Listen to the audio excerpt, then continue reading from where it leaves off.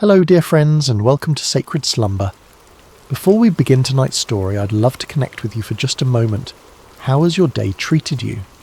Perhaps you're settling into evening wherever you are in the world, or maybe you're finding a quiet moment in the middle of your day to pause and breathe. Whether you're listening from a bustling city or a quiet countryside, from the mountains or by the sea, you are welcome here. What time is it where you are right now? Are you watching the sun set through your window, or perhaps the stars are already painting the sky above you? No matter where you find yourself in this beautiful world we share, you've found your way to this sacred space, and I'm so grateful you're here. If this story brings you peace tonight, I'd be honoured if you'd consider subscribing to Sacred Slumber. Your presence in our community means the world to us, and it helps us continue sharing these timeless stories that remind us of hope, faith, and the gentle strength that carries us through life's seasons. Now let's settle in together for tonight's story. Take a deep breath with me. Let your shoulders drop.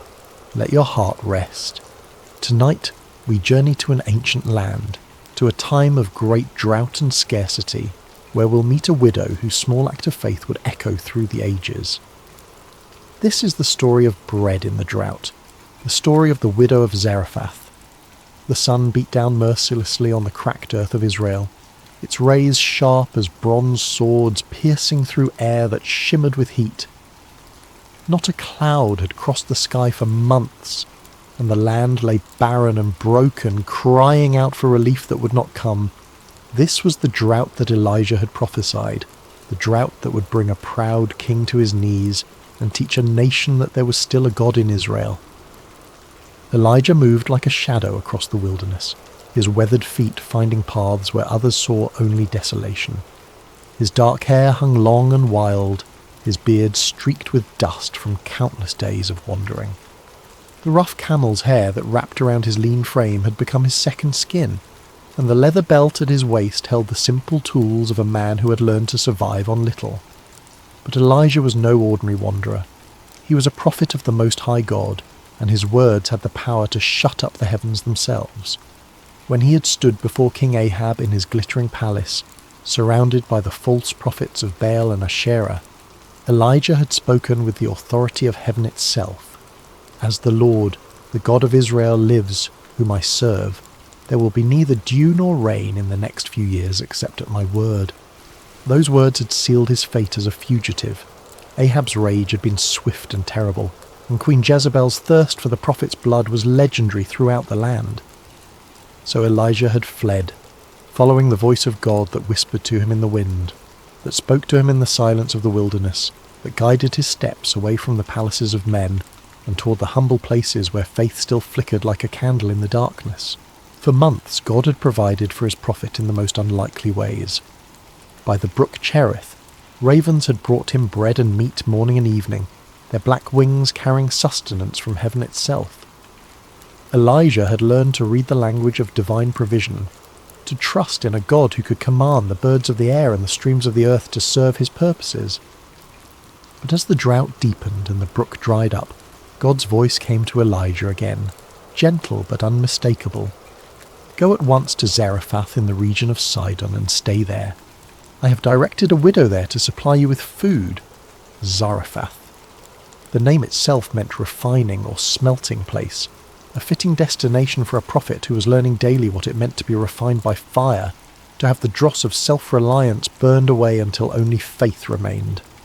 It was a small coastal town in Phoenicia, in what we now call Lebanon, far from the borders of Israel and the reach of Ahab's soldiers. As Elijah walked the dusty roads towards Zarephath, his mind turned over the peculiar nature of God's provision. Not to a wealthy merchant's house would he go, not to a palace or a place of abundance. God was sending him to a widow, a woman who in that ancient world would have been among the most vulnerable, the most likely to be in need herself. And she was a Gentile, a foreigner, one who did not worship the God of Israel. Yet this was how the Almighty worked, Elijah had learned. He chose the foolish things of the world to shame the wise, the weak things to shame the strong. He provided for his servants not through the expected channels of power and wealth, but through the humble offerings of those who had little to give but gave it anyway. The journey to Zarephath took Elijah through landscapes that told the story of the drought's devastation. Wells that had once bubbled with clear water stood empty, their stones exposed and cracking in the heat. Fields that should have been green with growing grain stretched out like brown parchment. The soil so hard it rang under his footsteps like pottery. Trees that had weathered centuries of seasons now stood leafless and dying, their branches reaching toward a pitiless sky like the arms of supplicants begging for mercy. In the villages he passed through, Elijah saw the human cost of the judgment he had pronounced. Children with hollow eyes clung to their mothers' skirts, their small faces etched with the premature wisdom that comes from knowing hunger.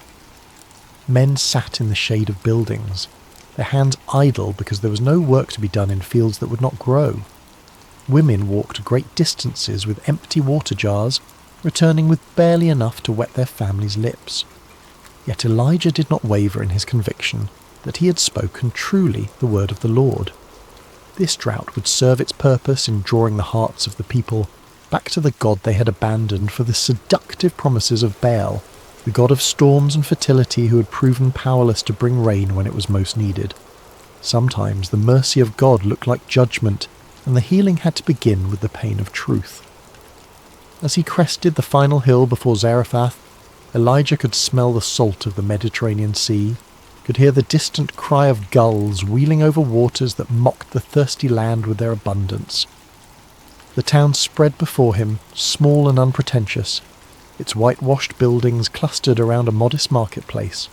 Smoke rose from only a few chimneys, and even here, far from Israel, the drought had left its mark in the form of empty gardens and worried faces. Elijah paused at the crest of the hill, looking down at the place where God had promised him provision.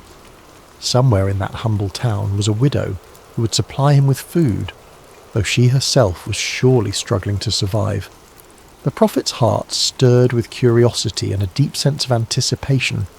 What manner of woman would God choose for such a task? What kind of faith would he find in this foreign place? The sun was beginning its descent toward the western horizon as Elijah made his way down the hill and through the narrow streets of Zarephath. The town was quiet in the afternoon heat, most of its people taking shelter in the cool shadows of their homes. A few merchants sat listlessly beside their stalls, their wares meagre and their customers few. Children played half-heartedly in the dust, their games subdued by the oppressive weight of want that hung over everything like a heavy blanket.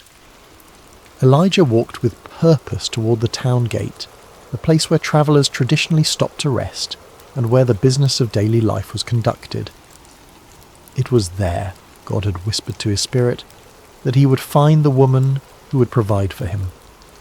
As he approached the gate, his eyes searched the few people moving about in the late afternoon shadows, looking for a sign, a divine indication of which among them was the widow God had prepared. And then he saw her. She was gathering sticks near the city gate, her movements slow and deliberate like someone conserving every ounce of strength for an essential task. Elijah knew immediately that this was the woman God had sent him to find, not through any dramatic sign or heavenly voice, but through the quiet certainty that settled in his spirit like dew on morning grass. The widow of Zarephath was neither young nor old, but somewhere in that indefinite middle season of life, where hope and despair wage their daily battle in a woman's heart. Her dark hair was partially covered by a simple headscarf, and her clothes, though clean and carefully mended, spoke of years of making do with little. Her hands, as she bent to gather the dry branches scattered near the gate, were the hands of one who had worked hard for everything she had ever possessed.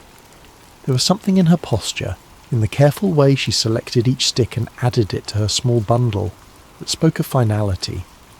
These were not the movements of someone gathering fuel for many meals to come, but of someone preparing for a last act, a final ceremony before surrendering to whatever fate awaited.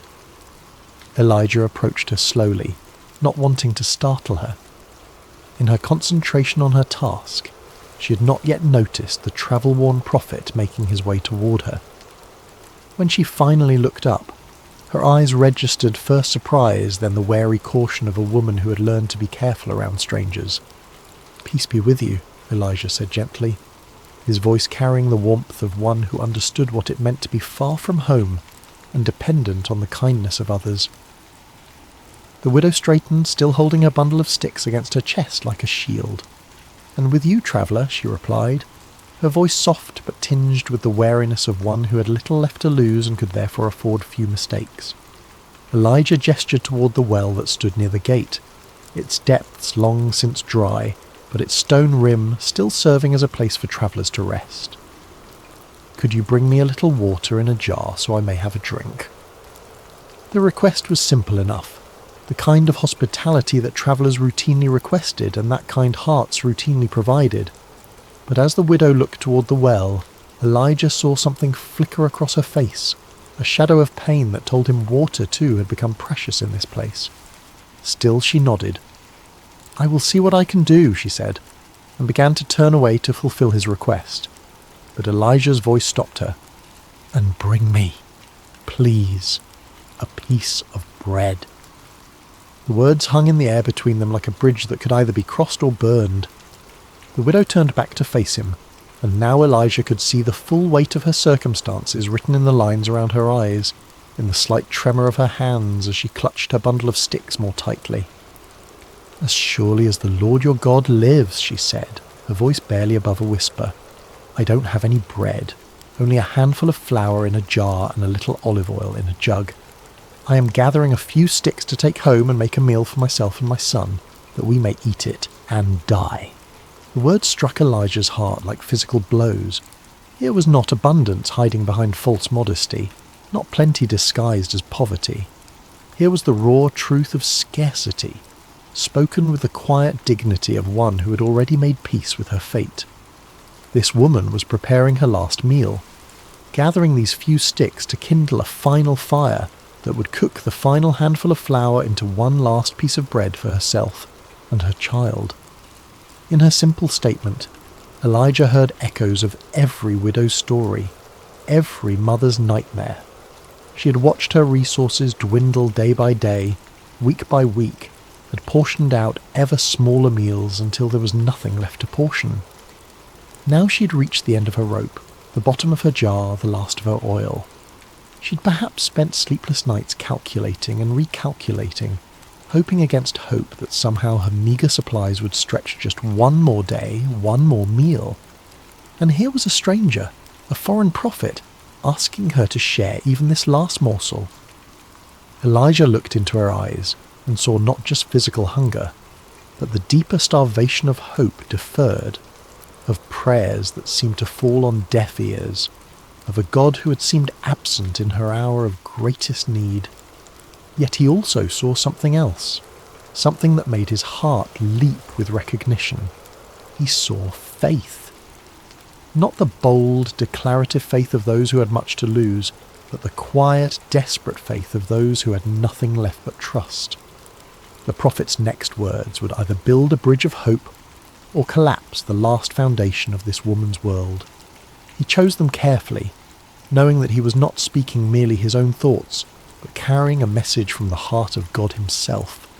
"Don't be afraid," Elijah said, his voice gentle but filled with an authority that seemed to come from somewhere beyond himself. "Go home and do as you have said, but first make a small loaf of bread for me from what you have and bring it to me, and then make something for yourself and your son." The widow's eyes widened. Was this stranger mad? Was he so callous, so utterly without compassion, that he would ask a dying woman to feed him before she fed her own child? The request seemed to defy every principle of human decency, every natural law of survival and maternal love. But Elijah was not finished speaking. "For this is what the Lord, the God of Israel, says, the jar of flour will not be used up, and the jug of oil will not run dry, until the day the Lord sends rain on the land." The promise hung in the air like morning mist, beautiful and insubstantial, the kind of words that could either transform a life or break a heart with false hope. The widow stared at this strange prophet with his wild hair and sun-darkened skin, this man who claimed to speak for the God of Israel, a foreign deity she had heard of but never worshipped. How could she possibly believe such a thing? How could a handful of flour become an endless supply? How could a few drops of oil multiply like the stars of heaven? Every practical bone in her body, every lesson learned through years of careful management and hard-won survival, told her this was impossible. Yet something in Elijah's eyes, something in the quiet confidence with which he spoke these impossible words, awakened an echo in her heart. Perhaps it was the memory of childhood stories her grandmother had told, tales of gods and miracles from the ancient days. Perhaps it was the sheer desperation of a mother who would try anything, believe anything, if it meant one more day of life for her son. Or perhaps it was something deeper, something that recognised in this weathered prophet's promise the voice of the same divine love that had sustained her through every previous trial, that had somehow always provided just enough, just when she needed it most, until now. The widow looked down at her bundle of sticks, then back at Elijah. She thought of her son waiting at home, trusting her to return with enough fuel to cook their final meal. She thought of the empty jar that had once held pounds of flour, now scraped clean except for that last precious handful. She thought of the oil jug that had once gurgled with golden liquid, now holding barely enough to moisten the flour into dough. And then she thought of something else, the strange peace that had settled over her heart as Elijah spoke his impossible promise. It was not the peace of understanding, for she understood nothing of what he proposed. It was not the peace of certainty, for everything in her circumstances screamed that his words were foolishness. It was the peace of surrender, the peace that comes when one has exhausted all human possibilities and stands at the edge of mystery, ready to step into the unknown. "I will do as you have said," she whispered, her voice carrying the weight of a decision that would echo through all eternity. The walk back to her small home felt both eternal and instantaneous to the widow. Each step carried her further from the safety of reasonable despair and closer to the dangerous territory of hope. The bundle of sticks in her arm seemed to grow heavier with each pace, not because of their weight, but because of what they represented, the fuel for a miracle she dared not quite believe in, yet could not quite dismiss. Her house stood at the end of a narrow alley, its walls built of the same white stone as most of the buildings in Zarephath, its roof flat and practical. It was small but carefully maintained, the kind of home that spoke of pride surviving in the face of poverty. A few clay pots stood near the doorway, empty now except for the dust that had settled in them during the long months of drought. As she approached her door, the widow could hear movement inside, the soft sounds of her son moving about in the dim interior. He was perhaps 10 years old, still young enough to trust completely in his mother's ability to provide, yet old enough to understand the gravity of their situation. He had not complained when the meals grew smaller and less frequent, had not questioned why she sometimes gave him her portion, while claiming she wasn't hungry. Now she would have to explain to him that she was going to give away their last food to a stranger. The door opened with a soft creak of wood that had swollen and shrunk through many seasons. Inside, the house was cool and shadowy, a welcome relief from the blazing heat of the afternoon sun. Her son looked up from where he sat near the window, his young face brightening at her return. "Did you find enough wood, Mother?" he asked, his voice carrying the careful optimism of a child who'd learned not to expect too much, but could not quite stop hoping. The widow set down her bundle of sticks and looked around the familiar space of her home. Everything was clean and in its place, though there was precious little to arrange. A few cooking vessels, some worn but serviceable garments, a small table, sleeping mats that she rolled up each morning and spread each evening. The jar of flour sat in the corner where she always kept it, and beside it the small jug of oil. The son followed her gaze to the corner where their last provisions waited. He had watched those containers grow emptier day by day, had seen his mother peer into them each morning with expressions that grew more worried as the contents diminished. He knew, with the intuitive wisdom that children possess, that today would be their last day of having anything to eat. "Mother," he said again, sensing something different in her manner, something that hadn't been there when she left to gather the wood. The widow moved to the corner and lifted the flour jar, feeling the pitiful weight of what remained inside. Then she picked up the oil jug, tilting it slightly to gauge how little was left. The sound of the oil moving in the nearly empty vessel was like a whisper, like the last breath of hope dying away. But then she remembered Elijah's words, remembered the strange certainty in his voice when he spoke of jars that would not empty and jugs that would not run dry.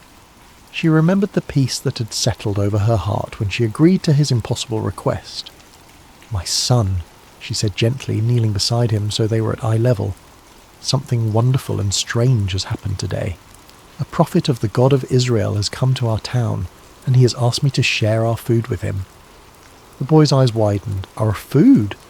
But mother, we only have enough for one meal, yes," she finished for him. "I know, but this prophet, his name is Elijah, has promised me something that seems impossible. He says that if I feed him first, then our jar of flour will not be used up, and our jug of oil will not run dry until the day the Lord sends rain on the land." The child stared at his mother, processing this information with the serious concentration of one who had learned that adult decisions often determined whether children lived or died. "Do you believe him, mother?" It was such a simple question, but it cut to the heart of everything. Did she believe? Could she stake their lives on the promise of a foreign prophet? Could she risk her son's survival on words that defied every law of nature she had ever observed? The widow was quiet for a long moment, looking into her son's trusting eyes. Then she smiled, and it was the first real smile that had crossed her face in months. "I don't know if I believe him with my mind, my son, but my heart tells me that we have nothing left to lose, and perhaps everything to gain. Sometimes faith means stepping forward when you cannot see the path." She stood and moved toward the corner where their supplies waited.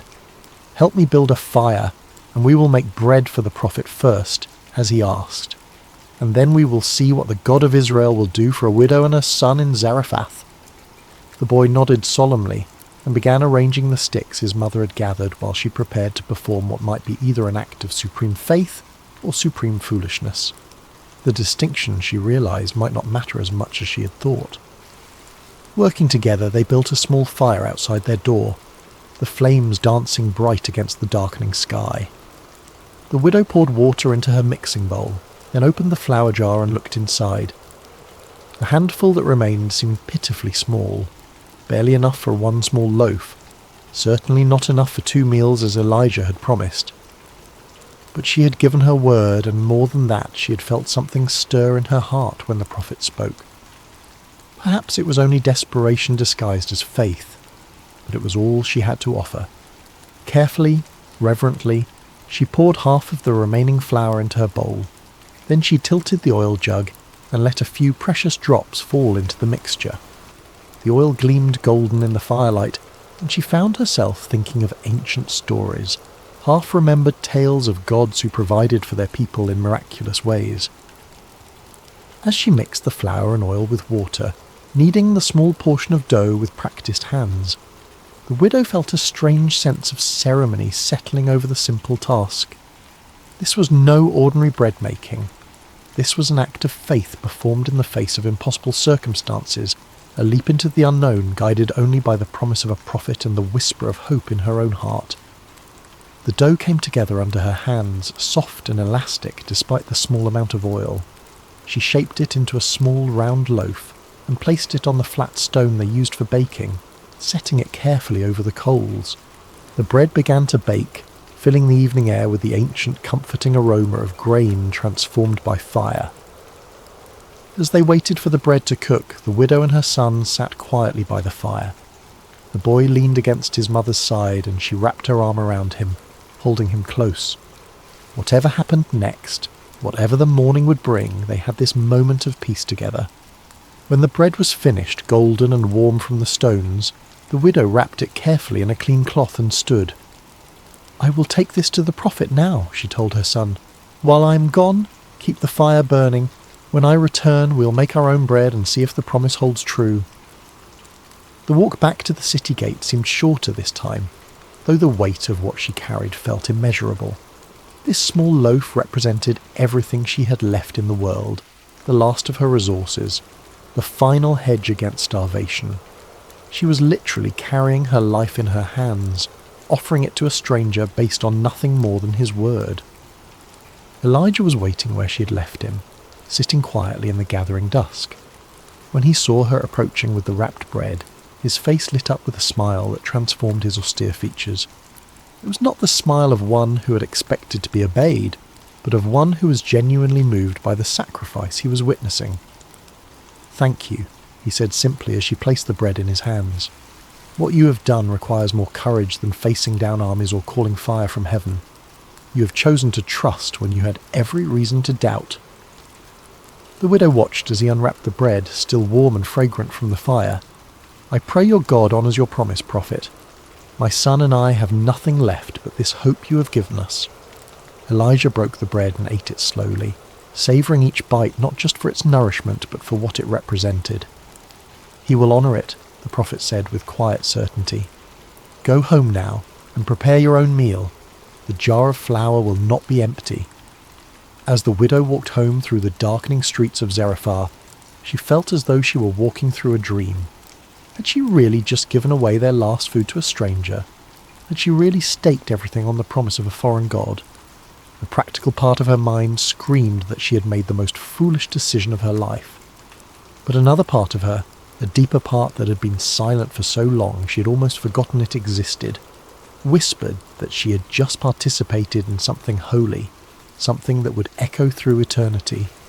She had chosen faith over fear, trust over self-preservation, hope over despair. Now she would discover whether faith was strong enough to fill an empty jar. The widow's hands trembled slightly as she reached for the flour jar upon returning home. Her son sat by the fire, his young face illuminated by the dancing flames, watching his mother with the intense attention of one whose very life hung in the balance of what would happen next. The jar felt the same in her hands as it had an hour before, neither heavier nor lighter. There was no external sign that anything miraculous had occurred, no glow of divine presence, no heavenly music announcing supernatural intervention, just a simple clay vessel that might contain their salvation or their final disappointment. The widow closed her eyes for a moment, offering a wordless prayer to whatever divine power might be listening. Then she lifted the jar and looked inside. The flour was there, not overflowing, not abundant, but there. The same handful that had been there before, perhaps even a little more. Enough for another small loaf of bread, enough for one more meal. The widow blinked, wondering if her desperate hope was playing tricks on her vision. She reached into the jar with trembling fingers, feeling the soft texture of the flour, confirming that it was real and not some mirage born of starvation and desperation. "Mother," her son whispered, seeing the wonder in her expression. "Is it true? Is the flour still there?" "It's still here," she replied, her voice filled with amazement. "There's enough for our bread."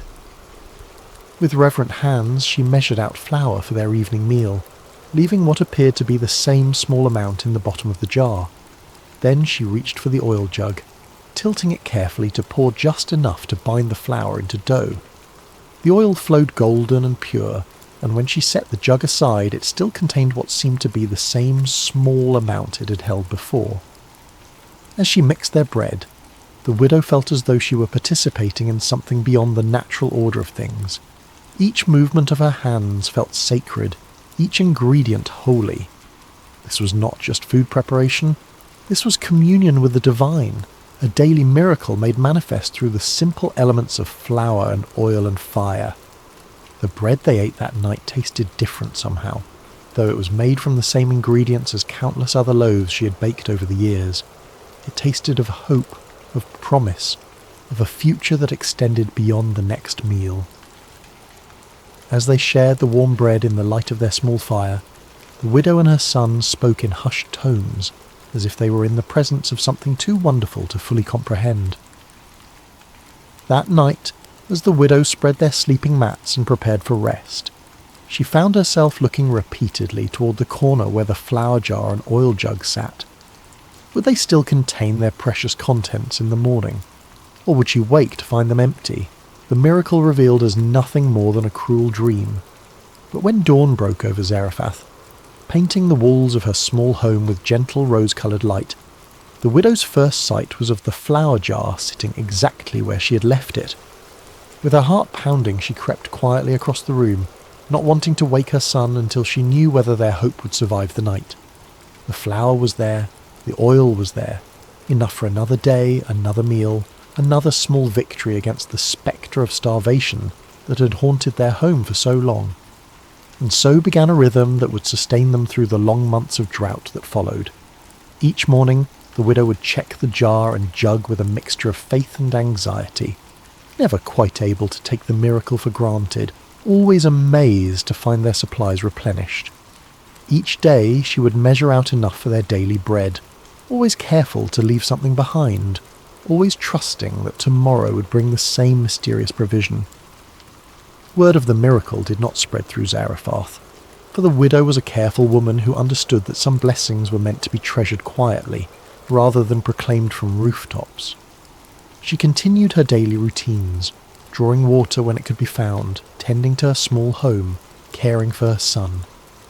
To her neighbours, she appeared to be surviving the drought no better or worse than anyone else. But those who knew her well began to notice subtle changes. The hollow look of desperate hunger faded from her eyes. Her son grew stronger rather than weaker as the drought continued. There was a peace about her that seemed strange in such difficult times, a quiet confidence that suggested she had found a source of strength that the drought could not touch. Elijah became a regular visitor to their home, though he was careful to come and go discreetly, not wanting to draw attention that might put the widow and her son in danger. The prophet had found lodging in a small room at the edge of town, but he took many of his meals with the family he'd come to think of as his own. The widow always set a place for him at their modest table, always insisted that there was enough to share. As the weeks turned to months, the relationship between the prophet, the widow and her son deepened into something resembling family. Elijah told them stories of his travels, of the wonders he had seen, and the voice of God he had learned to recognize in wind and whisper. The widow shared the wisdom she had gleaned from years of making do with little, of finding joy in simple things, of holding on to hope when circumstances suggested it was foolish to do so. The boy, who had initially been shy around the imposing prophet, gradually warmed to Elijah's gentle nature and began to see him as something between a grandfather and a teacher. Elijah taught him to read the Hebrew alphabet, to recognize the patterns of weather and season, to understand that the God of Israel was not just a God of the Israelites, but a God who cared for all his children, regardless of their nationality or circumstances. Through it all, the miracle continued. Day after day, week after week, month after month, the jar of flour did not become empty, and the jug of oil did not run dry. Sometimes the widow would peer into the containers and see what appeared to be exactly the same amount as the day before. Other times there seemed to be a little more, as if the divine provider had sensed their need for extra sustenance, or simply wanted to remind them of his abundant love. The miracle was not one of overwhelming abundance. The widow never found her home suddenly filled with grain sacks or her courtyard overflowing with amphorae of oil. The provision was measured daily, sufficient. It was the miracle of enough for today, enough for now, enough to take the next step in faith. As the months passed, the widow began to understand that she was living in the midst of a parable, a living illustration of how divine providence works in the world. God did not promise to fill her storehouses with abundance, but he promised that each day would bring what was needed for that day. It was a lesson in trust, in living one day at a time, in believing that the same power that provided today would provide tomorrow. The drought continued to devastate the land around them. Wells dried up completely, rivers became cracked beds of stone, crops failed utterly. Neighbouring towns reported widespread famine, and travellers brought stories of desperation and death from across the region. Yet in the small home at the end of the narrow alley in Zarephath, a widow and her son and a prophet of God continued to eat bread each day, sustained by flour that did not diminish and oil that did not fail. There were moments when the widow found herself wondering if she was dreaming, if the whole experience was some elaborate fantasy created by a mind pushed to the brink by starvation. But then she would see Elijah's weathered face across their simple table, would hear her son's laughter as he played in the courtyard, would taste the reality of the bread in her mouth, and she would know that she was living in the midst of the miraculous. The widow learned to live with wonder as her constant companion. Each morning brought the possibility of disappointment, yet each morning brought instead the confirmation of promise kept. She learned that faith was not a single dramatic leap, but a daily choice to trust, a daily decision to act on belief rather than sight. As the seasons cycled and the drought persisted, the widow's faith deepened from desperate hope to quiet confidence.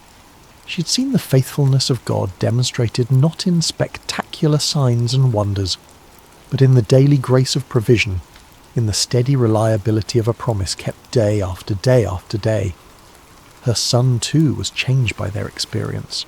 The boy who had faced starvation learned that he served a God who provided for his children, who noticed the needs of the small and insignificant, who could be trusted to keep his word even when all evidence suggested otherwise. The lessons he learned at his mother's table, watching flour and oil multiply through divine grace, would shape his understanding of faith for the rest of his life.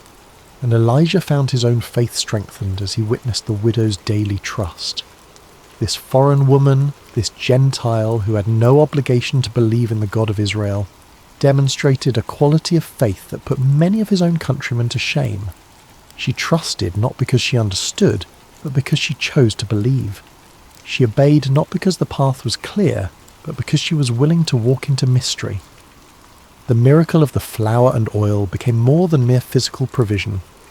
It became a daily sacrament, a reminder that the God who made the universe was intimately involved in the details of their lives.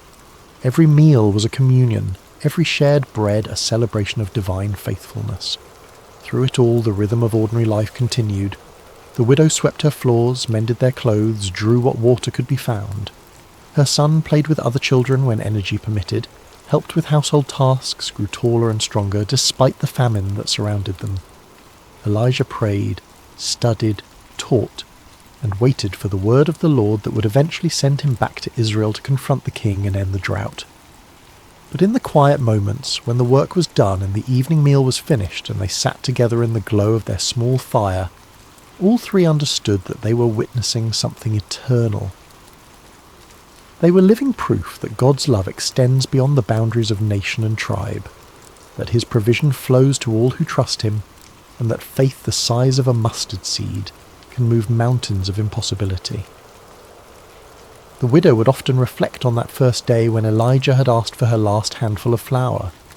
She had stood at the crossroads between fear and faith, between holding tight to what little she had and releasing it into the hands of an unknown God. Her choice to trust, to give when she had nothing left to give, had opened the door to a miracle that sustained not just her body, but her soul. As the months passed, other miracles followed. The widow's health improved, her son grew strong, and their small home became a beacon of hope in a drought-stricken land. Neighbours began to notice that this family seemed to weather the crisis better than most, though they never suspected the divine intervention that made it possible. Elijah taught them that true wealth was not measured in the size of one's storehouses, but in the faithfulness of one's provider. The widow learned that obedience to God's word, even when it seemed to contradict human wisdom, always led to blessing. Her son discovered that the God of Israel was also his God, that divine love knew no boundaries of race or nationality.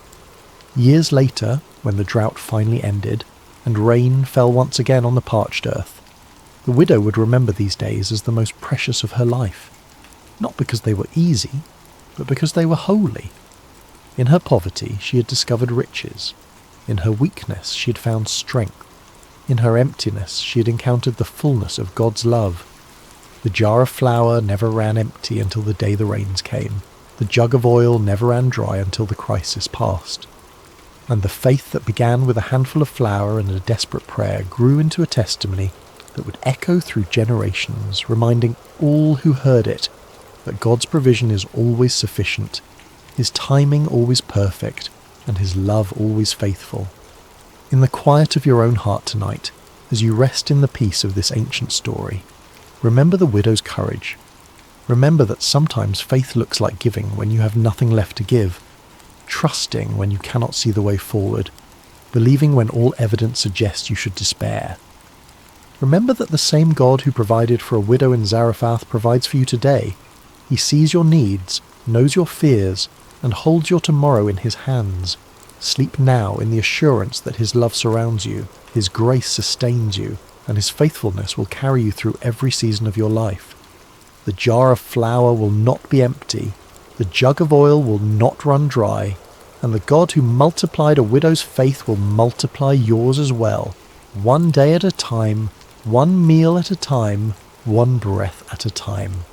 Rest well, dear friend. Tomorrow brings new mercies, fresh provision, and the continued unfolding of God's perfect plan for your life. Like the widow of Zarephath, you can trust that there will always be enough.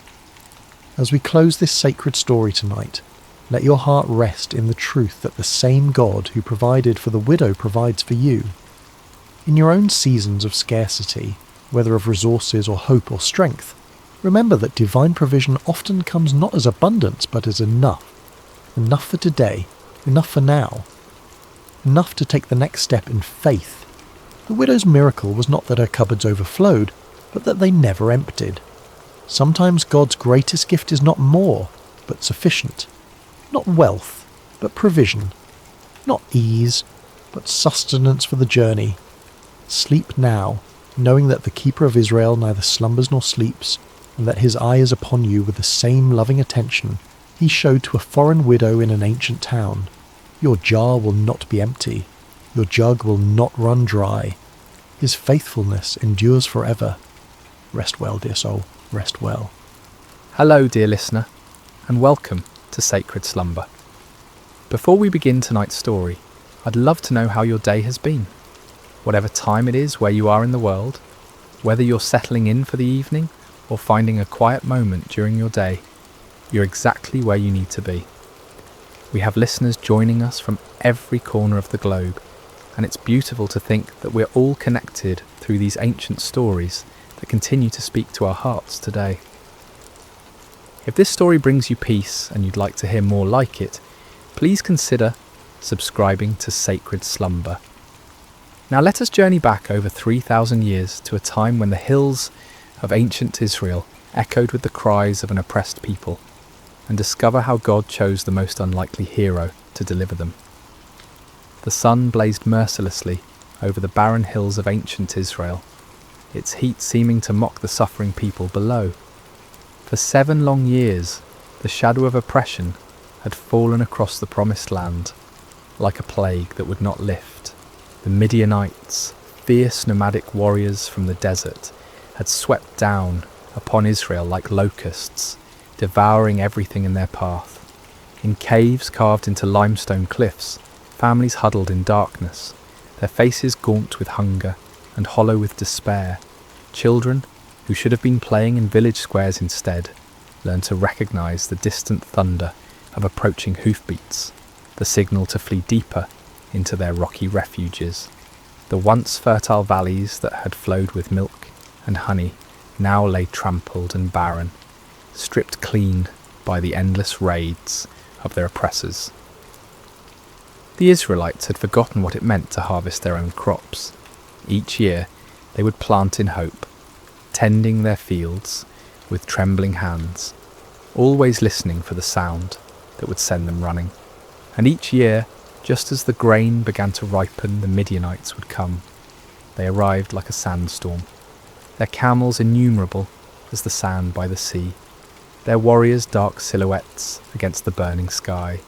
They took everything, left nothing, and vanished back into the wilderness, leaving behind only dust and desperation. In this time of darkness, when hope seemed as distant as the stars, there lived a young man named Gideon. He was not what anyone would call a mighty warrior. His hands, though calloused from labour, had never gripped a sword in battle. His shoulders, though broad from years of farm work, had never carried the weight of armour. His eyes, though keen from watching the horizon for danger, had never gazed unflinchingly into the face of an enemy. On this particular day, Gideon found himself doing what had become all too common among his people. Hiding, he was in his father's wine press, a stone basin carved deep into the earth. meant for treading grapes, but instead of the purple stain of harvest, this hollow held only wheat stalks and the sound of desperate threshing.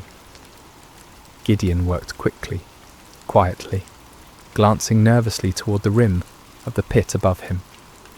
This was no place to thresh grain, but it was hidden from watching eyes, concealed from raiders who might snatch away even this meagre portion of food. The irony was not lost on him. Here he was, a descendant of Abraham, to whom God had promised this very land, reduced to working in secret, like a thief in his own inheritance. The wheat he threshed was barely enough to keep his family alive, and even this small amount had to be hidden from those who would steal it away. As Gideon worked, sweat dripping from his brow to mingle with the grain dust, he wondered where the God of his fathers had gone. The elders still told stories around carefully concealed fires, stories of a time when the Lord had parted the sea, when he had brought down the walls of Jericho, when his presence had dwelt among them in power and glory. But those seemed like tales from another world, stories of a God who had perhaps grown tired of his people and turned his face away. The rhythmic sound of the flail striking grain filled the small space, a lonely percussion that seemed to echo the beating of his own discouraged heart. Each strike felt like a prayer he didn't know how to voice, a desperate plea to heaven from a pit in the earth, and then without warning, the monotonous rhythm was broken by a voice. "The Lord is with you, mighty warrior." Gideon's flail froze mid-swing. His heart hammered against his ribs as he spun around, expecting to see a Midianite soldier who had discovered his hiding place. Instead he saw a figure sitting beneath the oak tree above the winepress, a man whose presence seemed to make the very air shimmer with an otherworldly light. The stranger's words echoed in Gideon's mind. Mighty warrior? Him? The man who threshed wheat in secret, who started at shadows, who had never held anything more dangerous than farming tools? Surely this visitor was either mocking him or mistaken about who he was addressing. Gideon climbed slowly from the winepress, his legs unsteady, not from exertion, but from the strange presence of this visitor. The man beneath the oak appeared ordinary enough, yet something in his bearing, something in the way the light seemed to gather around him, spoke of anything but ordinary humanity. "Pardon me, my lord," Gideon said, his voice betraying his confusion and fear. "But if the Lord is with us, why has all this happened to us?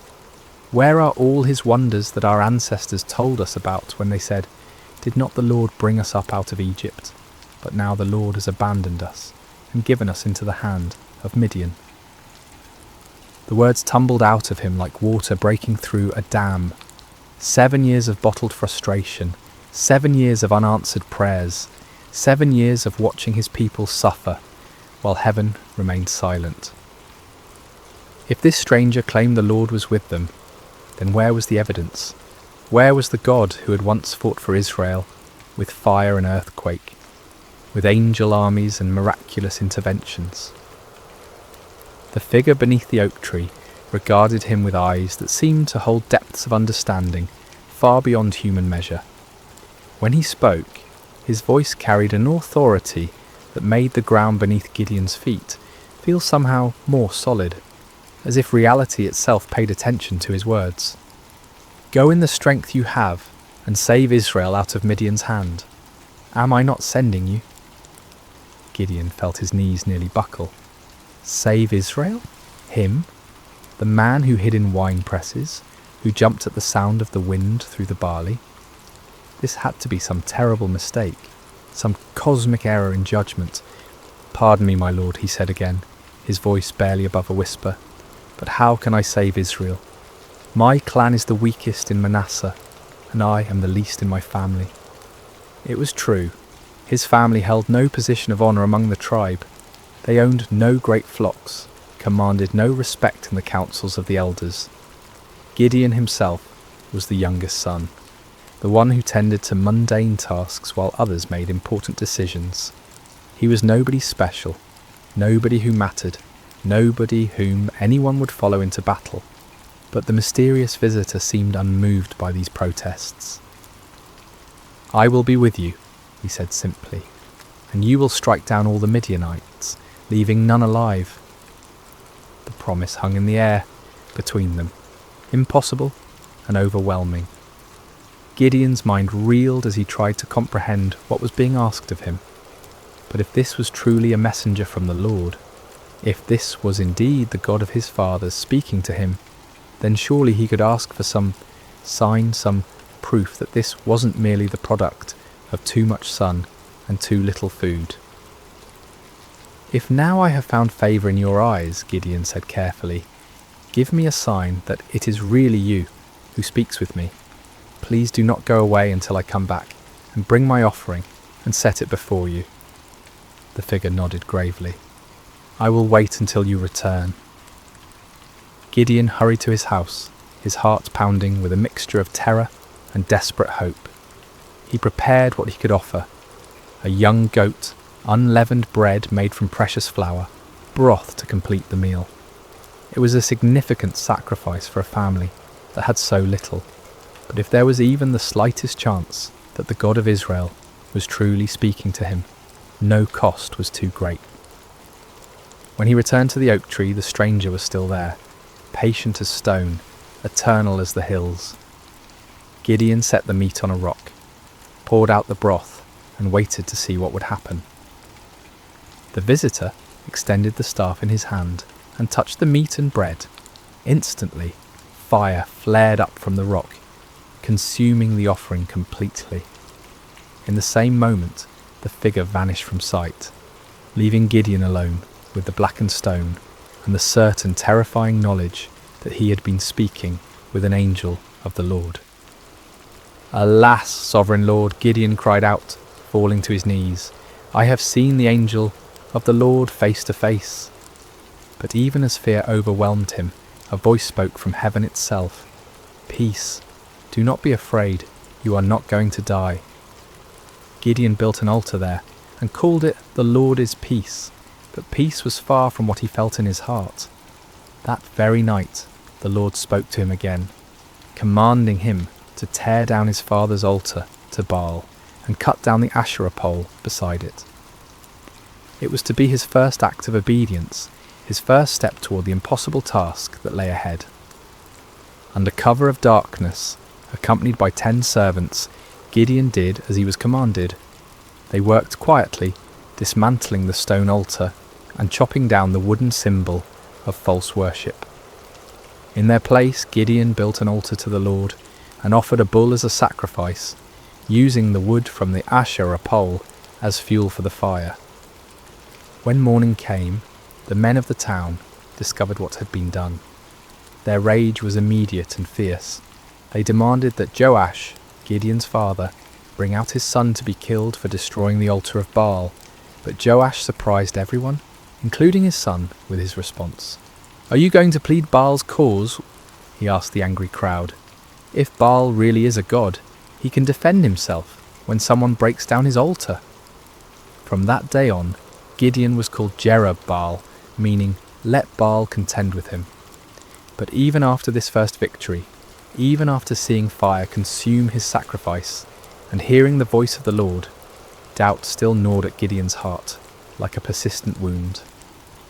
When the Midianites assembled once again for their annual raid, gathering in the valley like a dark sea of destruction, Gideon knew the time had come. Yet still he hesitated, still he needed more assurance. That night he took a wool fleece and placed it on the threshing floor. "If you will save Israel by my hand as you have promised," he prayed, "look, I will place a wool fleece on the threshing floor. If there is dew only on the fleece and all the ground is dry, then I will know that you will save Israel by my hand, as you said."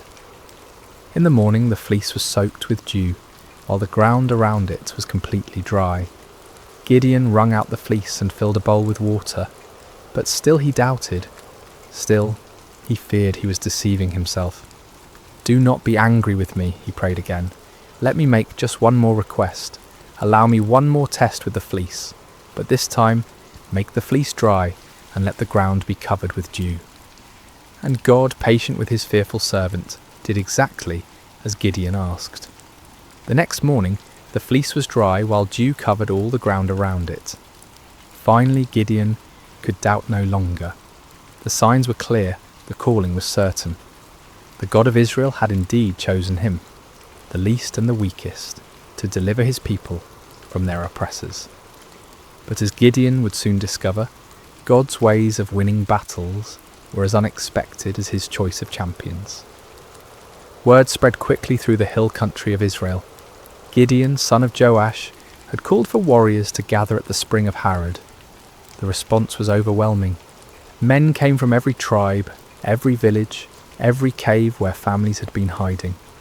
They came carrying whatever weapons they could find. Old swords passed down from fathers, farming implements that could serve as spears, slings and stones gathered from riverbeds. 32,000 men answered the call. It was a significant force, larger than any army Israel had mustered in years. As Gideon looked out over the sea of faces, weathered by years of oppression, but now bright with hope, he felt a stirring of confidence. Perhaps this task wouldn't be as impossible as it had seemed. But even as he counted his forces, Gideon knew they were still vastly outnumbered. In the valley below, the Midianites and their allies spread across the landscape like a plague of locusts. Their camels were indeed as numerous as the sand on the seashore. Their warriors a dark tide that seemed to stretch to the horizon. Conservative estimates put their numbers at over 100,000 fighting men, but some said there were twice that many. Gideon was contemplating these daunting odds when the Lord spoke to him once again, and the words he heard made his blood run cold. "You have too many men," the Lord said. "I cannot deliver Midian into their hands, or Israel would boast against me. My own strength has saved me. Now announce to the army, anyone who trembles with fear may turn back and leave Mount Gilead." Too many men. Gideon stared out at his army, then down at the vast enemy host in the valley. How could 32,000 be too many when facing such overwhelming odds? But the Lord's reasoning became clear. If Israel won this battle with such numbers, they would attribute the victory to their own military might, rather than to God's power. With a heavy heart, Gideon stood before his assembled forces. These men had left their families, their hiding places, their small measures of safety to answer his call. Now he had to tell some of them to go home. "Men of Israel," he called out, his voice carrying across the gathered warriors. "The Lord has spoken to me. Anyone among you who is afraid, anyone who trembles with fear, may return to his home.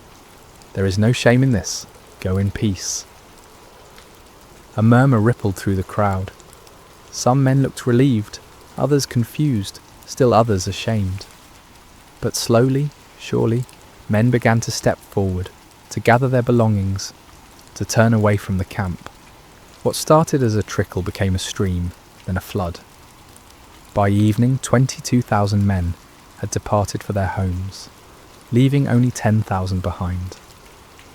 Gideon watched them go with a mixture of understanding and dread.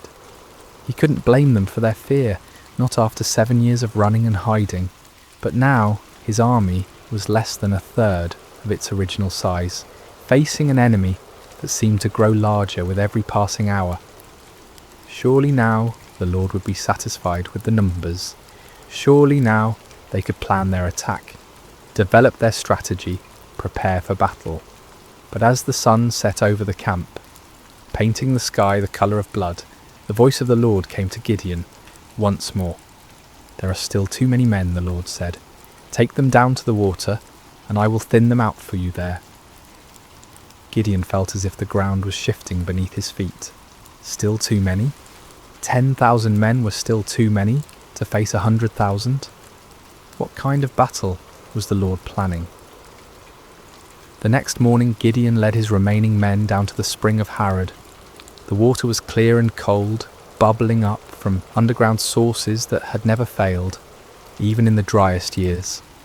The men were thirsty from the march and eager to drink. Separate those who lap the water with their tongues, as a dog laps from those who kneel down to drink, the Lord instructed. Gideon watched carefully as his men approached the water. Most of them, weary and relieved to finally rest, knelt down and put their faces directly to the stream, drinking deeply. But a few, perhaps more cautious or alert, cupped water in their hands and lapped it quickly while keeping their eyes up, watching for danger.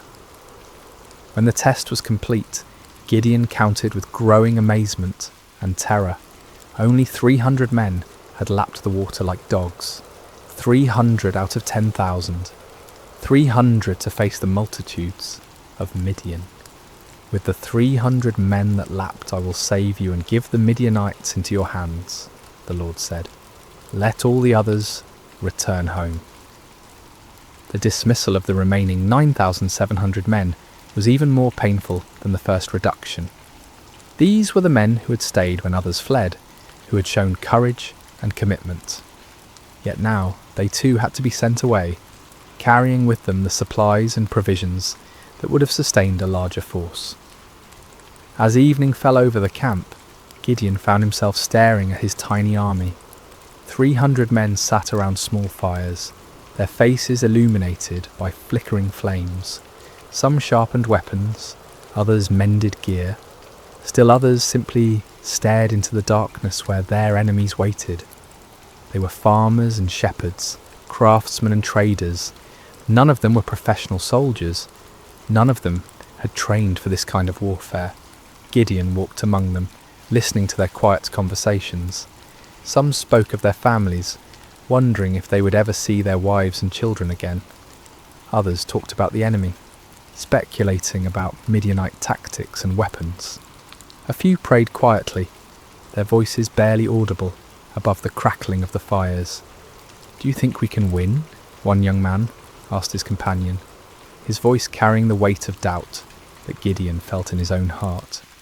"With God's help," came the reply, but even that voice held uncertainty.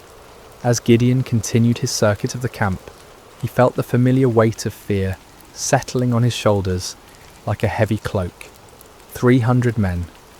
It was impossible. It was madness. It was a recipe for massacre, not victory. But even as doubt assailed him, Gideon remembered the fire that had consumed his sacrifice, the signs with the fleece, the voice that had called him mighty warrior when he was anything but mighty. The God who had chosen him, who had reduced his army to an impossibly small number, was the same God who had parted the Red Sea, who had brought down the walls of Jericho with trumpets and shouts.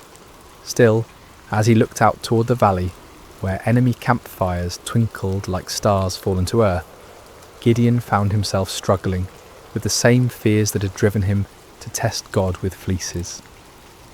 The odds were beyond daunting. They were simply impossible. But perhaps, he thought with growing understanding, that was exactly the point. Sleep eluded Gideon that night. He tossed on his simple bedroll, listening to the sounds of his small army around him. Some of the men snored peacefully, displaying a faith or fatalism that he envied. Others, like himself, shifted restlessly, no doubt contemplating the impossibility of what lay ahead. As the night deepened, the Lord spoke to him once more. "Get up, go down against the camp, because I am going to give it into your hands. If you are afraid to attack, go down to the camp with your servant Purah and listen to what they are saying. Afterward, you will be encouraged to attack the camp." The Lord knew him well, Gideon realized. He was indeed afraid, terrified beyond measure. The offer to scout the enemy camp was exactly what his anxious heart needed. Taking his servant Purah, a young man who had served his family faithfully for years, Gideon crept away from the Israeli camp under cover of darkness. The descent into the valley was treacherous in the darkness. They picked their way carefully between rocks and thorny bushes, each step taking them closer to the vast enemy encampment.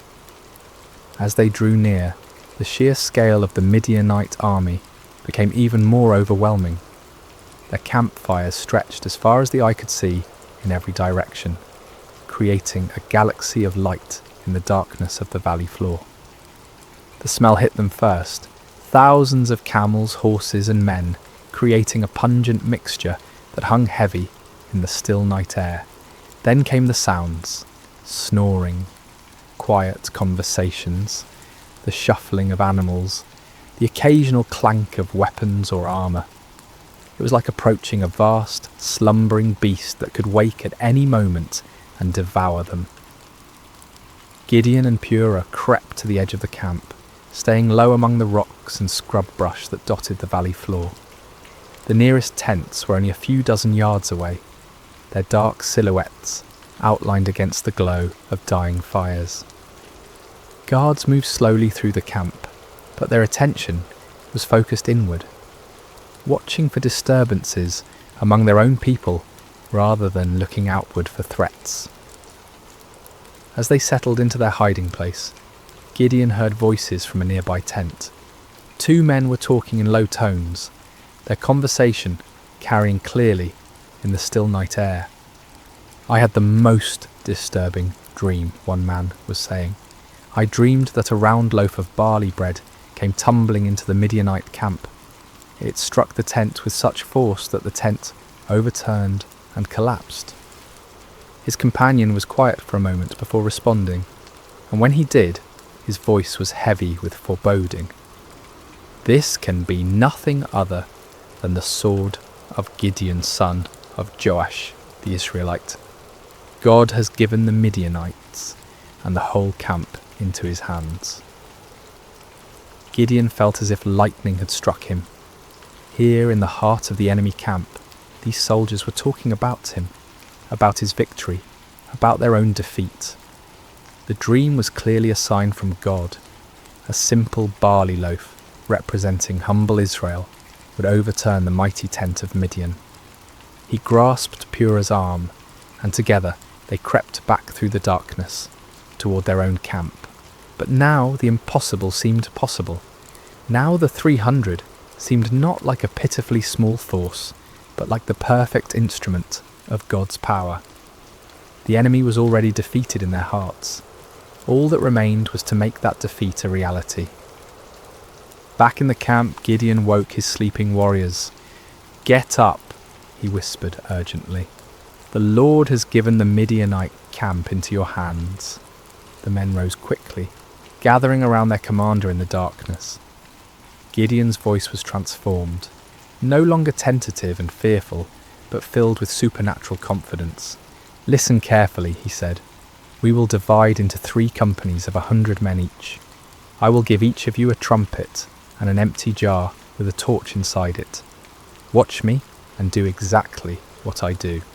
When I and all who are with me blow our trumpets, then you blow your trumpets all around the camp and shout, 'For the Lord and for Gideon.'" The plan was unlike anything any of them had ever heard of. No swords, no spears, no conventional weapons at all. Just trumpets, empty pottery jars and torches. It seemed almost like madness, but there was something in Gideon's voice, something in his bearing, that convinced them this was indeed the Lord's strategy. The men moved quickly and quietly to gather the supplies they would need. Clay jars were found and emptied. Torches were prepared and placed carefully inside, so that their light was completely hidden. Each man took a trumpet, though few of them had any experience with such instruments. The plan didn't require musical skill, however, only the ability to make noise. As the first company prepared to move out, Gideon looked at his men one final time. These farmers and shepherds, these ordinary men who had answered an extraordinary call, were about to attempt something that would be remembered for generations to come. They were terrified.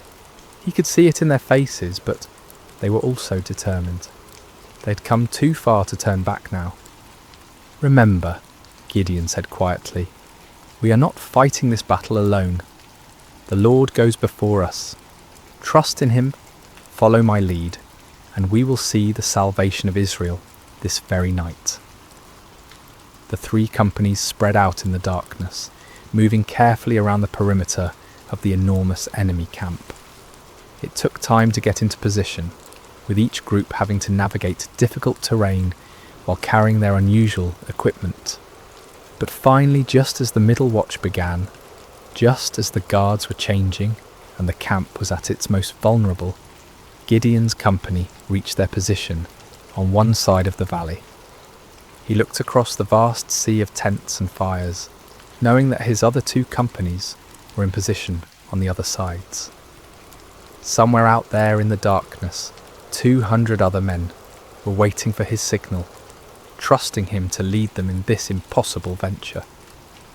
Gideon raised his trumpet to his lips, lifted his jar with its hidden torch, and prepared to find out whether the God of Israel would indeed fight for his people. The moment had come. 300 men were about to challenge an army of over 100,000, armed with nothing but faith and the most unusual weapons in the history of warfare. The fate of Israel hung in the balance, suspended in the darkness between doubt and faith, between human impossibility and divine power. The signal came like thunder splitting the night sky. Gideon's trumpet blast echoed off the hills surrounding the valley, a piercing note that seemed to come from heaven itself.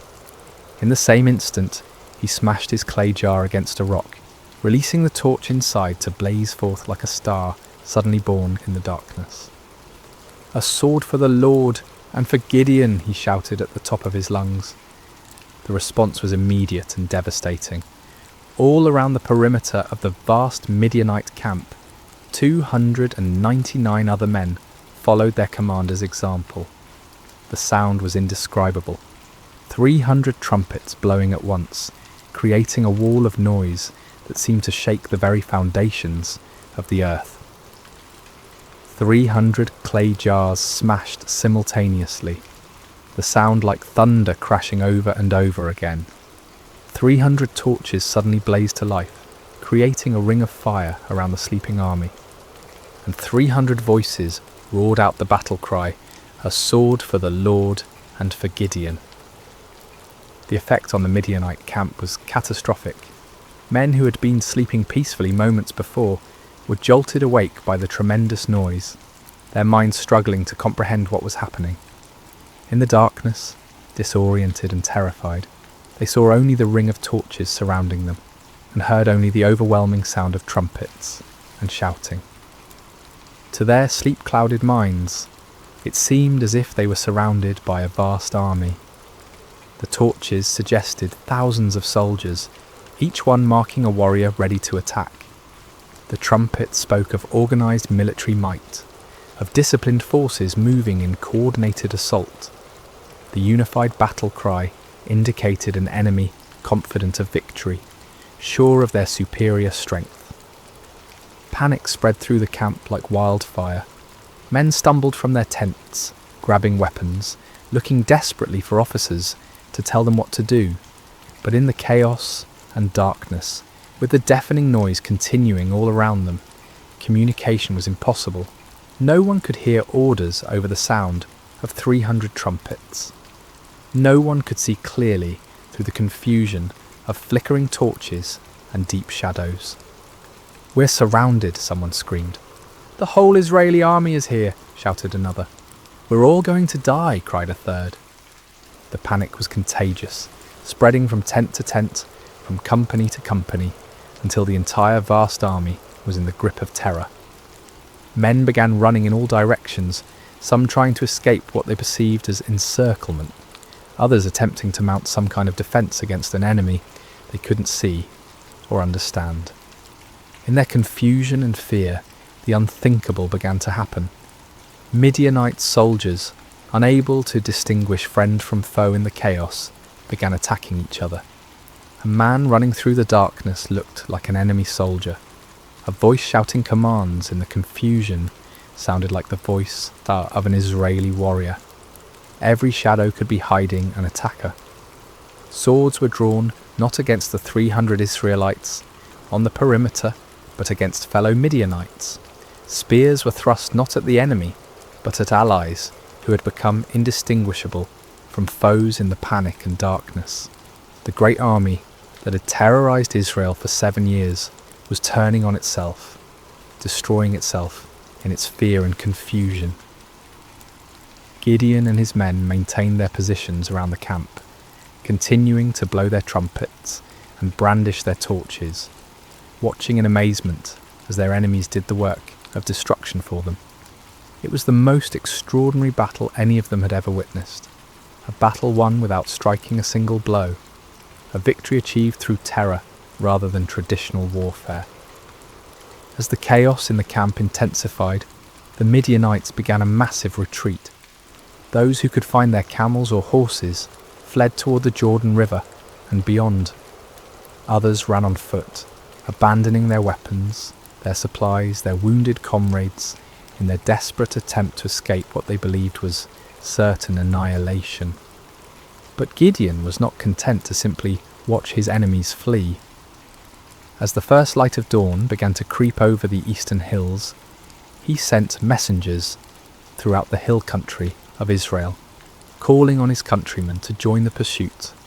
"Come down against the Midianites," the messengers proclaimed, "and seize the waters of the Jordan ahead of them as far as Beth-barah." The response was immediate and enthusiastic. Men who had been hiding in caves for 7 years suddenly found themselves called to active pursuit of their oppressors. They came streaming down from the hills, like water released from a dam, energized by the news that the mighty Midianite army was in full retreat. The men of Ephraim were particularly effective, seizing the fords of the Jordan River and trapping many of the fleeing enemy forces. They captured and killed Oreb and Zeb, two of the Midianite leaders, bringing their heads to Gideon as proof of their victory. Meanwhile, Gideon and his original 300 men continued the pursuit of the main enemy force. They crossed the Jordan River, following the fleeing armies eastward into the desert. Despite their exhaustion, despite having had no sleep and little food, they pressed on relentlessly. The psychological impact of the night's events had completely broken the spirit of the Midianite alliance. Armies that had seemed invincible just hours before were now scattered bands of demoralized fugitives. The camels that had been as numerous as sand by the seashore were now obstacles to rapid flight rather than instruments of swift attack. Gideon's small force continued to grow as more Israelites joined the pursuit. Men from Naphtali, Asher, and all of Manasseh took up arms and chased the fleeing enemy.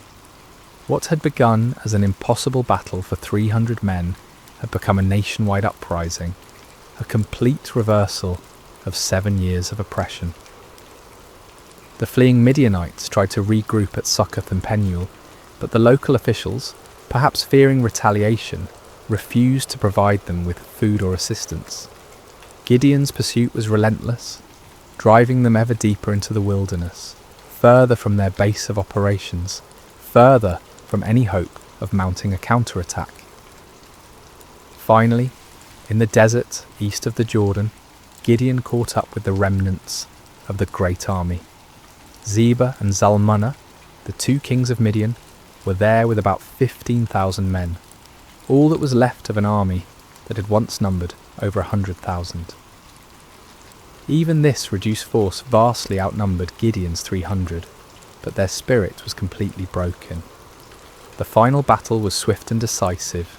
The Midianite army, already demoralized and exhausted, offered little resistance. Zebah and Zalmunna were captured alive, bringing to an end the 7-year reign of terror that had plagued Israel. As the sun set on that remarkable day, Gideon found himself looking out over a battlefield strewn with the evidence of complete victory. The mighty army that had seemed invincible just 24 hours earlier was destroyed. The kings who had terrorized his people were prisoners. The oppression that had driven Israel into caves and hiding places was broken forever. It had all begun with 300 men, 300 trumpets, 300 torches, and faith in a God who specializes in impossible victories. The journey back to Israel was unlike anything the land had seen in generations. What had begun as a desperate flight by 300 terrified farmers had become a triumphant procession that seemed to grow with every mile. Men emerged from caves and hidden places, women came out of their refuges, children ran alongside the returning heroes. The roads that had been empty for 7 years, too dangerous for normal travel, were now filled with celebration. Gideon rode at the head of the procession, the captured kings Zeba and Zalmunna walking in chains behind him. The sight of these once mighty rulers, who had struck terror into Israelite hearts for so long, now humbled and defeated, was almost too wonderful to believe. People lined the roads just to see them, to confirm with their own eyes that the nightmare was truly over. As they passed through villages and towns that had been ghost settlements just days before, people poured out of their houses with tears of joy streaming down their faces. Children, who had never known anything but hiding and fear, looked with wonder at the defeated enemy kings. Elderly men and women who remembered the time before the oppression began whispered prayers of thanksgiving to the God who had delivered them. The celebration that erupted across Israel was spontaneous and overwhelming. In every settlement, people brought out whatever food they had hidden away and shared it freely. Wine that had been buried for safekeeping was uncorked and passed around. Songs that had been silenced for 7 years rang out again from hilltops and valleys. But perhaps the most remarkable aspect of the victory was how complete it had been. The Midianite power was not just temporarily broken, but utterly destroyed. Their military organisation was shattered, their leadership eliminated, their will to fight completely crushed. Never again would they be able to mount the kind of massive raids that had devastated Israel year after year. The psychological impact was equally profound. For 7 years, the Israelites had seen themselves as victims, as weak and helpless prey for stronger predators. Now they had witnessed their God fighting for them in the most dramatic way imaginable. The story of the 300 and their trumpets would be told and retold around campfires for generations to come. A permanent reminder that no enemy is too strong when the Lord chooses to fight for his people. When Gideon finally reached his homeland, representatives from all the tribes of Israel came to meet him. They came with a proposal that on the surface seemed like the natural conclusion to his remarkable victory. "Rule over us," they said, their voices filled with genuine admiration and gratitude. "You, your son, and your grandson, because you have saved us from the hand of Midian." It was an offer of kingship, of dynastic rule, that would establish Gideon's family as the permanent rulers of Israel. After centuries of loose tribal confederation, of judges who arose in times of crisis, only to fade from prominence when the emergency passed, the people were ready for something more permanent, more stable, and who better to serve as their king than the man who had delivered them from their greatest enemy? The offer was tempting beyond measure. Gideon had gone from threshing wheat in secret to being offered the crown of all Israel. The boy who had hidden in wine presses was being invited to sit on a throne. The man who had doubted his own worth was being told that he was worthy to found a royal dynasty. But Gideon's response revealed the depth of his spiritual growth during this incredible journey. The fearful farmer who had needed multiple signs and confirmations had become a man who understood something fundamental about the nature of God's kingdom. "I will not rule over you," he declared firmly, "nor will my son rule over you. The Lord will rule over you." It was a profound statement of faith and wisdom. Gideon recognized that Israel's true king was the Lord himself, and that any human ruler would be merely a steward of God's authority. He had learned through his own experience that victory came not through human strength or wisdom, but through complete dependence on divine power. To accept a crown now would be to claim credit for what God alone had accomplished. The people were disappointed but not surprised. They had seen enough of Gideon's character to understand that he was not motivated by personal ambition. Still, they wanted to honour him in some way, to create some lasting memorial to his remarkable victory. Gideon did make one request of the people, though it would prove to be a fateful one. "I do ask one thing of you," he said. "Each of you give me an earring from your share of the plunder." The Midianites, like many desert peoples, wore gold earrings, and the spoils of victory included a considerable amount of such jewellery. The Israelites were happy to comply with this modest request. They spread out a garment, and each man threw a gold earring onto it. When all the contributions were gathered, the weight of the gold was 1,700 shekels, an enormous fortune by the standards of the time. In addition to the earrings, there were ornaments, pendants, and purple garments worn by the Midianite kings, as well as chains from their camels' necks. With this gold, Gideon made an ephod, a ceremonial garment similar to what the high priest wore. His intentions may have been pure, perhaps wanting to create a memorial to God's victory or a way for the people to seek divine guidance. But the results were tragic. All Israel prostituted themselves by worshipping it there, and it became a snare to Gideon and his family. The very man who had torn down his father's altar to Baal, who had refused the crown because only God should rule Israel, inadvertently created an object that led his people back into idolatry. It was a sobering reminder of how easy it is for even the most faithful to stumble, how quickly victory can turn to spiritual defeat. The golden ephod, created from the spoils of a battle won by faith alone, became a false god that drew the people's hearts away from the true God who had delivered them. Yet despite this failing, the primary result of Gideon's victory endured. The land had peace for 40 years during his lifetime. The Midianites never recovered from their devastating defeat. Other potential enemies, seeing what had happened to the mighty Desert Confederation, thought twice before threatening Israel. Gideon himself lived quietly on his estate, enjoying the respect of his people, but never again taking up the sword. He married and had many children, 70 sons from his various wives.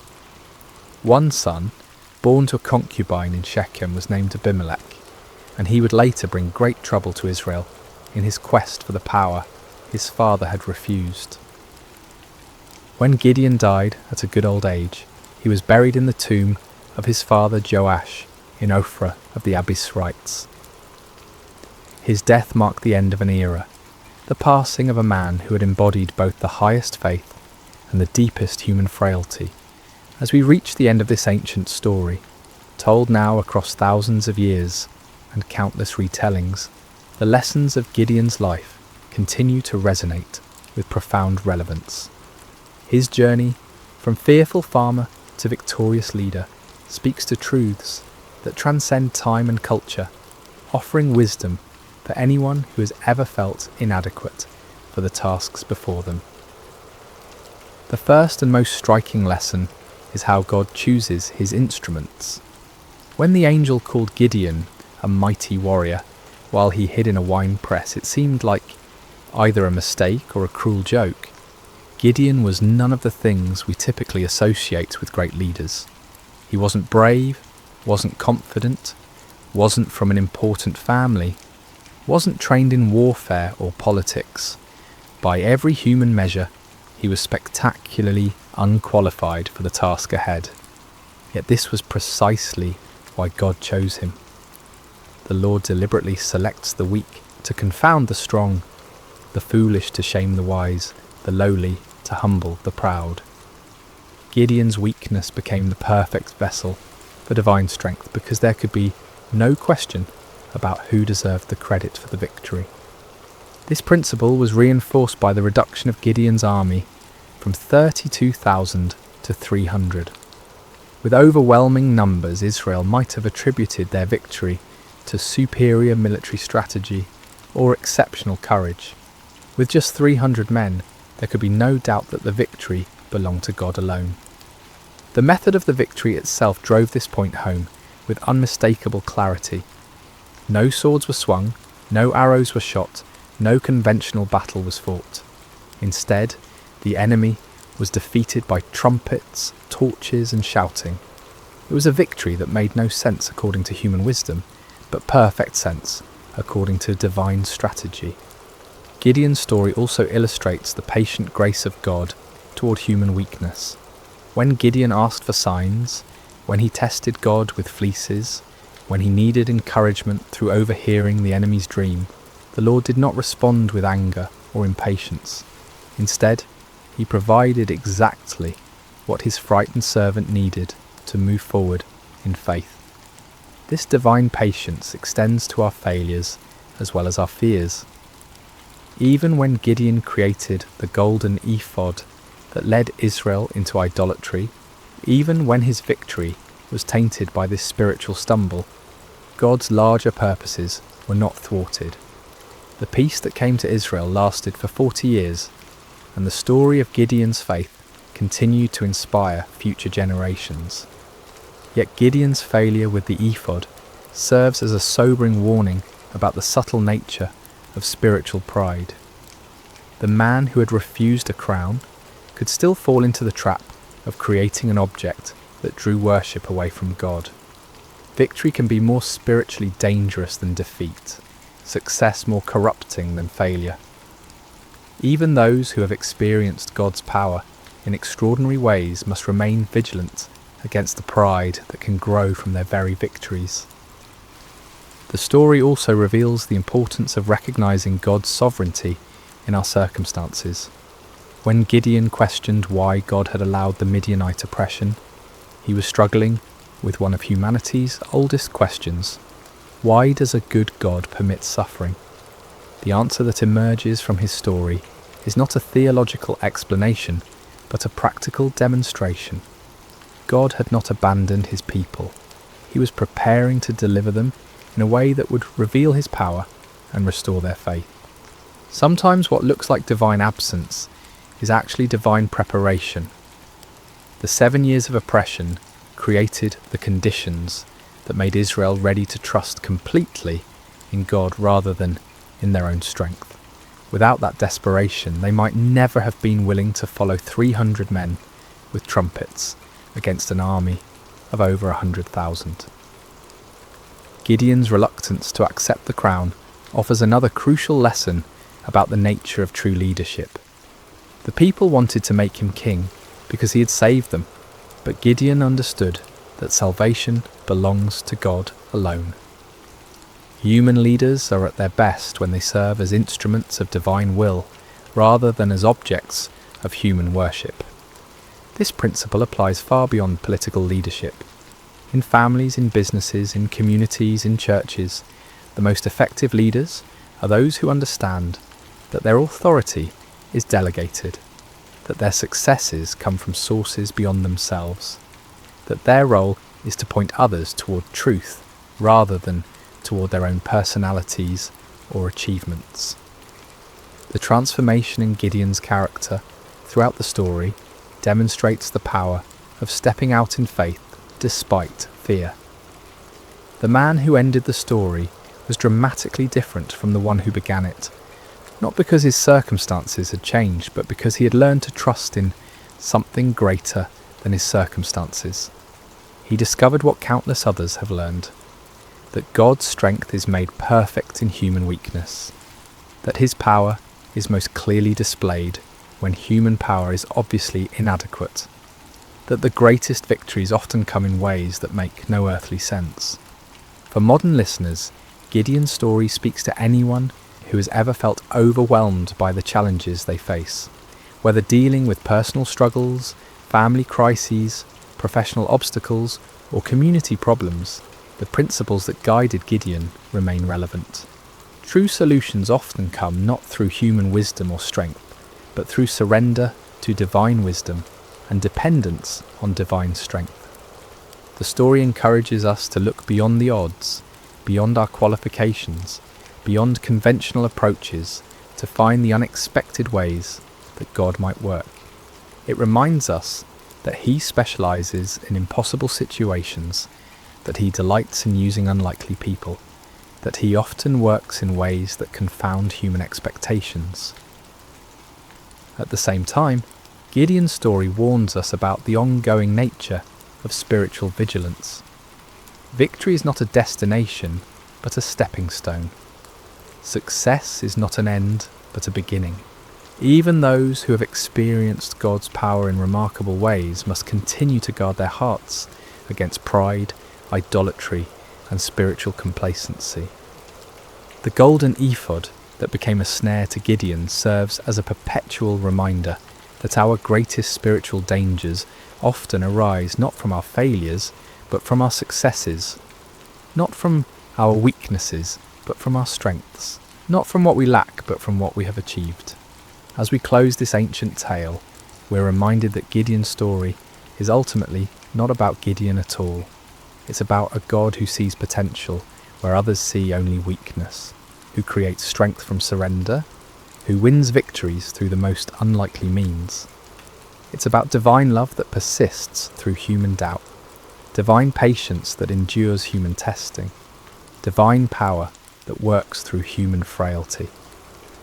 The trumpets that shattered the midnight silence in that valley so long ago continue to echo through the centuries, calling each generation to trust in something greater than themselves, to step forward in faith despite their fears, to discover that the God who delivered Israel through 300 men with torches is still in the business of impossible victories. In our own valleys of challenge and oppression, surrounded by enemies that seem too numerous to count, facing odds that appear insurmountable, Gideon's story whispers the same truth that changed a fearful farmer into a mighty warrior. The Lord is with you, and in him even the weakest can become strong. Even the smallest can achieve great things. Even the most unlikely can be used for extraordinary purposes. The battle belongs to the Lord, and in him, victory is always possible. And so we end where we began, with a simple truth that transcends time and circumstance. When God chooses to fight for his people, no enemy can stand, no odds are too great, and no victory is impossible. The story of Gideon continues to unfold in every generation, in every heart that learns to trust, not in human strength, but in divine power, not in earthly wisdom, but in heavenly guidance, not in what we can see, but in what God can do. May this ancient story find new life in modern hearts. May its lessons take root in contemporary soil, and may its timeless truths continue to inspire faith, courage, and hope in all who hear it. For the God who called Gideon from his hiding place continues to call ordinary people to extraordinary purposes, continues to choose the weak, to confound the strong, and continues to win impossible victories through the most unlikely means. The story of Gideon is, in the end, the story of all who learn to trust in something greater than themselves. It is the story of divine love that never gives up, divine power that never fails, and divine grace that transforms fearful hiding into mighty victory. This has been the story of Gideon and the battle against Midian, shared with you tonight through sacred slumber. May it bring you peace, may it strengthen your faith, and may it remind you that no challenge is too great when faced with divine help. Sleep well, dear listener, and may your dreams be filled with the trumpets of victory and the light of hope that never dies. Hello, friends, and welcome to Sacred Slumber. I hope your day has been filled with blessings, no matter what time you're joining us or where you are in this beautiful world. Before we begin tonight's journey into the remarkable story of Gideon, I want to invite you to subscribe to Sacred Slumber so you never miss these powerful biblical narratives that can transform your heart and strengthen your faith. Now let's settle in as we explore one of the most extraordinary accounts of courage, faith, and divine intervention in all of Scripture. The sun hung low over the hills of Israel, casting long shadows across a land that had once flowed with milk and honey. But those days seemed like distant memories now. the once prosperous nation had fallen into chaos, its people scattered and hiding like frightened animals. For 7 long years, the Midianites had swept down upon Israel like locusts, devouring everything in their path. Picture, if you will, the terror that gripped every village and farmstead. Families would wake each morning not knowing if this would be the day the raiders would come. Fathers would venture out to check their crops, only to find them trampled and stolen. Children would be hushed to silence at the first sound of hoofbeats on the horizon. The very air seemed thick with fear and desperation. The Midianites, along with their allies, the Amalekites, and other eastern peoples, had turned the conquest of Israel into an annual ritual. Like a plague of locusts, they would arrive at harvest time, their camels beyond counting, stretching across the landscape as far as the eye could see. They would strip the land bare, taking not only the grain and livestock, but also crushing the spirits of God's chosen people. Farmers had abandoned their fields, choosing instead to hide in mountain caves and underground chambers. The marketplaces that once bustled with commerce now stood empty and silent.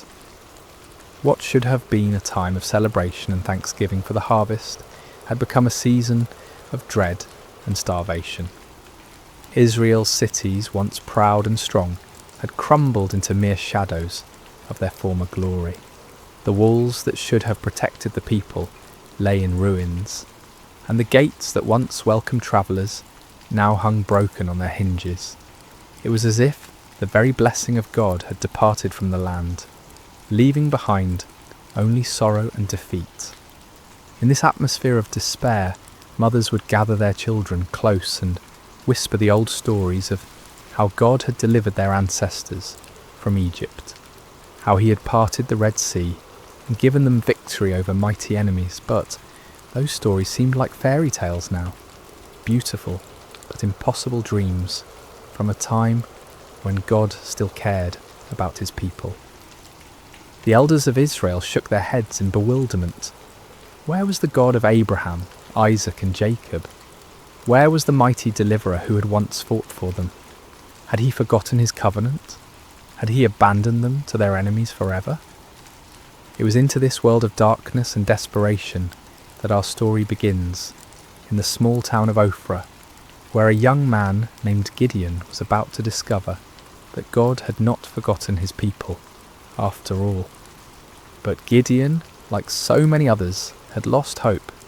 He had watched his family's livelihood disappear year after year, and he had grown tired of empty promises and unanswered prayers. On this particular day, the storm clouds gathered on the horizon, both literally and figuratively. Gideon was engaged in the dangerous work of threshing wheat, but he wasn't doing it in the traditional threshing floor, where the grain could be properly separated from the chaff by the wind. Instead, he was hidden away in a wine press, a place where grapes were normally crushed to make wine. It was cramped, inefficient, and poorly ventilated, but it offered something more valuable than convenience. It offered concealment from enemy eyes. As Gideon worked in his makeshift hiding place, sweat dripping from his brow in the confined space, he embodied the broken spirit of his entire nation. Here was a man reduced to secret, fearful labour just to provide basic sustenance for his family. The very act of threshing wheat, once a joyful community celebration, had become a furtive, isolated struggle for survival.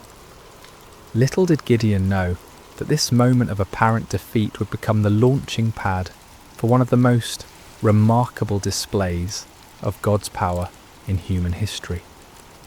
The God who seemed absent was actually watching, waiting, and preparing to use this unlikely hero in ways that would astound both friend and foe alike.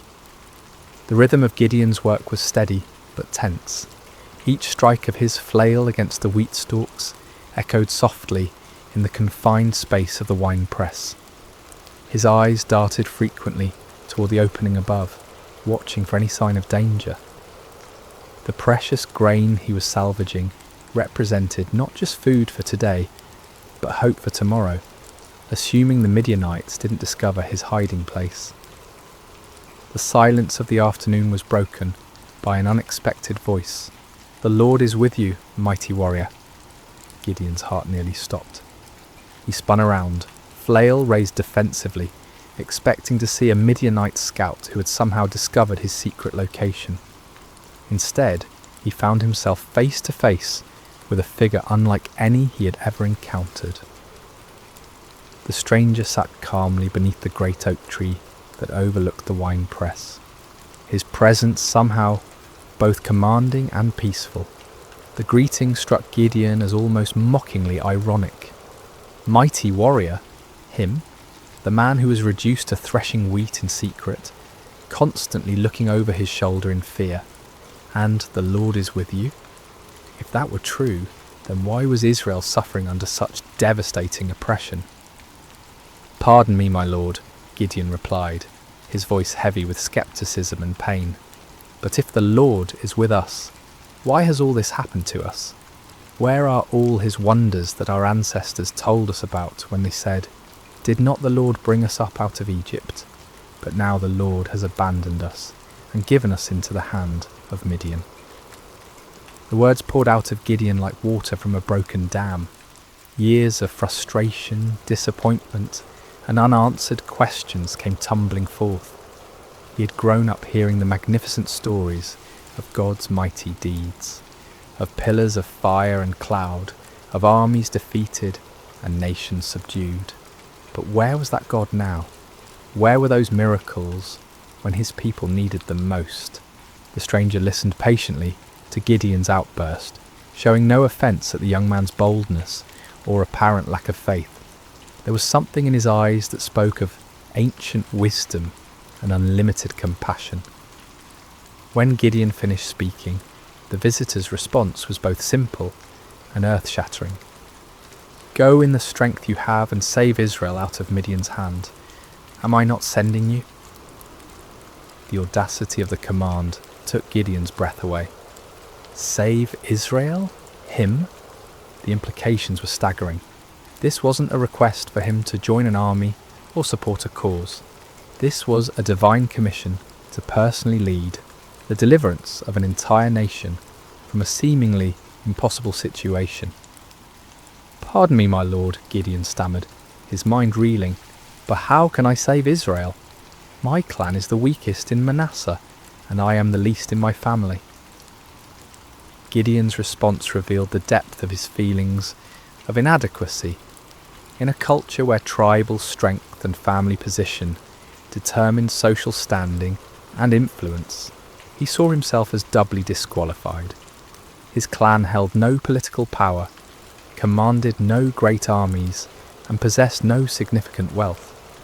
Within that already weak clan, he was the youngest, the most inexperienced, the least likely to be chosen for any position of leadership.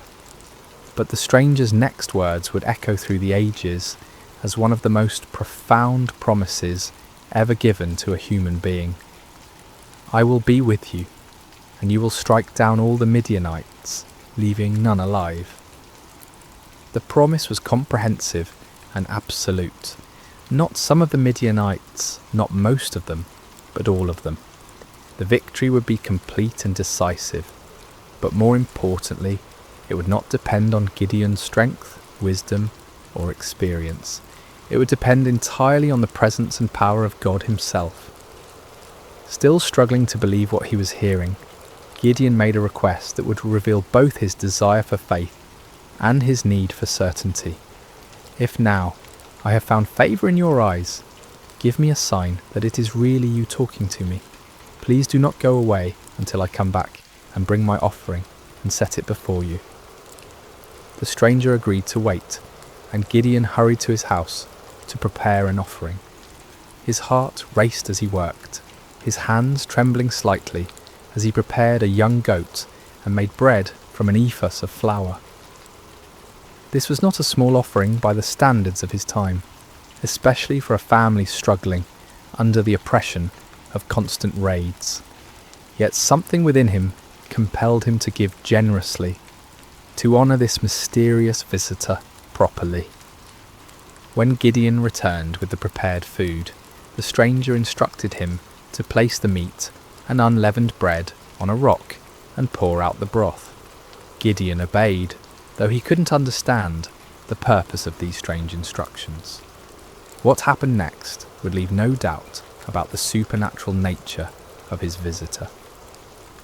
The stranger touched the meat and bread with the tip of the staff he carried, and immediately fire flared from the rock, consuming the entire offering in an instant. The flames burned with an intensity and heat that no ordinary fire could match, leaving nothing behind but the memory of their brilliance. In that same moment, the stranger vanished from sight, disappearing as suddenly and mysteriously as he had appeared.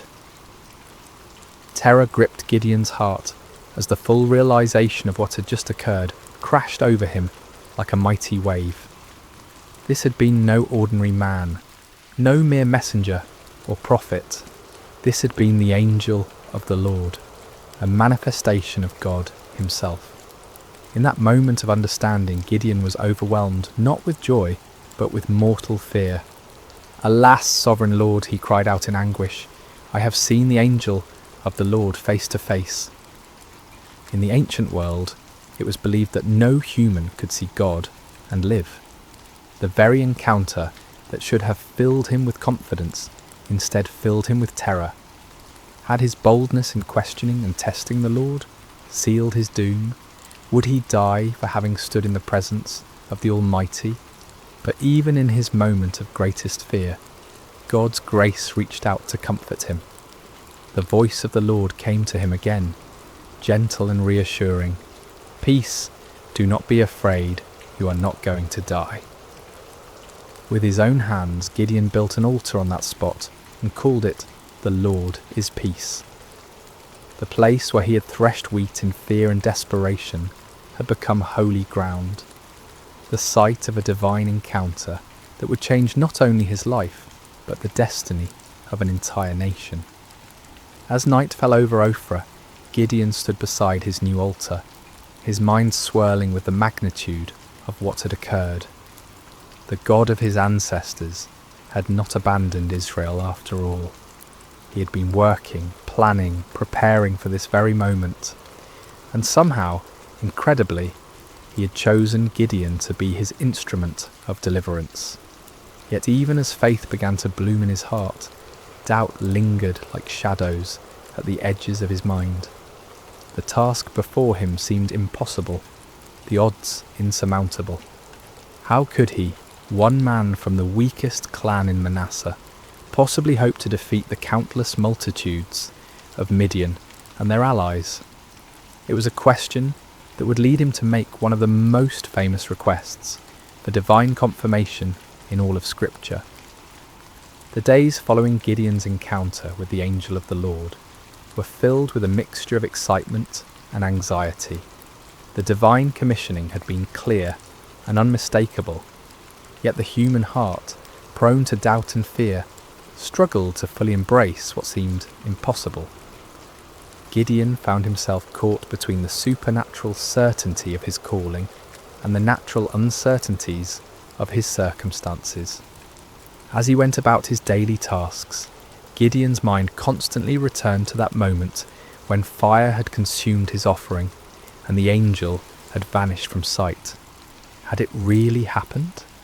In the bright light of day, with the familiar sounds and sights of ordinary life surrounding him, the encounter almost seemed like a dream.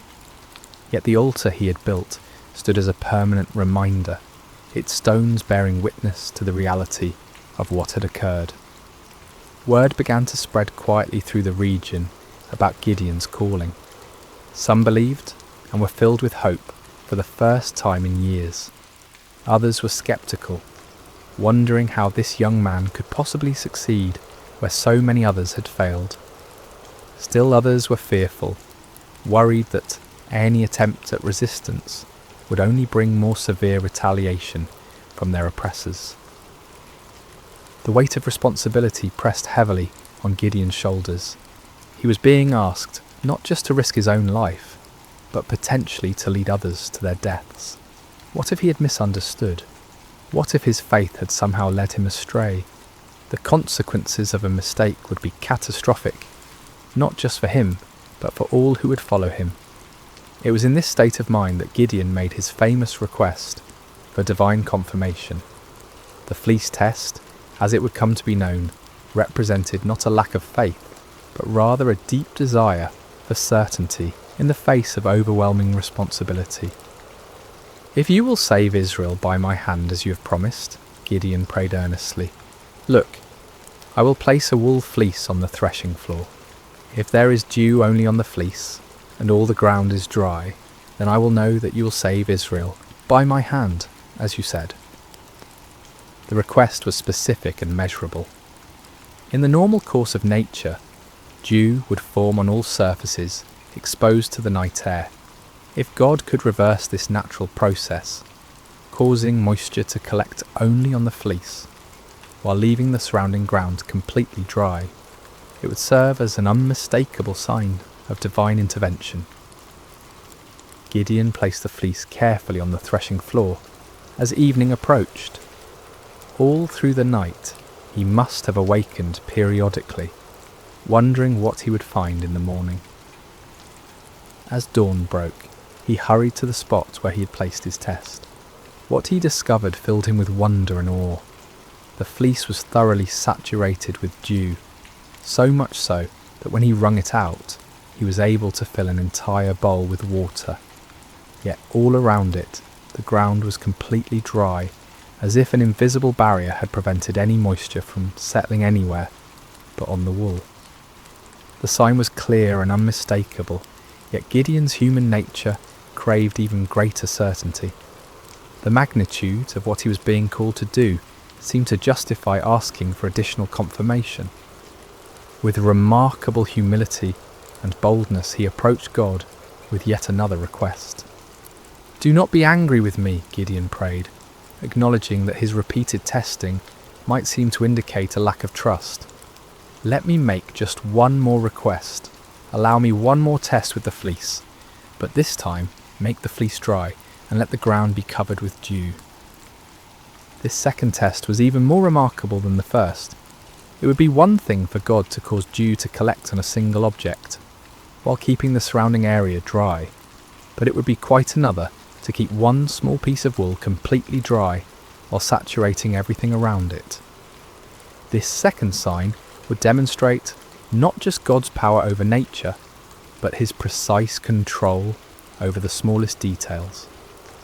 Again, Gideon placed the fleece on the threshing floor and waited through the night.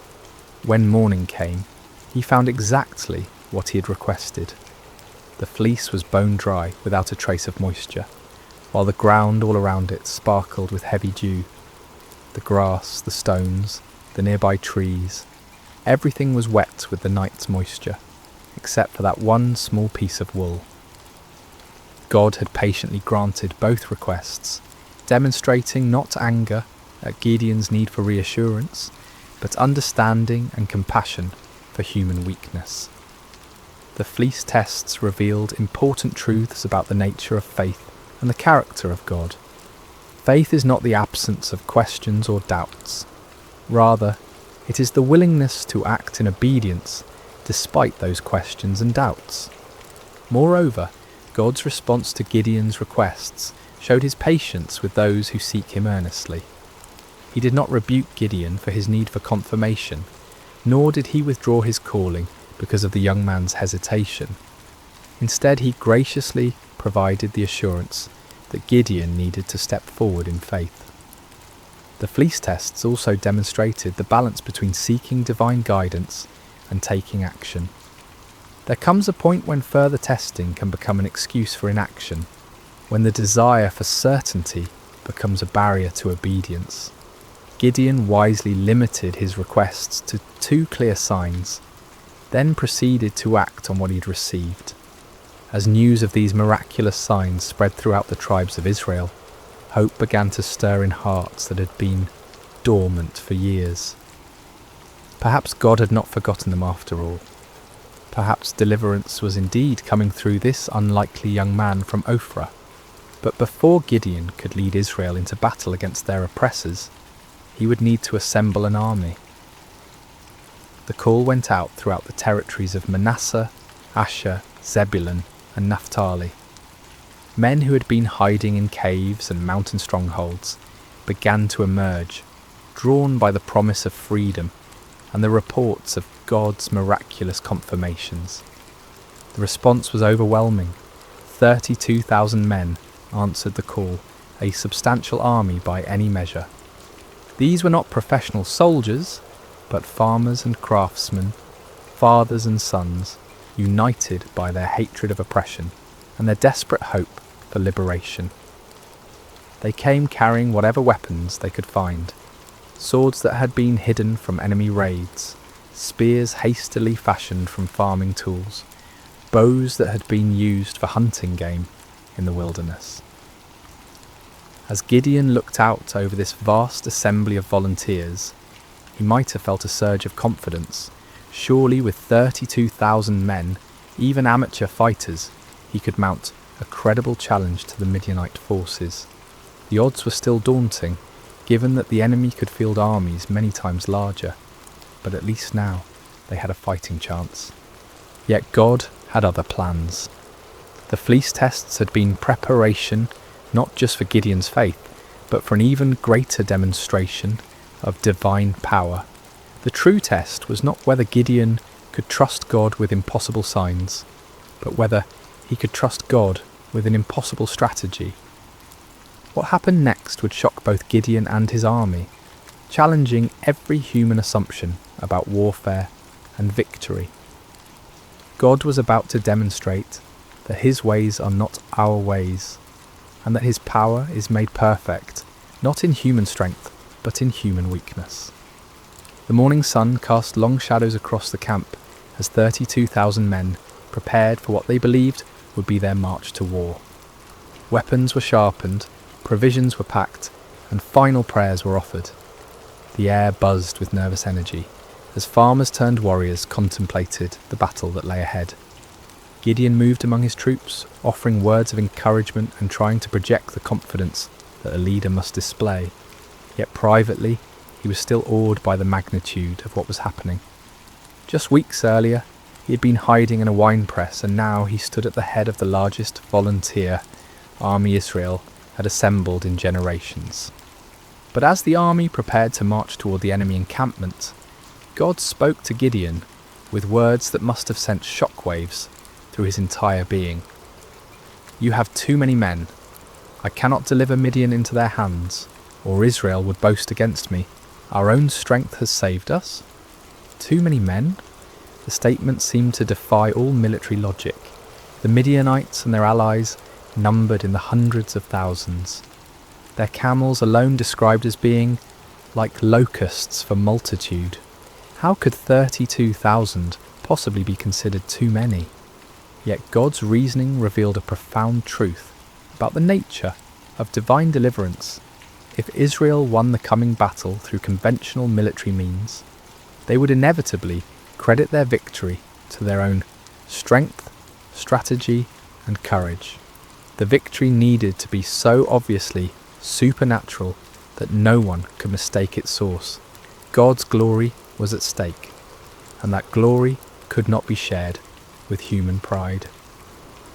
Following God's instructions, Gideon stood before his assembled army and made an announcement that must have stunned many of the volunteers. Anyone who trembles with fear may turn back and leave Mount Gilead. The offer was based on an ancient law found in Deuteronomy, which recognized that fearful soldiers could spread panic through the ranks and actually weaken an army's effectiveness. But in this case, the dismissal served a different purpose entirely. God was beginning the process of reducing the army to a size that would make his intervention unmistakable. The response to Gideon's announcement was immediate and devastating. 22,000 men took advantage of the opportunity to withdraw from what many probably saw as a suicide mission anyway. These were not cowards in the traditional sense. They were ordinary people facing an extraordinary situation, and they chose the safety of their families over the uncertainties of battle. As Gideon watched more than 2/3 of his army walk away, his heart must have sunk. 10,000 men remained, still a respectable force, but far fewer than what seemed necessary for the task ahead. Surely now they could proceed with God's blessing. But God was not finished with his reductions. "There are still too many men," came the divine word. "Take them down to the water, and I will thin them out for you there. If I say, 'This one shall go with you,' he shall go. But if I say, 'This one shall not go with you,' he shall not go." The instruction was puzzling and specific. Gideon was to observe how the men drank water and select his final army based on their drinking method. Of all the criteria that might be used to choose warriors, how they consumed water seemed among the least relevant to military prowess. At the water's edge, the 10,000 men revealed their character through their approach to drinking. The vast majority knelt down and put their faces directly to the water, drinking deeply and focusing entirely on satisfying their thirst. But a small group, only 300 men, demonstrated a different approach. They brought water to their mouths with their hands, lapping it like dogs while maintaining their vigilance and readiness. God's instruction was clear. "With the 300 men that lapped, I will save you and give the Midianites into your hands. Let all the others go home." The reduction was complete and shocking. From 32,000 to 300 represented a decrease of more than 99%. What had begun as a substantial army was now reduced to little more than a large company.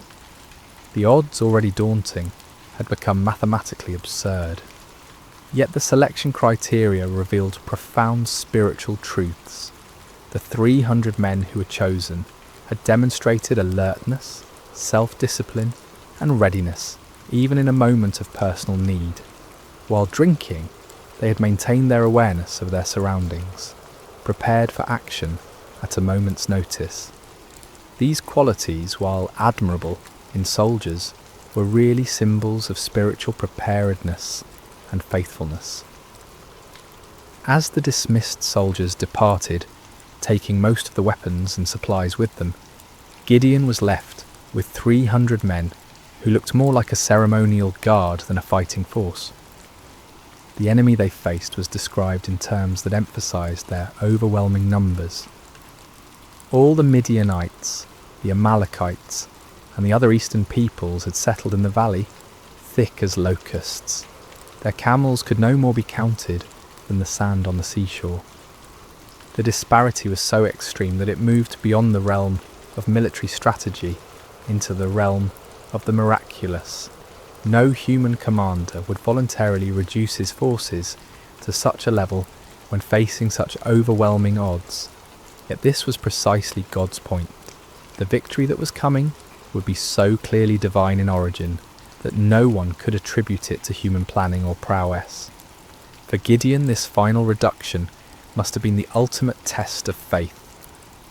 Everything in his military thinking, everything in his natural instincts, everything in conventional wisdom screamed against such a strategy. Yet his experiences with the fleece had prepared him for this moment. He had learned to trust God's ways even when they contradicted human logic. The 300 men who remained showed remarkable faith as well. They could see the enemy forces spread across the valley below them. They knew the odds better than anyone, yet they chose to stay, to trust in the God who had called them through his servant Gideon. As night fell over the Israelite camp, the 300 men prepared for what would be the most unconventional battle in military history. They had no idea that they were about to participate in a victory that would be remembered and celebrated for thousands of years. A victory that would demonstrate God's power to use the weak to confound the mighty. The stage was set for a night that would change everything. The Midianites slept in their countless tents, confident in their overwhelming superiority. The 300 Israelites made their final preparations, trusting in a God who specialized in impossible victories. The hours before dawn are often the darkest, both literally and figuratively. As Gideon and his 300 men crouched in the hills overlooking the vast enemy encampment, the weight of their impossible mission pressed down upon them like a physical burden. The valley below was filled with the tents of their enemies, stretching as far as the eye could see in the starlight, a sea of canvas that housed an army larger than any they had ever faced. Despite the miraculous signs he had witnessed and the divine assurances he had received, Gideon still struggled with doubt. God, in his infinite understanding of human nature, provided one more confirmation before the battle commenced. "Get up, go down against the camp," the Lord instructed, "because I am going to give it into your hands. If you are afraid to attack, go down to the camp with your servant Purah and listen to what they are saying. Afterward, you will be encouraged to attack the camp." The offer revealed God's compassionate understanding of Gideon's anxiety. Rather than rebuking him for his continued fears, the Lord provided an opportunity for reassurance. Taking his servant Purah with him, Gideon crept down toward the perimeter of the enemy camp under cover of darkness. The Midianite camp was massive beyond imagination. Thousands upon thousands of tents housed warriors from multiple nations united in their conquest of Israel. The sounds of the sleeping army filled the night air, snoring soldiers, restless camels, the occasional challenge of sentries. The very scale of the enemy forces should have been overwhelming to any reasonable observer. As Gideon and Purah approached the outer edge of the camp, they overheard a conversation between two Midianite soldiers. One was telling his companion about a disturbing dream he had experienced. "I had a dream. A round loaf of barley bread came tumbling into the Midianite camp. It struck the tent with such force that the tent overturned and collapsed." The interpretation offered by his fellow soldier was even more remarkable. "This can be nothing other than the sword of Gideon, son of Joash, the Israelite. God has given the Midianites and the whole camp into his hands." The irony was profound.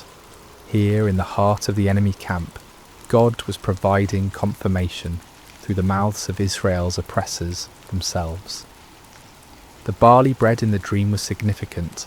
Barley was considered the food of the poor, inferior to wheat. Yet in the dream, this humble loaf had the power to destroy the entire enemy position. The symbolism was clear. God would use the humble and despised to bring down the mighty and proud. That Gideon's name was already known to the enemy indicated that word of the gathering Israelite resistance had reached their ears. Rather than being encouraged by their overwhelming numerical superiority, some among the Midianites were apparently experiencing anxiety about this upstart Hebrew leader. God was already working in the hearts and minds of the enemy, preparing them for defeat. Gideon and Purah retreated to their own lines, hearts pounding with excitement and renewed confidence. The doubt that had plagued Gideon was finally dispelled by this remarkable confirmation. When they reached the Israelite position, Gideon called his men together for final instructions. "Get up," he announced with newfound authority and confidence. "The Lord has given the Midianite camp into your hands." What followed was perhaps the most unusual battle plan in military history. Instead of swords and spears, Gideon distributed trumpets, empty clay jars, and torches to each of his 300 men. The weapons of conventional warfare were set aside in favour of items that seemed more suited to a religious ceremony than a military campaign. Gideon divided his small force into 3 companies of 100 men each. The strategy was simple, yet audacious. They would surround the enemy camp, and at Gideon's signal, create as much noise and confusion as possible while giving the appearance of a much larger force. "Watch me," Gideon instructed his men. "Follow my lead. When I get to the edge of the camp, do exactly as I do. When I and all who are with me blow our trumpets, then from all around the camp blow yours and shout, 'For the Lord and for Gideon.'" The plan required perfect timing and coordination. Each man would conceal his torch inside a clay jar, maintaining complete darkness and silence until the moment of attack. Then at Gideon's signal, they would simultaneously break their jars, revealing blazing torches, blow their trumpets with all their might, and shout their battle cry. The psychological impact was designed to be devastating. The enemy would suddenly find themselves surrounded by lights and noise, creating the impression of a massive attacking force. In the confusion of a night assault, with limited visibility and the disorientation of being awakened from sleep, even experienced soldiers could panic and lose their sense of direction. As the three companies moved into position around the vast perimeter of the enemy camp, each man must have felt the weight of the moment. They were not professional soldiers, but ordinary citizens who had answered the call to fight for their freedom. Now they found themselves in the most critical moment of their lives, armed with the most unconventional weapons imaginable, trusting in a God who had promised victory through seemingly impossible means.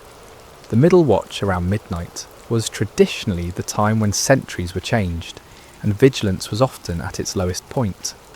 It was at this precise moment that Gideon and his 100 men reached their assigned position on the edge of the camp. Across the valley, 200 other men waited in similar positions, every eye fixed on their leader for the signal that would begin the battle. Gideon raised his torch-filled jar high above his head, then brought it down sharply, smashing it against a rock. The clay shattered with a sound that seemed to echo across the silent valley, and immediately his torch blazed forth in the darkness. At the same instant, he lifted his trumpet to his lips and blew a long, piercing blast. "For the Lord and for Gideon," he shouted at the top of his lungs. The signal rippled around the camp as 300 jars smashed simultaneously. 300 torches burst into flame, and 300 trumpet heights sounded their defiant call. The battle cry of "For the Lord and for Gideon" echoed from every direction, creating the impression that the Midianite camp was completely surrounded by a massive army. The effect was instantaneous and devastating. Thousands of sleeping soldiers were jolted awake to find their camp surrounded by blazing lights and deafening noise. In the confusion and darkness, panic spread like wildfire through the ranks. Soldiers stumbled from their tents, grabbing whatever weapons they could find, unable to determine the size or direction of the attacking force. In their panic and confusion, the Midianites and their allies began attacking each other. Unable to distinguish friend from foe in the darkness, and hearing battle cries in their own languages from every direction, they assumed they had been betrayed by their allies. The coalition that had seemed so formidable began to tear itself apart. The 300 Israelites maintained their positions around the perimeter, continuing to blow their trumpets and hold their torches high, creating the illusion of a massive army that had the enemy completely surrounded. They watched in amazement as God fulfilled his promise in the most spectacular fashion imaginable. The panic spread throughout the entire camp like a plague.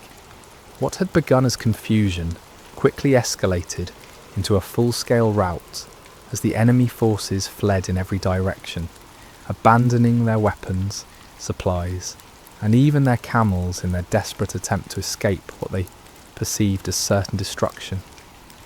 The victory was complete and overwhelming, achieved not through superior numbers or military might, but through divine intervention, working through the obedience of 300 faithful men.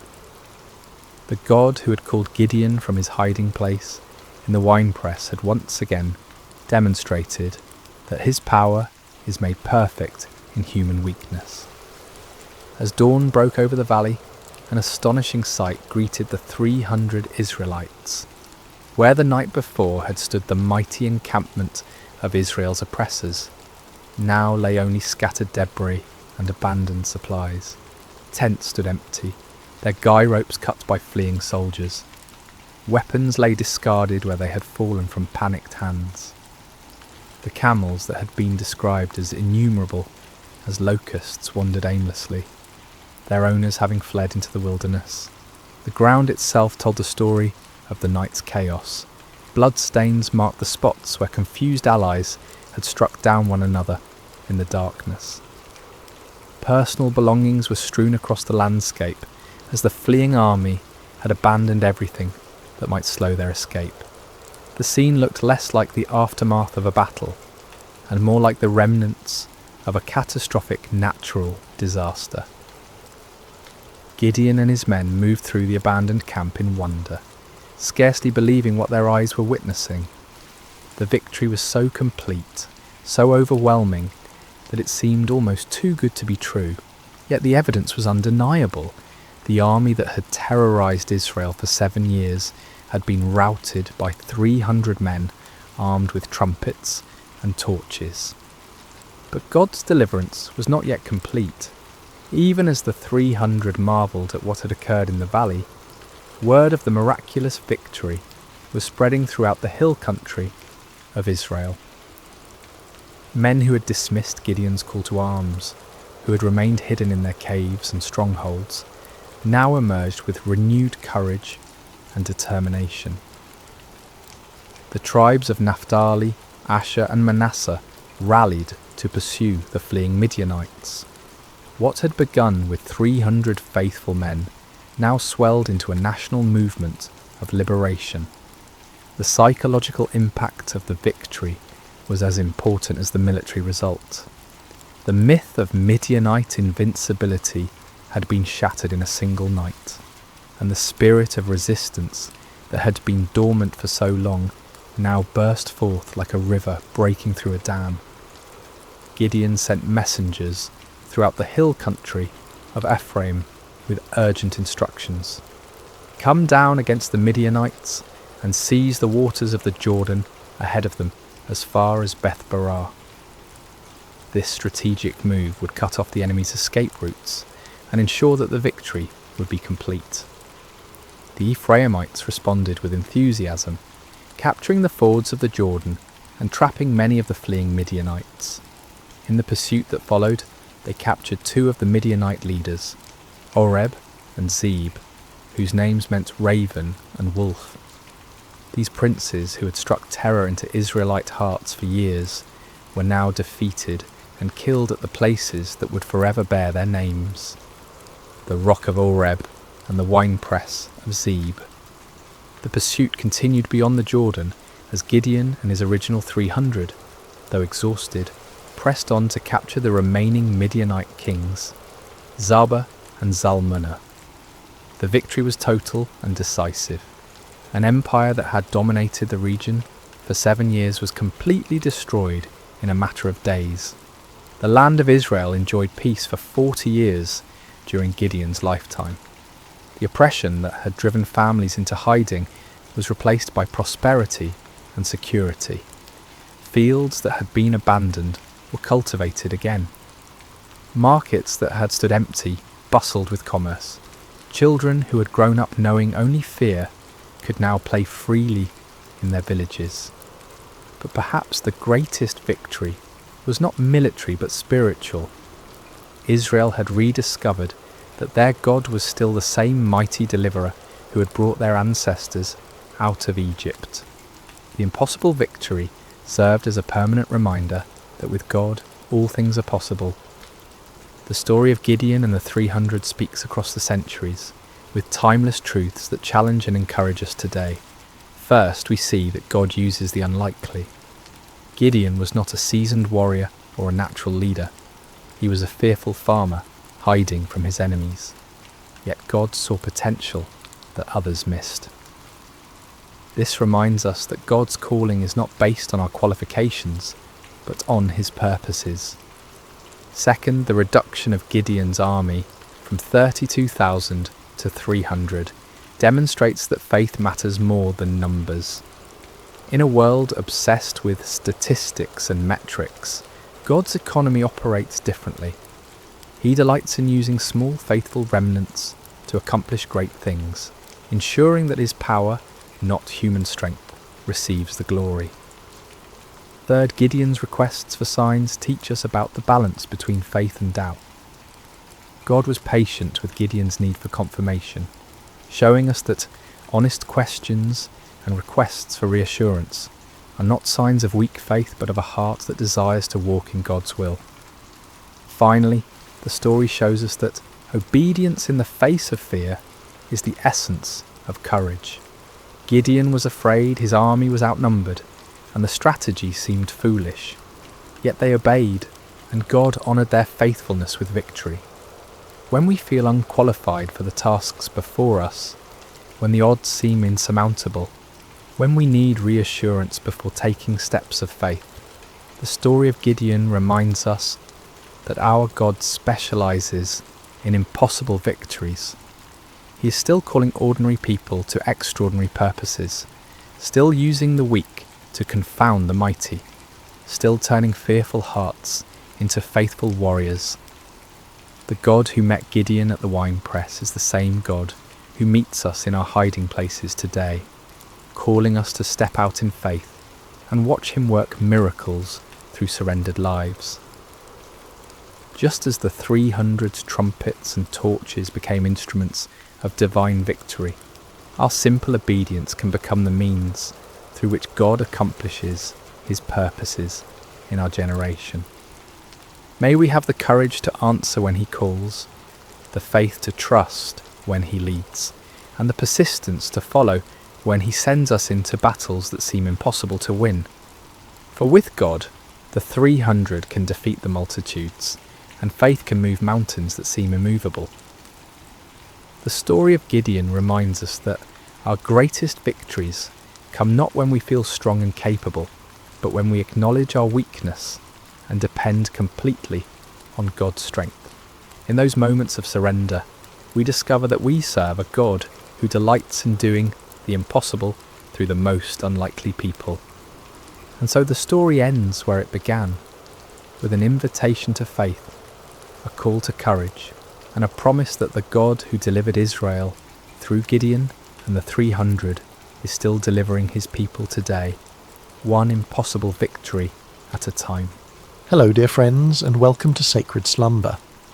Before we begin this beautiful journey together, I'd love to connect with you for just a moment. How has your day been?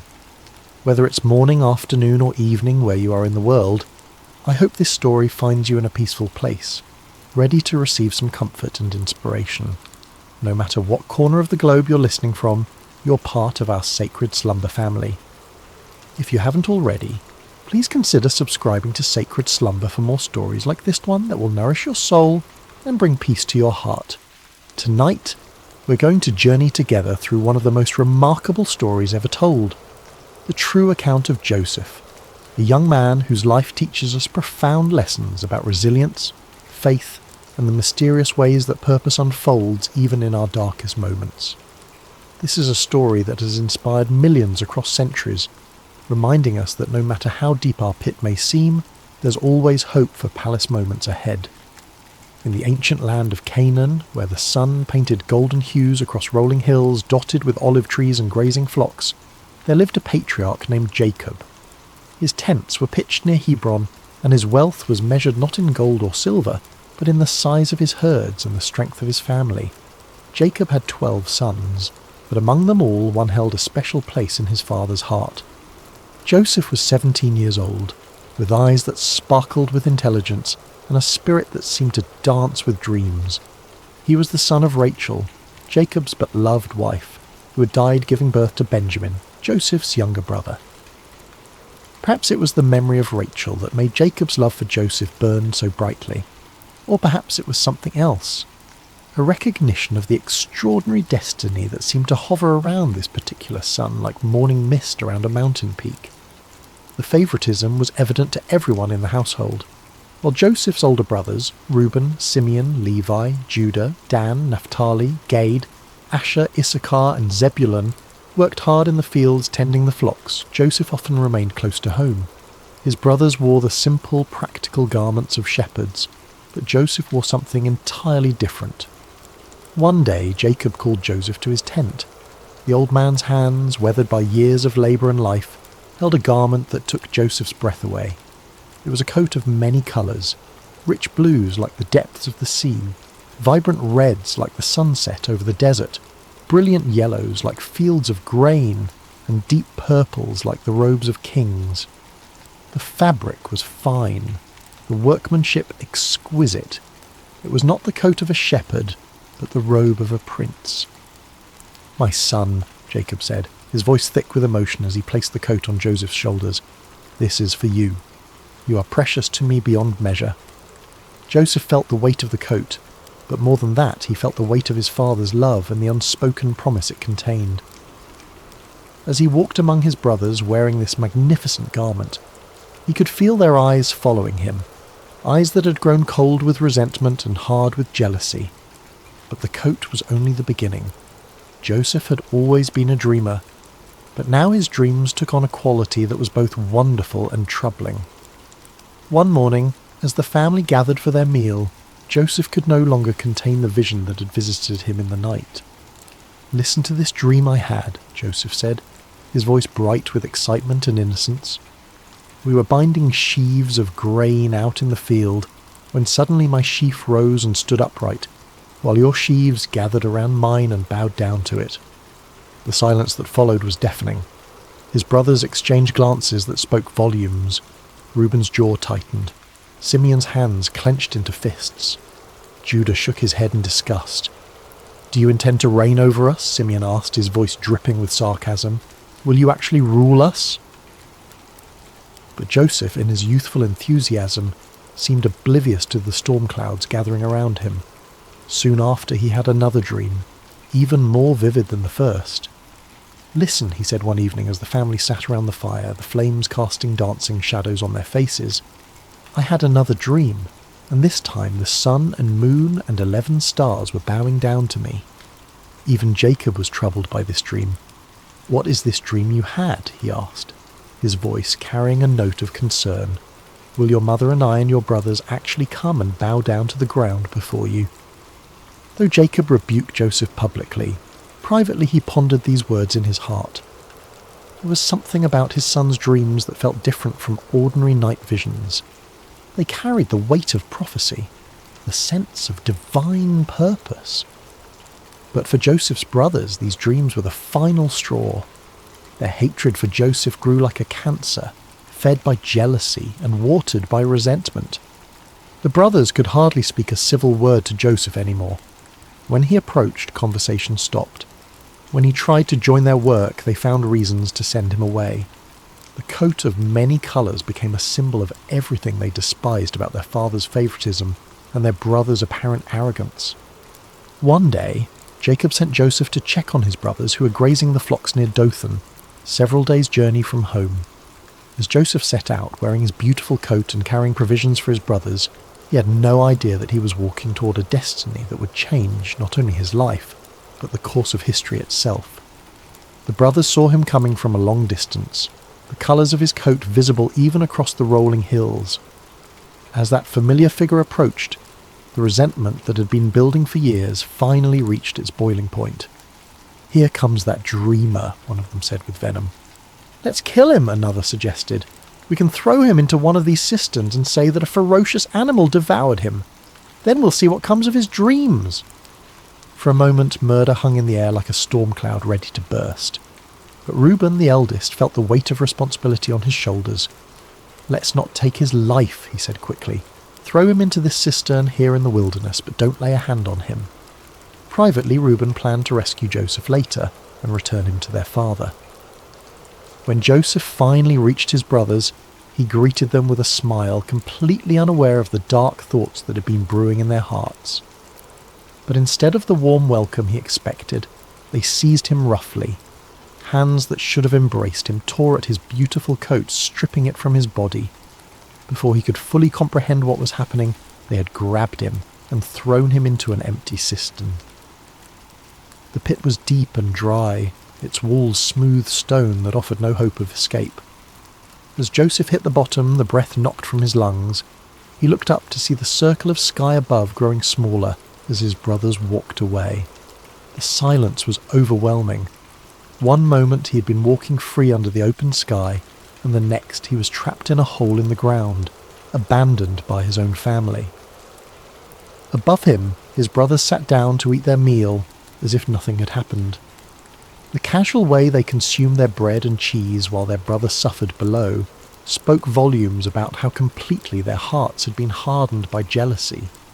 But God's purposes are rarely thwarted by human cruelty, and even as Joseph sat in that pit, wondering if he would die there, divine providence was already at work. In the distance, a caravan of Ishmaelite traders appeared on the horizon, their camels loaded with spices, balm and myrrh bound for Egypt. Judah, perhaps feeling some stirring of conscience, looked at his brothers and said, "What will we gain if we kill our brother and cover up his blood? Come, let's sell him to the Ishmaelites and not lay our hands on him. After all, he is our brother, our own flesh and blood." The brothers agreed, seeing an opportunity to rid themselves of Joseph while making a profit. They pulled Joseph out of the cistern and sold him to the traders for 20 shekels of silver. As the caravan disappeared into the distance with Joseph bound among the slaves, the brothers took his coat of many colours and tore it. Then they killed a goat and dipped the coat in its blood. When they returned home, they presented the bloodied coat to their father. "We found this," they said. "Examine it to see whether it is your son's robe." Jacob recognized it immediately. The colours that had once brought him such joy now brought only anguish. "It is my son's robe," he cried. "Some ferocious animal has devoured him. Joseph has surely been torn to pieces." Jacob tore his clothes in grief and put on sackcloth. He mourned for his son many days, and though all his sons and daughters came to comfort him, he refused to be comforted. "No," he said, "I will continue to mourn until I join my son in the grave." Meanwhile, the caravan carrying Joseph continued its journey toward Egypt, each step taking him further from everything he had ever known and loved. As the young man looked back at the fading hills of his homeland, he could not have imagined that this betrayal, this moment that felt like the end of everything, was actually the beginning of a story that would demonstrate the power of God to bring beauty from ashes and purpose from pain. The journey to Egypt was long and grueling. Joseph, who had never known anything but comfort and privilege, now found himself chained among slaves, his feet bloody from walking across rough terrain, his throat parched from the desert sun. The traders were not cruel, but neither were they kind. He was simply merchandise to them, a commodity to be delivered in good condition to fetch the best price. As the caravan crested the final hill before entering Egypt, Joseph's eyes widened at the sight before him. Egypt was unlike anything he had ever seen. The Nile River stretched like a blue ribbon through the landscape, its banks lined with lush green vegetation that stood in stark contrast to the golden desert beyond. Pyramids rose majestically in the distance, monuments to the power and sophistication of this ancient civilization. The cities teemed with activity, merchants hawking their wares, craftsmen plying their trades, and everywhere the bustle of a society that had mastered the art of turning the desert into a garden. In the slave market of Memphis, Joseph stood with the others as potential buyers examined them like livestock. His youth and obvious intelligence caught the eye of several bidders, but it was Potiphar, an officer of Pharaoh and captain of the guard, who ultimately purchased him. Potiphar was a man of considerable wealth and influence, with a household that required numerous servants to maintain its operations. Joseph's new life began in Potiphar's house, where he was assigned to work among the other servants. Everything about his circumstances had changed. He who had once worn a coat of many colours now dressed in the simple linen of a slave. He who had once been served was now serving others. He who had once been the favoured son was now property, with no rights and no freedom. But something remarkable happened in Potiphar's house. Instead of becoming bitter or despondent, Joseph chose to serve with excellence. When he was given a task, he completed it better than anyone expected. When he was assigned to care for something, he treated it as if it were his own. His attitude was not that of a man who'd been wronged, but of someone who understood that his character was more important than his circumstances. It didn't take long for Potiphar to notice this exceptional young man. While other servants did only what was required of them, Joseph anticipated needs before they were expressed. He learned the Egyptian language with remarkable speed, mastered the customs of the household, and demonstrated an administrative ability that was far beyond his years. Most importantly, there was something about Joseph's presence that seemed to bring blessing wherever he went. Potiphar began to entrust Joseph with greater responsibilities. First, he made him his personal attendant. Then he put him in charge of his household affairs. Before long, Joseph was managing all of Potiphar's possessions, his property, his servants, his business dealings. The Egyptian captain of the guard had never seen anything like it. Everything that Joseph touched seemed to prosper. Years passed, and Joseph grew from a teenager into a handsome young man. The hardships he had endured had not broken him, but had instead forged him into someone of remarkable character and capability. Potiphar trusted him completely, to the point where he concerned himself with nothing except the food he ate. Everything else was in Joseph's capable hands. But success and favour can sometimes bring their own dangers, and Joseph was about to face a test that would prove even more challenging than the pit his brothers had thrown him into. Potiphar's wife had noticed the young Hebrew slave who had risen to such prominence in her household. Joseph was not only capable and trustworthy, but he had grown into a man of striking appearance. Day after day she watched him as he went about his duties with quiet dignity and remarkable competence. Soon, watching was not enough. "Come to bed with me," she said to Joseph one day when they found themselves alone. Joseph was stunned by her proposition. The wife of his master, a woman of rank and privilege, was propositioning a slave. But Joseph's response revealed the depth of his character and the strength of his convictions. "No," he said firmly but respectfully. "With me in charge, my master does not concern himself with anything in the house. Everything he owns he has entrusted to my care. No one is greater in this house than I am. My master has withheld nothing from me except you, because you are his wife. How then could I do such a wicked thing and sin against God?" Day after day she spoke to Joseph, but he refused to go to bed with her or even to be with her. Joseph understood that betraying Potiphar's trust would not only be wrong, but it would also be a sin against the God who had been with him through all his trials. His integrity was not for sale, regardless of the price or the pressure. But a person determined to do wrong will often become vindictive when their advances are rejected. Potiphar's wife's desire turned to anger, and her anger to a determination for revenge. She waited for the right opportunity, and one day when Joseph came into the house to attend to his duties, and none of the household servants were inside, she made her move. She caught him by his cloak and said, "Come to bed with me." But Joseph left his cloak in her hand and ran out of the house. Holding his cloak as evidence, Potiphar's wife called to the household servants. "Look," she said, "this Hebrew has been brought to us to make sport of us. He came in here to sleep with me, but I screamed. When he heard me scream for help, he left his cloak beside me and ran out of the house. When Potiphar came home, his wife told him the same story. That Hebrew slave you brought us came to me to make sport of me, but as soon as I screamed for help, he left his cloak beside me and ran out of the house." Potiphar burned with anger. The man he had trusted above all others, the servant who had brought such blessing to his household, had apparently betrayed that trust in the worst possible way. Without investigation, without hearing Joseph's side of the story, Potiphar had Joseph seized and thrown into prison, the same prison where the king's prisoners were confined. Once again, Joseph found himself in a pit, though this time it was made of stone and iron rather than earth. Once again, he had been betrayed by those he had served faithfully. Once again, his circumstances had changed dramatically through no fault of his own. He had done the right thing, had maintained his integrity, had honoured God, and his reward was imprisonment for a crime he had not committed. Many people would have become bitter at this point. They would have questioned why God allowed such injustice, why faithfulness seemed to be rewarded with suffering. They might have decided that integrity was not worth the cost, that doing right was foolish when it led to such consequences. But Joseph was not like most people.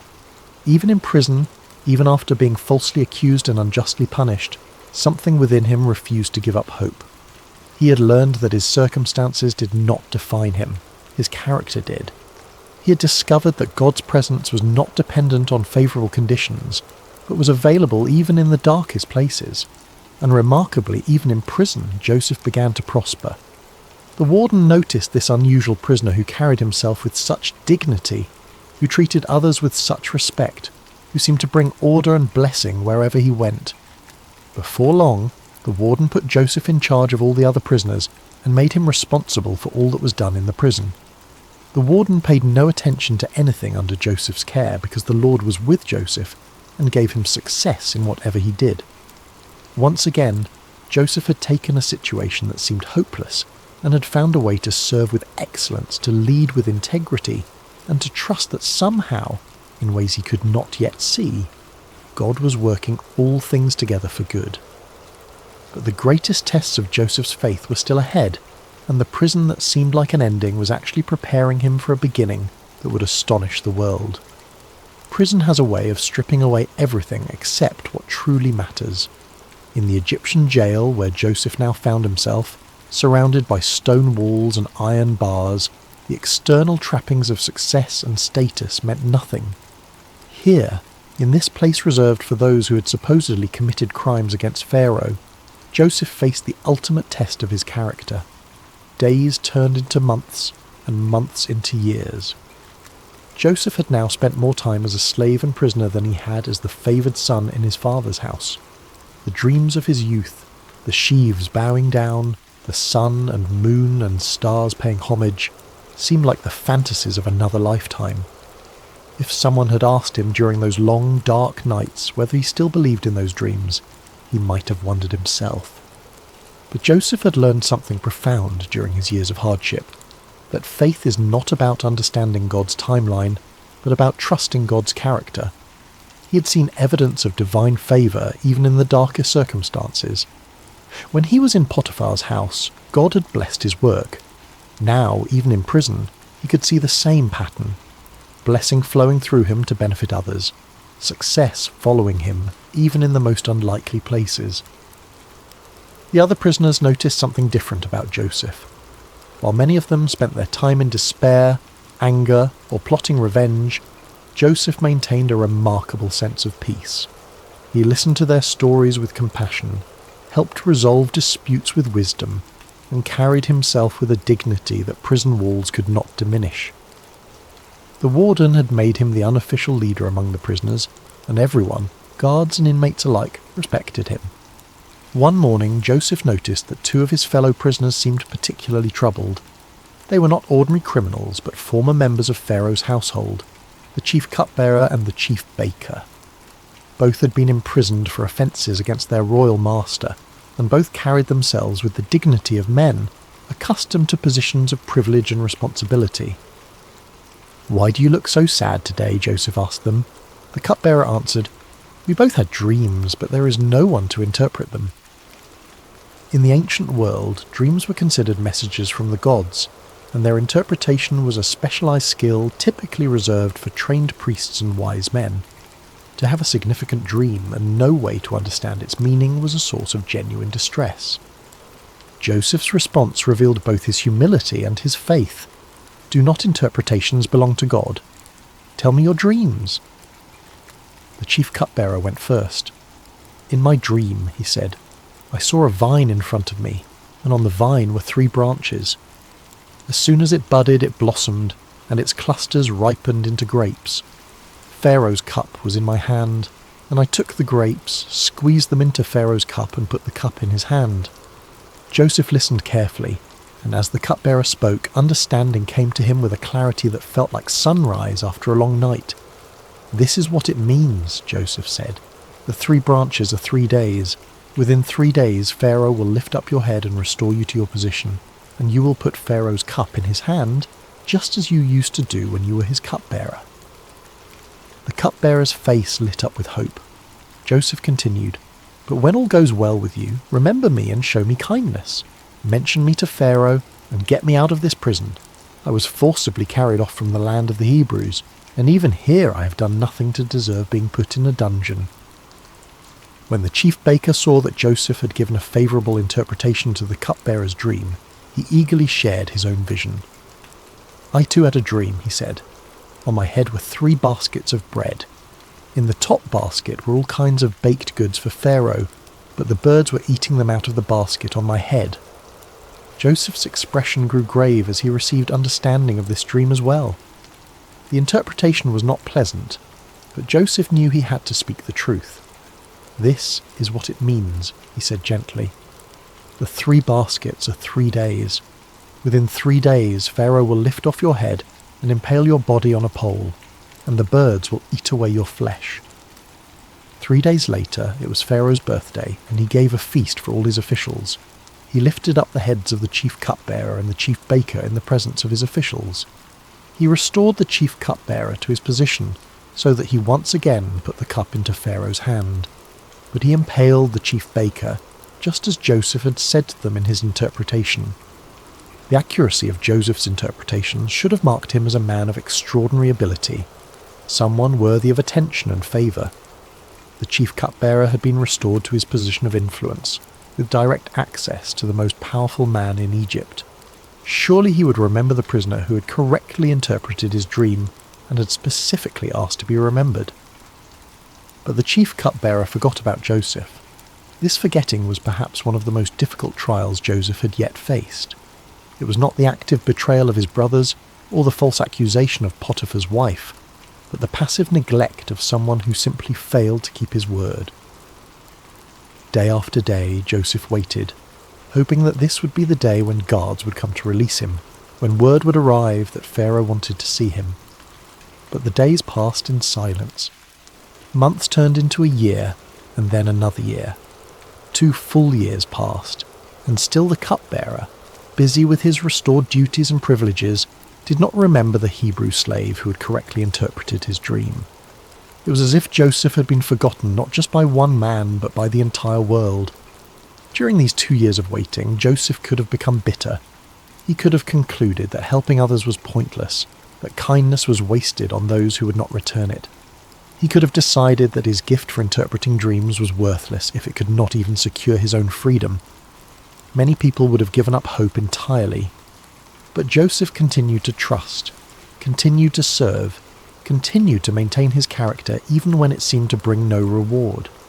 He understood something that many people never learn, that our calling is to be faithful, not to control outcomes.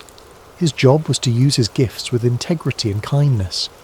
God's job was to handle the timing and the results.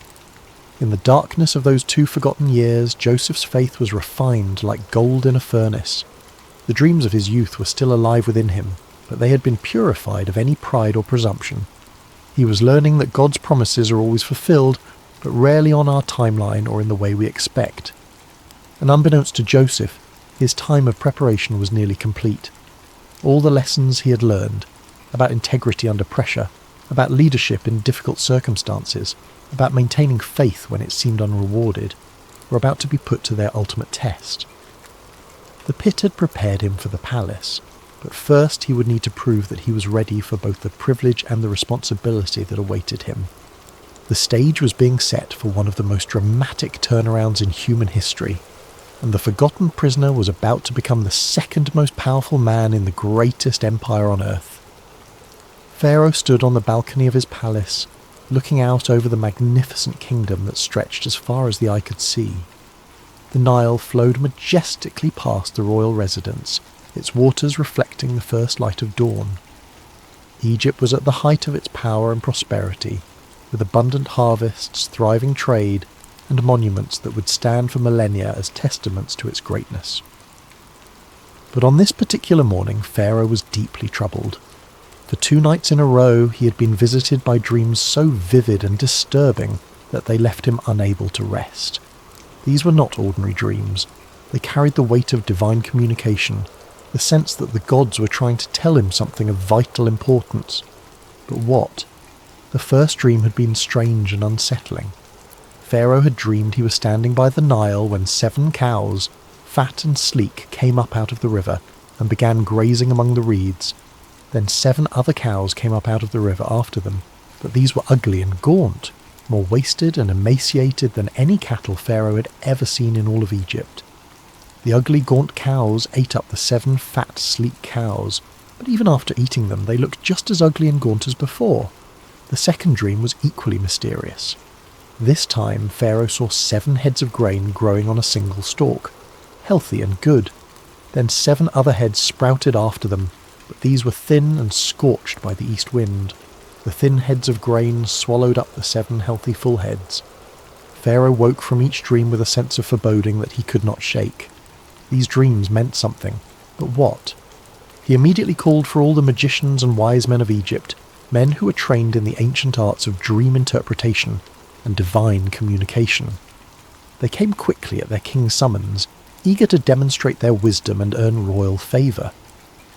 But as Pharaoh recounted his dreams to them, something unprecedented happened. These men, who had built their reputations on their ability to interpret dreams and divine the will of the gods, were completely baffled. They offered various theories and possibilities, but none of them carried the ring of truth. Pharaoh could sense their uncertainty, their fumbling attempts to provide answers they simply did not have. It was in this moment of royal frustration and growing anxiety that the chief cupbearer suddenly remembered something, or rather someone, he had forgotten for 2 long years. "Today I'm reminded of my shortcomings," the cupbearer said, approaching Pharaoh with obvious embarrassment. "Pharaoh was once angry with his servants, and he imprisoned me and the chief baker in the house of the captain of the guard. Each of us had a dream the same night, and each dream had a meaning of its own. Now a young Hebrew was there with us, a servant of the captain of the guard. We told him our dreams, and he interpreted them for us, giving each man the interpretation of his dream, and things turned out exactly as he interpreted them to us. I was restored to my position, and the other man was impaled." Pharaoh's eyes sharpened with interest. A Hebrew slave who could interpret dreams with perfect accuracy, when his own wise men were stumped. "Send for him immediately," Pharaoh commanded. Guards rushed to the prison and found Joseph. "Pharaoh wants to see you," they announced. "Quickly, make yourself presentable." Joseph could hardly believe what he was hearing. After more than a decade in Egypt, first as a slave, then as a prisoner, he was suddenly being summoned to appear before the most powerful man on earth. He shaved, changed his clothes, and tried to prepare himself mentally for whatever was about to happen. As Joseph was led into the royal presence, he could not help but be awed by the magnificence that surrounded him. The palace was a testament to Egypt's wealth and sophistication, with soaring columns, intricate carvings, and precious metals gleaming everywhere. Pharaoh himself sat on a throne that seemed to embody the power and mystery of the gods, dressed in robes that spoke of unimaginable authority. "I had a dream," Pharaoh said without preamble, "and no one can interpret it. But I have heard it said of you that when you hear a dream you can interpret it." Joseph's response revealed the humility and faith that had sustained him through all his trials. "I cannot do it," Joseph replied, "but God will give Pharaoh the answer he desires." This was a remarkable statement for several reasons. First, Joseph gave no credit to himself, acknowledging that any ability he had came from God. Second, he was confident that God would provide the interpretation, even though he had not yet heard the dreams. Third, he was willing to stand before the most powerful man on earth and speak about his Hebrew God, a courageous act that could have had serious consequences if Pharaoh had taken offense.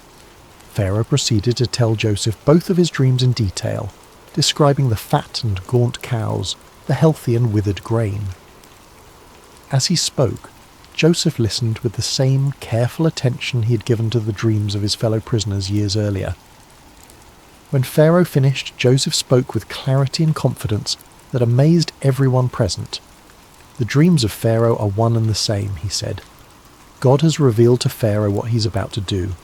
The 7 good cows are 7 years, and the 7 good heads of grain are 7 years. It is one and the same dream. The 7 lean, ugly cows that came up afterward are 7 years, and so are the 7 worthless heads of grain scorched by the east wind. They are 7 years of famine." Joseph continued, his voice carrying the authority of divine revelation. "It is just as I said to Pharaoh. God has shown Pharaoh what he's about to do. 7 years of great abundance are coming throughout the land of Egypt, but 7 years of famine will follow them. Then all the abundance in Egypt will be forgotten, and the famine will ravage the land. The abundance in the land will not be remembered, because the famine that follows it will be so severe. The reason the dream was given to Pharaoh in 2 forms is that the matter has been firmly decided by God, and God will do it soon." But Joseph did not stop with the interpretation. Drawing on his years of experience in administration and his natural wisdom, he offered practical advice for dealing with the crisis that was coming. "And now let Pharaoh look for a discerning and wise man and put him in charge of the land of Egypt. Let Pharaoh appoint commissioners over the land to take 1/5 of the harvest of Egypt during the 7 years of abundance. They should collect all the food of these good years that are coming and store up the grain under the authority of Pharaoh, to be kept in the cities for food. This food should be held in reserve for the country, to be used during the 7 years of famine that will come upon Egypt, so that the country may not be ruined by the famine." The plan was brilliant in its simplicity and scope. During the 7 years of abundance, Egypt would systematically store 1/5 of each harvest. This would require massive organisational skills, enormous storage facilities, and careful distribution networks. It would be one of the most ambitious administrative undertakings in human history. Pharaoh and his officials were amazed not only by the interpretation, which had the unmistakable ring of truth, but also by the comprehensive plan Joseph had outlined. Here was a man who could not only understand divine communication, but could also translate that understanding into practical action. "Can we find anyone like this man?" Pharaoh asked his officials. "One in whom is the Spirit of God?" Then Pharaoh said to Joseph, "Since God has made all this known to you, there is no one so discerning and wise as you. You shall be in charge of my palace, and all my people are to submit to your orders. Only with respect to the throne will I be greater than you." And so, in a single day, Joseph went from being a forgotten prisoner to being the 2nd most powerful man in Egypt. Pharaoh took his signet ring from his finger and put it on Joseph's finger. He dressed him in robes of fine linen and put a gold chain around his neck. He had him ride in a chariot as his second in command, and people shouted before him, "Make way!" Pharaoh also gave Joseph an Egyptian name, Zaphanath-Paneah, and gave him Asenath, the daughter of Potiphera, priest of On, to be his wife. Joseph was 30 years old when he entered the service of Pharaoh, king of Egypt. 13 years had passed since his brothers had thrown him into that pit in Dothan. 13 years of slavery, false accusation, imprisonment, and being forgotten. But now those years of preparation were revealed as exactly that. Preparation for a responsibility that would affect not just Egypt, but the entire known world. As Joseph began his new role, organising the massive project of storing grain for the coming famine, he could not help but remember the dreams of his youth. The sheaves bowing down, the sun and moon and stars paying homage. Those dreams had seemed so impossible during the dark years of his trials. But now he was beginning to see how God had been weaving a story of redemption that was far grander than anything he could have imagined as a 17-year-old boy in his father's house. The 7 years of abundance began exactly as Joseph had predicted, and Egypt's harvests were more bountiful than anyone could remember. Under Joseph's careful supervision, vast storehouses were built in every city, and grain was collected and preserved on an unprecedented scale. The administrative system he designed was so efficient and comprehensive that it became a model for future generations. During this time, Joseph and his wife Asenath were blessed with 2 sons. He named the first Manasseh, saying, "It is because God has made me forget all my trouble and all my father's household." The second son he named Ephraim, saying, It is because God has made me fruitful in the land of my suffering." These names revealed Joseph's heart. He was grateful for the blessing of forgetting the pain of his past, but he also recognized that God had made him fruitful precisely in the place where he had suffered most. His trials had not been meaningless. They had been the very soil in which his greatest purpose had grown. As the 7 years of abundance came to an end and the 7 years of famine began, Joseph's careful preparations proved their worth. While neighbouring countries struggled with crop failures and starvation, Egypt had grain in abundance. People came from all over the known world to buy food from Joseph, and Egypt became the lifeline for countless nations. The famine was severe throughout the world, and it reached even into the land of Canaan where Jacob lived with his family. When Jacob learned that there was grain in Egypt, he said to his sons, "Why do you just keep looking at each other? I have heard that there is grain in Egypt. Go down there and buy some for us so that we may live and not die." So 10 of Joseph's brothers went down to buy grain from Egypt. But Jacob did not send Benjamin, Joseph's younger brother, with the others because he feared that harm might come to him. Benjamin was now the only remaining son of his beloved Rachel, and Jacob could not bear the thought of losing him too. When Joseph's brothers arrived in Egypt and came before him to buy grain, they bowed down to him with their faces to the ground. Joseph recognized them immediately, but they did not recognize him. Here was the fulfillment of his boyhood dreams, his brothers bowing before him, but it came not with triumph, but with the weight of enormous responsibility. Joseph remembered his dreams about them, but he pretended to be a stranger and spoke harshly to them. "Where do you come from?" he demanded. "From the land of Canaan," they replied, "to buy food." Joseph accused them of being spies, testing them to see what kind of men they had become. Through a series of encounters, he kept Simeon as a prisoner and demanded that they bring Benjamin to prove their honesty. When they returned with Benjamin, Joseph's emotions nearly overwhelmed him, but he continued to test them. The final test came when Joseph had his silver cup planted in Benjamin's sack, then accused him of theft. When the cup was found, Joseph declared that Benjamin would become his slave. It was then that Judah, the same brother who had suggested selling Joseph years before, stepped forward and offered to take Benjamin's place as a slave, saying he could not bear to see his father's grief if Benjamin did not return. This act of selfless love broke Joseph's heart. His brothers had changed. The jealous, cruel men who had thrown him into a pit were now willing to sacrifice themselves for each other and for their father's happiness. Joseph could no longer control himself. He sent all his attendants away and revealed himself to his brothers. "I am Joseph. Is my father still living?" he said, weeping so loudly that the Egyptians heard him. His brothers were terrified, but Joseph reassured them, "Come close to me. I am your brother Joseph, the one you sold into Egypt. And now, do not be distressed and do not be angry with yourselves for selling me here, because it was to save lives that God sent me ahead of you.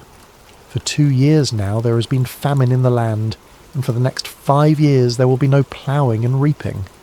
But God sent me ahead of you to preserve for you a remnant on earth, and to save your lives by a great deliverance. So then, it was not you who sent me here, but God." This was the heart of Joseph's story, not revenge, but redemption, not bitterness, but blessing. He had learned to see God's hand even in the betrayal and suffering he had endured. "You intended to harm me," he would later tell them, "but God intended it for good to accomplish what is now being done, the saving of many lives." Joseph brought his entire family to Egypt, where they were given the best land in Goshen. Jacob, who had mourned Joseph as dead for over 20 years, was reunited with his beloved son.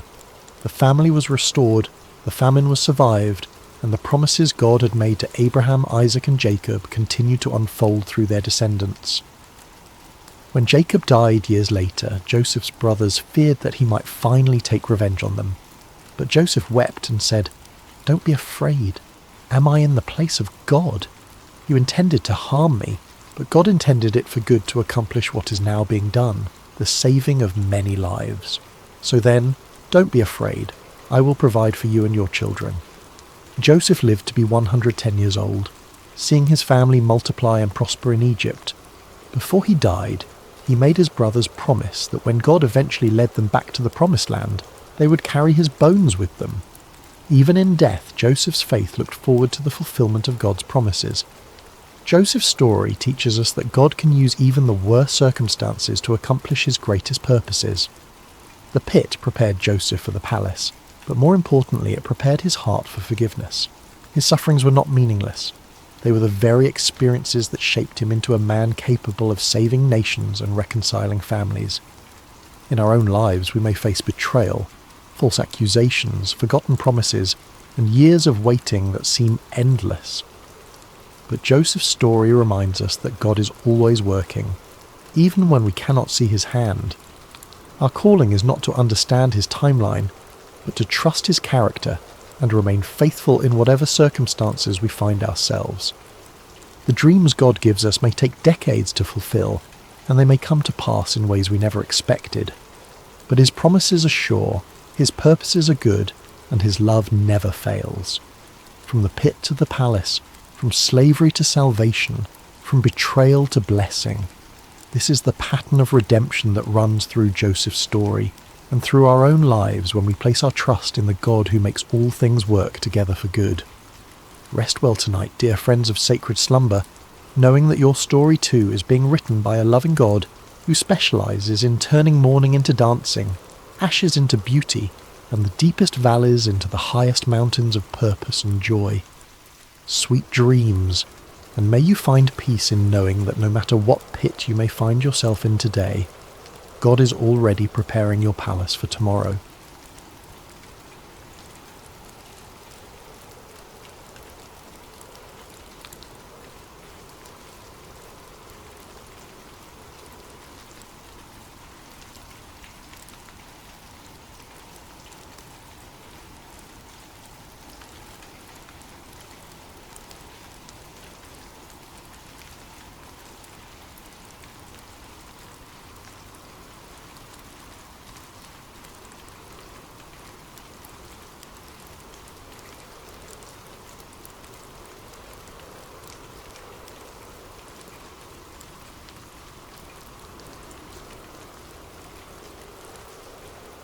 Hello there, dear friend.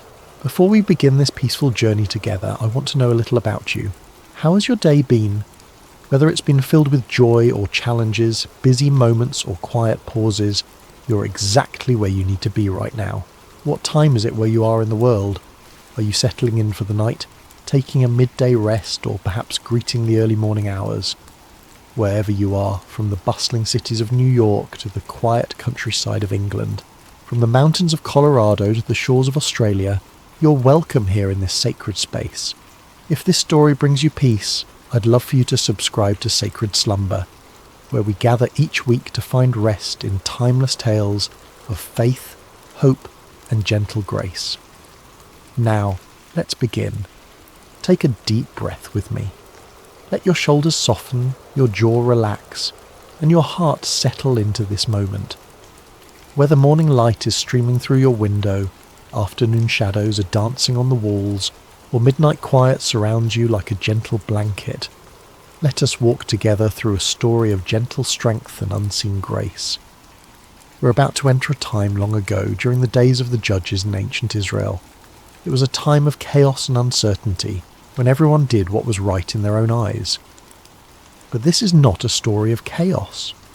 This is a story of peace, of quiet faithfulness, of love that chooses to remain when it would be easier to leave. This is the story of Ruth, a young woman whose loyalty would echo through generations and whose humble heart would become part of the greatest story ever told. So close your eyes if you wish, breathe slowly, and let us journey together to the ancient land of Moab, where our story begins beside still waters of the soul. In the rolling hills of Moab, where the morning mist clung to the barley fields like a gentle prayer, lived a young woman named Ruth. She had married into a Hebrew family who had come to Moab during a time of famine in their homeland of Bethlehem. Her husband's name was Mahlon, and his mother was Naomi, a woman whose very name meant pleasant, and whose heart had once been full of joy. But sorrow has a way of finding us, even in the most peaceful places. First, Naomi's husband Elimelech died, leaving her alone with her 2 sons in a foreign land. The boys had grown into men and married Moabite women, Ruth and her sister-in-law Orpah. For 10 years they lived together, and Ruth learned to love not just her husband, but his faith, his God, and especially his mother, who had welcomed her with open arms. Then tragedy struck again, swift and merciless. Both Mahlon and his brother Chilion died, leaving 3 widows to face an uncertain world alone. In those days, a woman without a husband or sons had little hope of survival. They were vulnerable, forgotten, with no one to provide for them or protect them. Naomi sat in her small house, looking at the 2 young women who had become like daughters to her. The silence was heavy with grief, but also with decision. She had heard news from Bethlehem that the famine there had ended, that the Lord had visited his people and given them bread. Her heart longed for home, for the familiar hills of Judah, for the place where she had known happiness before sorrow came calling. "My daughters," she said softly, her voice worn thin by weeping, "I must return to my people. But you are young. You have your whole lives ahead of you. Go back to your mother's houses. May the Lord deal kindly with you, as you have dealt with the dead and with me." She kissed them both, and they wept together.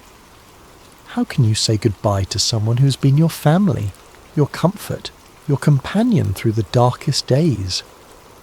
Orpah, after much tears and embracing, finally agreed to return to her people and her gods. It was the practical choice, the safe choice, the choice that made sense to everyone around them. But Ruth clung to Naomi with a determination that surprised them all. When Naomi urged her again to follow her sister-in-law, Ruth spoke words that would echo through history, words that came from the deepest place in her heart. "Do not urge me to leave you or to return from following you. For where you go, I will go, and where you lodge, I will lodge. Your people shall be my people, and your God my God. Where you die, I will die, and there will I be buried. May the Lord do so to me, and more also, if anything but death parts me from you." There was something in Ruth's voice that told Naomi this was not a decision made in the heat of emotion, but a choice carved in stone, written in the very fibre of her being. This young Moabite woman was choosing love over security, faithfulness over comfort, an unknown future over a predictable past. And so they began the long journey from Moab to Bethlehem, 2 women with nothing but the clothes on their backs and the strength of their love for each other. They walked through valleys where wildflowers nodded in the breeze, past streams that sang ancient songs, under skies that seemed to stretch endlessly toward hope. As they travelled, Ruth would gather berries and herbs along the way, always making sure Naomi had enough to eat. She would find the softest spot for them to rest each night, would share her cloak when the desert air grew cold. She had chosen this path, and she would walk it with grace and dignity, one step at a time. The journey took many days, and with each step toward Bethlehem, Ruth was walking further from everything she had ever known. She was leaving behind the gods of her childhood, the customs of her people, the language of her birth. She was choosing to become a stranger in a strange land, not because she had to, but because love had made the choice for her.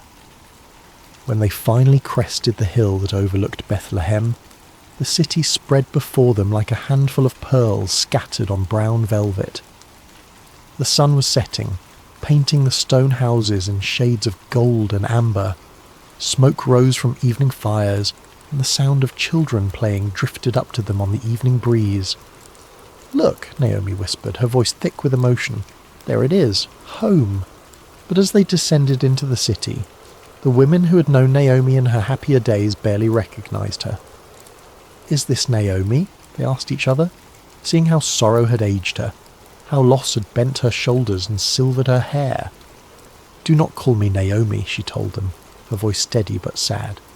"Call me Mara, for the Almighty has dealt very bitterly with me. I went out full, and the Lord has brought me home empty." But Ruth, standing quietly beside her, knew that Naomi was not truly empty. She had brought with her the love of this young woman, who had chosen to forsake all for the sake of faithfulness. And though neither of them knew it yet, they had arrived in Bethlehem at the beginning of barley harvest, when the fields were golden and ready, when provision was about to unfold in ways they could never have imagined. The story was just beginning, and the God who notices every sparrow that falls, who counts every tear that is shed, who remembers every act of kindness, was already preparing the next chapter of their lives. The morning air in Bethlehem was crisp and clean, carrying the scent of ripening grain and the promise of a new day. Ruth woke early, as she always did, listening to the gentle rhythm of Naomi's breathing beside her.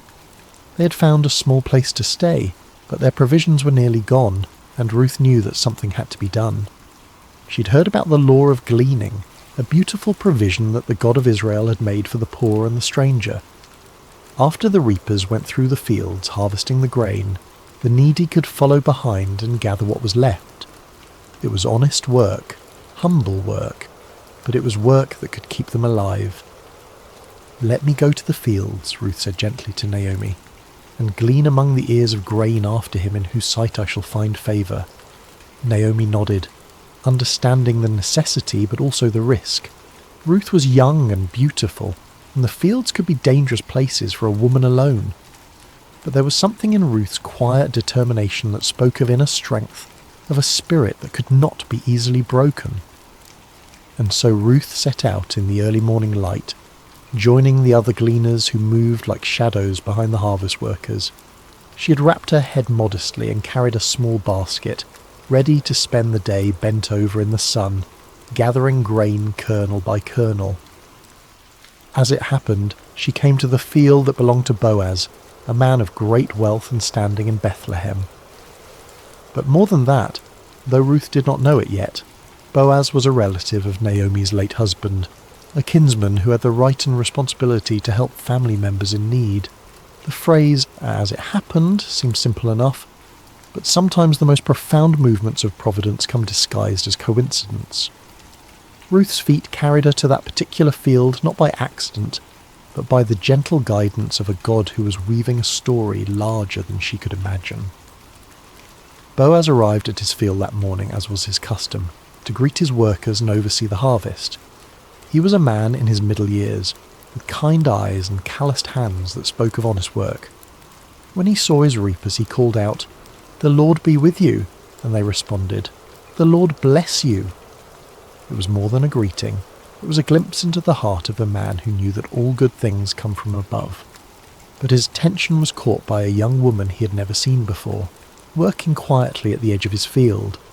She moved with grace and dignity, even in the humbling work of gleaning.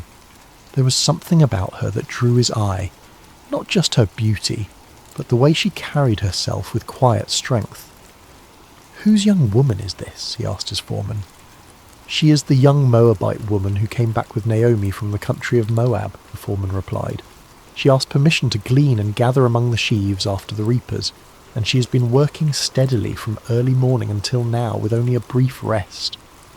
Boaz watched her for a moment longer, seeing how she worked without complaining, how she was careful not to take more than was rightfully hers, how she paused to help an elderly gleaner who had dropped her grain.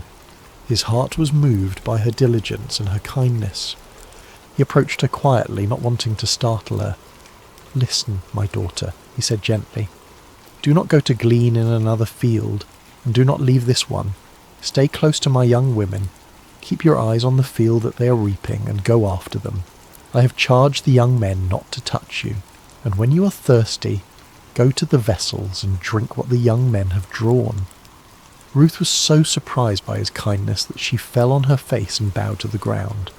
"Why have I found favour in your sight," she asked, "that you should take notice of me, since I am a foreigner?" But Boaz had already heard the story of her loyalty to Naomi, how she had left her own people to care for her mother-in-law. "All that you have done for your mother-in-law since the death of your husband has been fully told to me," he said, his voice warm with admiration. "How you left your father and mother and your native land and came to a people that you did not know before. The Lord repay you for what you have done, and a full reward be given you by the Lord, the God of Israel. under whose wings you have come to take refuge." Ruth's eyes filled with tears at his words. She had not expected such kindness from a stranger, such recognition of her small acts of faithfulness. "You have comforted me and spoken kindly to your servant," she said softly, "though I am not one of your servants." As the day wore on, Boaz continued to watch over her. At mealtime, he invited her to eat with his workers, to dip her bread in the wine and share in the meal. He even made sure she had roasted grain to take home to Naomi. When she returned to her gleaning, he quietly instructed his workers to leave extra grain for her to find, to make her work easier and more fruitful. The sun was beginning to set when Ruth finally made her way home, her basket heavy with grain. She had gathered an ephah of barley, enough to feed herself and Naomi for many days. But more than that, she carried with her the memory of unexpected kindness, of a man who had seen beyond her status as a foreigner and a widow to recognize the faithfulness of her heart. When she showed Naomi all that she had gathered and told her about the kindness of Boaz, Naomi's eyes brightened for the first time in months. "Blessed be he by the Lord," she said, "whose kindness has not forsaken the living or the dead. The man is a close relative of ours, one of our redeemers." Ruth continued to glean in the fields of Boaz throughout the barley harvest and the wheat harvest, always welcomed, always protected, always provided for. She would come home each evening with grain and with stories of the kindness she had experienced. And slowly, so slowly that neither of them noticed it happening, hope began to take root in their hearts once again. Little did they know that this was only the beginning of a story that would change not just their lives, but the course of history itself. For the God who sees every act of kindness, who remembers every sacrifice made in love, was already preparing the next chapter of their beautiful story. The harvest season was drawing to a close, and the grain had been gathered from the fields and brought to the threshing floor. It was a time of celebration and completion, when the hard work of the harvest gave way to the satisfaction of provision secured. The air was filled with the sound of winnowing, as the grain was separated from the chaff in the evening breeze. Naomi had been watching the growing affection between Ruth and Boaz with the wisdom of a woman who had lived long enough to recognize the hand of God in everyday circumstances. She had seen how Boaz's eyes followed Ruth, how he spoke to her with special gentleness, how he made sure she was always provided for and protected. And she had seen how Ruth, despite her natural reserve, had begun to smile more often, how she spoke Boaz's name with a special warmth. One evening, as they sat together in their small dwelling, Naomi took Ruth's hands in hers. "My daughter," she said softly, "should I not seek rest for you, that it may be well with you? Is not Boaz our kinsman, with whose young women you were? See, he is winnowing barley tonight at the threshing floor."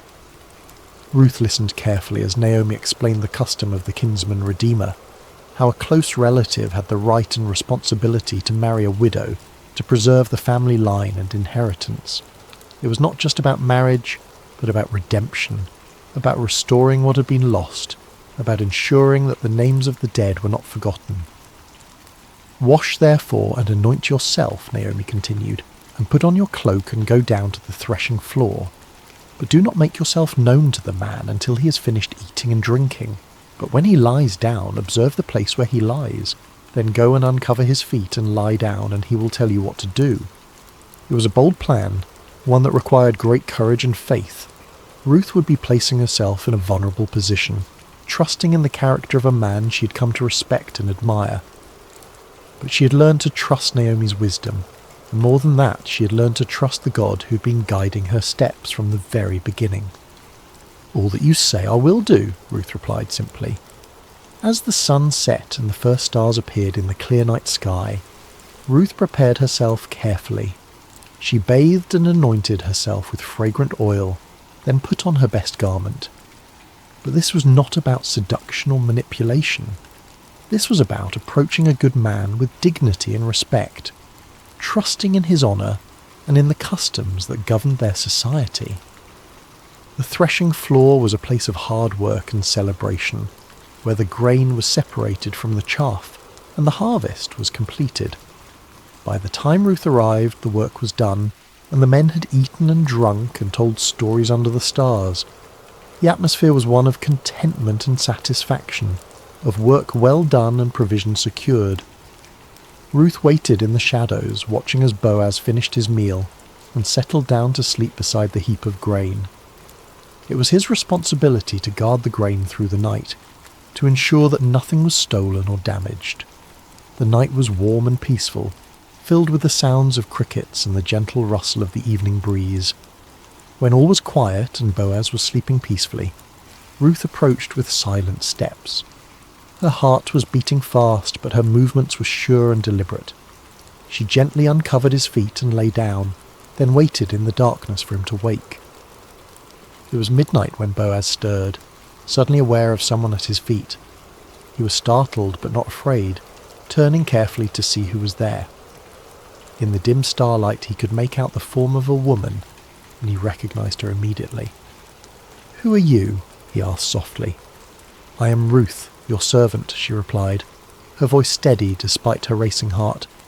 "Spread your wing over your servant, for you are a redeemer." It was a beautiful way of asking for his protection and provision, using the imagery of a bird sheltering her young under her wing. She was asking him to fulfill the role of kinsman redeemer, to marry her and restore the inheritance of her late husband. Boaz was deeply moved by her words, by the trust she had placed in him, by the way she had approached him with such dignity and grace. "May you be blessed by the Lord, my daughter," he said warmly. "You have made this last kindness greater than the first, in that you have not gone after young men, whether poor or rich." He was older than Ruth, a man of substance and position, and he was amazed that she would choose him over the many young men who would have been eager to marry such a beautiful and virtuous woman. Her choice spoke of wisdom and character, of a heart that valued kindness and faithfulness over youth and passion. "And now, my daughter, do not fear," he continued. "I will do for you all that you ask, for all my fellow townsmen know that you are a worthy woman. And now it is true that I am a redeemer, yet there is a redeemer nearer than I." There was another relative who had the first right of redemption, and Boaz was too honourable to proceed without giving that man the opportunity to fulfil his duty. "Remain tonight," he said gently, "and in the morning if he will redeem you, good, let him do it. But if he is not willing to redeem you, then, as the Lord lives, I will redeem you. Lie down until the morning." Ruth lay down again at his feet, comforted by his words and his promise. She had taken a great risk in coming to him, but she had found in Boaz a man of integrity and honour, someone who would do what was right even when it was difficult. When the morning came, before anyone else was stirring, Boaz quietly measured out 6 measures of barley and helped Ruth arrange it in her cloak. "Do not go back to your mother-in-law empty-handed," he said with a smile. Then he sent her on her way before anyone could see her and misunderstand her presence there. Ruth returned home with her heart full of hope and her arms full of grain. When Naomi saw her coming, she knew immediately that something significant had happened. "How did you fare, my daughter?" she asked eagerly. Ruth told her everything that had happened, every word that had been spoken, every kindness that had been shown. When she finished, Naomi smiled with satisfaction. "Wait, my daughter," she said, "until you learn how the matter turns out, for the man will not rest but will settle the matter today." And so they waited, 2 women who had learned that sometimes the greatest acts of faith happen in the quiet moments, when we trust in the goodness of others and in the providence of God. The next chapter of their story was about to unfold, and with it the fulfillment of promises they had hardly dared to hope for. The morning sun was just beginning to warm the stones of Bethlehem when Boaz made his way to the city gate. This was where the elders gathered, where business was conducted, where legal matters were settled according to the ancient customs of Israel. His heart was full of purpose as he took his seat and waited for the other Redeemer to pass by. He didn't have to wait long. Soon he saw the man approaching, and Boaz called out to him by name. "Come over, friend, and sit down here." The man, curious about what business Boaz might have with him, came and sat down. Then Boaz gathered 10 of the city elders to serve as witnesses, for what he was about to do would affect not just 2 people, but entire family lines and inheritances. Naomi, who has come back from the country of Moab, Boaz began, his voice carrying clearly in the morning air, is selling the parcel of land that belonged to our relative Elimelech. So I thought I would tell you of it and say, buy it in the presence of those sitting here and in the presence of the elders of my people. If you will redeem it, but if you will not, tell me, that I may know, for there is no one besides you to redeem it, and I come after you. The other man considered this carefully. A piece of land was valuable, an investment that could bring profit and increase his holdings. I will redeem it, he said confidently. But Boaz was not finished. The day you buy the field from the hand of Naomi, you also acquire Ruth the Moabite, the widow of the dead, in order to perpetuate the name of the dead in his inheritance. Suddenly the proposition became more complicated. To marry Ruth would mean that any children born to them would be considered the heirs of her first husband, not his own. The land would eventually pass to them, not to his existing family line. What had seemed like a good business deal now became a sacrifice that would cost him more than he was willing to pay. I cannot redeem it for myself, he said, backing away from the commitment, lest I impair my own inheritance. You take my right of redemption, for I cannot redeem it. It was exactly what Boaz had hoped to hear. According to the custom of the time, the man removed his sandal and gave it to Boaz as a sign that he was transferring his right of redemption. The sandal was a symbol of walking in someone else's place, of taking on their responsibilities and privileges. Boaz accepted the sandal and turned to address the elders and all the people who had gathered to witness this transaction. You are witnesses this day that I have bought from the hand of Naomi all that belonged to Elimelech and all that belonged to Chilion and to Mahlon. Also Ruth the Moabite, the widow of Mahlon, I have acquired to be my wife, to perpetuate the name of the dead in his inheritance, that the name of the dead may not be cut off from among his brothers and from the gate of his native place. You are witnesses this day. The crowd erupted in celebration and blessing. We are witnesses, they called out joyfully. May the Lord make the woman who is coming into your house like Rachel and Leah, who together built up the house of Israel. May you act worthily in Ephrathah and be renowned in Bethlehem, and may your house be like the house of Perez, whom Tamar bore to Judah, because of the offspring that the Lord will give you by this young woman. It was a beautiful blessing, invoking the names of the great matriarchs of Israel, and expressing the hope that Ruth would become equally honoured in the history of God's people, and how prophetic those words would prove to be. Meanwhile, Ruth and Naomi had been waiting at home, their hearts full of anticipation and hope. When the messenger came running to tell them what had happened at the gate, they could hardly believe their ears. The legal proceedings had gone exactly as they had hoped. Boaz had redeemed not just the land, but Ruth herself, and they were to be married. The wedding was a joyous occasion, celebrated by the entire community. Ruth, the young Moabite woman who had arrived in Bethlehem as a poor widow, was now the honoured wife of one of the most respected men in the city. But more than that, she had found in Boaz a man who valued her faithfulness, who cherished her loyalty, who would love and protect her for the rest of their days. As the seasons passed, Ruth and Boaz settled into a life of contentment and purpose. Boaz was a generous provider, and Ruth was a wise and gentle wife. Naomi, no longer bitter but filled with joy, lived with them and was cared for in her old age. The house that had once echoed with sorrow now rang with laughter and love. And then came the greatest blessing of all. Ruth conceived and bore a son, a healthy, beautiful child who would be raised in the love and fear of the Lord. The women of the neighbourhood came to congratulate Naomi, saying, "Blessed be the Lord who has not left you this day without a redeemer, and may his name be renowned in Israel. He shall be to you a restorer of life and a nourisher of your old age, for your daughter-in-law who loves you, who is better to you than 7 sons, has given birth to him." They named the child Obed, which means servant or worshipper, and Naomi took him on her lap and became his nurse. The child brought healing to her broken heart, restoration to her empty life, and joy to her golden years. But the story doesn't end there. Little Obed grew up to become the father of Jesse, who who became the father of David, the great king of Israel, and through David's line would come the Messiah, the Saviour of the world. Ruth, the foreign woman who had chosen loyalty over security, faith over fear, had become part of the most important family tree in all of human history. In the genealogy of Jesus Christ, recorded in the Gospel of Matthew, we find these words: Boaz the father of Obed by Ruth, and Obed the father of Jesse, and Jesse the father of David the king. A Moabite woman's name is written forever in the lineage of the Son of God, a testament to the truth that God's grace knows no boundaries, that his love extends to all who seek refuge under his wings.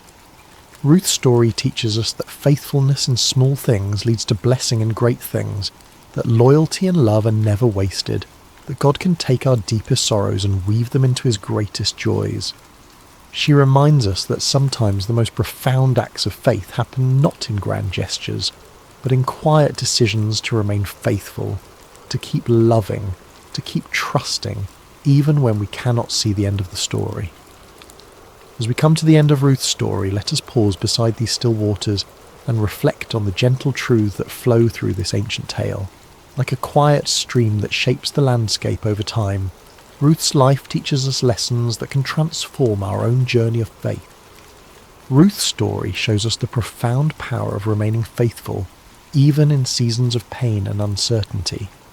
When Naomi urged her to return to her people and her gods, Ruth could have chosen the easier path, the path that made sense to everyone around her. Instead, she chose love. She chose to remain loyal to a woman who had shown her kindness, to a faith that had captured her heart, to a God she was still learning to trust. Her famous words, "Where you go, I will go, and where you lodge, I will lodge. Your people shall be my people, and your God my God," were not spoken in a moment of emotional impulse, but from a deep well of commitment that had been growing in her heart over years of walking with Naomi. In our own lives, we face moments when loyalty is tested, when it would be easier to walk away from relationships, commitments, or callings that have become difficult. Ruth's example reminds us that some of the most beautiful chapters of our lives are written in the ink of faithful love, even when that love costs us something precious. Have you ever chosen love when it would have been easier to walk away? Perhaps you stayed with a friend through a difficult season, remained committed to a calling when it became challenging, or continued to love someone even when they couldn't love you back in the same way. These quiet acts of loyalty are never wasted. They shape us into people of depth and character, and they often open doors to blessings we never could have imagined. One of the most beautiful aspects of Ruth's story is how rarely God's name is mentioned, yet his presence is evident in every chapter. The phrase, "as it happened," appears when Ruth comes to Boaz's field, but we understand that this was no accident. It was divine providence working through ordinary circumstances to bring about extraordinary results.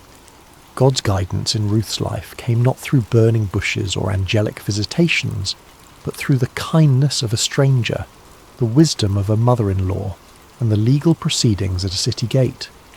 He worked through the natural rhythms of harvest and gleaning, through cultural customs and family relationships, through the everyday decisions of people who were simply trying to do what was right. This reminds us that God's hand is often most visible in hindsight, in the moments when we look back and see how perfectly things came together, how doors opened at just the right time, how people entered our lives precisely when we needed them most. The God who numbers our days and knows our needs is constantly at work in the ordinary moments of our lives, weaving together circumstances and relationships for our good and his glory. Can you see moments in your own life where something just happened at the perfect time?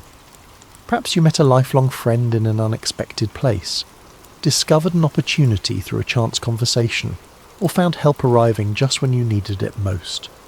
These are not coincidences, but glimpses of a loving God who is intimately involved in the details of our lives. Ruth's story is ultimately about transformation, about how God can take our deepest losses and weave them into his greatest purposes. She began as a young widow in a foreign land, with no prospects and no security. She was an outsider, a foreigner, someone who by all human standards had little to offer the grand story of God's people. Yet her simple acts of faithfulness, her quiet loyalty, her willingness to work humbly in the fields, positioned her to become part of the royal lineage of David and ultimately of Jesus Christ. Her name is recorded forever in the genealogy of the Messiah, a testament to the truth that no one is too small, too foreign, or too broken to be used by God for his purposes. Ruth's transformation from widow to wife, from foreigner to family member, from poverty to provision, reminds us that our current circumstances do not define our future possibilities. The God who saw potential in a Moabite gleaner sees potential in each of us, regardless of our background, our mistakes, or our limitations. No matter where you come from, no matter what losses you have experienced, no matter how ordinary your life may seem, your story can become part of something bigger. Your faithfulness in small things, your acts of love and loyalty, your willingness to trust God even when you cannot see the whole picture.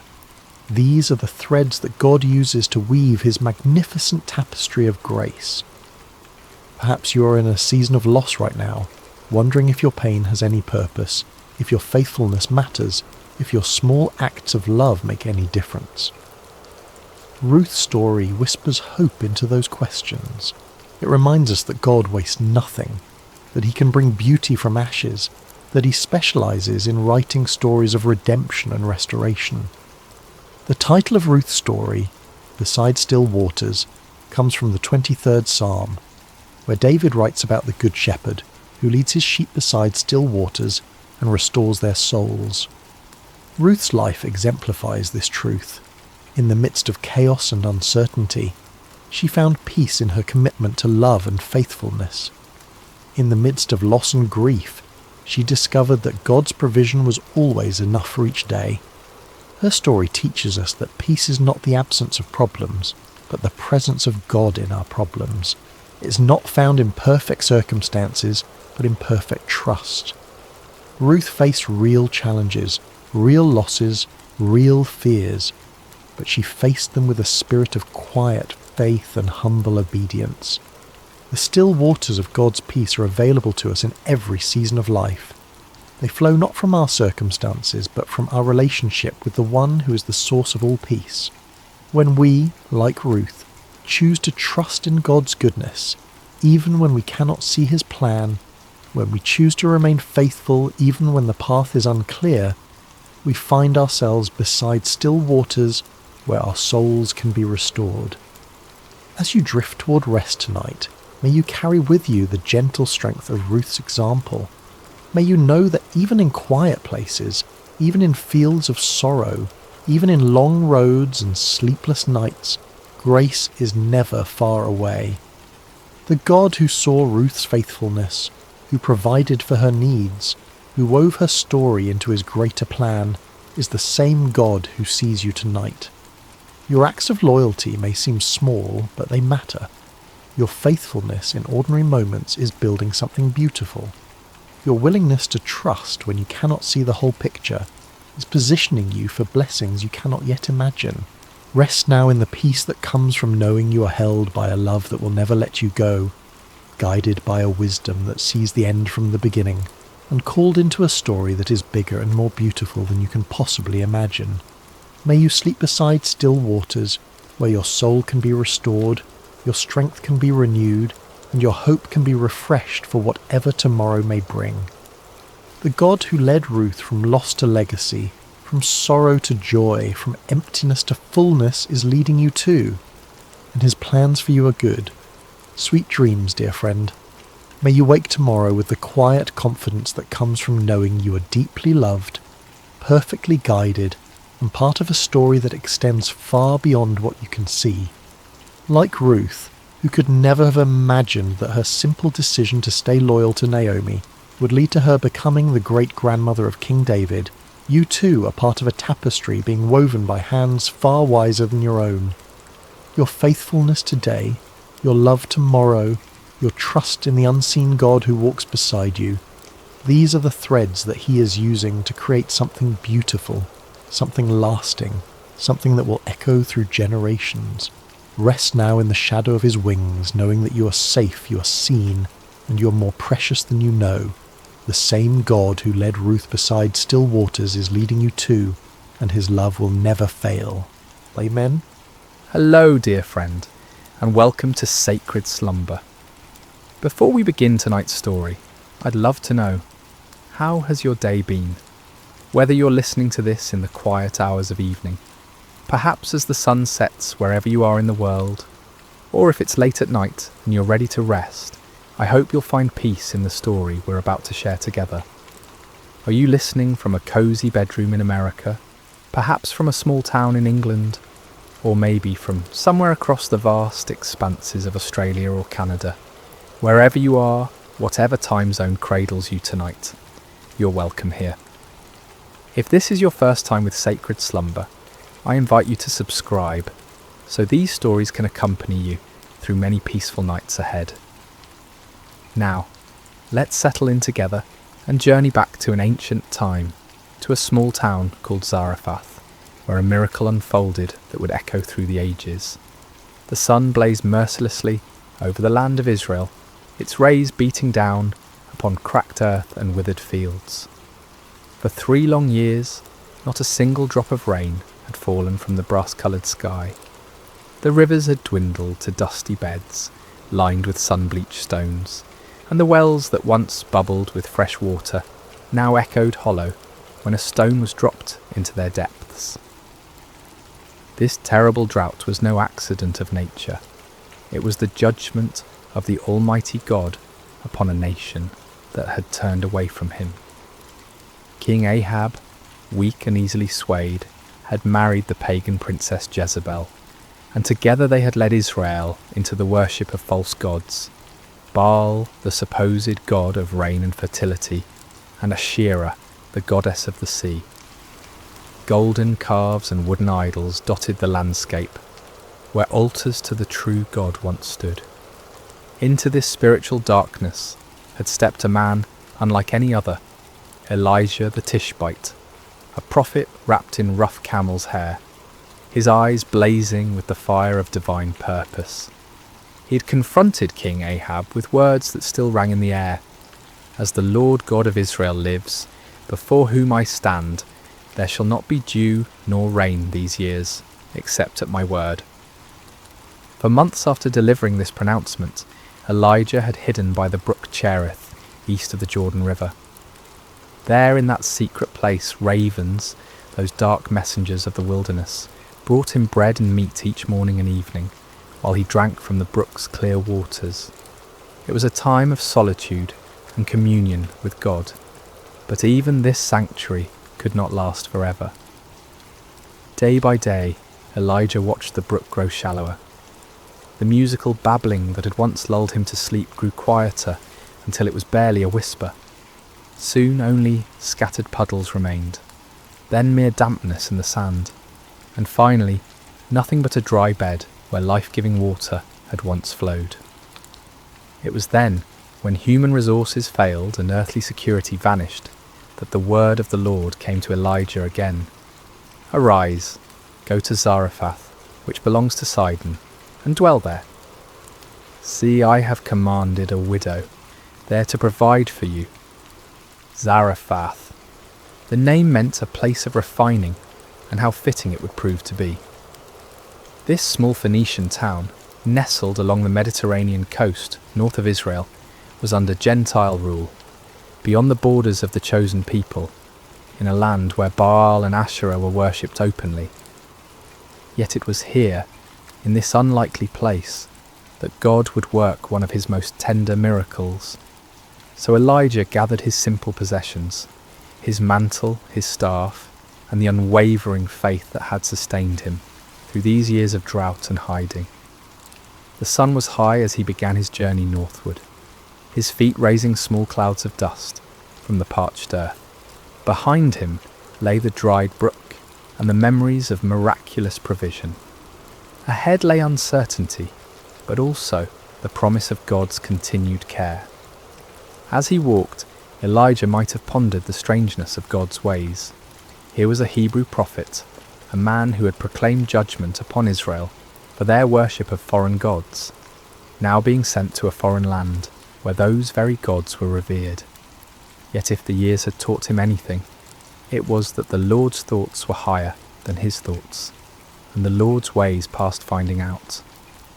The journey from the Jordan Valley to the coastal region of Zarephath would take several days. Elijah travelled through landscapes scarred by drought, abandoned villages where the wells had run dry, fields where the stubble of failed crops crunched beneath his sandals, and hillsides where olive trees stretched their gnarled branches skyward in silent supplication for rain that would not come.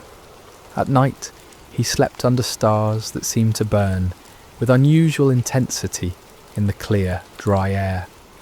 The moon, when it appeared, cast sharp shadows on the lifeless landscape, and sometimes he could hear, in the distance, the mournful cry of jackals searching for water in the empty wadis.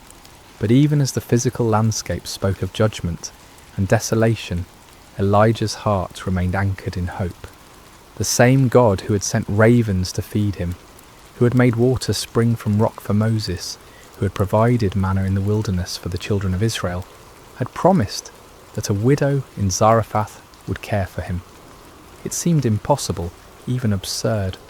What widow in this time of famine would have enough to share?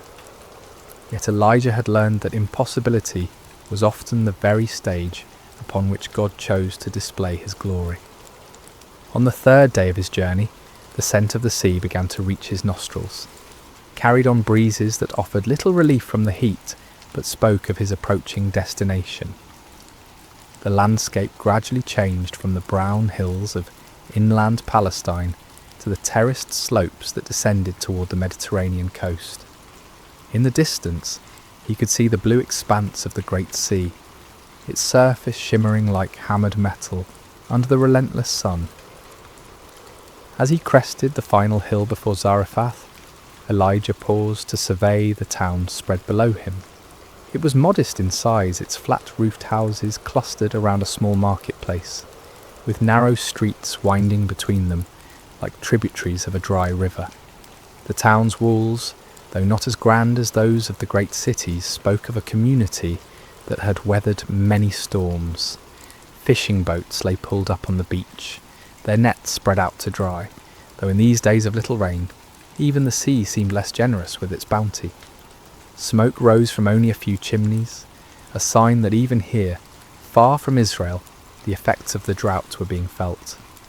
Fuel was precious, when every piece of wood might be needed for cooking what little food remained, and families were learning to make do with cold meals and carefully rationed provisions. As Elijah descended the hill toward the town gate, his stomach reminded him that it had been hours since his last meal. The ravens no longer came with their mysterious daily provision, and the bread in his travelling pouch was long since consumed. For the first time in months, the prophet experienced the gnawing uncertainty that had become the constant companion of countless families throughout the region. But even as hunger and weariness pressed upon him, Elijah's step remained steady. Somewhere in this foreign town was a widow whom God had prepared to be his instrument of provision. The prophet did not know her name, her face, or her circumstances. He knew only that the Lord had spoken, and that was enough. The sun was now approaching its zenith as Elijah neared the gates of Zarephath, his shadow a small dark pool at his feet. Soon, very soon, he would meet the woman through whom God intended to demonstrate that his care extends beyond all human boundaries, his provision beyond all human understanding, and his power beyond even the finality of death itself.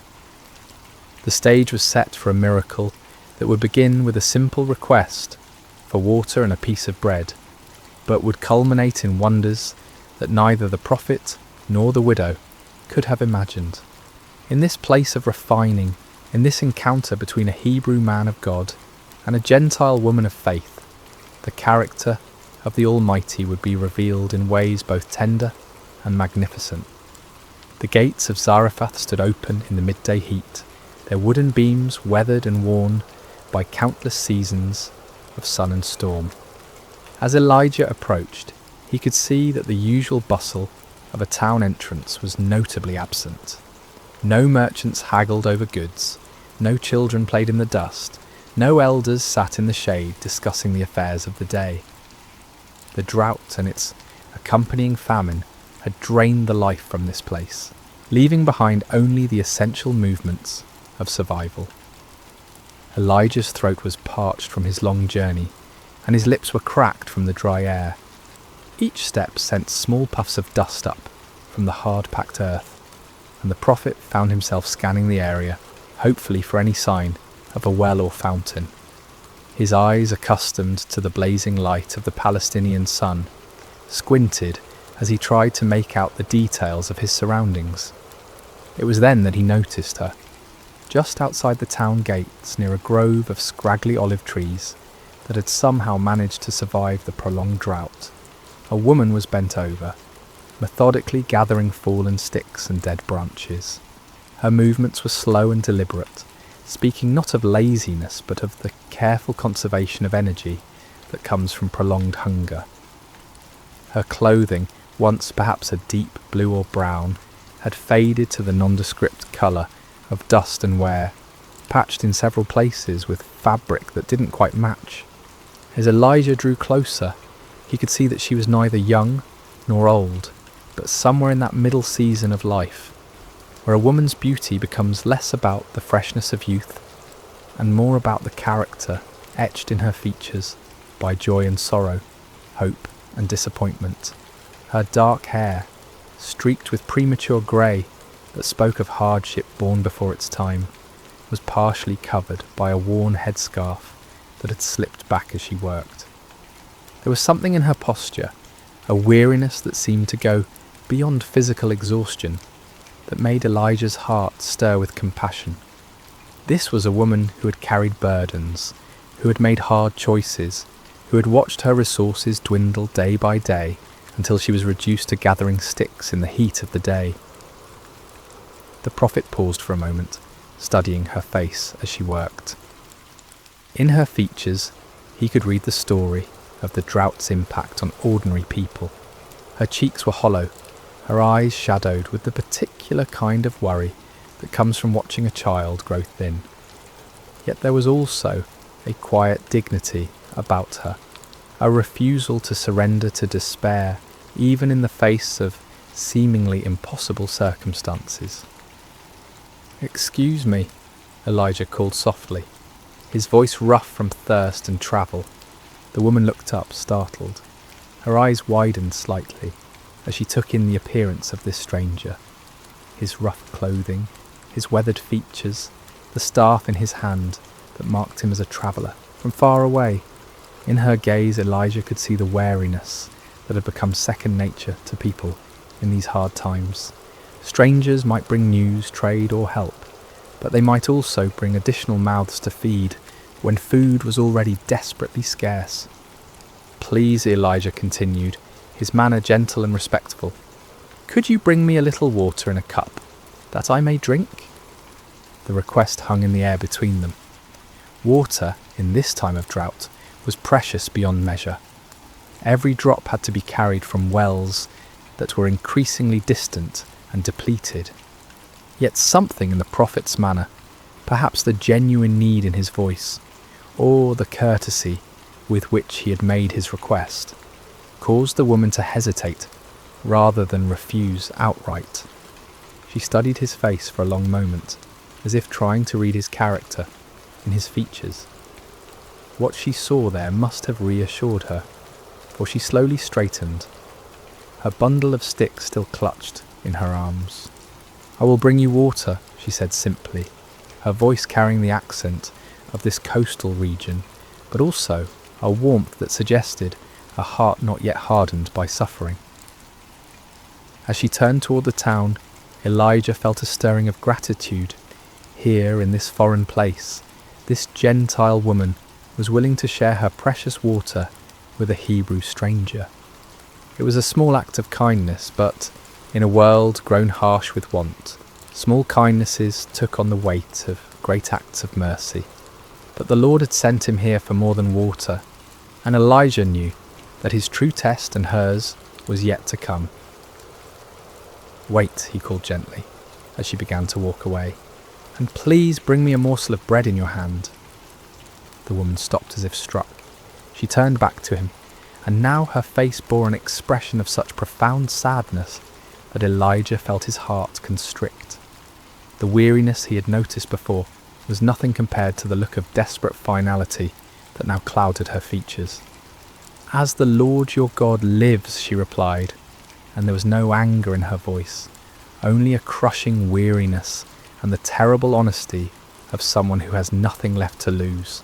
"I do not have bread, only a handful of flour in a bin and a little oil in a jar. See, I am gathering a couple of sticks that I may go in and prepare it for myself and my son, that we may eat it and die." The words fell between them like stones dropping into a deep well. This was not the casual refusal of someone unwilling to share, nor the calculated response of someone hoarding resources. This was the stark reality of a mother who had come to the end of all earthly hope, who had measured her remaining provisions with the careful precision of someone planning a final meal. Elijah felt the weight of her despair, but he also felt the stirring of something else, the peculiar lifting of spirit that came when he sensed the Lord was about to move in power. How often had he seen this pattern? The moment when human resources failed completely was precisely the moment when divine intervention began. "Do not fear," he said, and his voice carried a new authority, a confidence that seemed to come from somewhere beyond his own understanding. The words were not merely a comfort, but a command, spoken with the certainty of someone who had learned to recognize the voice of the Almighty. The woman's eyes widened at the change in his tone. Something had shifted in this stranger's demeanour, as if he had suddenly remembered who he was and whom he served. "Go and do as you have said," Elijah continued, "but make me a small cake from it first and bring it to me, and afterward make some for yourself and your son." The request seemed almost cruel in its audacity. Here was a woman who had just confessed that she and her child were preparing to eat their last meal before death, and this stranger was asking her to give him the first portion. By any human standard of fairness or compassion, the request was outrageous, but Elijah was not speaking from human wisdom now. He was speaking as one who had learned to see beyond the visible, to understand that sometimes the pathway to blessing required actions that seemed to defy common sense. "For thus says the Lord God of Israel," he proclaimed, and now his voice carried the full weight of prophetic authority. "The bin of flour shall not be used up, nor shall the jar of oil run dry, until the day the Lord sends rain on the earth." The promise hung in the air between them, like a bridge spanning an impossible chasm. On one side stood the widow's desperate reality, empty bins, empty jars, and the approaching spectre of death. On the other side stood the word of a God she barely knew, spoken through a stranger whose only credentials were the conviction in his voice and the authority with which he spoke. The woman stared at him, her mind undoubtedly racing. Everything in her experience told her that flour and oil, once consumed, were gone forever. Everything she had learned about the world spoke against the possibility of vessels that never emptied, of resources that renewed themselves. She had no reason to trust this foreigner, no evidence that his God was any more real or powerful than the gods her neighbours worshipped. Yet something in his eyes, something in the absolute certainty with which he had spoken, gave her pause. She had lived long enough to recognise truth when she heard it, even when that truth seemed to contradict everything she thought she knew about the world. The choice before her was stark and simple, yet it carried implications that reached far beyond the immediate moment. She could refuse, clinging to what little she had, and eat her final meal with her son in the privacy of her own home. Or she could trust stepping out in faith toward a promise that seemed too wonderful to believe, risking the immediate needs of her child on the word of a stranger's God. As she stood there in the dusty street of Zarephath, with her bundle of sticks still clutched in her arms, and the prophet's words echoing in her mind, the widow found herself at one of those crossroads that define a life. Her next decision would determine not only whether she and her son lived or died, but whether they would become part of a story that would be told for generations to come. A story of faith rewarded, of divine provision, and of the God who sees beyond the boundaries that divide nations and peoples. The sun beat down upon them both as she weighed her choice, but in that moment of decision, neither the heat nor the hunger nor the desperate circumstances seemed to matter. All that mattered was whether she would choose to believe that the impossible might, just possibly, be true. The widow stood motionless for what seemed like an eternity, though in reality it was perhaps only the span of a few heartbeats. In that suspended moment, the entire universe seemed to be waiting for her decision. The very air around them felt charged with possibility, as if creation itself was holding its breath to see whether faith would triumph over fear, whether hope would overcome the stark mathematics of survival. Elijah watched her face carefully, seeing the battle that raged within her soul. He had delivered the word of the Lord as he had been commanded, but now the choice was hers alone to make. The prophet knew from long experience that God's miracles often hinged not on human understanding, but on human obedience, not on the ability to see how a promise might be fulfilled, but on the willingness to act as if it already had been. The woman's eyes moved from Elijah's face to the bundle of sticks in her arms, then toward the town gates where her small home awaited, where her son was undoubtedly waiting for her return, probably listening for the sound of her footsteps that would signal the beginning of their final meal together. She thought of his thin face, his two bright eyes that spoke of a child who had learned too young what it meant to be hungry, and her heart clenched with the fierce protectiveness of motherhood. Yet something else stirred within her as well, a memory perhaps of stories she had heard as a child about the God of the Hebrews, the one who was said to part seas and rain bread from heaven. Or perhaps it was simpler than that, nothing more than the recognition that she'd already lost everything that could be lost, and in that place of complete surrender there was a strange kind of freedom. "I will do as you have said," she whispered finally, her voice so quiet that Elijah had to lean forward to hear her words. The decision, once made, seemed to infuse her with new energy. She straightened her shoulders, adjusted her grip on the bundle of sticks, and began walking toward the town gates with a purpose that had been absent from her movements before. Elijah followed at a respectful distance, marvelling at the courage it must have taken for her to choose trust over terror, faith over the apparent facts of her situation. The narrow streets of Zarephath were largely empty in the heat of midday, but the few people they encountered looked at the odd pair with curiosity. The widow, known to her neighbours as a woman facing starvation, was walking with determined steps beside a foreign stranger whose very presence seemed to radiate an unusual intensity. Word would spread quickly through the small community that something unusual was happening at the house of the widow woman. Her home, when they reached it, was modest even by the standards of a fishing town. The flat-roofed dwelling was built of the local stone, its walls weathered by countless seasons of Mediterranean storms. A small courtyard in front contained an outdoor oven that had seen little use in recent weeks, its stones cold and covered with a fine layer of dust. A few clay pots stood in the shade, and a wooden door, worn smooth by years of use, led into the main room of the house. As they approached, the door opened and a boy appeared, perhaps 10 or 11 years old, with his mother's dark eyes and hair. His frame was thin in the way that spoke of prolonged hunger, but his face lit up with genuine joy at seeing his mother return.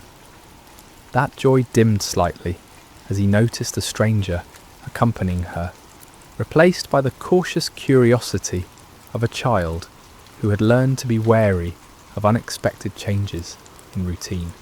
"Mother?" he said, his voice carrying a question that encompassed much more than the single word could express. The widow reached out and touched her son's face gently, a gesture that spoke of infinite tenderness and perhaps also of farewell. "This is Elijah, a prophet of the Lord God of Israel," she said simply. "We're going to prepare food and he will eat with us." The boy's eyes widened. In their current circumstances, sharing food with anyone, even a guest, represented an act of generosity that bordered on the impossible. Yet he had learned to trust his mother's judgment, and if she said this man would eat with them, then somehow it would be so. Inside, the house was cool and dim, a welcome relief from the blazing heat outside. The main room served as both living area and kitchen, with sleeping quarters in a small adjoining chamber. Clay storage jars lined one wall, most of them standing empty like silent witnesses to the family's dwindling resources. Only 2 containers held anything of value. A small bin that contained the handful of flour the widow had mentioned, and an equally small jar that held the last precious drops of oil. The widow set down her bundle of sticks and began the familiar ritual of preparing a fire. She arranged the wood carefully in the outdoor oven, knowing that every stick must count, every flame must serve its purpose. As she worked, Elijah and the boy watched in respectful silence, each lost in his own thoughts about what was about to unfold. When the fire was burning steadily, the widow went to retrieve her flour and oil. She opened the bin and looked inside, seeing the meagre handful of grain that represented all that stood between her family and starvation. For a moment her resolve wavered. The practical voice of experience whispered that she was being foolish, that she was about to sacrifice her child's last meal on the word of a stranger. But then she remembered the authority in Elijah's voice when he had spoken his promise, the absolute certainty that had rung in his words like a bell struck in a clear mountain air. She had heard many people speak in her lifetime, merchants making promises they wouldn't keep, neighbours offering help they couldn't deliver, officials making proclamations that meant nothing. This had been different. This had carried the weight of truth spoken by someone who knew the one who held the universe in his hands. With steady hands, she measured out the flour, not all of it, but enough to make a small loaf, as Elijah had requested. She added the precious oil, drop by careful drop, then water from their dwindling supply. As she kneaded the dough, she found herself praying to the God of Israel, a God she knew only by reputation, but whom she was now trusting with everything she held dear. The bread baked quickly in the hot oven, filling the small courtyard with an aroma that made all their mouths water and their stomachs clench with longing. When it was finished, golden brown and still steaming, the widow placed it on a wooden plate and carried it to where Elijah sat waiting. "Here," she said simply, offering him the bread that might well be the last her household would ever eat. Elijah received the loaf with the gravity it deserved, understanding that he held in his hands not just food, but an act of faith that would echo through eternity.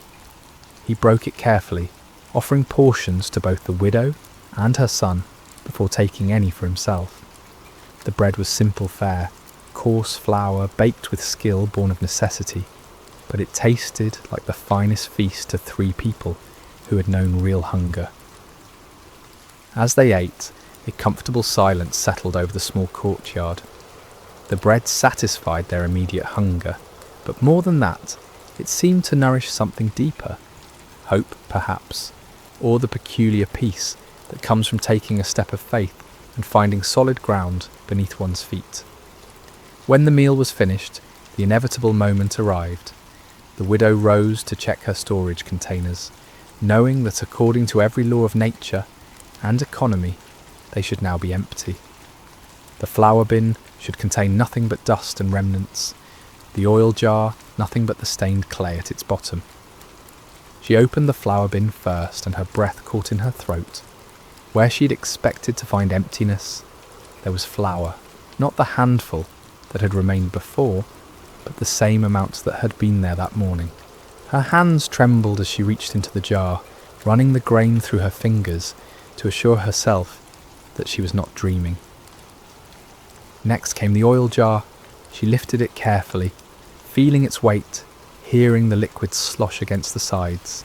It was full as it had been when she had first measured out the precious oil for their bread.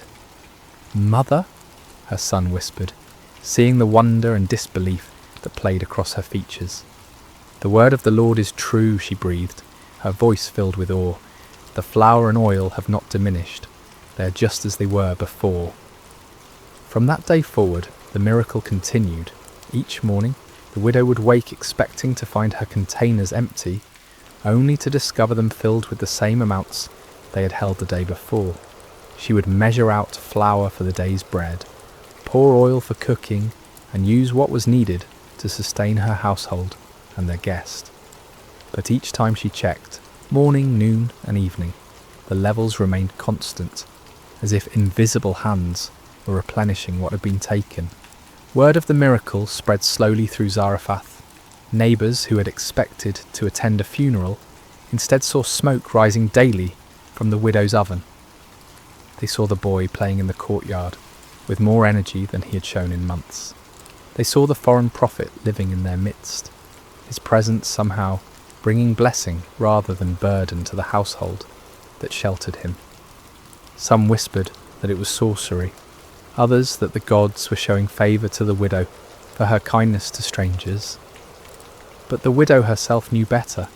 She had witnessed firsthand the power of the God of Israel, the one who could multiply resources that seemed exhausted, who could bring abundance from scarcity, who could sustain life when death seemed certain. As weeks turned into months, the relationship between the widow, her son, and Elijah deepened into something like family. The prophet helped with daily tasks, told stories of his journeys and the wonders he had witnessed, and taught them both about the nature and character of the God he served. The boy, who had never known a father's presence, began to look up to Elijah with the mixture of respect and affection that a son shows to a beloved elder. For his part, Elijah found in this simple household something he had rarely experienced in his years of prophetic ministry, the warmth of ordinary human fellowship. Here, far from the palaces and temples where he usually delivered his messages, he discovered the profound joy of seeing God's love expressed through daily provision, through the laughter of a child who was no longer hungry, through the grateful smile of a woman who had learned to trust in the impossible. The jar and jug that never emptied became more than just a miracle of physical provision. They became symbols of a deeper truth, that the God of Israel was not limited by human boundaries, that his love extended beyond the chosen people to encompass all who would trust in him, that his power was sufficient to meet every need of those who placed their faith in his promises. In the small house in Zarephath, as the drought continued to devastate the surrounding lands, a different kind of abundance flourished. It was an abundance measured not just in flour and oil, but in faith rewarded, hope restored, and the quiet joy of lives sustained by the inexhaustible love of the Almighty. The seasons had begun to change, in the way they do even during the harshest droughts, with subtle shifts in the angle of sunlight and the patterns of wind that speak to those who know how to listen. Elijah had now been living in the widow's household for many months, and what had begun as a desperate act of faith had settled into a rhythm of daily miracle. Each morning brought the same wonder, jars that should have been empty filled with provision, hope renewed with the rising of the sun. The boy had grown stronger during this time, his cheeks regaining some of their childhood roundness, his eyes bright with the vitality that comes from adequate nourishment. He had become Elijah's shadow, an eager student, hanging on every word the prophet spoke about the wonders of God, helping with small tasks around the house, and bringing a lightness to their days that reminded all of them what joy looked like. His laughter had become one of the most precious sounds in that small courtyard, pure and musical, the kind of laughter that makes adults remember what it felt like to see the world as a place of infinite possibility. When he played with the wooden toys he had carved under Elijah's guidance, when he helped his mother tend their small herb garden, when he sat listening to stories of lions' dens and burning bushes, the boy radiated the particular happiness of a child who knows he is loved and secure. The widow, too, had blossomed during these months of miraculous provision. The constant worry that had carved lines around her eyes had softened, replaced by a quiet confidence that spoke of faith tested and proven true.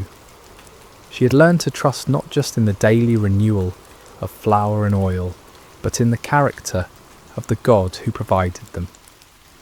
Her relationship with Elijah had evolved from desperate gratitude to genuine friendship, seasoned with the deep respect she held for his calling and his God. In the evenings, when the heat of the day had passed, the three of them would often sit together in the courtyard, watching the stars emerge in the clear sky. Elijah would tell them stories of his people's history, of Abraham's faith, of Moses' courage, of David's psalms, and gradually the widow and her son came to understand that they were not merely recipients of divine charity, but participants in a story much larger than themselves. It was during one of these peaceful evening conversations that the boy first began to cough. At first it seemed like nothing, perhaps a bit of dust in the throat, or the dry air that had been their constant companion throughout the drought. The widow offered him water, and he drank gratefully, the coughing subsiding as quickly as it had begun. They thought nothing more of it, and continued their conversation about the time when Elijah had called down fire from heaven to consume a sacrifice on Mount Carmel. But the next morning the boy woke with a flush in his cheeks that spoke of fever rather than health.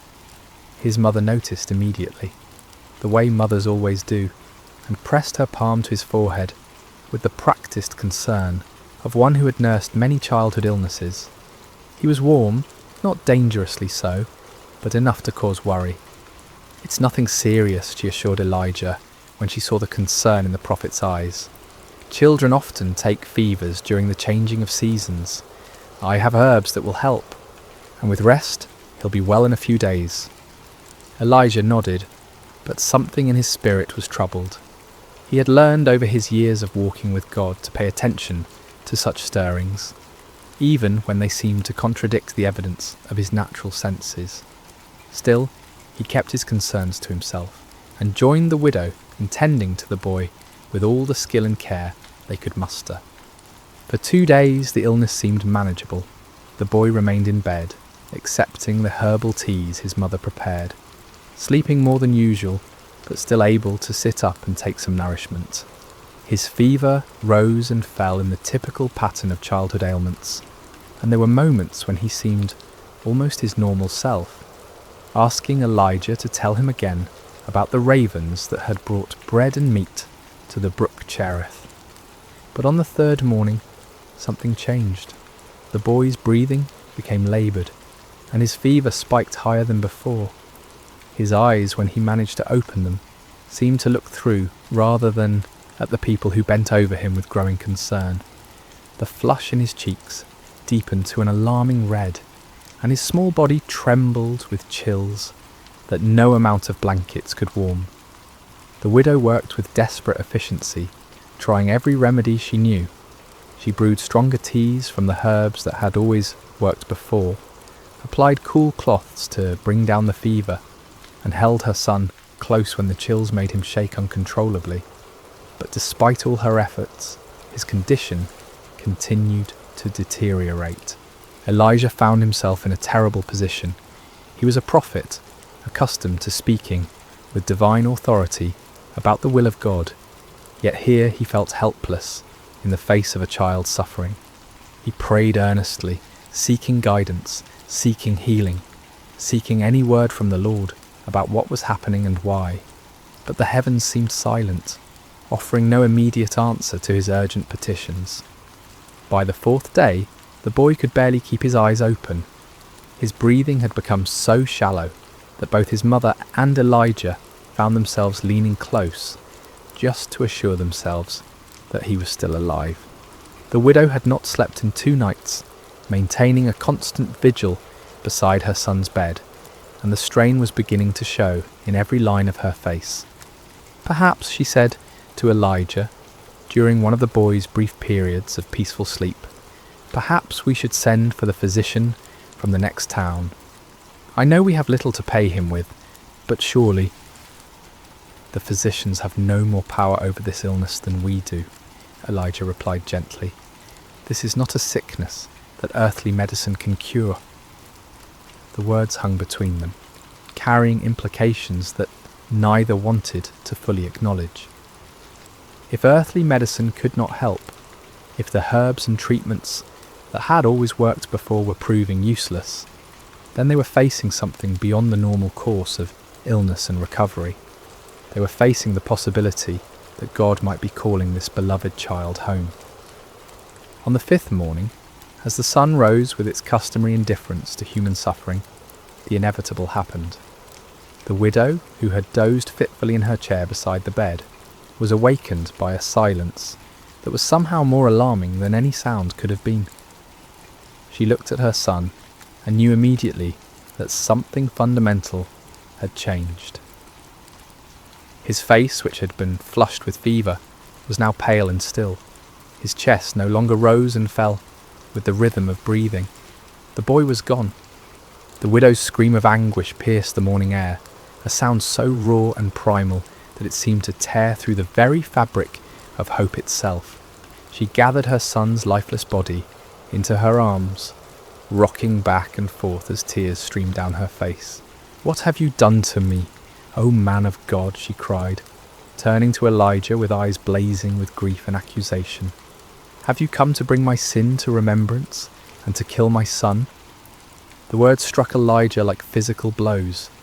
Here was a woman who had trusted him, who had shared her last meal based on his promise, who had opened her home to him for months. And now, in the presence of God's prophet, her only child lay dead. Without a word, Elijah gently took the boy from his mother's arms. "Give me your son," he said quietly, and despite her grief, something in his tone made her release her hold on the child. Elijah carried the boy to the upper room where he had been staying, laying him carefully on the bed. Then he fell upon his face before God, crying out with all the passion of his prophetic calling. "O Lord my God, have you also brought tragedy on the widow with whom I lodge, by killing her son?" 3 times Elijah stretched himself upon the child, calling out each time, "O Lord my God, I pray, let this child's soul come back to him." The silence that followed seemed to stretch into eternity. Then, like the first breath of dawn, after the longest night, the boy's chest rose. His eyes fluttered open, clear and bright, and he looked up at Elijah with wonder. "Teacher?" he whispered, his voice weak but unmistakably alive. Elijah gathered the boy in his arms, his own eyes wet with tears of joy and gratitude. "Come," he said, "let us go to your mother." When the widow saw her son walking down the stairs, alive and whole, she fell to her knees. "Now by this I know that you are a man of God," she declared through her tears, "and that the word of the Lord in your mouth is the truth." The miracle at Zarephath teaches us profound truths that echo through the ages. First, we learn about faith in scarcity, how the widow trusted God's promise, even when her cupboards were bare and death seemed certain. Her willingness to give from her need rather than her abundance shows us that God often asks us to step forward in faith before we can see how he will provide. Second, we see the power of obedience before understanding. The widow didn't need to comprehend how flour and oil could multiply. She simply needed to trust the word of the Lord and act upon it. Blessings flowed not because she understood the miracle, but because she believed in the one who promised it. Third, this story reveals God's care beyond all boundaries. Here was a Hebrew prophet ministered to by a Gentile widow, showing that God's love transcends nationality, culture, and religion. The miracle in Zarephath foreshadowed the day when God's salvation would be offered to all nations. Finally, through Elijah's intercession for the dead boy, we glimpse God's ultimate power over life and death itself. This miracle points forward to the resurrection, hope that would one day be fully revealed in Christ, reminding us that with God, even death is not the final word. As our story draws to a close, I invite you to consider the empty jars in your own life, those places where resources seem exhausted, where hope feels depleted, where you wonder if God sees your need. The widow of Zarephath discovered that the God of impossible things delights in filling what appears empty, in multiplying what seems insufficient, in bringing life where death has reigned. Perhaps tonight, as you prepare for rest, you can release your own impossibilities into his capable hands. Trust that the same God who filled flour jars and oil vessels in ancient Zarephath is still working miracles today, sometimes dramatic and visible, sometimes quiet and hidden, but always rooted in his unchanging love for his children. The sun has set over that ancient town by the sea, and a gentle breeze stirs the olive trees, where a widow once gathered sticks in desperation, and found instead a destiny of faith. In that small house, the jars remained full, the boy grew strong, and 3 hearts learned to trust in the God of endless provision. May you rest tonight knowing that your own story is being written by the same loving hand, and that tomorrow's provision is already prepared by the one who never fails to keep his promises. Sleep well, dear friend, and remember, with God the jar never truly empties and hope is always renewable. Hello, dear friends, and welcome to Sacred Slumber. Before we begin our journey together into this timeless story of faith and courage, I want to take a moment to connect with you, wherever you are in the world tonight. How has your day been? Perhaps you're settling in as the evening draws near, or maybe you're starting your morning with this gentle retelling. Whether it's midnight where you are, or the sun is just beginning to rise, know that you're exactly where you need to be. I'm curious about where this story is finding you tonight. Are you listening from a cozy bedroom in North America? Perhaps watching the stars appear through your window? Or maybe you're in Europe, beginning a peaceful morning with this tale. Perhaps you're in Asia, Africa, Australia, or anywhere else across our beautiful world. Wherever you are, you're part of our global Sacred Slumber family, and we're so grateful to have you here. If this is your first time joining us, or if you've been with us before, we invite you to subscribe to Sacred Slumber, where we bring you gentle Bible stories and peaceful reflections designed to encourage your heart and strengthen your faith. Now let's settle in together as we journey to ancient Israel, to a valley where faith would triumph over fear, and where a young shepherd boy would show the world that with God all things are possible. The golden sun rises slowly over the valley of Elah, casting long shadows across the rocky terrain. The air is crisp with morning dew, and a gentle breeze carries the scent of wild flowers that dot the hillsides. This valley, nestled between rolling hills covered with olive trees and scattered stones, would soon become the stage for one of history's most remarkable displays of faith. On the eastern ridge, the armies of Israel have made their camp. Hundreds of tents stretch across the hillside, their fabric fluttering softly in the morning breeze. Smoke rises from cooking fires where soldiers prepare their simple breakfast of bread and olives. The men move quietly, their faces etched with concern, their eyes constantly drawn to the valley below and the opposite hill. For across the valley, on the western ridge, stands another camp. The Philistines have pitched their tents there, their bronze weapons glinting in the early light. These are seasoned warriors, confident in their strength, their numbers, and their champion who has struck terror into the hearts of Israel's army for 40 long days. Between these two armies lies the valley itself, a stretch of land that seems to hold its breath in anticipation. The grass grows green here, watered by a small brook that winds its way through the centre of the valley, its waters singing softly over smooth stones. It's a peaceful place, this valley, seemingly too beautiful for the conflict that's about to unfold. But it's here, in this quiet valley, that we find a young man who will change everything. His name is David, and he's not a soldier at all. He's a shepherd from the small town of Bethlehem, the youngest of 8 brothers. While his older brothers serve in King Saul's army, David tends his father's sheep on the hillsides near his home. David has olive skin bronzed by countless hours under the Palestinian sun, and eyes that sparkle with life, an unwavering trust in the God of Israel. His hands, though young, are strong from years of guiding sheep, playing his harp and practicing with his simple shepherd's sling. He's small in stature compared to the warriors in both camps, but there's something different about David, something that sets him apart. It's not his size or his strength, but the quiet confidence that comes from knowing that the God who created the heavens and earth is also the God who watches over him as he watches over his sheep. As the sun climbs higher, painting the valley in shades of gold and amber, a stirring begins in both camps. The day's challenge is about to begin, and David, though he doesn't know it yet, is about to step into a moment that will echo through eternity. For 39 days, the same terrifying scene has played out in the valley of Elah.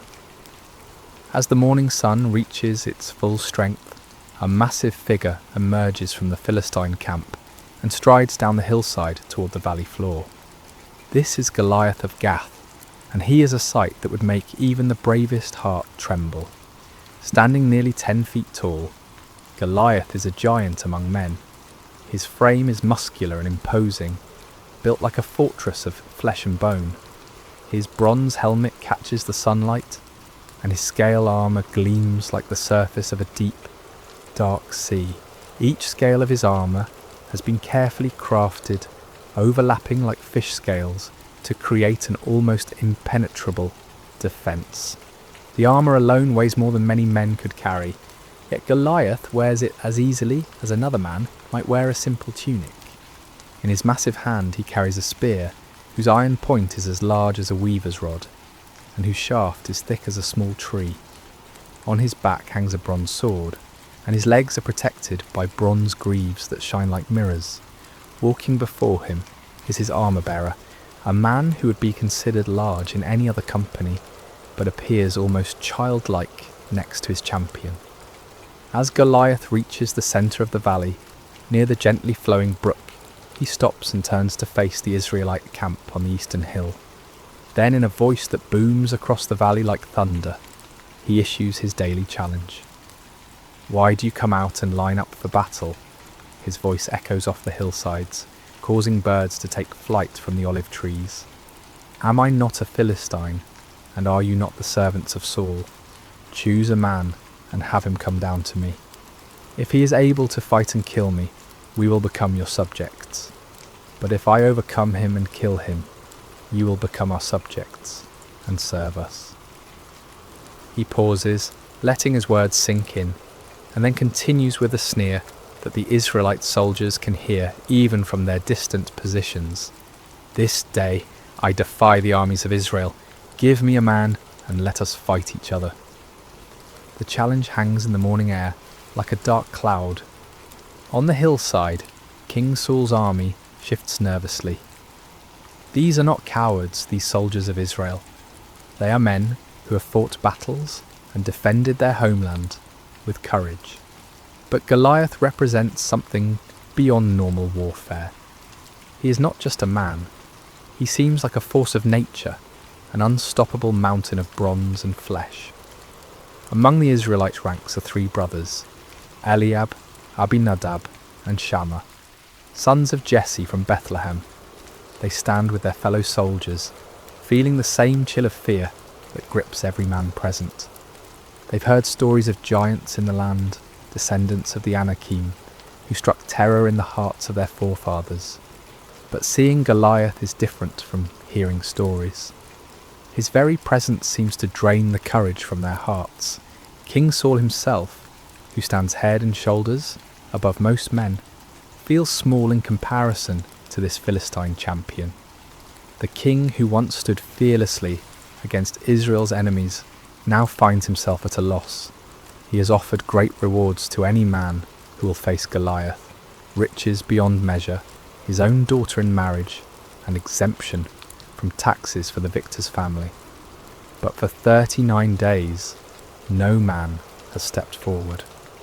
As Goliath's voice fades across the valley, an oppressive silence settles over both camps.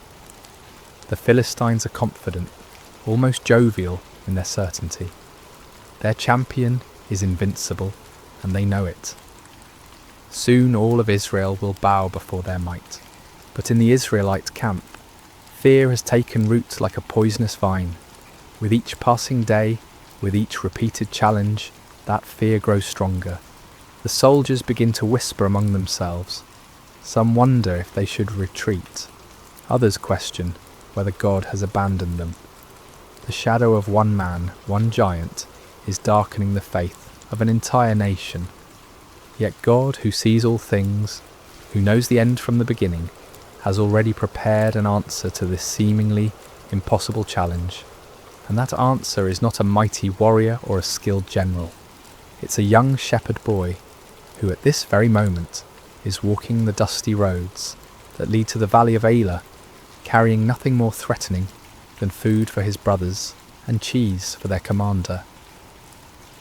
As the day progresses and Goliath returns to his camp with another unchallenged victory, the stage is being set for an encounter that will demonstrate once and for all that the battle belongs not to the strong, but to the Lord.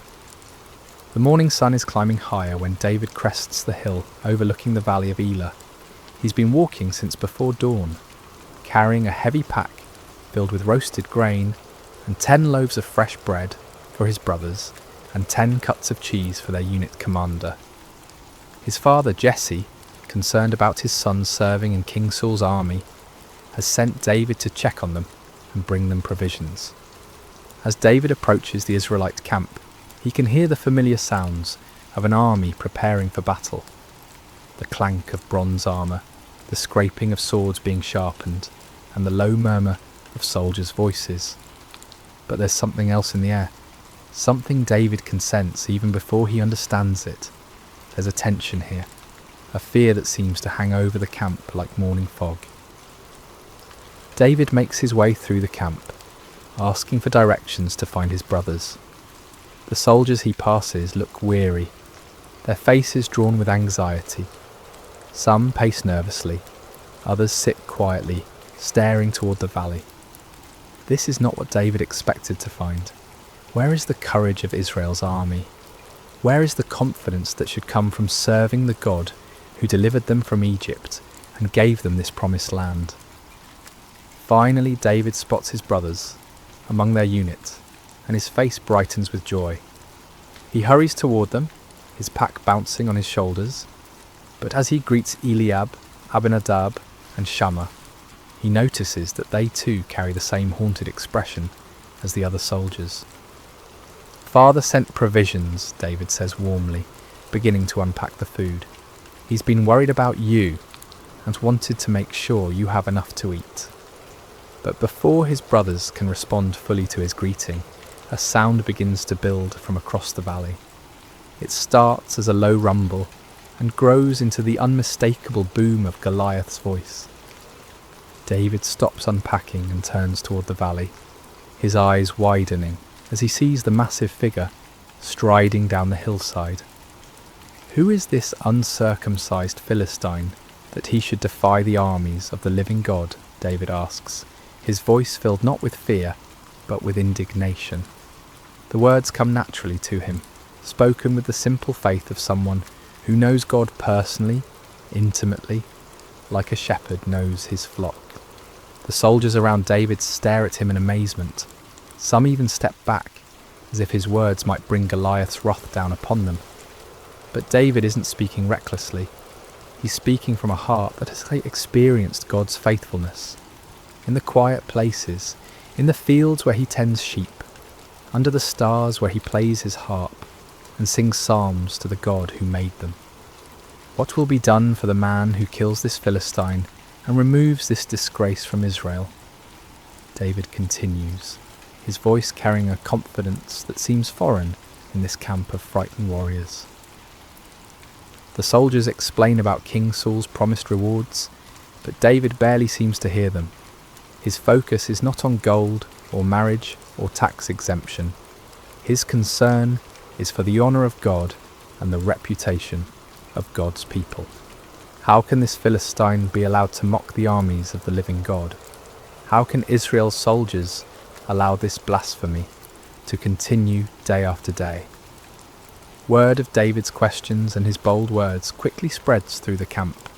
Some soldiers are amazed by his courage, others think he's simply too young to understand the danger. But when the news reaches Eliab, David's oldest brother, he responds with anger and embarrassment. "Why have you come down here?" Eliab demands, his face flushed with frustration. "And with whom did you leave those few sheep in the wilderness? I know how conceited you are, and how wicked your heart is. You came down only to watch the battle."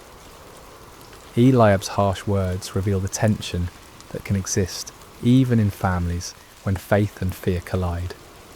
Perhaps Eliab is embarrassed that his youngest brother shows more courage than he and his fellow soldiers have demonstrated. Perhaps he's genuinely concerned for David's safety. But David responds with gentle humility. "Now what have I done?"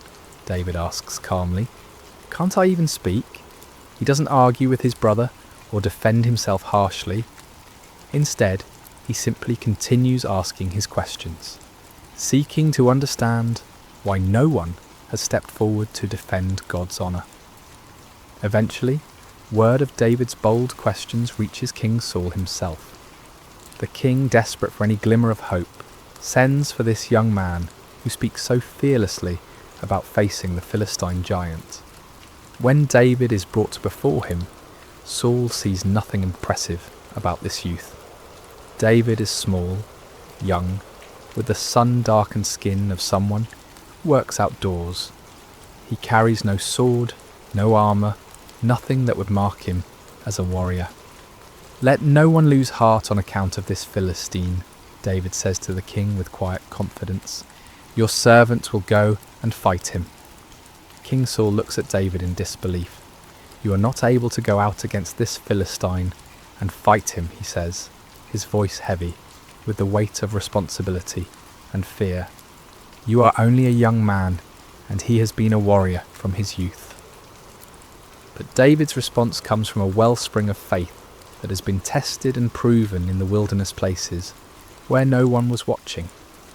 "Your servant has been keeping his father's sheep," David begins, his voice steady and sure. "When a lion or a bear came and carried off a sheep from the flock, I went after it, struck it, and rescued the sheep from its mouth. When it turned on me, I seized it by its hair, struck it, and killed it. Your servant has killed both the lion and the bear.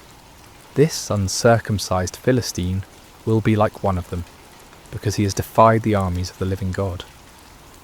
David pauses, and in that pause the tent seems to fill with the presence of something greater than human courage. "The Lord who rescued me from the paw of the lion and the paw of the bear will rescue me from the hand of this Philistine." Here is the key to David's confidence. It's not based on his own strength or skill. It's not rooted in pride or youthful foolishness. David's courage comes from his personal experience of God's faithfulness. In the quiet places when no one was watching except God, David learned to trust. When wild beasts threatened his father's sheep, David didn't run. He stood and fought, not in his own strength, but trusting in the God who had called him to be a shepherd. King Saul, moved by David's faith, and perhaps remembering his own younger days when he trusted God more completely, finally gives his consent. "Go," he says, "and the Lord be with you." Wanting to give David every possible advantage, Saul dresses him in his own tunic and puts a bronze helmet on his head and a coat of armour on his body. He gives David his own sword to carry, but when David tries to walk in all this military gear, he finds he can hardly move. "I cannot go in these," David says to Saul, "because I am not used to them." So he takes off the armour, removes the helmet, and sets aside the sword. He will not try to become something he's not, or fight in a way that's foreign to him. David will face Goliath as himself, a shepherd boy who trusts in the living God. Instead, David picks up his staff, the simple wooden rod that has been his companion through countless days in the fields. He goes to the brook that runs through the valley and carefully selects 5 smooth stones worn perfectly round by the flowing water. He places these in his shepherd's bag and takes his sling in his hand. As David walks toward the valley, he carries with him something more powerful than any bronze armour or iron sword. He carries the confidence that comes from knowing God personally, from experiencing his faithfulness in the quiet places of life. And he carries the understanding that this battle is not really between David and Goliath at all. This is a battle between the God of Israel and the false gods of the Philistines, between truth and blasphemy, between faith and fear. The young shepherd is ready to face the giant, not because he is strong, but because he knows the one who is stronger than any earthly power. The afternoon sun hangs bright and warm over the valley of Elah as 2 figures begin their approach toward each other across the grassy floor of the valley. The contrast between them could not be more dramatic, and yet it's precisely in this contrast that God's glory will be revealed. From the western hill, Goliath begins his descent, his bronze armour catching and reflecting the sunlight like a beacon. Each step he takes shakes the ground slightly, and the sound of his armour clanking echoes across the valley. He moves with the confidence of someone who has never known defeat, never felt the sting of uncertainty. His armour-bearer walks before him, carrying the massive shield that will protect the giant from any arrows that might be fired from the Israelite lines. From the eastern hill, David begins his own journey down into the valley. He walks with a steady, purposeful gait, his simple shepherd's clothing a stark contrast to the military spectacle approaching from the other side. In one hand he carries his staff, worn smooth by years of use. In the other, he holds his sling, a simple leather pouch attached to 2 cords, the kind of weapon that shepherds have used for generations to protect their flocks from predators. Behind David on the hillside, the entire Israelite army watches in stunned silence. Thousands of seasoned warriors stand motionless, their eyes fixed on the small figure walking steadily towards certain death. Some of them pray silently, asking God to protect this brave boy. Others shake their heads in disbelief at what they perceive as pointless sacrifice. King Saul watches from his position among his officers, his heart heavy with the responsibility for sending a youth to face a giant. On the opposite hill, the Philistine army watches with amusement and anticipation. They point at David and laugh among themselves, joking about how quickly their champion will dispatch this boy. Some of them are already making plans for the victory celebration they'll hold after Israel surrenders, as surely they must, after witnessing their champion's inevitable defeat. But as David walks down the hillside, his heart is neither fearful nor boastful. Instead, it's filled with a quiet confidence that comes from knowing he is not walking into this valley alone. The same God who helped him rescue sheep from the mouths of lions and bears is with him now. The same God who has been his shepherd will be his strength. As the two figures draw closer together, in the centre of the valley, near the gently flowing brook, Goliath gets his first clear look at his opponent. What he sees fills him with contempt and rage. This is not a warrior, this is just a boy, ruddy and handsome, carrying a shepherd's simple tools instead of weapons of war. "Am I a dog," Goliath roars, his voice booming across the valley, "that you come at me with sticks?"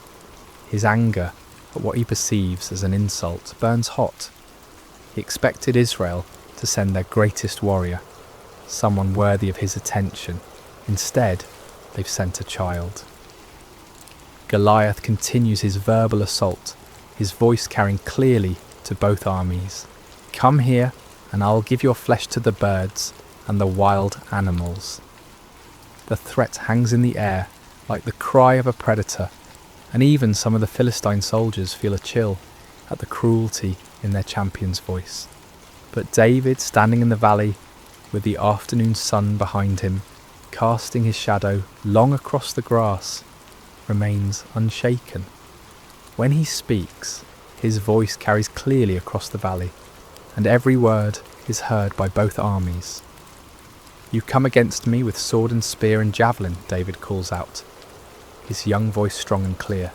"But I come against you in the name of the Lord Almighty, the God of the armies of Israel, whom you have defied."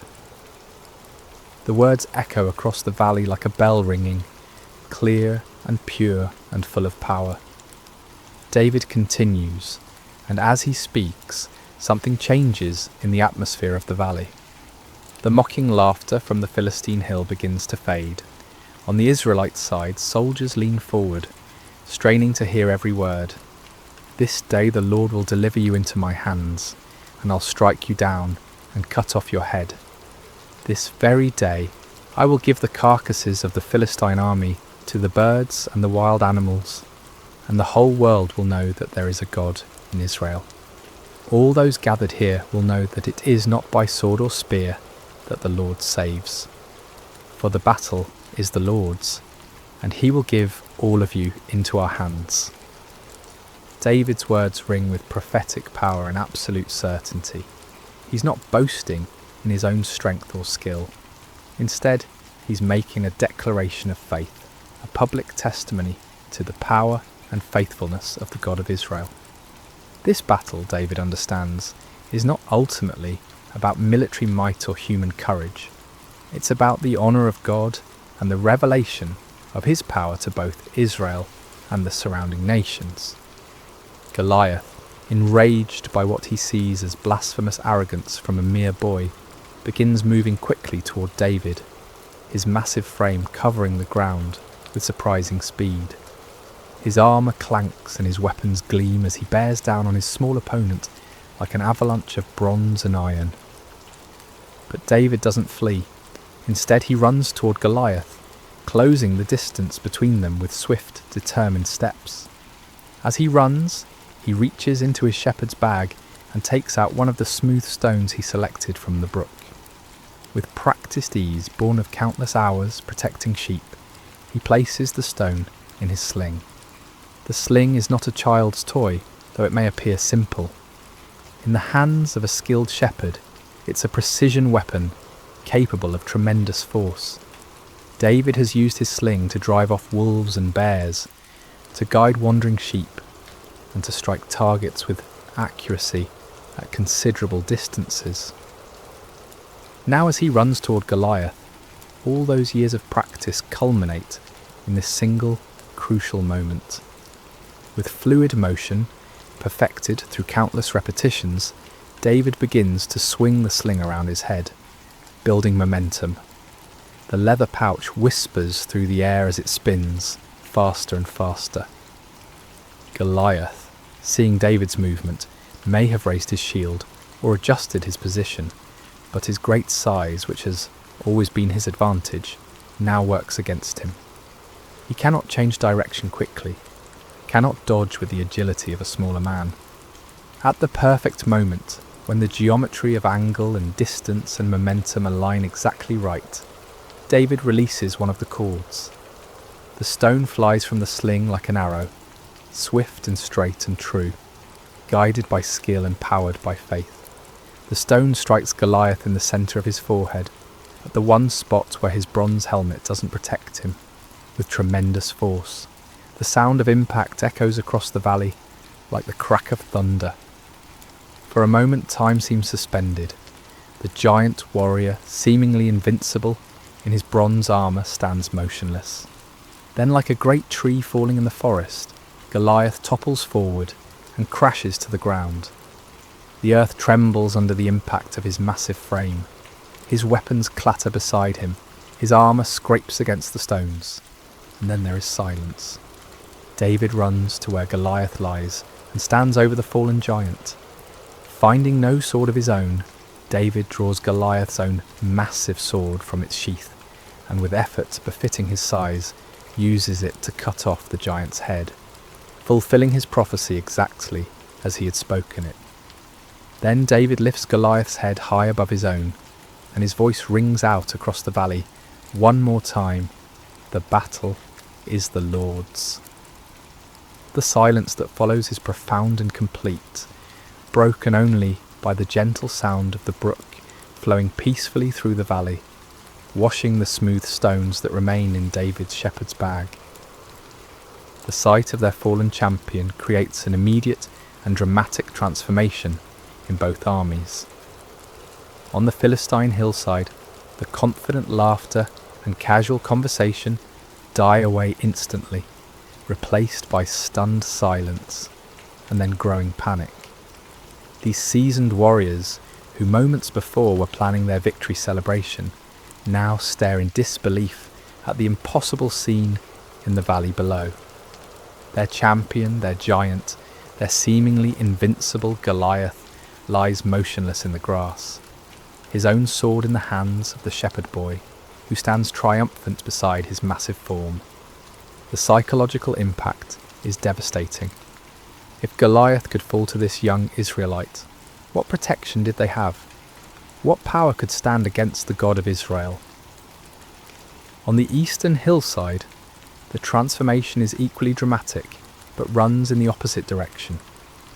The Israelite soldiers, who have been paralysed by fear for 40 days, suddenly find their voices in a great roar of triumph that echoes off the surrounding hills.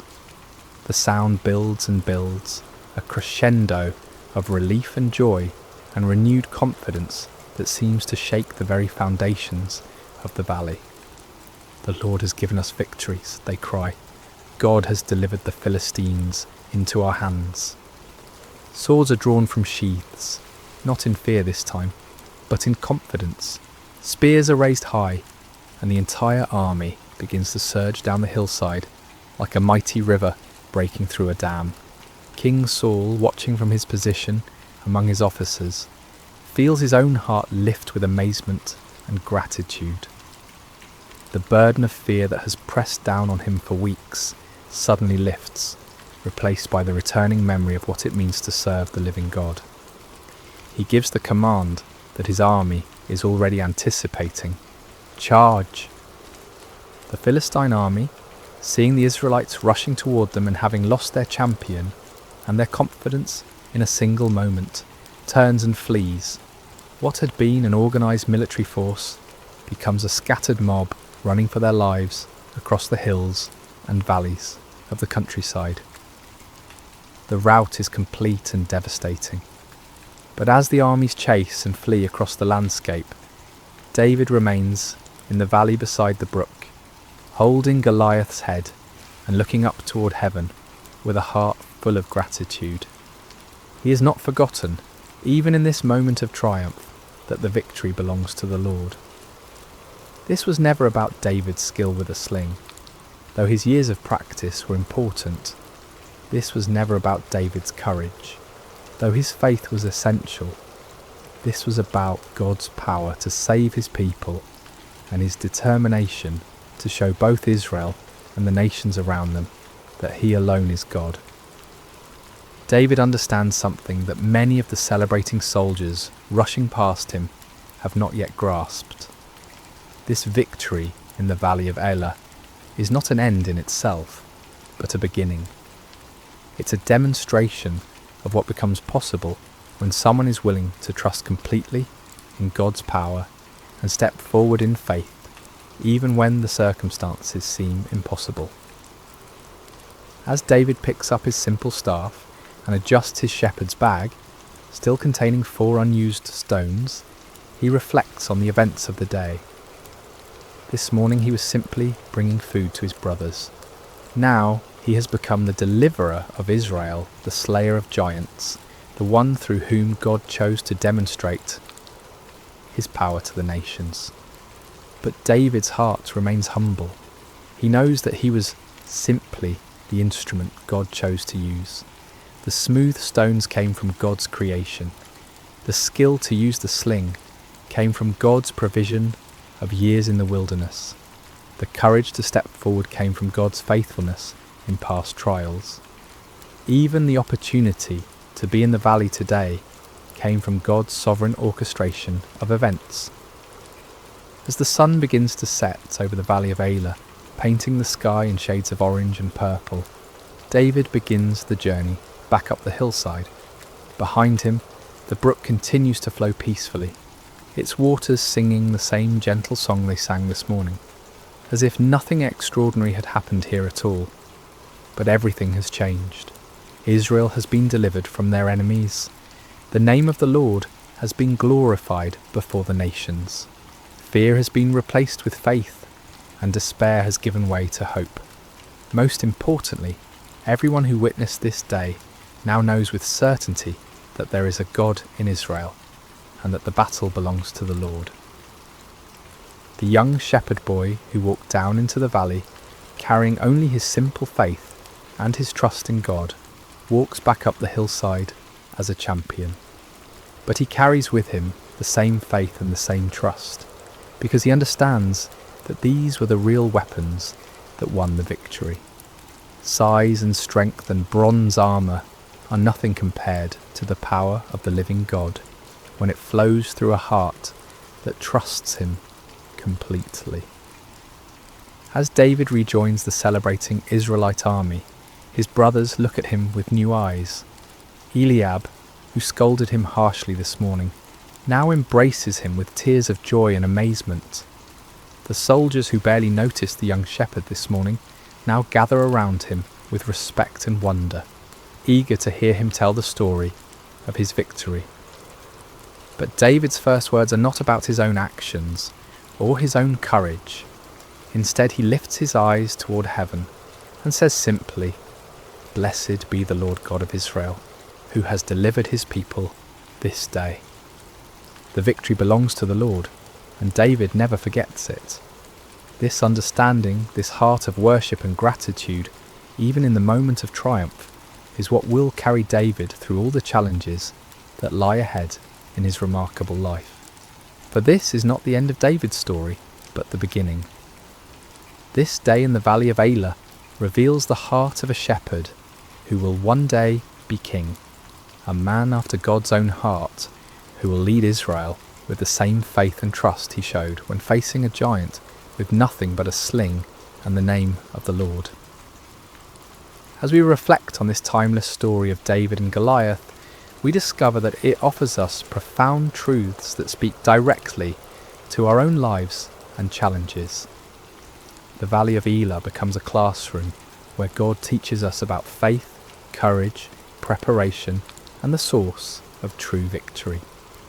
Let's explore these lessons together, allowing them to settle into our hearts like seeds planted in good soil. One of the most striking aspects of David's story is how thoroughly unlikely he seems as a champion. When the prophet Samuel came to Jesse's house to anoint the next king of Israel, Jesse didn't even bother to call David in from the fields at first. David was the youngest, the smallest, the one everyone overlooked. Even his own brothers saw him as insignificant, more of an annoyance than a hero.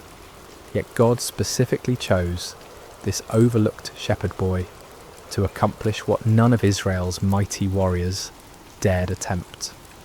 This pattern runs throughout Scripture and continues in our world today.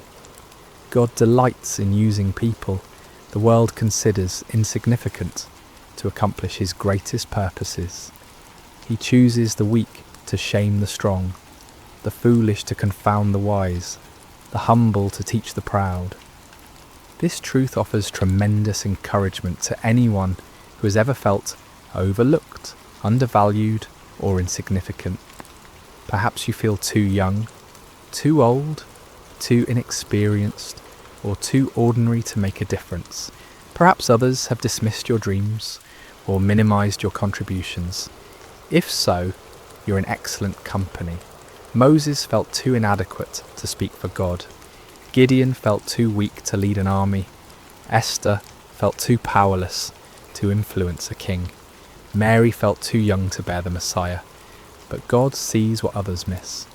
He looks at the heart while others focus on outward appearances. He values faithfulness over fame, character over credentials, availability over ability. When you feel small in the eyes of the world, remember that you serve a God who specializes in doing extraordinary things through ordinary people who trust him completely. The key is not to become someone else, but to offer who you already are to God with complete surrender. David didn't try to become a traditional warrior. He remained a shepherd who trusted God.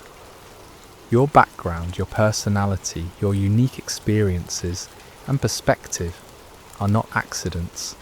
They are part of God's preparation for the work he has planned for you. David's courage in facing Goliath didn't appear suddenly on the day of battle. It was forged over years of faithful service in places where no one was watching except God.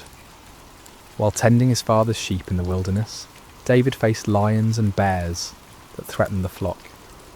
In those lonely, dangerous moments, with no audience to impress and no recognition to gain, David learned to depend completely on God's strength. These wilderness experiences became David's training ground. Each time he trusted God to help him protect the sheep, his faith grew stronger. Each time he saw God's faithfulness in the small things, his confidence in God's power increased. By the time he faced Goliath, David had a history with God, a track record of divine assistance that gave him unshakable confidence. This principle applies directly to our lives. The character we develop in private, the faithfulness we demonstrate when no one is watching, the trust we build through small challenges prepare us for the larger battles we'll face later. God often prepares us through what seem like insignificant experiences, developing in us the spiritual muscles we'll need for greater tasks. Perhaps you're in a season of quiet preparation right now. Maybe you're in a job that feels unimportant, dealing with challenges that seem mundane, or serving in ways that go unnoticed. Don't despise these experiences.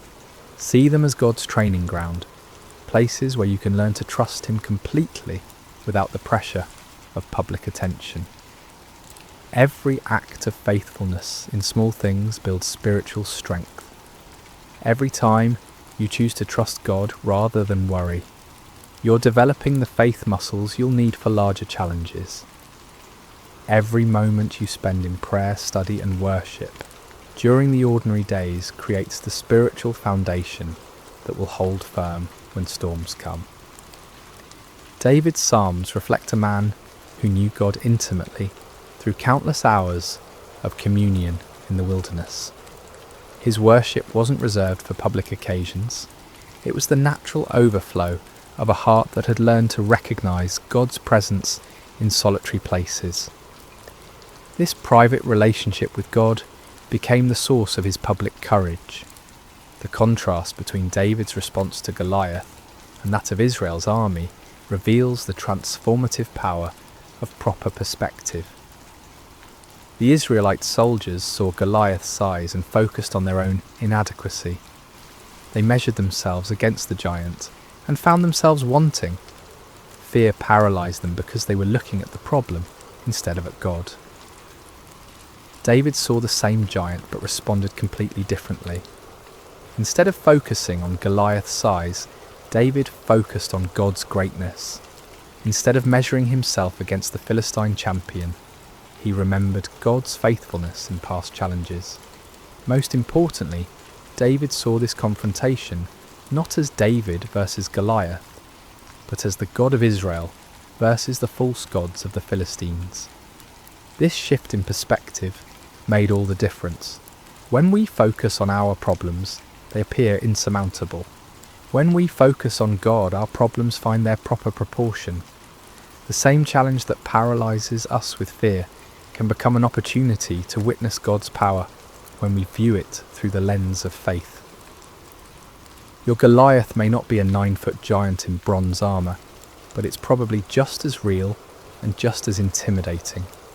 It might be a health diagnosis that fills you with dread, a financial crisis that keeps you awake at night, a broken relationship that seems beyond repair, or a dream that feels impossible to achieve.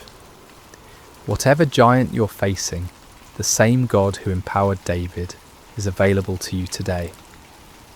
The key is learning to see your challenges through God's eyes rather than your own. When you focus on how big your problems are, they grow larger in your mind, and your faith shrinks. But when you focus on how big your God is, your problems find their proper place, and your faith grows stronger. Faith doesn't mean pretending problems don't exist or minimizing real challenges. David didn't pretend Goliath was small. He acknowledged the giant's formidable appearance and weapons. But faith means recognizing that God is greater than any challenge we face, and that his power is available to those who trust him completely. Perhaps the most important lesson from David's story is his understanding that victory belongs to God alone. David never claimed credit for defeating Goliath. He never boasted about his skill with a sling or his courage in facing the giant.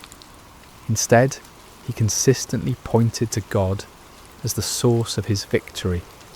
This humility wasn't false modesty, it was accurate theology. David understood that without God's strength, he would have been just another casualty in the valley. With God's power, he became an instrument of divine deliverance. The difference was not in David himself, but in David's relationship with God and his willingness to trust completely in divine strength. This principle protects us from both despair and pride. When we face challenges that seem impossible, we can take courage from knowing that we don't have to rely on our own strength. The same God who empowered David is available to empower us. When we experience victory and success, we can maintain humility by remembering that every good gift comes from above. Recognizing that victory belongs to the Lord also frees us from the crushing pressure of trying to achieve success through our own efforts alone. We can work diligently, prepare thoroughly, and act courageously, but we do so knowing that ultimate success depends on God's blessing and power. This perspective brings both peace in the struggle and gratitude in the victory. As we conclude our time together in the valley of Elah, I want you to imagine yourself standing where David stood. The sun is setting behind you, casting long shadows across the grass. In front of you lies whatever giant has been challenging your faith, threatening your peace, or blocking your path forward. Your Goliath might be fear itself, that persistent anxiety that whispers lies about your future and your security. It might be doubt that questions God's goodness when life becomes difficult. Perhaps it's a pattern of sin that seems too strong to break, a relationship that appears too damaged to heal, or a dream that feels too big to pursue. Maybe your giant is loneliness that echoes in empty rooms and quiet evenings, or it could be anger that burns hot and destroys relationships. Perhaps it's despair that covers your days like a dark cloud, making it hard to see hope or purpose. Whatever giant you're facing, remember David's words. I come against you in the name of the Lord Almighty. You don't have to face your challenges alone. You don't have to rely solely on your own strength, wisdom, or resources. The same God who empowered a shepherd boy to defeat a giant warrior is present with you today. Like David, you may feel small and inadequate when you look at the size of your challenges. That's normal and even healthy, because it drives you to depend on God rather than yourself. But don't let the size of your problems overshadow the greatness of your God. Don't let the voice of your giant drown out the whisper of divine love that calls you forward in faith. Remember that God has been preparing you for this moment through all the quiet experiences of your life. Every time you've chosen trust over worry, every moment you've experienced God's faithfulness in small things, every prayer you've whispered in the darkness has been building the spiritual strength you need for this challenge. Take up your simple faith like David took up his sling. Select the smooth stones of God's promises that have been worn smooth by the flowing waters of his love. Step forward, not in your own strength, but in the name of the Lord, who loves you completely and fights on your behalf. And remember, the battle belongs to the Lord. Your job is not to guarantee the outcome, but to trust the one who holds the outcome in his hands. Your calling is not to be strong enough to win, but to be faithful enough to step forward when God calls. As you face your giants, may you have David's courage to step forward, his faith to trust completely, and his wisdom to give God all the glory for whatever victories he grants. May you discover, as David did, that with God all things are possible, and that no giant is too large for the power of divine love. Let us pray together. Heavenly Father, we thank you for the story of David and Goliath, which reminds us that you delight in using ordinary people to accomplish extraordinary things. Help us to see our challenges through your eyes rather than our own fears. Give us David's courage to step forward when you call, his faith to trust in your power rather than our own strength, and his humility to give you glory for every victory. We place our giants before you today, Lord, whatever form they may take in our lives. We acknowledge that we cannot defeat them in our own strength, but we trust in your power to deliver us. Use our weaknesses to display your strength, our fears to showcase your faithfulness, and our victories to bring glory to your name. Help us to be faithful in the quiet places of preparation, knowing that you are building in us the character and faith we'll need for the challenges ahead.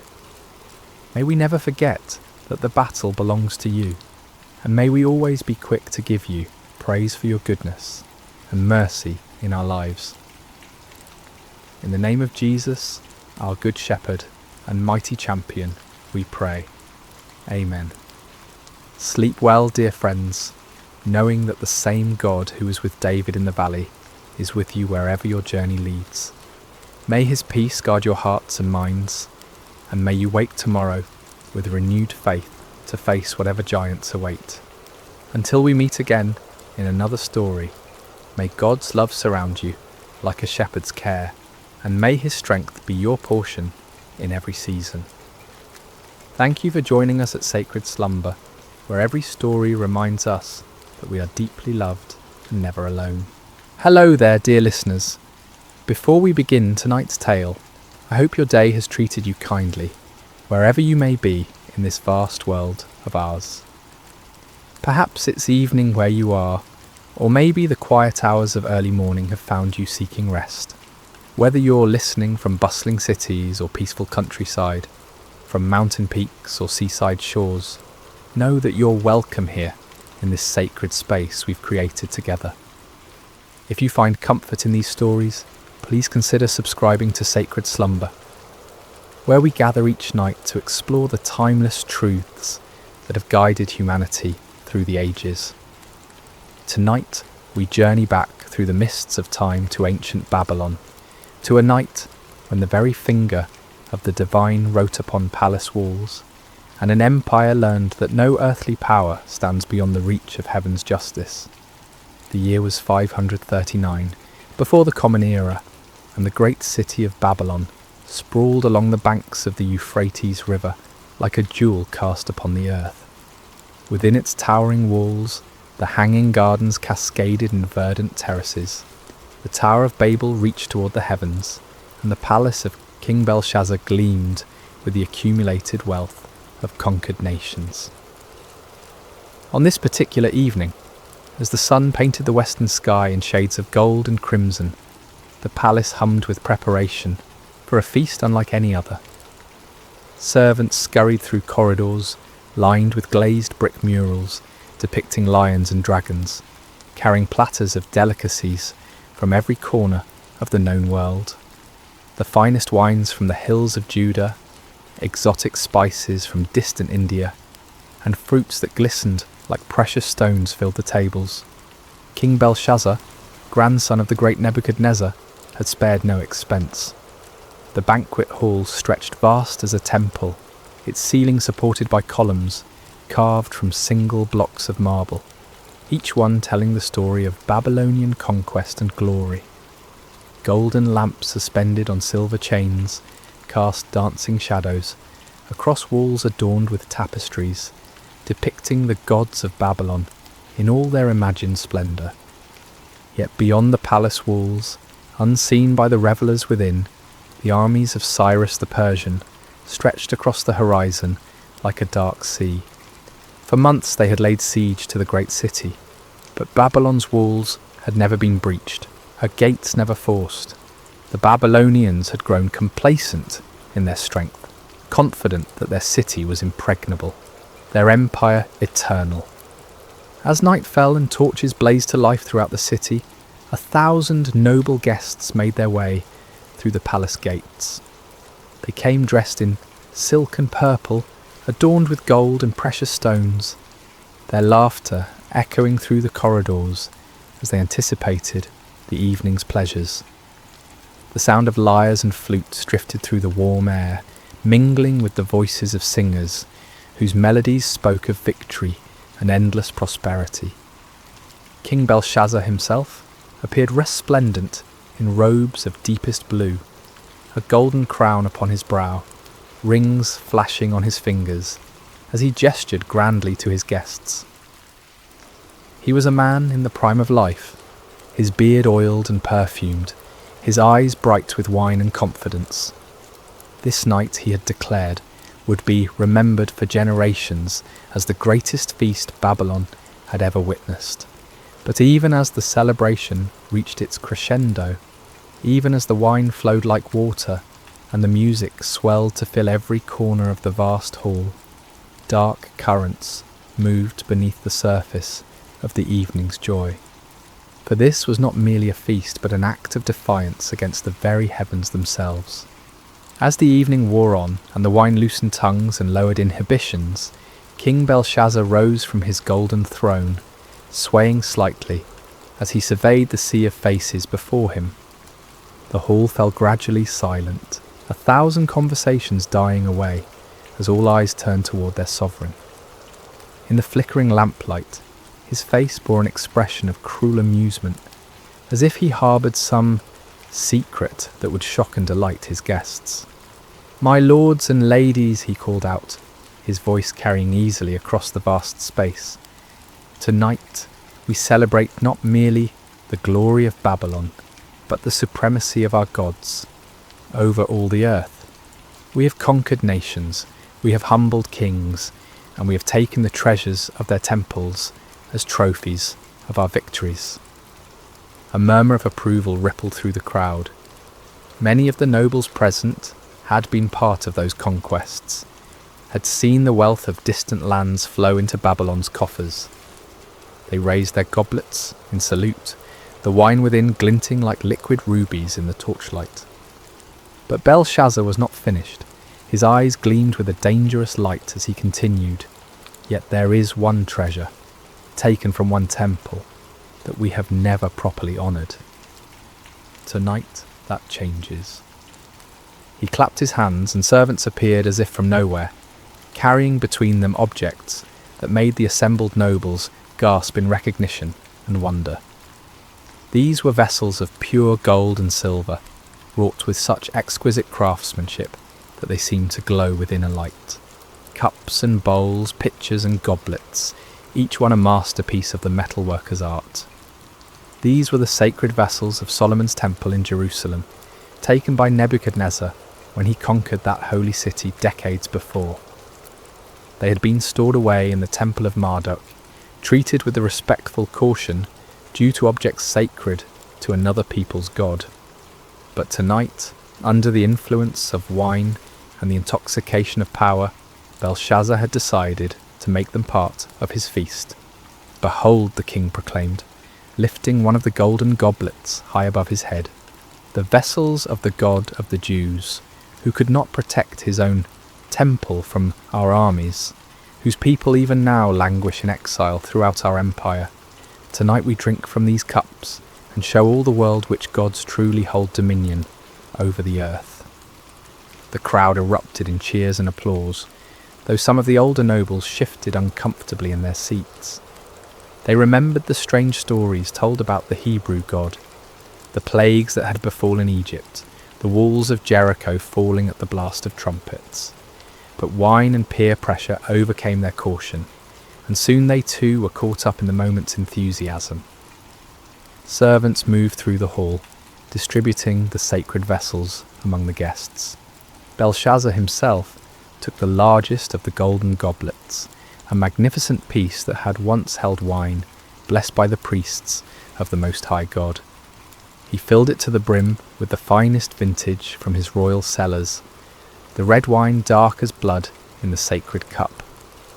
"To Marduk, chief of our gods," he cried, raising the goblet high, "who gives us victory over all our enemies." The assembled throng raised their own sacred vessels, taken from the very altar of the Lord. "To Marduk," they chorused, their voices echoing off the marble walls. But Belshazzar was not content with honouring just one deity. As the evening progressed and the wine continued to flow, he led toast after toast, each one more blasphemous than the last. "To the gods of gold," he proclaimed, and the crowd drank deeply from vessels that had once held the showbread of the temple.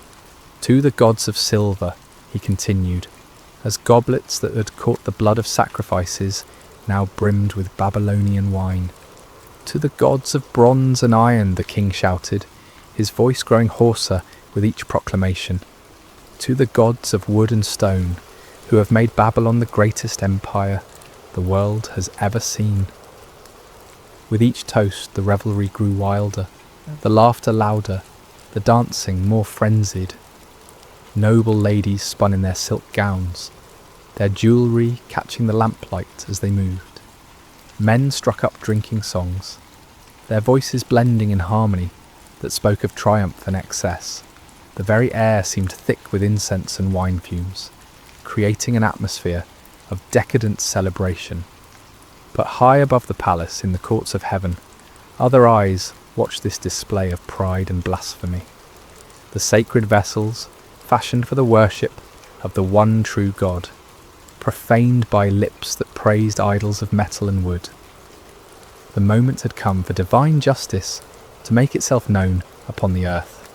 It was in the midst of the wildest revelry, as the feast reached its crescendo of blasphemous celebration, that the atmosphere in the great hall began to change. At first it was subtle, a gradual shift that few noticed amid the chaos of music and laughter. The temperature seemed to drop slightly, though the braziers still burned brightly, and the press of bodies should have kept the air warm.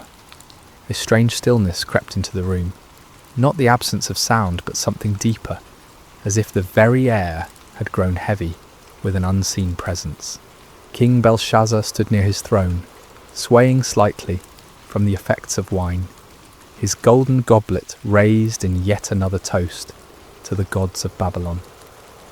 His nobles surrounded him, their faces flushed with drink and excitement, sacred vessels clutched in their hands as they prepared to echo their sovereign's words.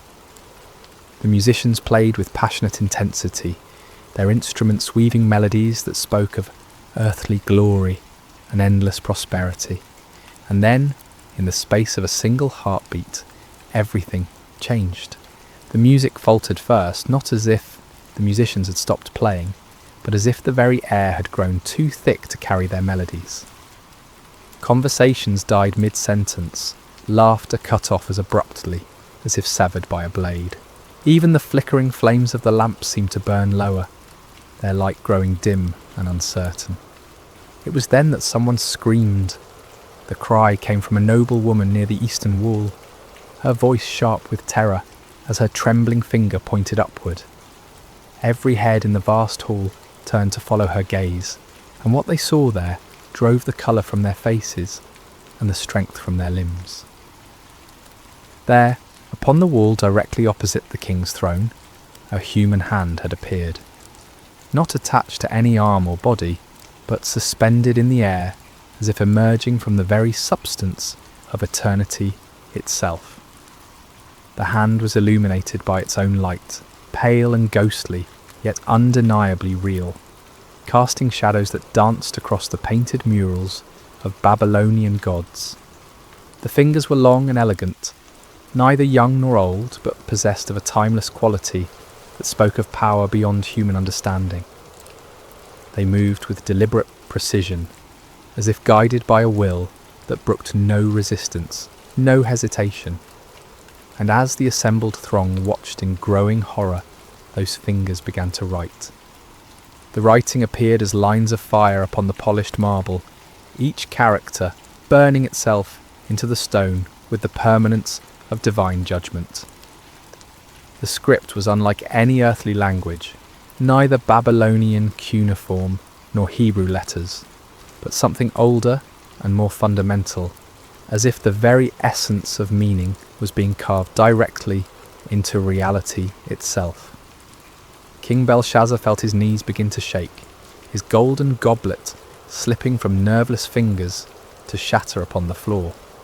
The sacred vessel that moments before had held wine, offered in mockery to false gods, now lay broken, its precious contents spreading like blood across the marble. His face, so recently flushed with wine and arrogance, had gone pale as death, his eyes wide with a terror he had never before experienced. The hand continued its work, unmoved by the chaos it had caused in the hall below. Characters appeared one after another, each one blazing within a fire before settling into a steady glow that seemed to penetrate the very souls of all who looked upon it. The writing was clear and bold, demanding attention, impossible to ignore or dismiss. Around the hall, the reaction was immediate and visceral. Some of the nobles had fallen to their knees, whether from terror or instinctive reverence, it was impossible to say. Others pressed against the walls, as if trying to escape through solid stone, their eyes never leaving the supernatural display before them. The sacred vessels of Solomon's temple lay scattered across the floor, abandoned by hands that now trembled too violently to hold them. The musicians had long since set down their instruments, their faces pale masks of fear. Servants cowered in doorways, torn between the desire to flee and their duty to remain. The dancing girls who moments before had spun and laughed now stood frozen like statues, their silk scarves trailing forgotten around their feet. But it was upon King Belshazzar that the greatest terror fell. As the ruler who had ordered the profanation of the sacred vessels, as the one who had led the blasphemous toasts, he felt the weight of divine displeasure focusing upon him like the heat of a burning glass. His crown, so recently a symbol of earthly power, now felt heavy as lead upon his brow. His royal robes, dyed in the finest purples and blues, seemed to hang upon him like grave clothes. The hand finished its work and faded from view as suddenly as it had appeared, leaving behind only the words burning upon the wall like coals of fire. But even in its absence, the presence that had guided it remained, filling the hall with an atmosphere of judgment that made every breath a struggle. Silence reigned in the great banquet hall of Babylon, broken only by the occasional sob or whispered prayer. The greatest feast in the empire's history had become a scene of terror and divine revelation, and upon the wall, where gods and heroes had been painted in their imagined glory, 4 words now blazed with the fire of heaven's judgment.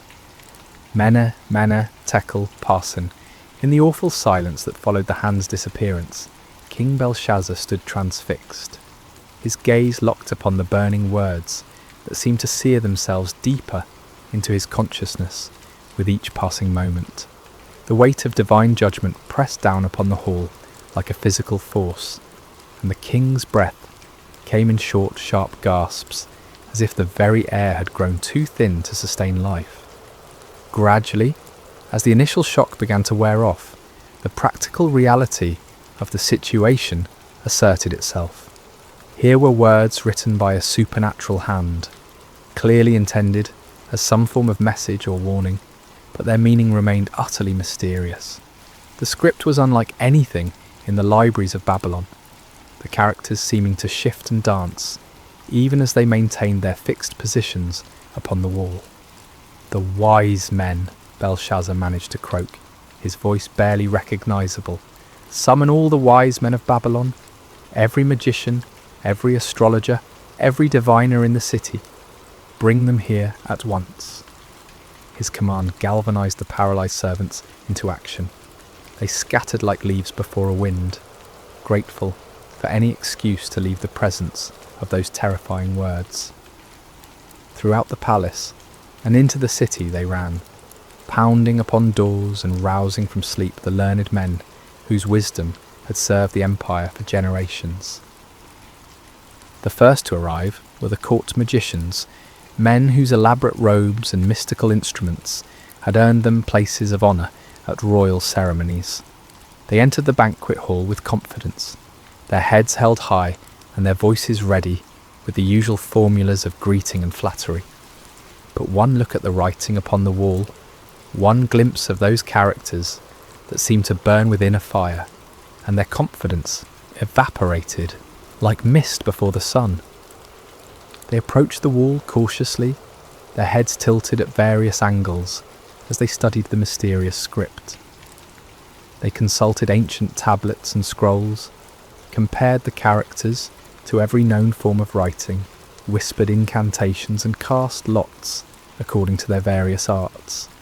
But though they laboured long into the night, turning the problem over from every conceivable angle, they could make no sense of the divine message. The astrologers came next, men who claimed to read the future in the movements of stars and planets. They examined the writing with instruments of bronze and silver, measuring the angles and proportions of each character as if they were constellations written across the heavens.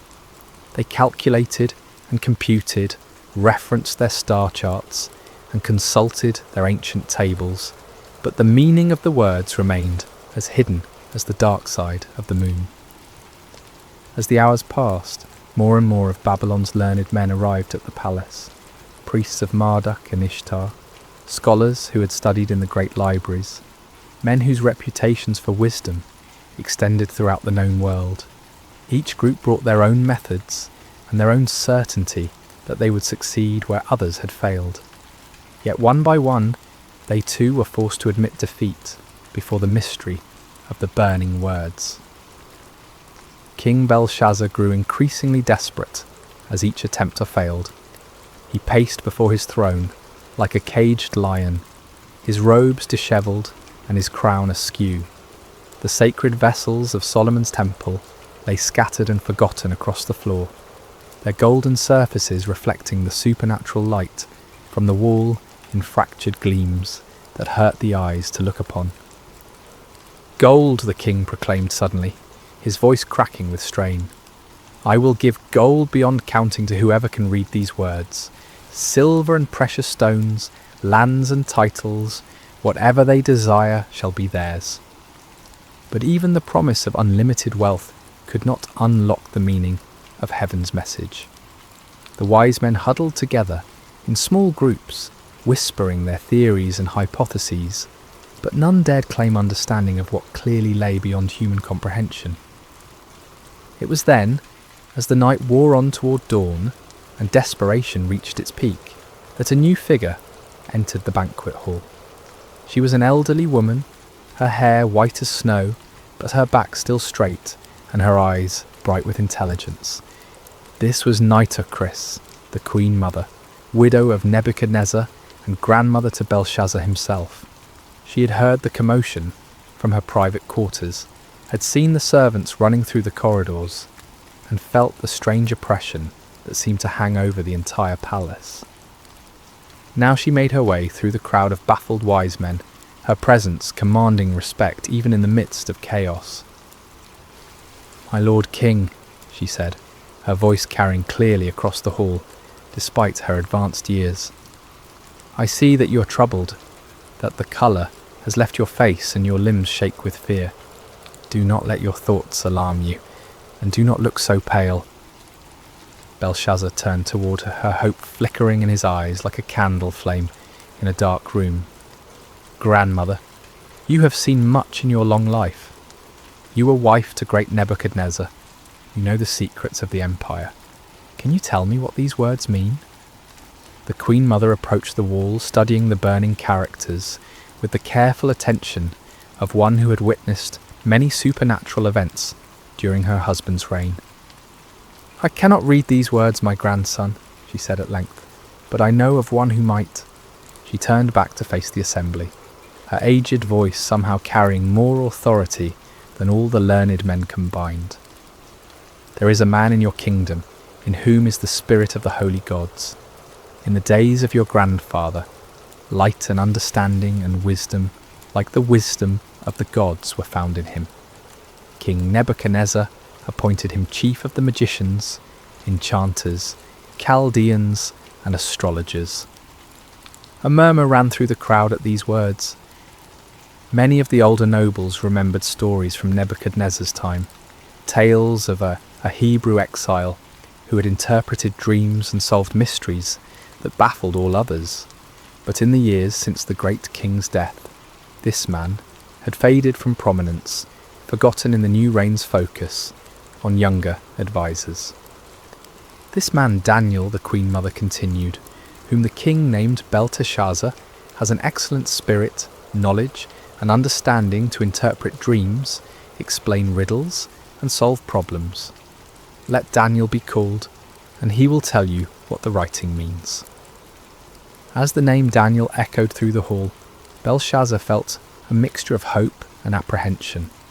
He had heard the stories, knew of the Hebrews' reputation for wisdom and divine favour, but he also knew that Daniel had served his grandfather faithfully and might not be inclined to help the king who had dishonoured the vessels of his people's God. Nevertheless, desperation overcame pride, and Belshazzar gave the command, "Find Daniel the Hebrew, bring him here immediately. If he can read these words, he shall be clothed in purple and have a chain of gold around his neck, and he shall be the third ruler in the kingdom." As servants rushed to obey this new command, the burning words continued to glow upon the wall, patient as eternity, waiting for the one who had been chosen to unlock their meaning and pronounce the doom of Babylon.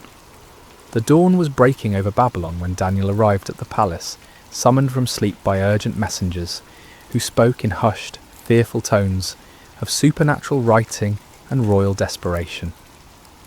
He was an old man now, his beard white with age and his face marked by the lines of many years spent in faithful service to foreign kings.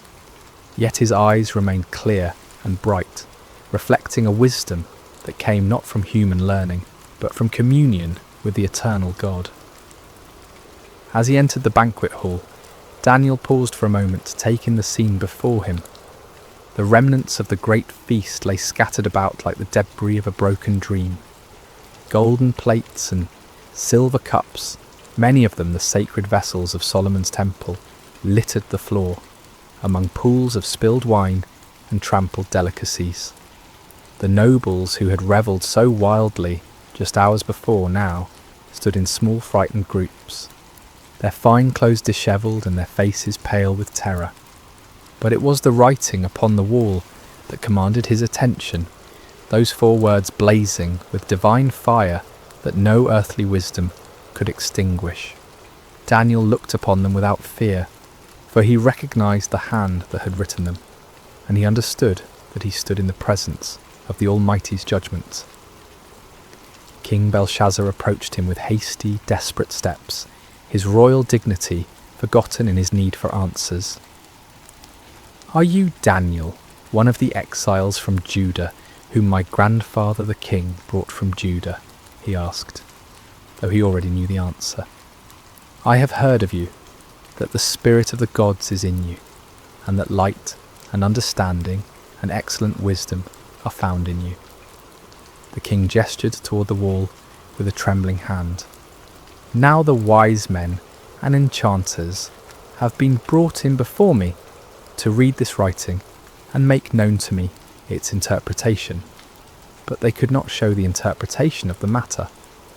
But I have heard that you can give interpretations and solve problems.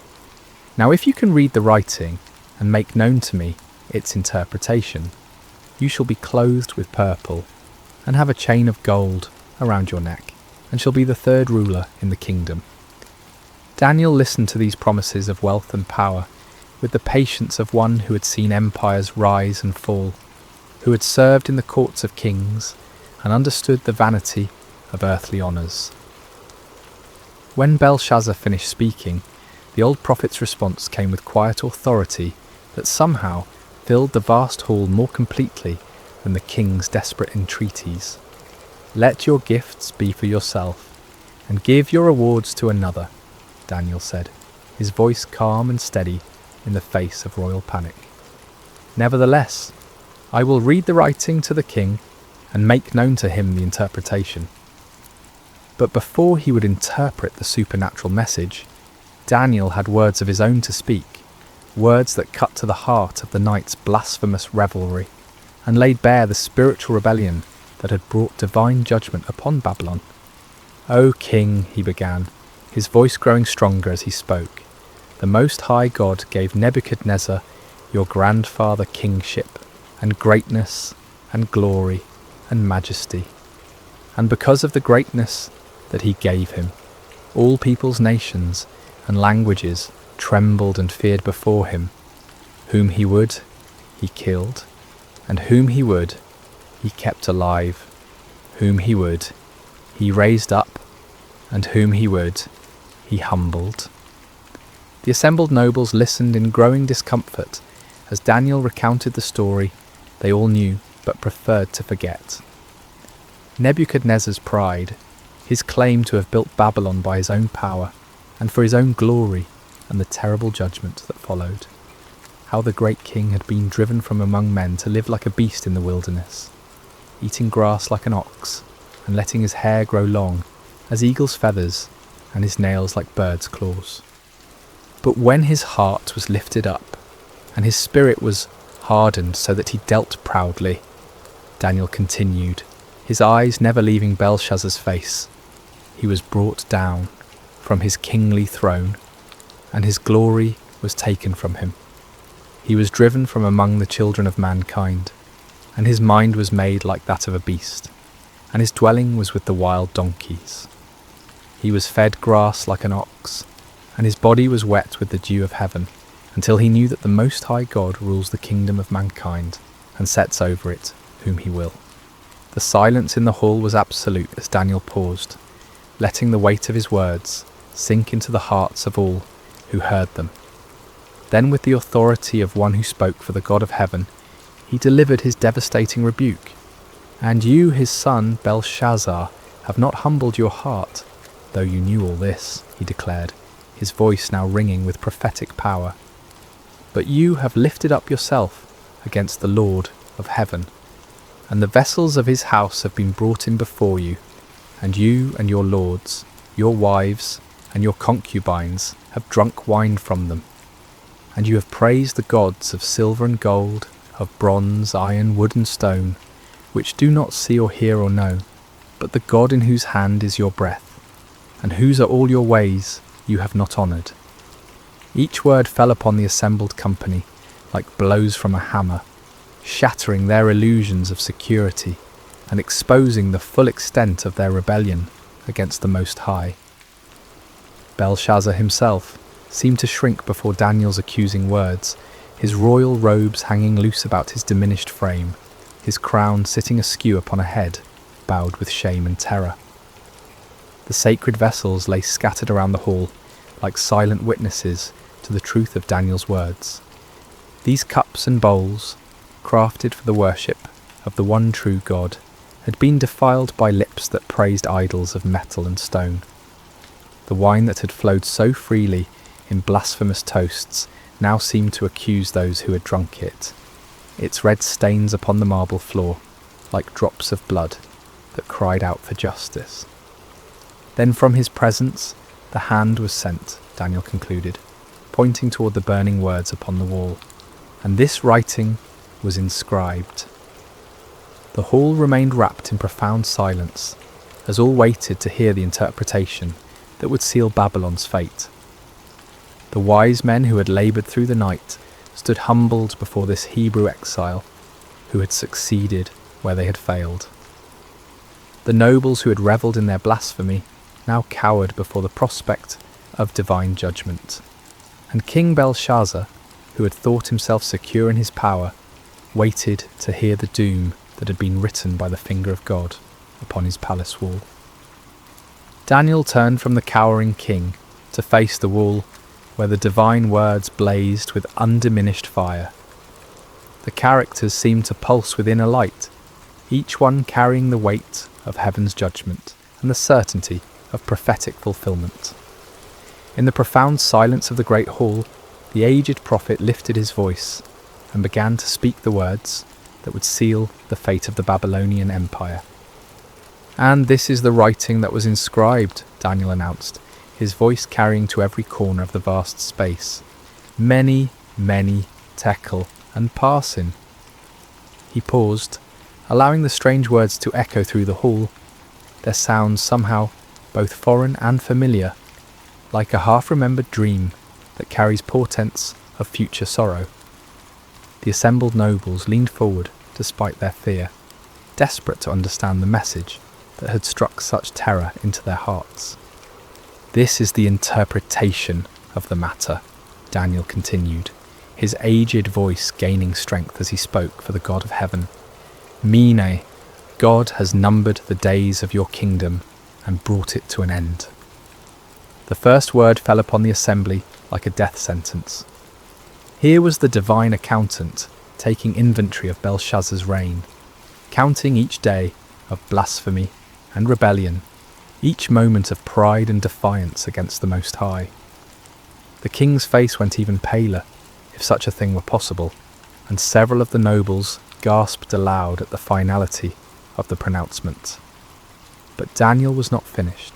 The second judgment followed hard upon the first, each word a hammer blow against the foundations of Babylonian pride.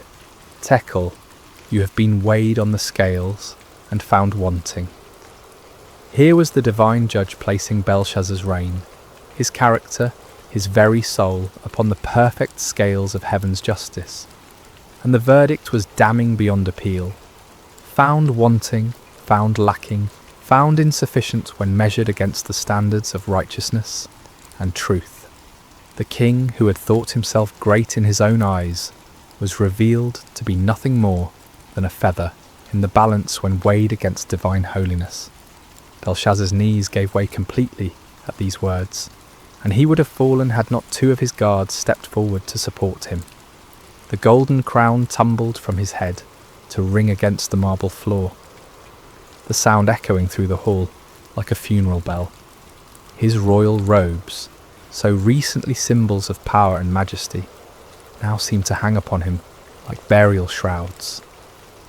"Perez," Daniel proclaimed, using the singular form of the final word, "your kingdom is divided and given to the Medes and Persians."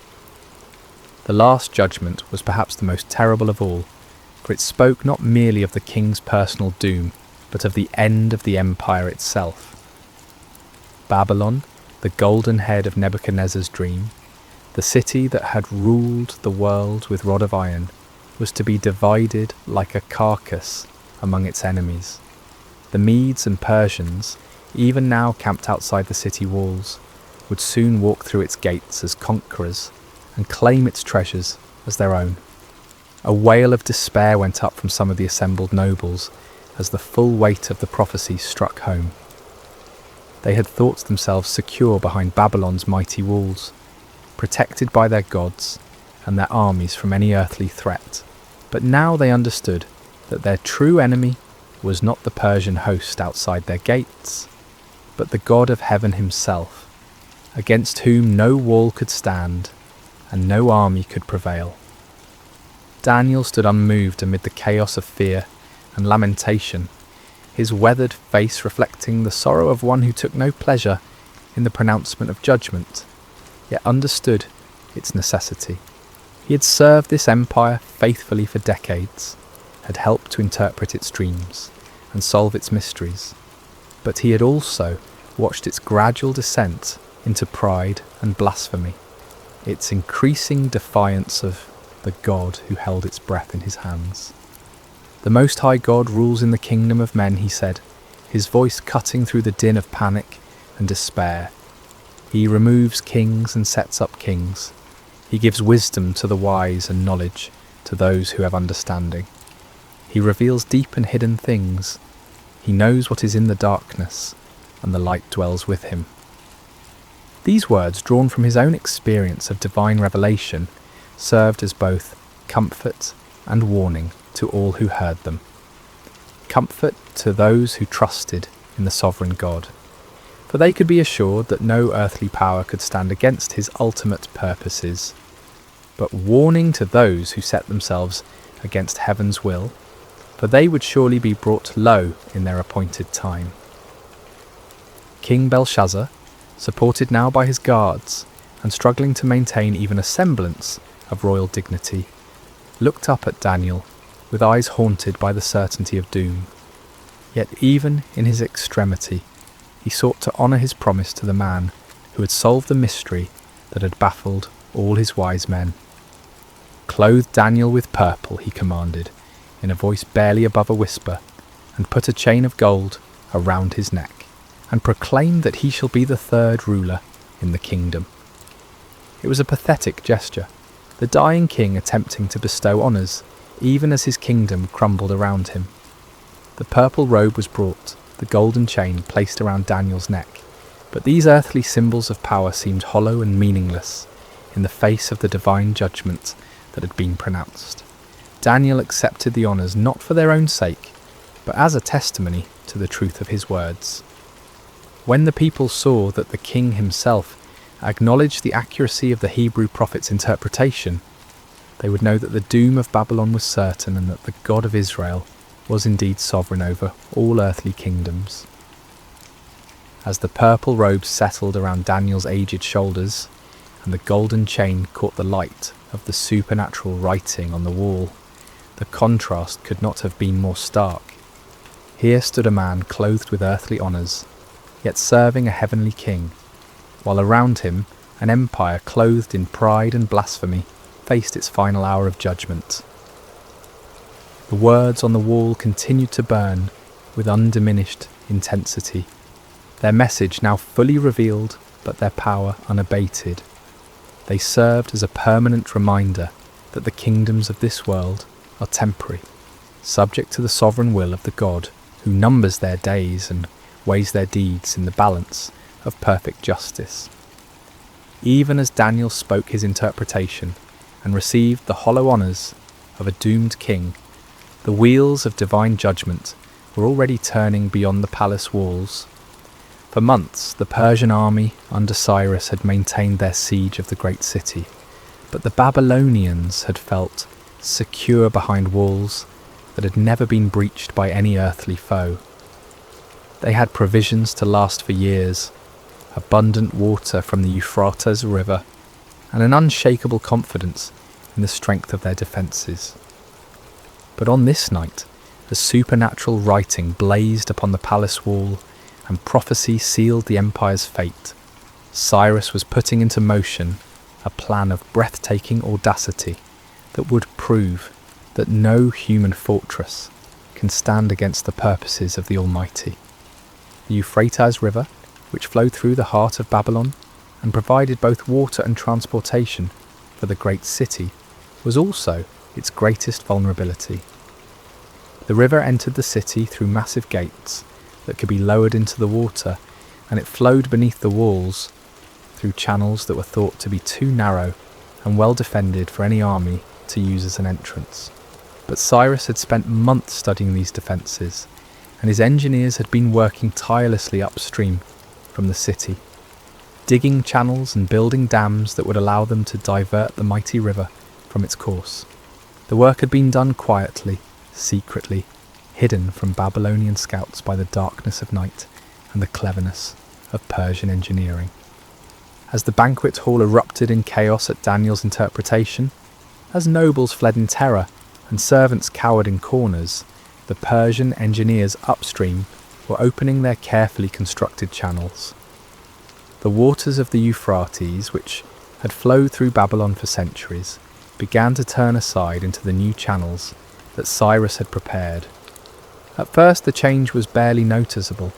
The river level dropped slowly, gradually, as if affected by nothing more than seasonal variations. But as more water was diverted, as the new channels carried away the river's flow, the level within the city began to drop significantly. By midnight, Persian soldiers were wading through knee-deep water where once the river had flowed deep and strong. They moved silently through the darkness, following the riverbed beneath the great walls of Babylon, their weapons wrapped in cloth to prevent any sound that might alert the guards above.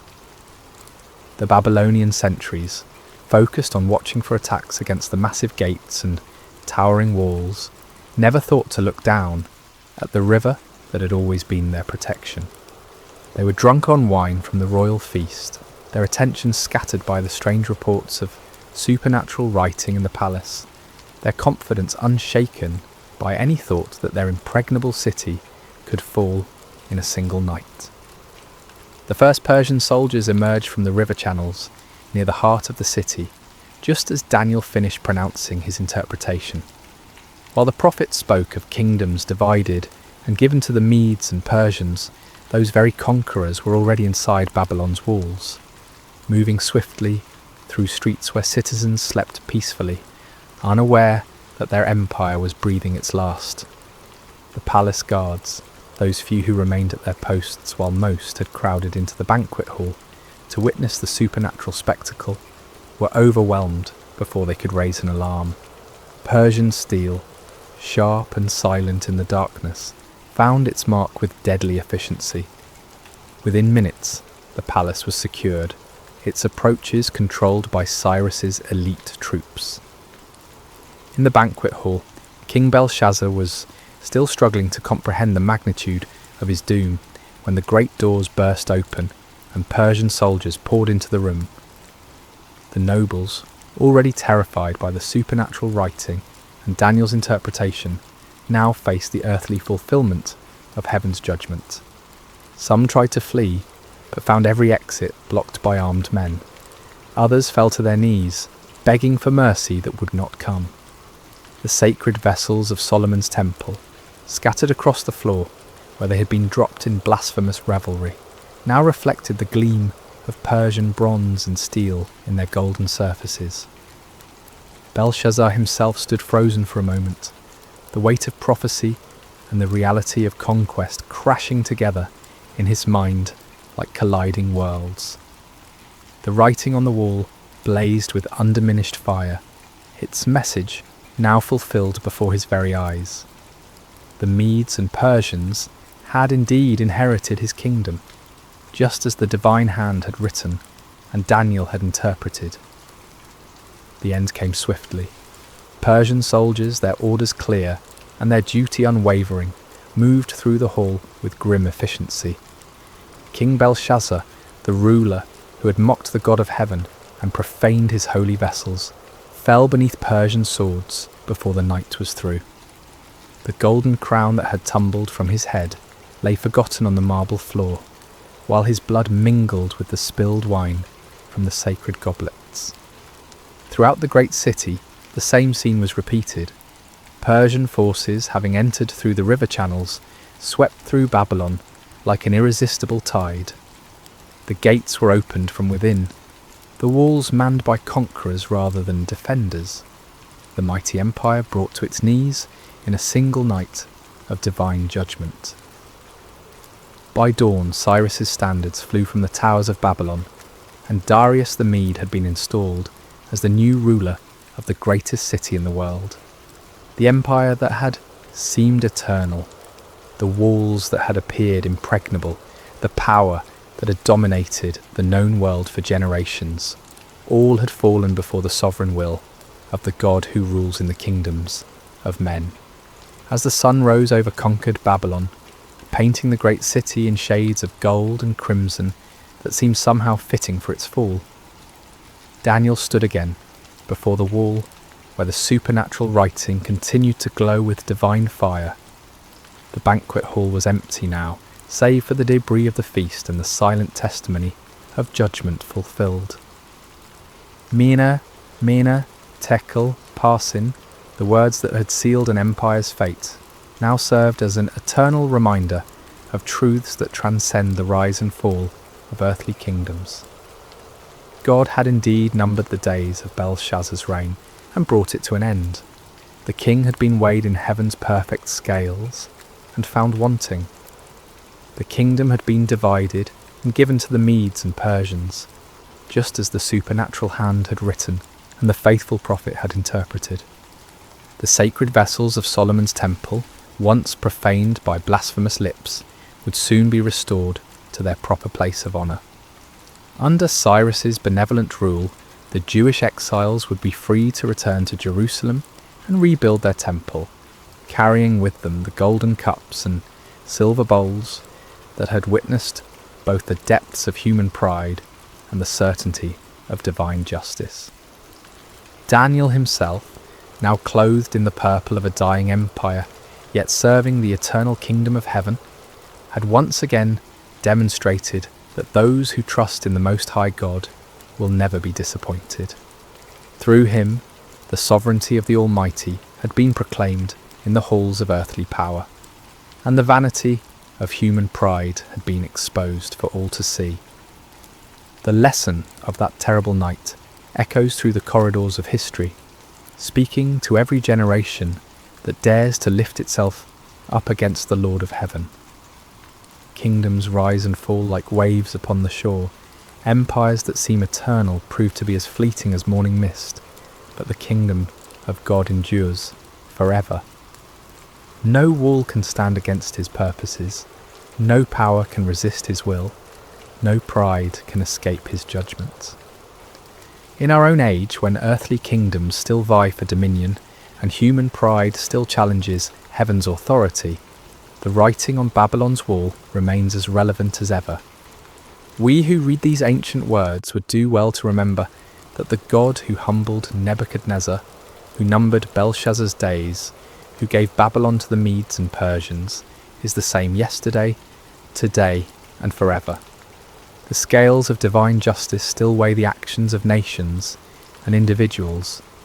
The sovereign hand that writes the destiny of empires still guides the course of human history. And the kingdom that Daniel served, the kingdom that outlasted Babylon and Persia and all the empires that followed, remains the only power that will never pass away. As night falls once again over the ancient site where Babylon once stood in all its glory, as stars appear in the darkness above ruins that once housed the pride of earthly kingdoms, the eternal truth proclaimed by that supernatural hand continues to shine with undiminished light. The Most High God rules in the kingdom of men, and blessed are those who humble themselves before his throne. May we who hear this ancient story find in it not merely a tale of judgment long past, but a present reminder of the God who sees all, knows all, and judges all with perfect righteousness. And may we, like Daniel, serve faithfully in whatever earthly kingdom we find ourselves, while keeping our ultimate allegiance to the kingdom that cannot be shaken, the kingdom that endures forever and ever. The writing is on the wall, dear friends. The question that remains is whether we will read it in time to humble ourselves before the King of Kings, or whether we will follow Belshazzar's path to destruction. The choice, as always, is ours to make, is ours to the fire on Mount Carmel, Elijah and the prophets of Baal, Hello everyone, and welcome to Sacred Slumber. Before we dive into today's powerful message, I want to connect with each of you personally. How has your day been treating you so far? Whether you're watching this in the early morning hours as the sun rises, during your lunch break, in the middle of a busy day, or perhaps late at night when the world has quieted down, I want you to know that this moment we're sharing together is sacred. I'm curious about where you're joining us from today.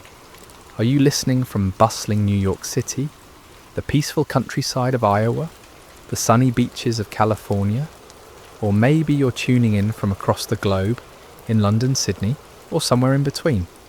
Wherever you are, whatever time it is in your corner of the world, you are exactly where God wants you to be right now. If this is your first time joining us, I want to extend a warm welcome to our Sacred Rest family. We're so grateful you're here.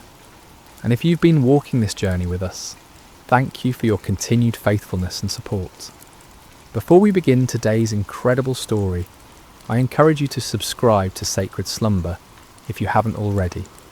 Hit that subscribe button and ring the notification bell so you never miss these life-changing messages that God has in store for us.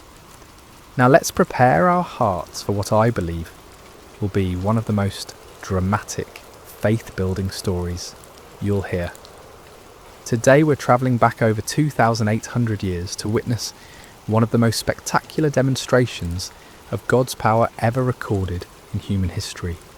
We're going to Mount Carmel in ancient Israel, where one man's faith stood against an entire nation's rebellion, where fire fell from heaven, and where hearts were turned back to the one true God. The fire on Mount Carmel, Elijah and the prophets of Baal. Chapter 1. A nation in spiritual freefall. Picture, if you will, the ancient kingdom of Israel during one of its darkest hours. This wasn't just a time of political upheaval or economic hardship, though both of those existed. This was a time of complete spiritual catastrophe, a moment when an entire nation had turned its back on the God who had delivered them from slavery in Egypt, who had parted the Red Sea, who had given them the Promised Land. King Ahab sat on the throne of Israel, and beside him ruled Queen Jezebel, a woman whose very name has become synonymous with wickedness and manipulation. Jezebel wasn't just content to worship false gods herself. She was determined to drag the entire nation of Israel down with her into the depths of idolatry and spiritual darkness. Under their reign, temples to Baal began sprouting up across the landscape like poisonous mushrooms after a storm. Baal was the Canaanite storm god, supposedly the controller of rain and fertility, the giver of crops and abundance. The people were drawn to him because they believed he could provide what they desperately needed: prosperity, security, and success. Sound familiar? In our modern world, we may not bow down to statues of Baal, but how many of us have made idols out of our careers, our bank accounts, our social media followers, or our pursuit of comfort and pleasure? The heart of humanity hasn't changed much in nearly 3,000 years. But Jezebel wasn't satisfied with just building temples. She launched a systematic persecution campaign against the prophets of the Lord. These faithful men and women of God were hunted down like criminals. Some were executed, others were forced to hide in caves and secret places, living in constant fear for their lives. The word of God was being silenced, and darkness was spreading across the land like a plague. Can you imagine living in such a time, when speaking the truth about God could cost you your life, when the very foundations of faith that had sustained a nation for generations were being torn down brick by brick, when it seemed like evil had won and righteousness had fled?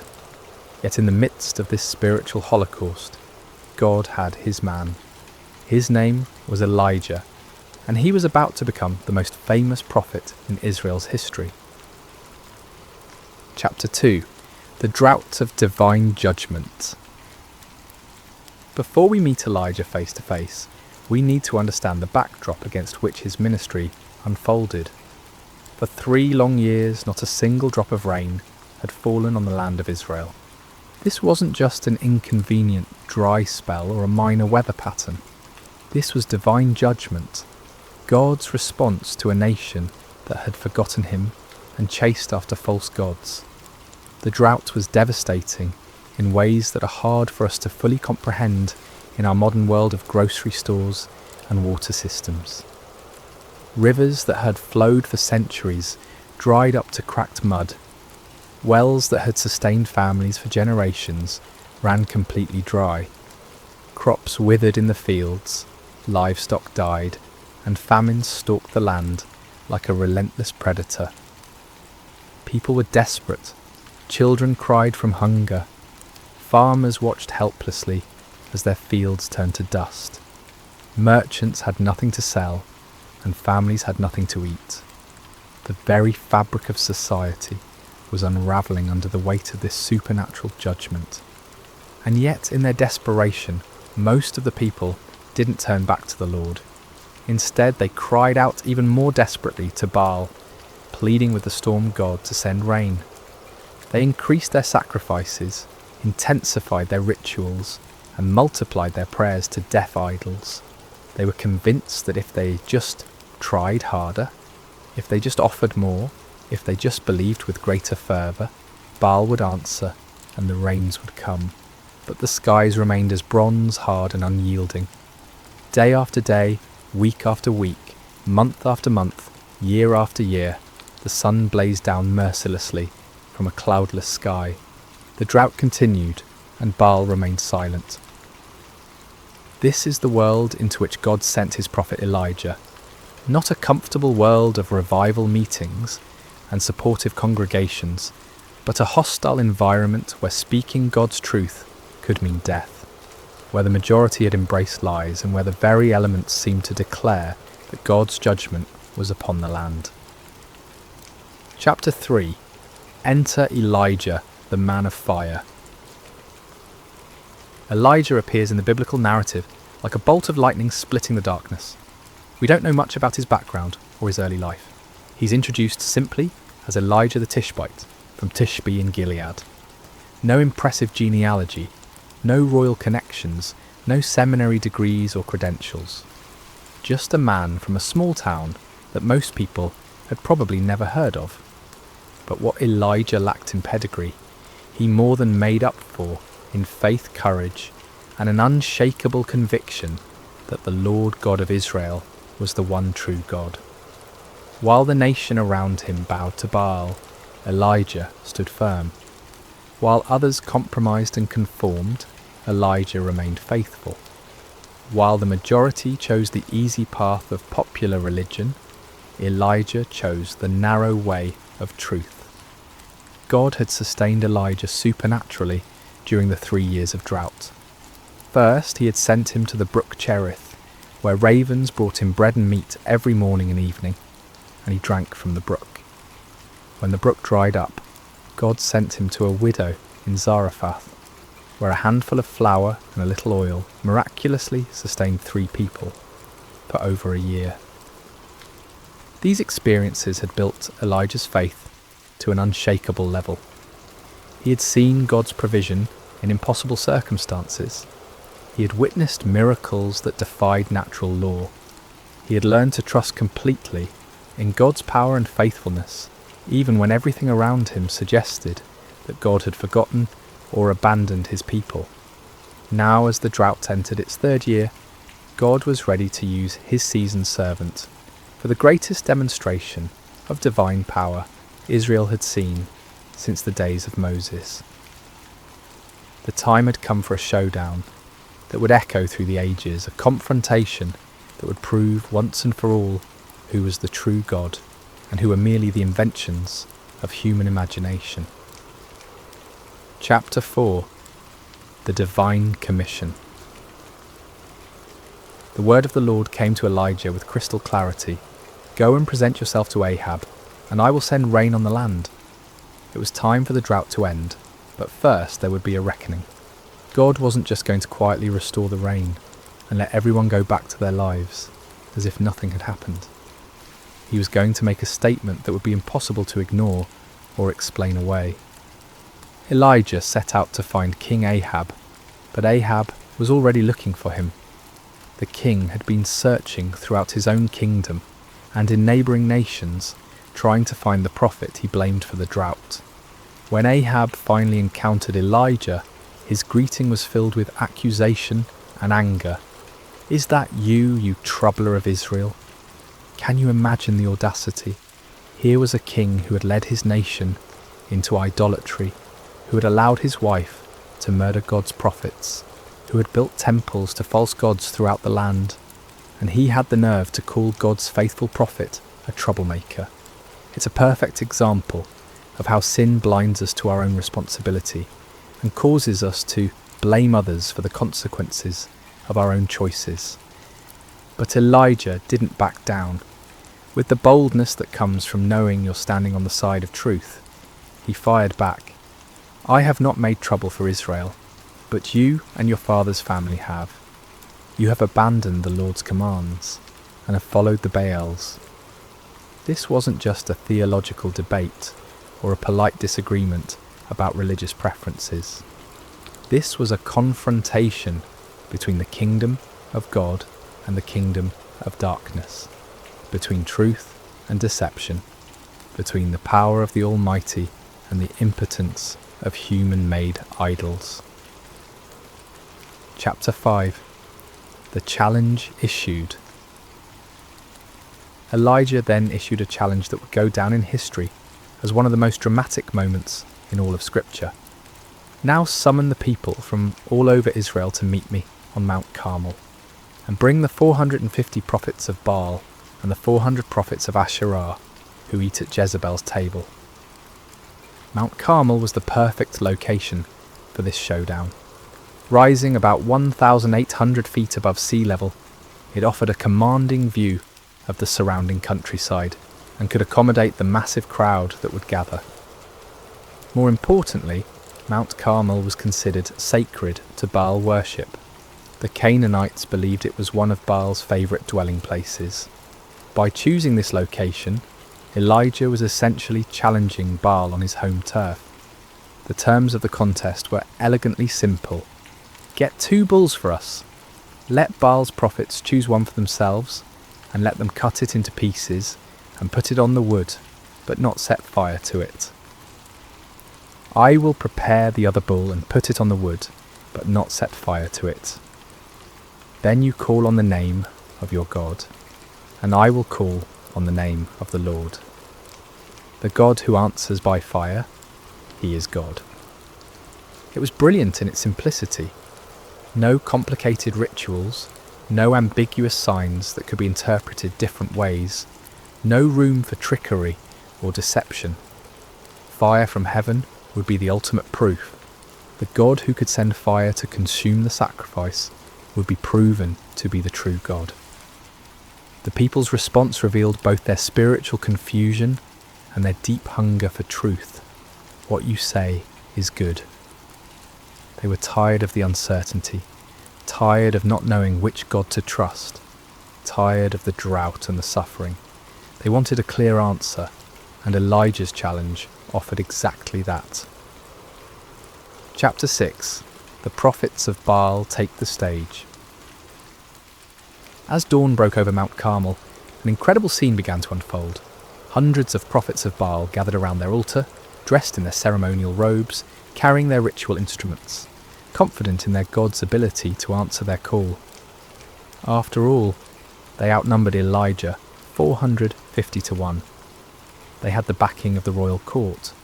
They had been the religious establishment for years. Surely their God would not fail them now, especially not on his sacred mountain. They began their ritual early in the morning with great enthusiasm and confidence. "Baal, answer us," they cried, their voices echoing across the mountainside. They danced around their altar with wild abandon, their movements becoming more and more frenzied as they worked themselves into a religious fervour. This wasn't a quiet, dignified ceremony. This was raw, primal religion at its most intense.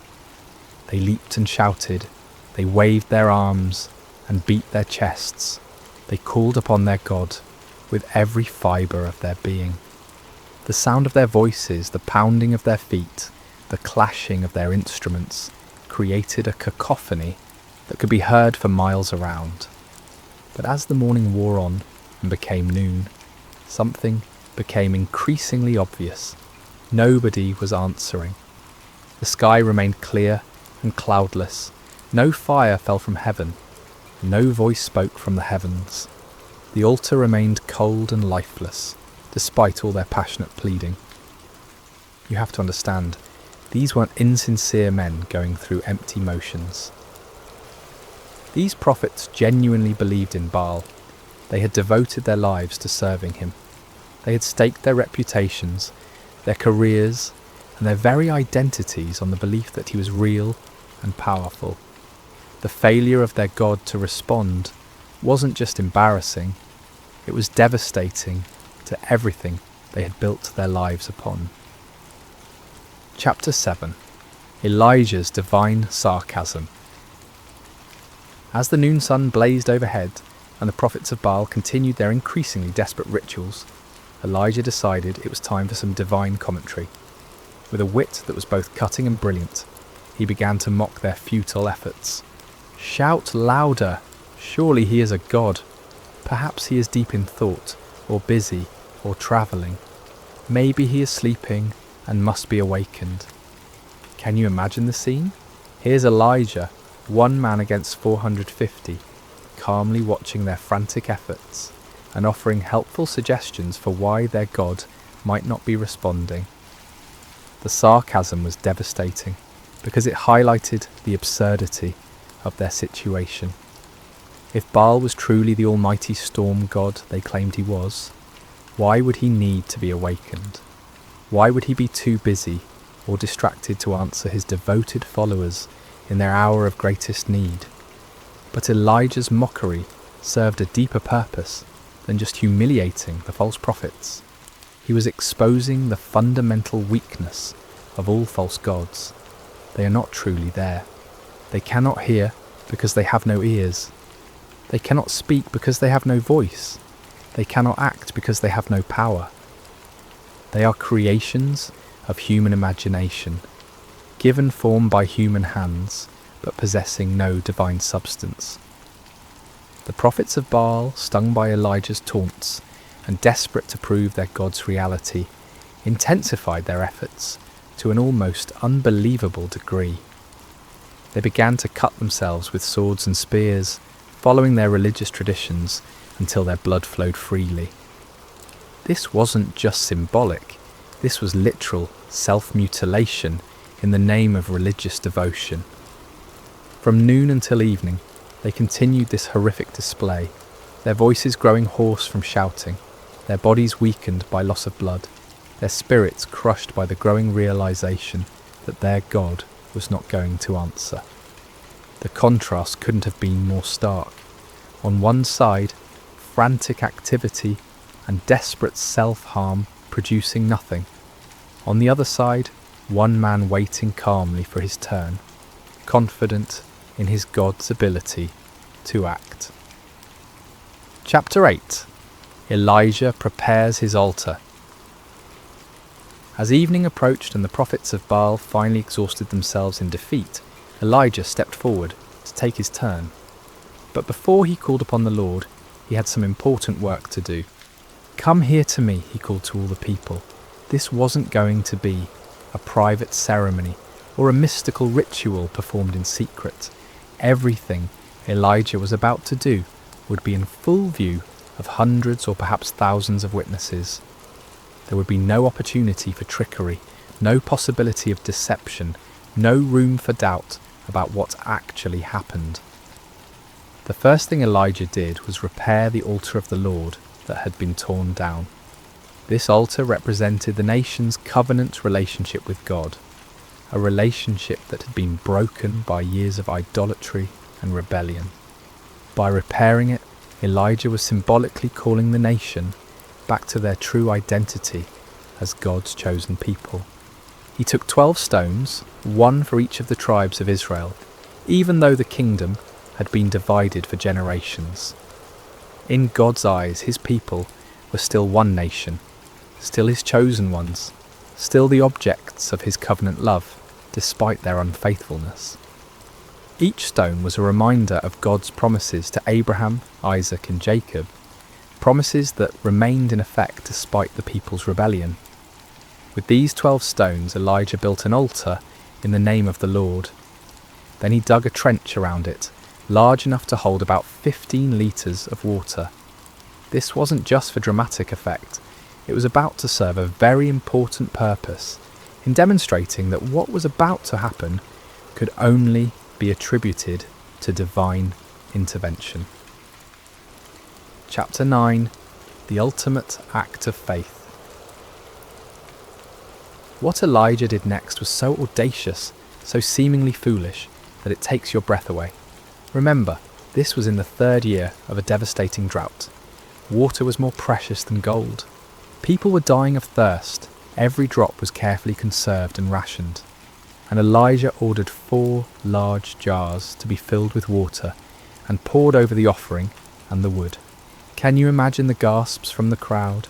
Can you picture the shock on people's faces as they watched precious, life-giving water being poured out lavishly over an altar? Some in the crowd probably thought Elijah had lost his mind. Others might have been angry at what seemed like a wasteful display. But Elijah wasn't finished. "Do it again," he said. And they did it a second time, pouring out 4 more jars of precious water over the sacrifice and the wood. "Do it a 3rd time," Elijah commanded. And a 3rd time they soaked the altar until the water ran down around it and filled the trench he had dug. 12 jars of water in total.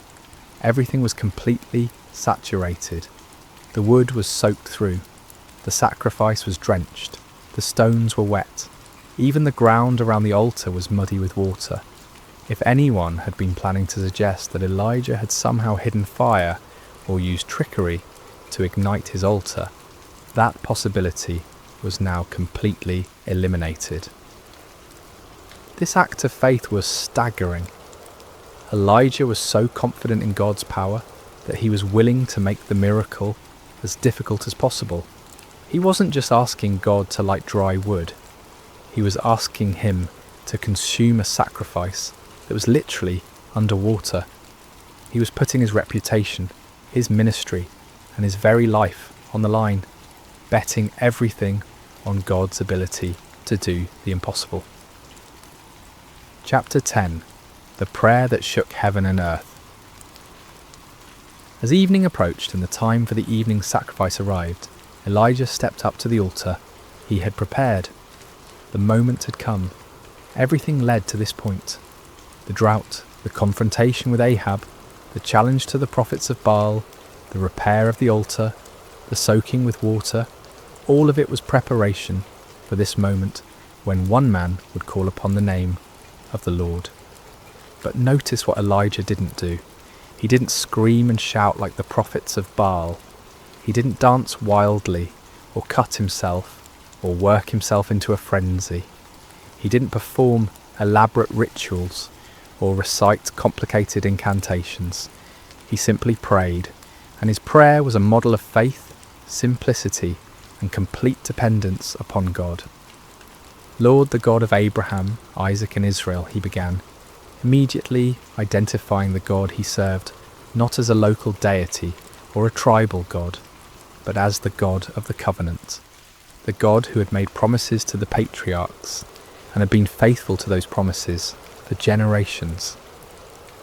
"Let it be known today that you are God in Israel, and that I am your servant and have done all these things at your command." This wasn't about Elijah's reputation or glory. This wasn't about proving his own power or wisdom. This was about demonstrating to a watching world that the Lord alone is God, and that Elijah was merely his obedient servant. "Answer me, Lord, answer me, so these people will know that you, Lord, are God, and that you are turning their hearts back again. The purpose of the miracle wasn't to show off or to defeat enemies, but to turn hearts back to God. This was an act of divine love, a desperate attempt to rescue a nation from the spiritual destruction they had brought upon themselves. The prayer was short, simple, and powerful. No theatrical performance, no manipulation of emotions, no attempt to work up faith through human effort. Just a straightforward request from a faithful servant to his all-powerful God. Chapter 11. Fire falls from heaven. What happened next has never been equalled in human history. The response to Elijah's prayer was immediate, dramatic, and absolutely unmistakable. Fire fell from heaven. Not a small flame that gradually grew, not a spark that ignited the wood, not a natural phenomenon that could be explained by meteorology or chemistry. This was supernatural fire, divine fire, holy fire that blazed down from the throne of God himself. And this fire didn't just consume the sacrifice, it didn't just burn up the wood, it consumed everything. The offering was instantly vaporized. The wood disappeared in a flash. The 12 stones that Elijah had so carefully arranged were completely consumed. Even the soil around the altar was burned up. The water in the trench, all those precious gallons that had been poured out, was licked up by the divine flames as if it had never been there. The heat must have been incredible. The light must have been blinding. The sound must have been like thunder echoing across the mountainside. Everyone watching would have felt the power of God in a way that shook them to their very core. This wasn't just a miracle, it was a demonstration of absolute divine authority. God was making a statement that could not be ignored, denied, or explained away. He was declaring to Israel, to the prophets of Baal, to King Ahab and Queen Jezebel, and to everyone watching, that he alone is God, that he alone has power over the elements, and that he alone deserves worship and obedience. Chapter 12. The people's response. When the people saw the fire fall from heaven and consume everything on the altar, their response was immediate and overwhelming.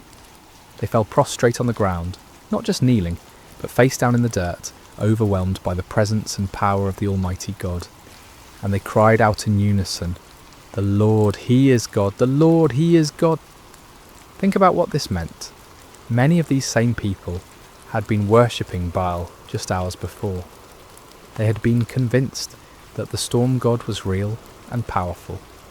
They had invested their hopes, their prayers, and their sacrifices in a false deity. But now, confronted with undeniable evidence of God's power, they acknowledged the truth they had been running from for 3 years. This wasn't just an intellectual acknowledgement or a polite religious sentiment. This was a deep, heart-level recognition of divine authority. They had seen something that shattered their old beliefs and transformed their understanding of spiritual reality. The God of Israel, the God of Abraham, Isaac and Jacob, the God their fathers had worshipped. He was the true God, and all other gods were mere pretenders. The cry, "The Lord, He is God," became a declaration of faith that echoed across the mountainside and down through the centuries. It was a moment of national awakening, a turning point when an entire people group remembered who they were and whose they were. Chapter 13. Justice and Restoration. But the story didn't end with the people's declaration of faith. God's justice demanded that those who had led the nation astray face the consequences of their deception. Under Elijah's direction, the people seized the 450 prophets of Baal who had spent the day proving the powerlessness of their God. This might seem harsh to our modern sensibilities, but we need to understand the context. These men had been leading an entire nation away from the true God. They had been accomplices in the persecution and murder of God's true prophets. They had been teaching lies in the name of religion, deceiving people who were desperately seeking spiritual truth. Their deception had contributed to the spiritual darkness that had brought God's judgment upon the land. Justice was swift and final. All 450 prophets of Baal were executed, removing the source of false teaching that had poisoned the nation's spiritual life. With the false prophets dealt with and the people's hearts turned back to God, it was time for the next phase of God's plan, the restoration of his blessing upon the land. Chapter 14. The sound of abundant rain. Elijah said to Ahab, "Go, eat and drink, for there is the sound of a heavy rain." This statement is remarkable for several reasons. First, there wasn't a cloud in the sky. The weather conditions were identical to what they had been for 3 years. Hot, dry, and utterly cloudless. But Elijah had the faith to hear the sound of rain that existed only in the promise of God. This is the kind of faith that sees the invisible and hears the inaudible. Elijah wasn't looking at circumstances or relying on weather forecasts. He was trusting in the word of God, who had promised to send rain upon the land. While Ahab went to eat and drink, Elijah climbed to the top of Mount Carmel and threw himself down on the ground in prayer. This wasn't a casual request or a polite religious ritual. This was intense, fervent prayer from a man who understood that he was participating in God's plan to restore his people. 7 times Elijah sent his servant to look toward the sea for signs of rain. 6 times the servant returned with the same report. There is nothing there. But Elijah didn't give up. He didn't doubt God's promise or question his own faith. He kept praying, kept believing, kept expecting God to fulfill his word. On the 7th time, the servant returned with different news. A cloud as small as a man's hand is rising from the sea. To most people, a tiny cloud on the horizon wouldn't seem significant, especially after 3 years of drought. But to the eyes of faith, that small cloud was the beginning of God's abundant provision. Elijah immediately told his servant to run to Ahab with this message: "Hitch up your chariot and go down before the rain stops you." Chapter 15. The Storm of Restoration. What followed was one of the most dramatic weather changes in recorded history. The tiny cloud that had appeared on the horizon quickly grew and multiplied. The sky, which had been clear blue for 3 years, suddenly turned black with storm clouds. The wind began to blow with increasing intensity, and then the rain began to fall. But this wasn't a gentle shower or a light drizzle. This was a torrential downpour, a deluge that made up for 3 years of drought in a matter of hours. The rain came down in sheets so heavy that visibility was reduced to just a few feet. The ground, which had been hard as concrete from years of drought, couldn't absorb the water fast enough, and soon rivers of rainwater were flowing down every hillside and through every valley. It was as if God was saying, "You thought I had forgotten how to send rain? You believed that Baal was the god of storms? Let me show you what real divine power looks like." The storm was so intense that King Ahab, travelling in his royal chariot, had difficulty making the journey back to his palace in Jezreel. But here's one of the most amazing details of the entire story. The power of the Lord came on Elijah, and tucking his cloak into his belt, he ran ahead of Ahab's chariot all the way to Jezreel. Picture this scene. A middle-aged prophet who had just spent an entire day in intense spiritual warfare, who had just called down fire from heaven and orchestrated the execution of 450 false prophets who had just prayed intensely for rain. This same man was given supernatural strength to outrun a horse-drawn chariot for about 17 miles through a driving rainstorm. This wasn't natural human endurance. This was divine empowerment, God's way of putting an exclamation point on the entire day's events. Even in the storm, even in the exhaustion that should have followed such an intense spiritual battle, God's power was sufficient to carry his faithful servant. Chapter 16. Lessons for today. The story of Elijah on Mount Carmel is far more than just an exciting historical account. It's a template for understanding how God works in our world today and how he calls each of us to live lives of faith and courage.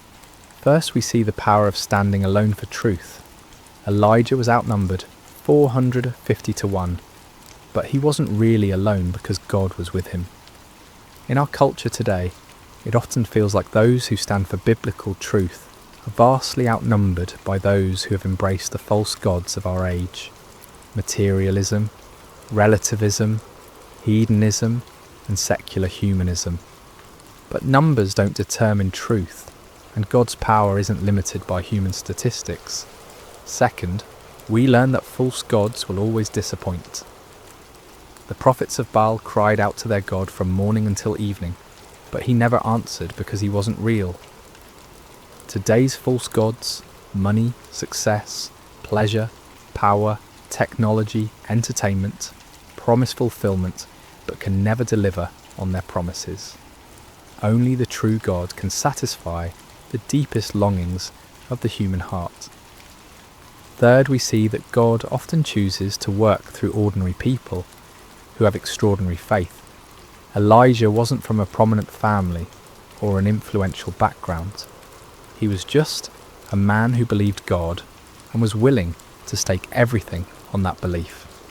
God is still looking for such people today, men and women who will trust him completely and obey him fully, regardless of the circumstances or the opposition. Fourth, we learn the importance of prayer in the life of faith. Elijah's prayer was simple but powerful because it was offered in complete faith and alignment with God's will.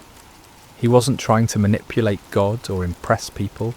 He was simply communicating with his heavenly Father and trusting him to act according to his promises. Fifth, we see that God's miracles often come after periods of preparation and testing. The 3 years of drought weren't just punishment for sin, they were preparation for a miracle. God was setting the stage for a demonstration of his power that would be undeniable and unforgettable. Sometimes what looks like delay in our lives is actually divine preparation for something greater than we could imagine. Conclusion. Where is your Mount Carmel? As we conclude this incredible story, I want to ask you a personal question. Where is your Mount Carmel? What situation in your life is calling for a clear demonstration of God's power and faithfulness? What false gods have you been trusting instead of the one true God? What impossible circumstance are you facing that only divine intervention can resolve? Maybe you're facing a financial crisis that seems hopeless and you need God to provide for your needs in supernatural ways. Perhaps you're dealing with a health challenge that has left doctors puzzled, and you need the great physician to demonstrate his healing power. It could be that you're struggling with a relationship that seems beyond repair, and you need the God of restoration to work a miracle in your marriage or family. Or maybe your Mount Carmel is more internal. Maybe you've been worshipping the false gods of success, approval, comfort, or control, and you need to experience the reality of God's presence and power in a fresh way. Maybe you've been trying to live the Christian life in your own strength, and you need to discover what it means to depend completely on God's power rather than your own abilities. The same God who answered Elijah's prayer with fire from heaven is still on the throne today. He still hears the prayers of his people. He still demonstrates his power in impossible situations. He still turns hearts back to himself and brings restoration where there has been devastation. But like Elijah, we must be willing to stake everything on God's faithfulness. We must be prepared to stand alone if necessary, to trust when circumstances seem impossible, to pray with faith rather than doubt, and to give God the opportunity to show his power in ways that will leave no doubt about his reality and love. The fire that fell on Mount Carmel that day wasn't just about proving that the Lord is God, though it certainly did that. It was about a loving Father reaching out to his wayward children, demonstrating his power not to destroy them but to draw them back to himself. It was about restoration, redemption, and the kind of love that will go to any lengths to rescue those who are precious to him. That same love is reaching out to you today. That same power is available to you in your situation. That same God who answered Elijah is waiting to answer your prayers and demonstrate his faithfulness in your life. The question isn't whether God is able. The question is whether you're willing to trust him completely, to step out in faith even when the odds seem impossible, and to give him the opportunity to show his power in your Mount Carmel moment. So I challenge you today, don't settle for the false gods of our culture. Don't be satisfied with a powerless religion that looks good on the surface but lacks the reality of divine presence. Cry out like the people on Mount Carmel, "The Lord, he is God. The Lord, he is God." And then watch as the fire of his presence transforms your impossible situation into a testimony of his faithfulness and power. The same God who sent fire from heaven is ready to move in your life today.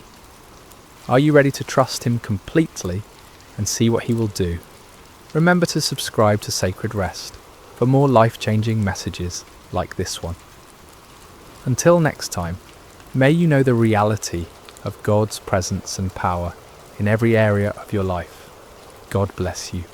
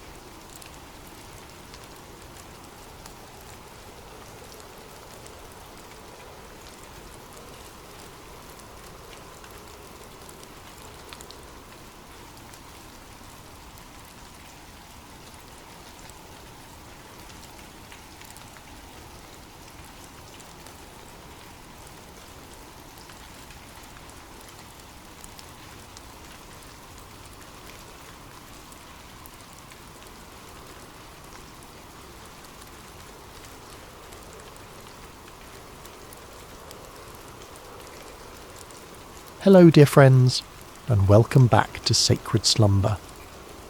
Before we begin tonight's story, I hope your day has been filled with blessings and peace.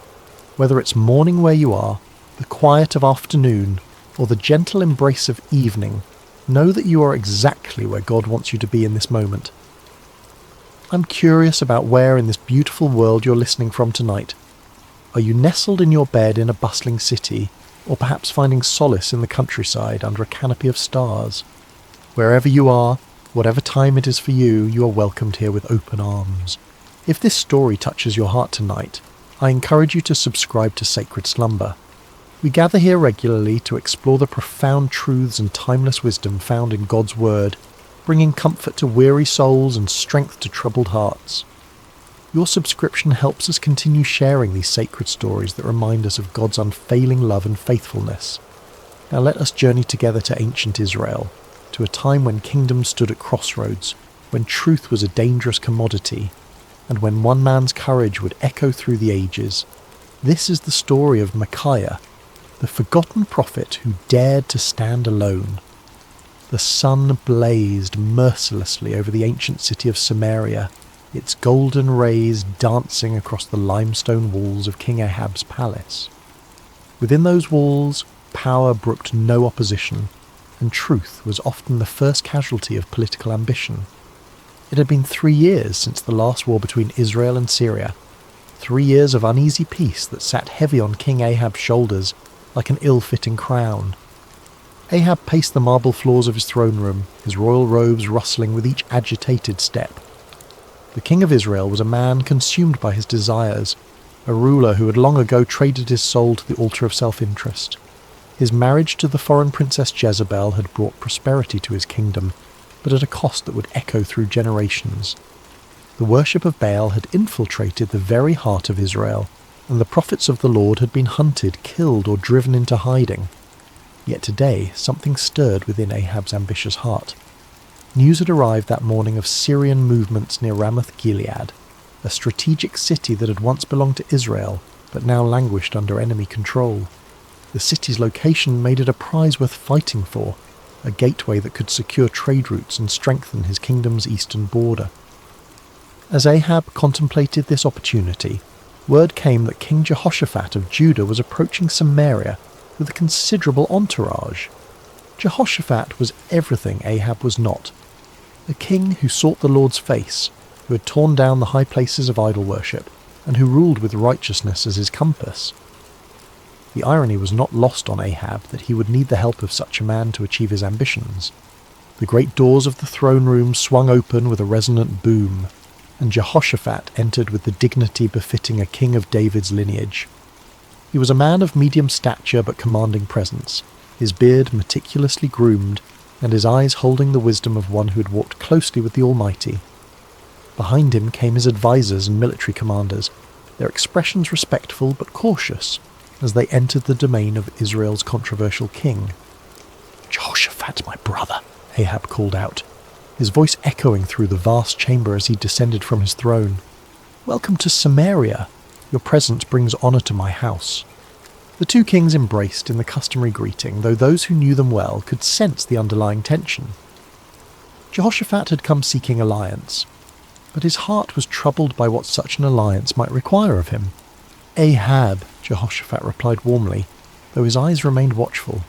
"It has been too long since we have spoken face to face. The Lord has blessed both our kingdoms with peace these past years." "Indeed," Ahab agreed, gesturing toward the laden tables his servants had prepared. "Come, let us feast together and speak of matters that concern us both." The banquet that followed was a spectacle of royal excess. Tables groaned under the weight of roasted meats, exotic fruits, and wine from the finest vineyards. Musicians played softly in the background, while servants moved like shadows, attending to every need. Yet beneath the veneer of celebration, both kings harboured their own purposes. As the evening wore on and the wine loosened tongues, Ahab finally revealed his true intention. Leaning toward Jehoshaphat with the conspiratorial air of old friends, he spoke in measured tones. "My brother, there is a matter that weighs heavily upon my heart," Ahab began, his eyes glinting in the torchlight. "You know that Ramoth-Gilead belongs to us, yet it remains in the hands of the king of Syria. Should we not take back what is rightfully ours?" Jehoshaphat set down his goblet carefully, his expression growing thoughtful. He had anticipated this moment, knowing that Ahab rarely extended hospitality without purpose. The question hung in the air between them like incense, heavy with implication. "Ramoth-Gilead has indeed been a source of contention," Jehoshaphat replied diplomatically. "What do you propose?" Ahab's smile was that of a merchant who senses a favourable negotiation. "I propose that we go up together against Ramoth-Gilead. Your army combined with mine would be formidable. We could restore the city to Israel and share in the glory of victory." The words were carefully chosen, appealing to both practical strategy and Jehoshaphat's sense of brotherhood among the tribes of Israel. Yet Jehoshaphat had not survived as king by making hasty decisions.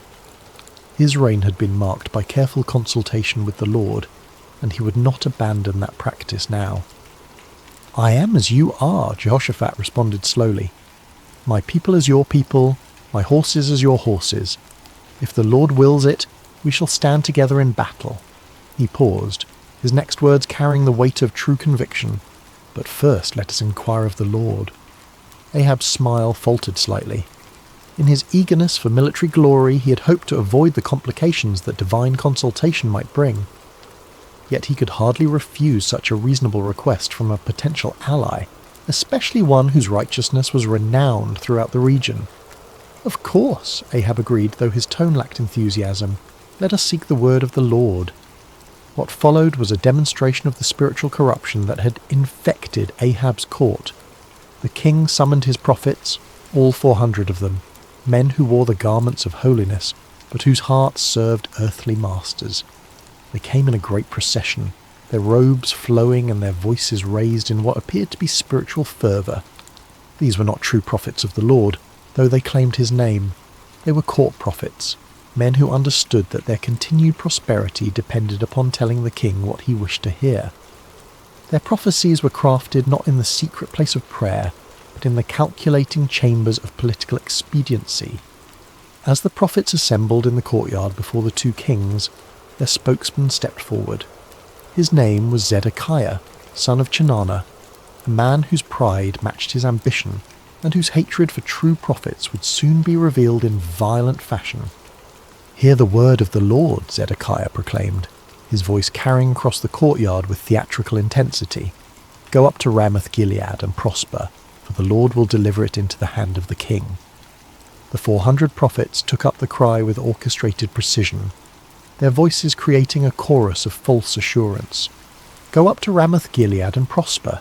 The Lord will deliver it into the hand of the king." Some of the prophets had even prepared visual aids for their performance.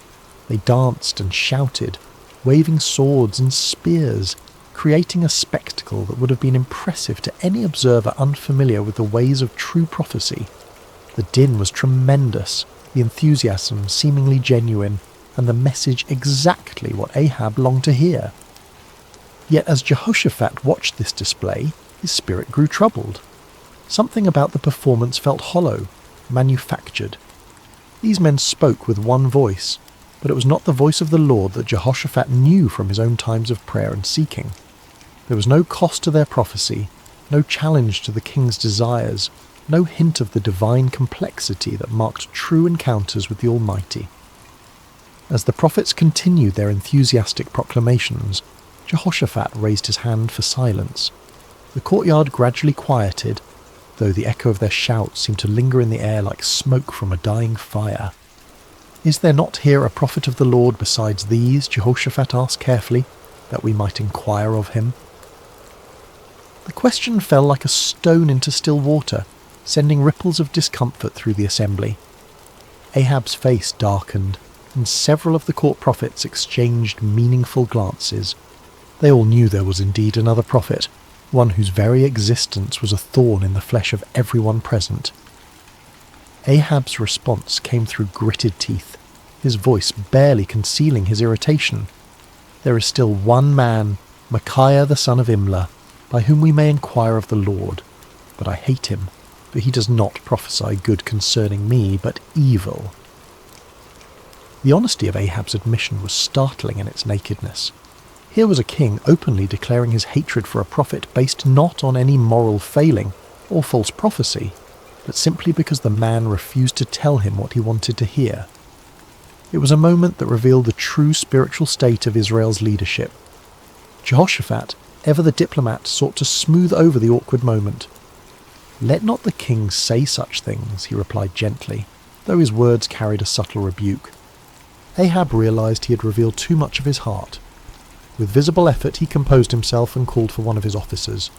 "Bring Micaiah the son of Imlah quickly," he commanded, though his tone suggested he would rather summon a plague upon his house. As the officer hurried away on his grim errand, the two kings settled in to wait. The 400 prophets remained in the courtyard, their earlier enthusiasm now tempered by the knowledge that their unanimous voice was about to be challenged by a single man they both feared and despised. The sun continued its relentless journey across the sky, and in the distance the sound of the officer's horse could be heard galloping toward the place where truth dwelt in isolation, where a forgotten prophet waited in the shadows of his integrity. The horse's hooves struck the dusty road with rhythmic precision as the king's officer rode toward the humble dwelling where Micaiah made his home. The prophet lived simply, far from the luxury of the royal court, in a stone house that spoke of function rather than ostentation. Here, away from the corrupting influence of political power, dwelt a man who had chosen faithfulness over favour, truth over comfort. Micaiah, son of Imlah, was not an imposing figure by earthly standards. Of average height and lean build, he bore the weathered appearance of one who had walked through many storms. His beard was streaked with silver, and his eyes held the deep weariness of a man who had spoken unpopular truths for too many years. Yet there was something unbreakable in his demeanour, a quality that suggested he had found his anchor in something far stronger than human approval. When the king's messenger arrived, Micaiah was in his garden, tending to the vegetables that provided much of his sustenance. The prophet lived modestly, supported by the occasional gifts of those few souls who still valued truth above comfort. He had long ago learned to find contentment in simple things, the satisfaction of honest work, the peace of prayer, and the quiet joy of communion with the Almighty. "Micaiah," the officer called out as he dismounted, "the king commands your presence immediately." The prophet looked up from his work, unsurprised. He had sensed in recent days that the Lord was preparing him for something significant. His prayers had been marked by an unusual intensity, and his dreams had been filled with visions he did not yet fully understand.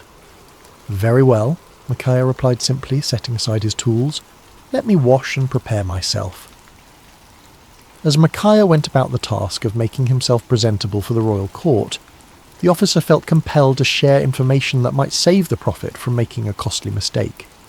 The man had witnessed what happened to those who crossed King Ahab, and despite his loyalty to the crown, he possessed enough humanity to feel concern for this solitary figure.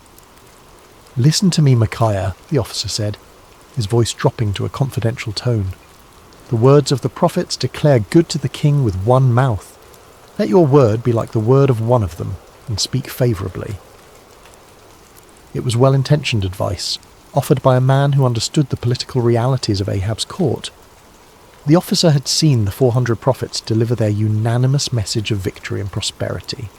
He knew that Micaiah's reputation for speaking uncomfortable truths could lead to imprisonment, exile, or worse. In his mind, he was offering the prophet a lifeline, a chance to align himself with the majority and avoid the consequences of standing alone. Micaiah paused in his preparations, considering the messenger's words. The offer was clear: conform, agree with the crowd, tell the king what he wants to hear, and enjoy the benefits of royal favour. It would be so easy, so practical, so utterly reasonable by every human measure. But as Micaiah looked into the officer's earnest face, he felt the familiar stirring of the spirit within him, that unmistakable presence that had guided him through decades of faithful service. The Lord had not called him to an easy path, but he had never failed to provide strength for the journey. "As the Lord lives," Micaiah replied with quiet dignity, "whatever the Lord says to me, that I will speak." The words hung in the air between them, a declaration of absolute commitment that left no room for compromise. The officer's face showed his disappointment and concern, but he knew better than to argue further. He had delivered his warning. What the prophet did with it was beyond his control. The journey back to Samaria was made in relative silence, the officer pondering the stubborn integrity of his passenger, while Micaiah prayed and prepared his heart for whatever lay ahead. As they approached the city, the prophet could see the banners of both Israel and Judah flying from the palace walls, confirming his suspicion that this summons involved more than a routine consultation. The palace courtyard was a scene of controlled chaos when they arrived. Servants scurried about preparing for what appeared to be an important gathering, while guards stood at attention in their finest armour. The 400 prophets were still present, clustered in small groups and speaking in hushed tones. Their earlier enthusiasm had given way to a more subdued attitude, though their confidence in their message remained unshaken.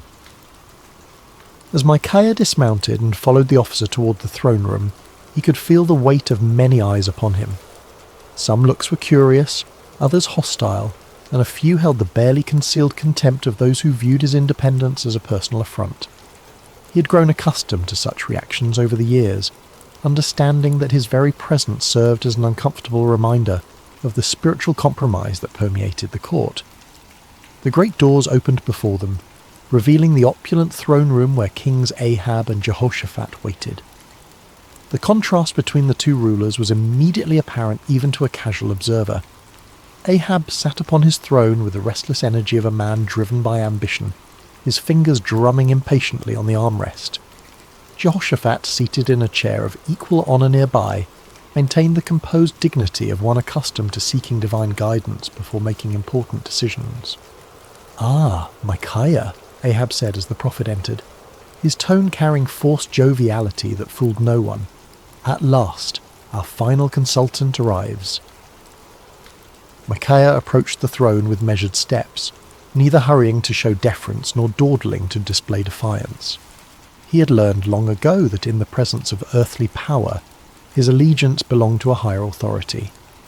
When he reached the appropriate distance, he bowed respectfully but not obsequiously, acknowledging the king's position without compromising his own integrity. "You summoned me, your majesty," Micaiah said simply, his voice carrying clearly through the chamber. King Jehoshaphat studied the prophet with interest. He had heard reports of Micaiah's reputation for uncompromising honesty, and after witnessing the theatrical performance of the 400 prophets, he was eager to hear from someone who might offer a different perspective.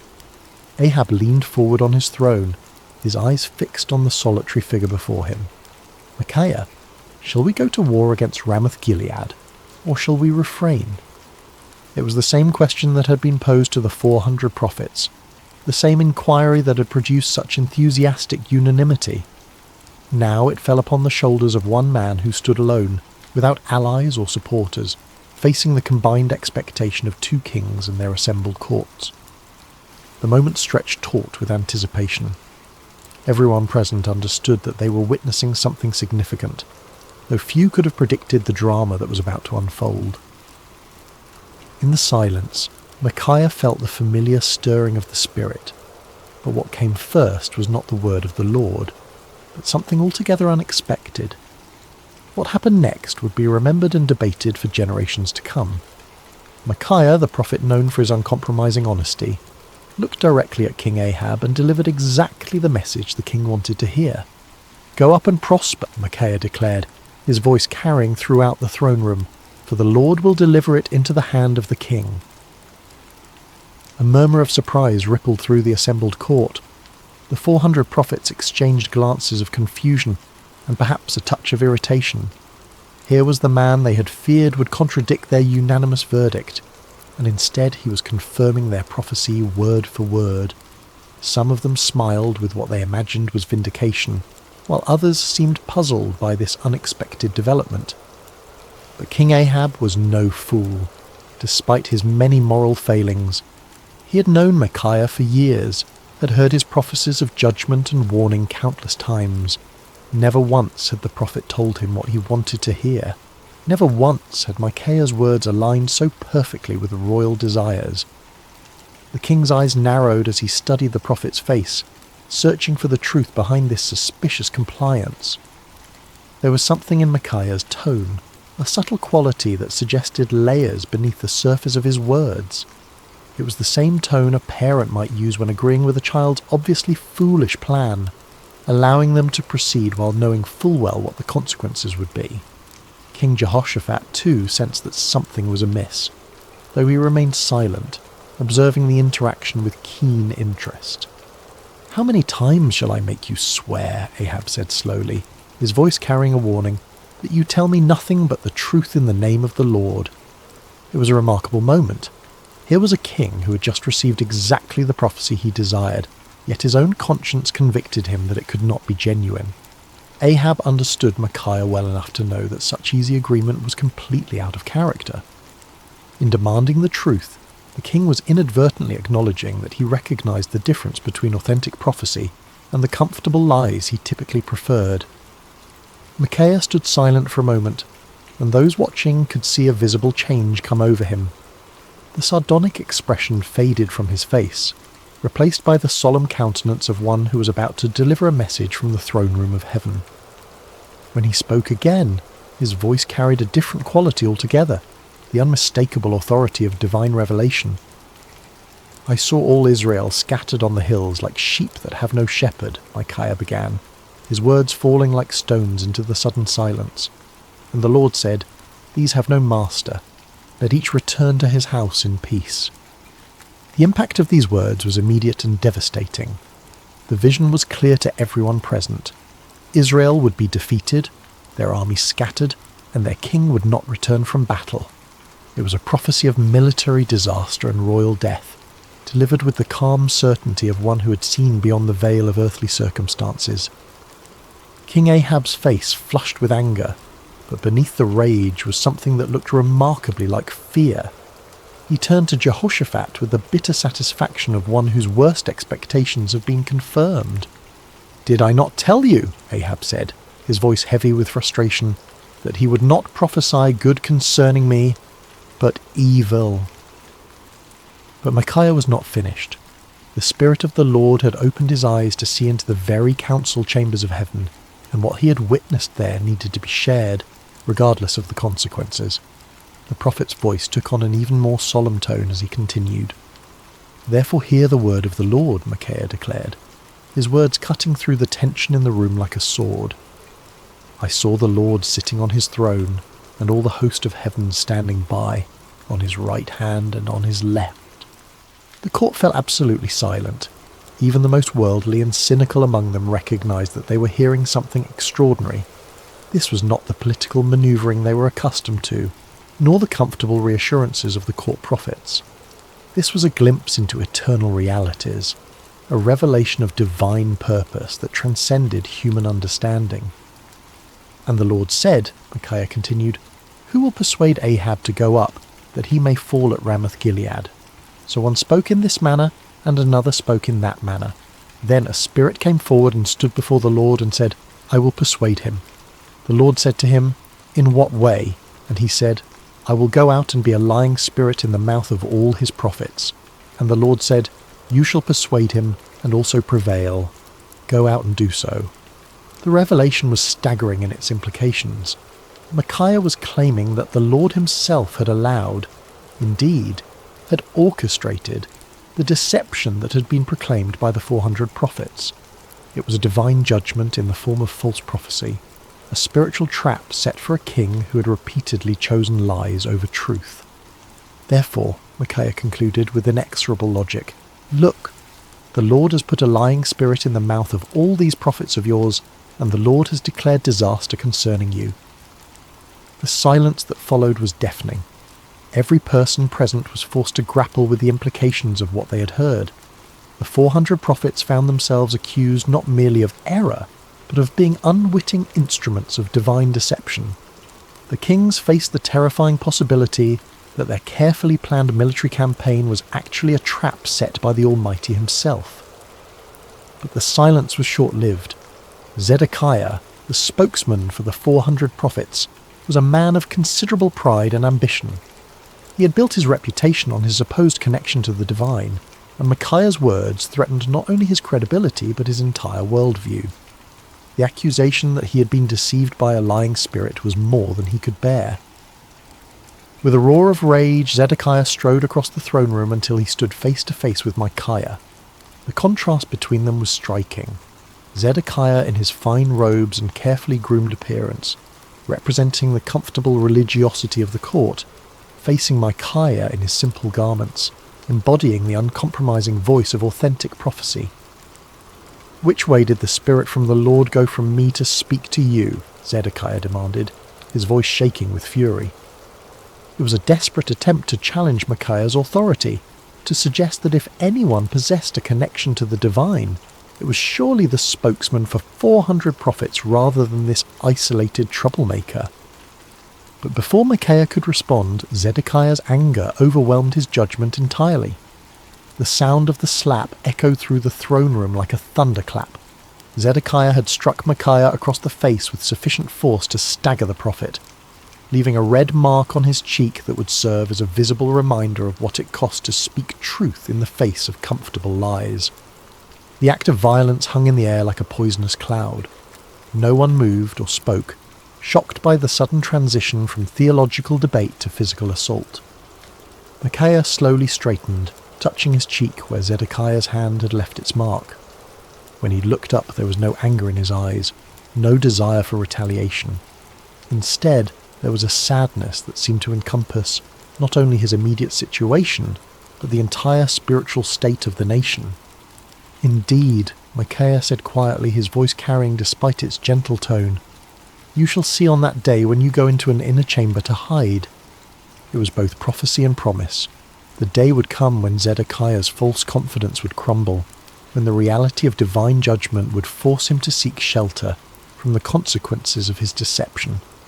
The words carried the weight of inevitable fulfillment, spoken not in anger, but with the sorrowful certainty of one who had seen the future and found it tragic.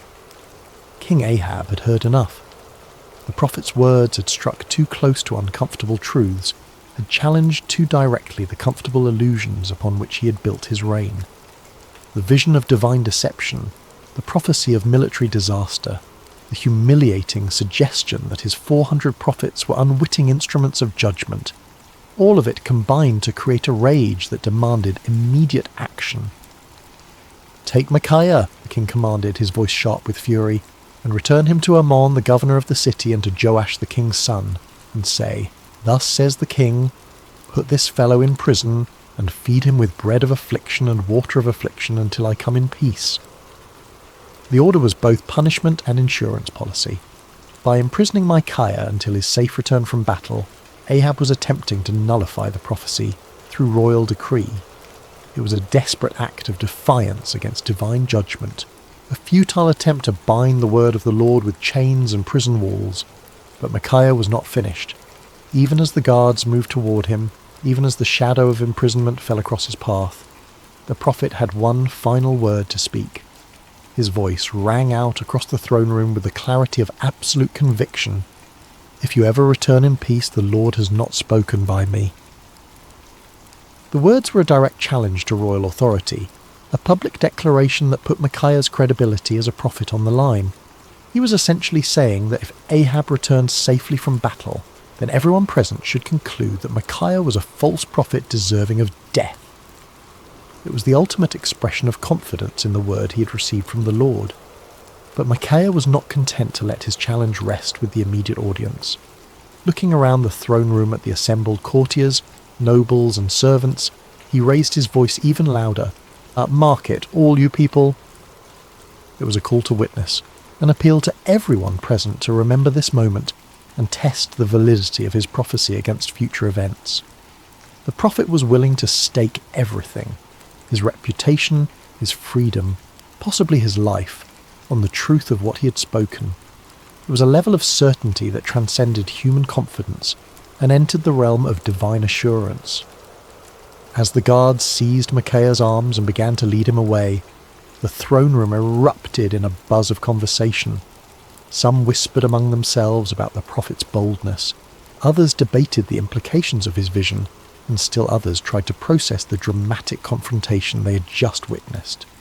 Through it all, the 400 prophets maintained their uncomfortable silence, uncertain how to respond to accusations that struck at the very heart of their prophetic claims. King Jehoshaphat watched the proceedings with deep concern. The righteous king of Judah had requested divine counsel, and what he had received was a prophecy that directly contradicted his military plans and predicted disaster for his ally. Yet something in Micaiah's bearing, some quality of authentic conviction, made it impossible to dismiss his words as the ravings of a madman or the spite of a disgruntled prophet. As Micaiah was led away, his footsteps echoing through the palace corridors, he felt no bitterness toward his captors or self-pity for his situation. He had spoken the word of the Lord faithfully, regardless of the consequences, and that obedience brought a peace that transcended his circumstances. The prison cell that awaited him might confine his body, but his spirit remained free, anchored in the unshakable certainty that he had been faithful to his calling. The cell where Micaiah was imprisoned was a far cry from the luxury of the royal court. Built of rough stone with a small barred window that provided minimal light, it was designed for punishment rather than comfort. The bread of affliction and water of affliction promised by the king proved to be exactly that. Meagre rations calculated to sustain life, while providing a constant reminder of a royal displeasure. Yet in that dark cell, Micaiah found something that had eluded him in the freedom of his simple home. Absolute clarity about his purpose and calling. Stripped of all earthly comforts and securities, he was forced to rely entirely upon his relationship with the Lord. In the long hours of solitude, he prayed not for deliverance but for continued faithfulness, not for vindication but for grace to endure whatever lay ahead. Meanwhile, preparations for war continued with increasing intensity. King Ahab threw himself into military planning with the fervour of a man trying to drown out unwelcome voices of conscience. He consulted with his generals, inspected his troops, and made elaborate arrangements for what he was determined would be a glorious victory. The prophecy of the 400 court prophets was repeated frequently, as if constant repetition could somehow make it more reliable. King Jehoshaphat, however, found himself deeply troubled by the day's events. The contrast between the theatrical unanimity of the 400 prophets and Micaiah's stark authenticity had left him with serious doubts about the wisdom of the planned campaign. Yet he had given his word to stand with Ahab, and the political implications of backing out now were significant. As the day of departure approached, Ahab made one final attempt to circumvent the prophecy that haunted his thoughts. If the word of the Lord through Micaiah was true, then King Ahab was destined to die in battle. But perhaps, the king reasoned, he could outwit divine judgment through human cleverness. "I will disguise myself and go into battle," Ahab announced to his commanders, "but you put on your robes." It was a cunning plan. By dressing as an ordinary soldier while Jehoshaphat wore royal garments, Ahab hoped to deceive the enemy about his identity and location. If the Syrians could not identify him as the king of Israel, perhaps he could survive the battle and prove Micaiah wrong. It was the kind of tactical thinking that had served Ahab well in political manoeuvring. But he was about to discover that divine judgment operates by different rules than human conflict. The morning of battle dawned clear and bright, with a gentle breeze that carried the scent of wildflowers across the plains surrounding Ramoth Gilead. It seemed an unlikely day for the fulfillment of prophecy, too beautiful for the tragic events that were about to unfold. The armies of Israel and Judah had assembled in impressive formation, their banners flying proudly in the morning air, their weapons gleaming in the sunlight. King Ahab, disguised as a common soldier, moved among his troops with nervous energy. His royal armour had been replaced with the simple leather and bronze of an ordinary warrior, and his distinctive crown was nowhere to be seen.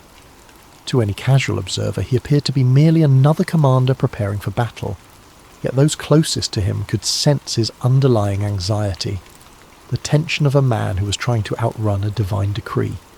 King Jehoshaphat, meanwhile, wore his royal robes with obvious reluctance. The righteous king of Judah had agreed to this deception as part of their military strategy, but his conscience troubled him.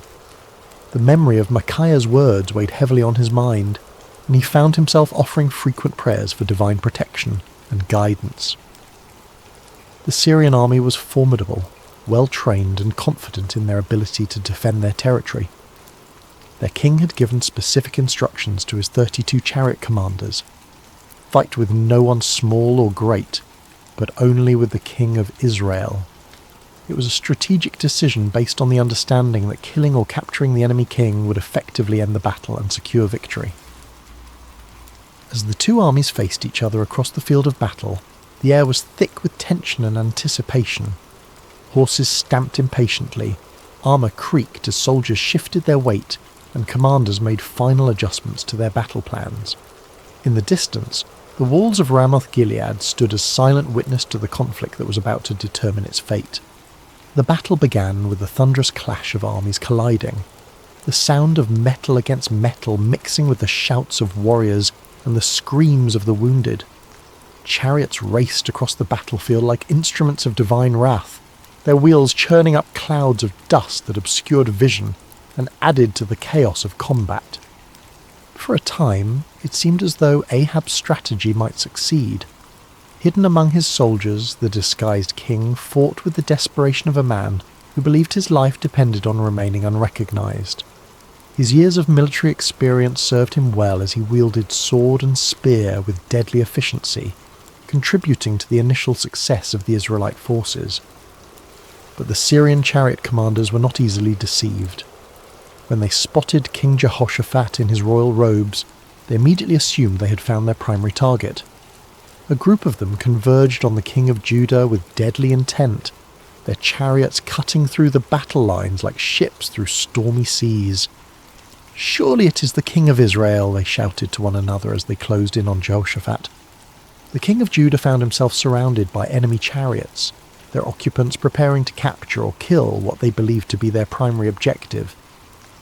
In that moment of extreme danger, Jehoshaphat did what he had learned to do throughout his reign. He cried out to the Lord for deliverance. "Help me, O Lord," Jehoshaphat called out, his voice carrying above the din of battle. What happened next was a clear demonstration of divine intervention. As Jehoshaphat's cry reached heaven, the Lord moved the hearts of the Syrian commanders in an unexpected way. Something about the king's appearance or manner suddenly convinced them that this was not their intended target after all.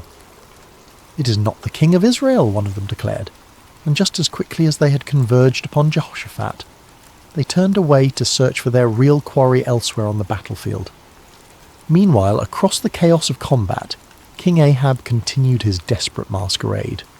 His disguise had served him well throughout the morning, allowing him to participate in the battle without attracting the special attention of enemy forces. For a brief moment, it seemed as though human cunning might indeed triumph over divine decree. But the Lord's purposes are not thwarted by earthly schemes, no matter how cleverly conceived. As the battle raged on, a Syrian soldier drew his bow at random, not aiming at any particular target, but simply shooting into the mass of enemy forces. It was the kind of arrow that soldiers loose when they cannot see clearly, through the dust and confusion of battle, hoping to strike something useful, but with no specific intent. The arrow flew through the air with the invisible guidance of divine providence. It passed over the heads of common soldiers, sailed between the wheels of racing chariots, and found its mark with the precision of perfect justice. The bronze point struck King Ahab between the joints of his armour, penetrating the one gap in his defences that his disguise could not protect. The king felt the arrow's impact like a thunderbolt, the sudden sharp pain followed by the warm spread of blood across his chest.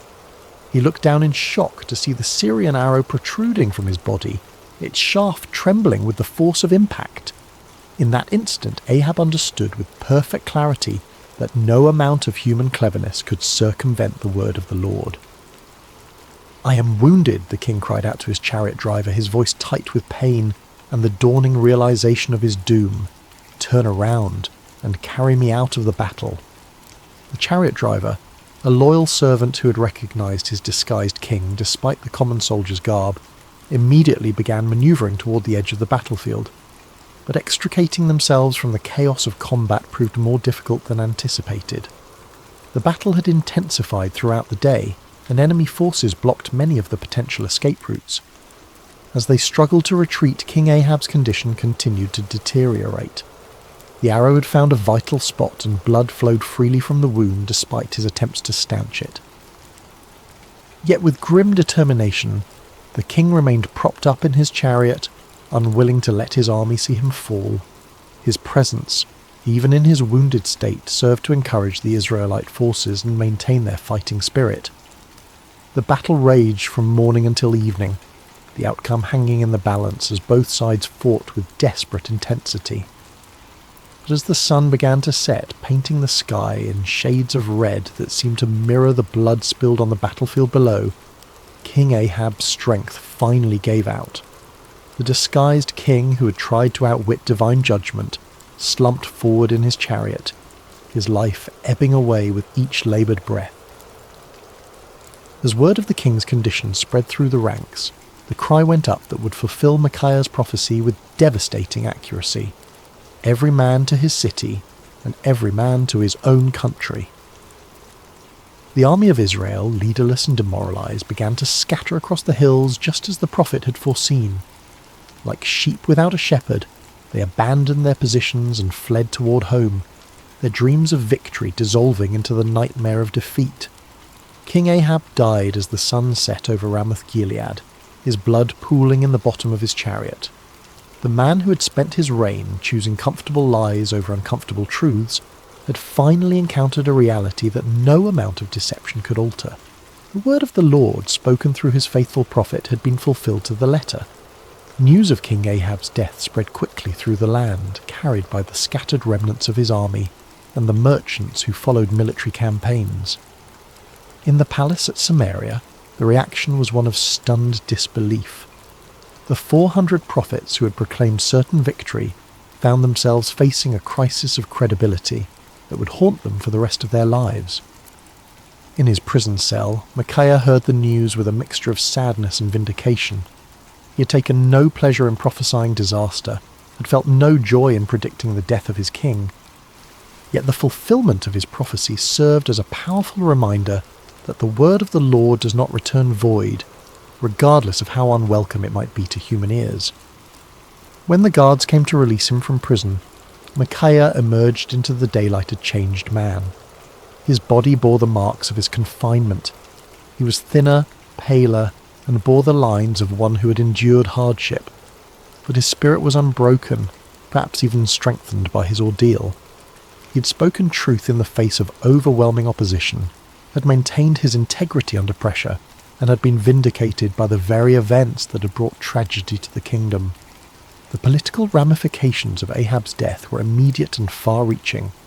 His son Ahaziah ascended to the throne, inheriting a kingdom shaken by military defeat and spiritual confusion. The influence of Queen Jezebel remained strong, but the dramatic fulfillment of Micaiah's prophecy had dealt a severe blow to the credibility of the Baal-worshipping establishment. Zedekiah, the false prophet who had struck Micaiah in the throne room, found himself in an impossible position. His confident predictions of victory had been thoroughly discredited, and his authority as a spokesman for the divine had been shattered. The inner chamber where he sought to hide, just as Micaiah had prophesied, became both a physical and spiritual reality as he struggled to come to terms with the magnitude of his error. The other court prophets faced similar crises of confidence. Their unanimous declaration of victory had been revealed as the lying spirit Micaiah had warned about, and their reputations lay in ruins.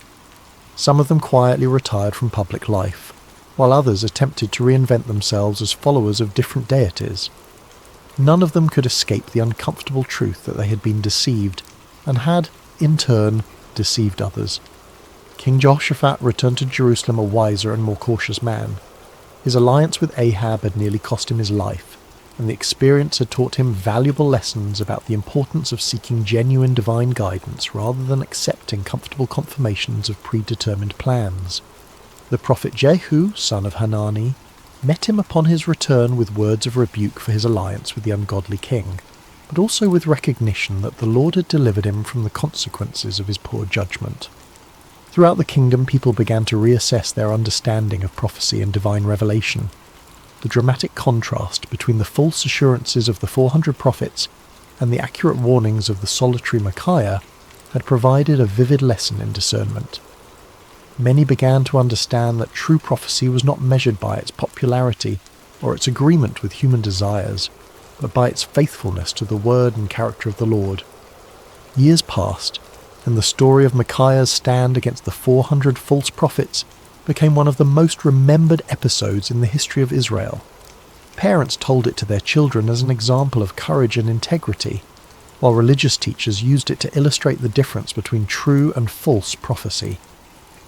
The tale grew in significance with each telling, not because it was embellished, but because its lessons proved to be timeless and universal. The first and most obvious lesson was about the cost of speaking truth. Micaiah had paid a heavy price for his faithfulness: imprisonment, isolation, and the hostility of the powerful. Yet his willingness to endure these hardships had ultimately served a greater purpose, preserving the integrity of prophetic ministry and providing a clear example of what it meant to fear God rather than man. His story became a source of encouragement for future generations of prophets and faithful believers who found themselves standing alone against popular opinion. The second lesson concerned the danger of groupthink and manufactured consensus. The 400 prophets had created an impressive display of unanimity, but their agreement had been based on political expediency rather than divine revelation. Their story served as a warning about the seductive power of majority opinion and the importance of seeking truth, even when it contradicted popular sentiment. The comfort of belonging to the crowd, they learned, was no substitute for the sometimes lonely path of authentic faith. The third lesson was perhaps the most theologically complex: the reality that God sometimes allows deception as a form of judgment. The lying spirit that had influenced the false prophets was not an independent force, but an instrument of divine justice, permitted by the Lord as part of his sovereign plan. This aspect of the story forced believers to grapple with difficult questions about the nature of divine sovereignty and human responsibility, helping them develop a more mature understanding of how God works in the world. The fourth lesson focused on the importance of discernment in spiritual matters. King Jehoshaphat's initial uneasiness with the 400 prophets had been a manifestation of spiritual discernment, a recognition that something was amiss despite the impressive display of consensus. His request for a prophet of the Lord had demonstrated the value of seeking authentic divine guidance, rather than accepting convenient confirmations of predetermined plans. The fifth lesson was about the ultimate futility of human schemes when they oppose divine purposes. King Ahab's elaborate disguise had been a clever attempt to circumvent prophecy through human ingenuity, but it had proven utterly useless against the sovereign will of the Lord. The random arrow that found its mark had served as a powerful reminder that God's purposes will be accomplished regardless of human attempts to thwart them. As the years passed and the kingdom of Israel continued its spiritual decline, the story of Micaiah took on additional significance. It became a benchmark against which other prophets and prophecies were measured, a reminder of what authentic faithfulness looked like in the face of opposition. When Elijah stood alone against the prophets of Baal on Mount Carmel, people remembered Micaiah's solitary stand. When Jeremiah faced persecution for his unpopular messages, the example of Micaiah's courage provided encouragement and precedent. The story also served as a cautionary tale for those in positions of authority. King Ahab's admission that he hated Micaiah because the prophet never spoke favourably about him had revealed the dangerous tendency of leaders to surround themselves with yes men rather than truthful counsellors. Future kings and officials who heard the story were challenged to examine their own relationships with advisors and to consider whether they were seeking truth or merely confirmation of their existing beliefs. In the quiet of his later years, Micaiah often reflected on that pivotal day when he had stood alone before 2 kings and 400 false prophets. The physical scars from his imprisonment had faded, but the spiritual impact of his experience continued to shape his understanding of his calling and his relationship with the Lord. The prophet had learned that faithfulness was not measured by immediate results, but by obedience to divine instruction. His warning had not prevented the battle or saved King Ahab's life, but it had preserved the integrity of prophetic ministry and provided a clear demonstration of the difference between true and false revelation. Sometimes, he realized, the greatest victories were won not through changing circumstances, but through maintaining faithfulness in the midst of difficult circumstances. Micaiah had also discovered that standing alone was not the same as being alone. In his prison cell, deprived of human companionship and comfort, he had experienced a deeper intimacy with the Lord than he had ever known before. The isolation that had seemed like punishment had actually become a pathway to greater spiritual understanding and strength. He had learned that the approval of the crowd was a poor substitute for the approval of the Almighty. The prophet had come to understand that his role was not to be popular, but to be faithful, not to tell people what they wanted to hear, but to speak what the Lord had given him to say. This understanding had freed him from the burden of trying to manage people's reactions to his messages, and had allowed him to focus entirely on the sacred responsibility of accurate communication of divine truth. The peace that came from this clarity of purpose was worth more than all the royal favour he might have gained through compromise. As news of Micaiah's faithfulness spread beyond the borders of Israel, his story began to influence other nations and cultures. Foreign dignitaries who visited the kingdom often asked to hear the account of the prophet who had stood against 400 false prophets and accurately predicted the death of a king. The story became a testament to the power of truth and the importance of moral courage. inspiring people of various backgrounds to examine their own commitments to integrity and faithfulness. The story also had a profound impact on the understanding of prophecy itself. Future generations would use Micaiah's example as a standard for evaluating prophetic claims, recognizing that true prophecy was characterized by faithfulness to the Lord's character and purposes rather than by popular appeal or immediate gratification. The account helped establish criteria for distinguishing between authentic divine revelation and human manipulation disguised as spiritual authority. In the broader context of Israel's history, Micaiah's stand represented a crucial moment in the preservation of true worship and authentic faith. At a time when the kingdom was sliding towards spiritual apostasy, his unwavering commitment to truth served as a beacon of hope for those who still sought to follow the Lord with integrity. His example encouraged other faithful believers to maintain their convictions even when they seemed to be in the minority. The story of Micaiah also served as a bridge between the ministries of the earlier prophets like Elijah and later ones like Jeremiah and Ezekiel. His experience of standing alone against popular opinion and suffering for his faithfulness would be echoed in the lives of many subsequent prophets who faced similar challenges. The patterns of persecution, vindication, and ultimate triumph that characterized his story became recurring themes in the ongoing narrative of God's relationship with his people. As we reach the end of Micaiah's story, we find ourselves confronted with questions that transcend the ancient world and speak directly to our modern hearts. In an age of social media echo chambers and manufactured consensus, the prophet's example challenges us to examine our own commitment to truth and our willingness to stand alone when necessary. The 400 false prophets of Micaiah's day have their counterparts in every generation. Those who tell us what we want to hear rather than what we need to hear, who offer comfortable lies instead of challenging truths. The temptation to join the crowd, to find safety in numbers, to seek approval rather than accuracy, remains as strong today as it was in ancient Israel. Micaiah's courage reminds us that faithfulness is not a group activity, but an individual responsibility. Each of us must decide whether we will speak truth or remain silent, whether we will stand for what is right or compromise for what is convenient. The prophet's example shows us that the path of integrity is often lonely, but it is never walked alone by those who trust in the Lord.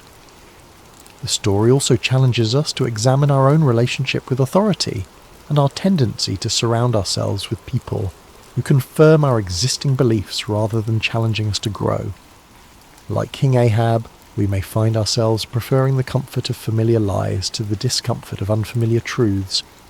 Micaiah's example calls us to seek out voices that speak with authenticity, rather than those that merely echo our own opinions. Perhaps most importantly, the story of Micaiah reminds us that truth has a way of prevailing in the end, even when it seems overwhelmed by opposition.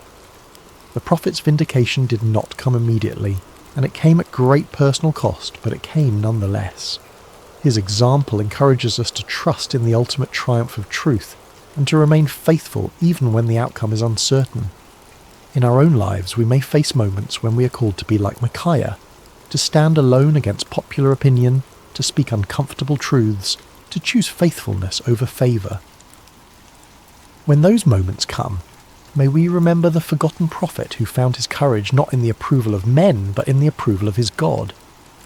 The story of Micaiah teaches us that true strength is not found in numbers, but in conviction, that real courage is not the absence of fear, but the willingness to do what is right despite our fears, and that lasting victory comes not from avoiding conflict, but from maintaining integrity in the midst of it. As you close your eyes tonight and drift towards sleep, may you carry with you the quiet courage of Micaiah, the man who dared to stand alone because he knew he was not truly alone. May his example inspire you to speak truth with love, to stand for what is right with humility, and to trust in the ultimate triumph of God's purposes even when the immediate circumstances seem overwhelming. In a world that often rewards conformity and punishes authenticity, may you find the strength to be like Micaiah, faithful, courageous, and true. For in the end, it is not the approval of the crowd that matters, but the approval of the one who sees all hearts and knows all truths. The forgotten prophet's story ends, but its echo continues in every heart that chooses truth over comfort, courage over convenience, and faithfulness over favour. May that echo sound clearly in your own life, guiding you toward the kind of integrity that leaves a lasting legacy long after the voices of the crowd have faded into silence. Rest well, dear friends, and may your dreams be filled with the peace that comes from knowing you serve a God who honours faithfulness, rewards courage, and never abandons those who trust in him. The story of Micaiah reminds us that in God's kingdom, standing alone with truth is always better than standing with the crowd in deception. Sleep peacefully, knowing that, like Micaiah, you're never truly alone when you walk in the light of divine truth. Picture this: a young widow standing at a crossroads, dust swirling around her feet as she faces the most important decision of her life. Behind her lies everything familiar: her homeland, her people, her gods. Ahead stretches an uncertain path toward a foreign land with a grieving mother-in-law who has nothing left to offer but heartache. Most would choose the safety of the familiar. But Ruth, she chose love over security, loyalty over convenience, and in that single moment of breathtaking faithfulness, she stepped into a story that would echo through eternity. What if I told you that in the midst of hardship, one small act of kindness could change the course of history? The Book of Ruth isn't just another ancient tale gathering dust on library shelves. It's a masterpiece of hope, painted against the darkest canvas of human loss.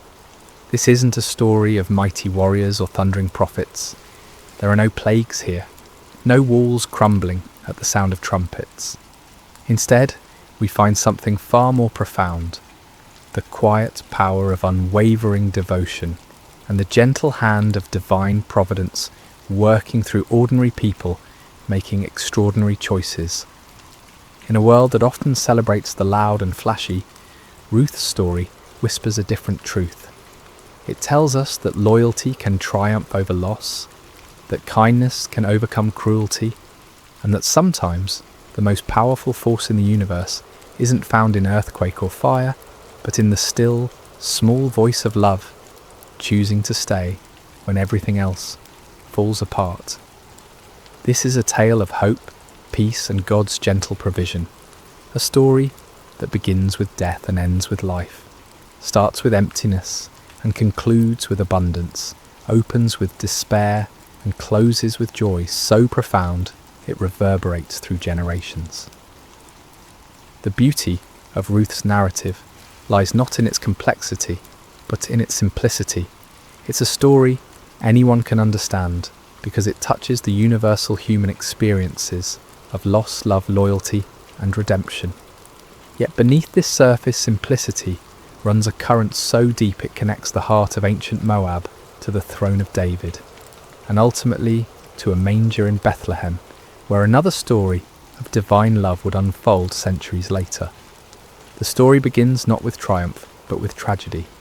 Not in the promised land, but in foreign territory. Naomi, whose name ironically means pleasant, finds herself in the bitter reality of compound grief that would break most spirits entirely. She had left Bethlehem during a famine with her husband Elimelech and their 2 sons, Mahlon and Chilion, seeking survival in Moab, a land that was both geographically close to Israel and spiritually distant from its God. What started as a temporary sojourn became permanent residence when Elimelech died, leaving Naomi a widow in a foreign land. In ancient times, widowhood wasn't just a personal tragedy, it was an economic and social death sentence. Women had little legal standing, no inheritance rights, and depended entirely on male relatives for protection and provision. Yet Naomi found a glimmer of hope when her sons married Moabite women, Orpah and Ruth. These marriages, while controversial by Israelite standards, brought companionship and the promise of grandchildren who would carry on the family name. But hope proved fleeting. After about 10 years in Moab, both sons died, leaving 3 widows to face an uncertain future together. The Hebrew text doesn't elaborate, on how they died. Perhaps disease, perhaps accident, perhaps the simple harsh realities of ancient life. What matters isn't the how, but the devastation that followed. Naomi found herself stripped of everything that defined her identity: wife, mother, provider, protector.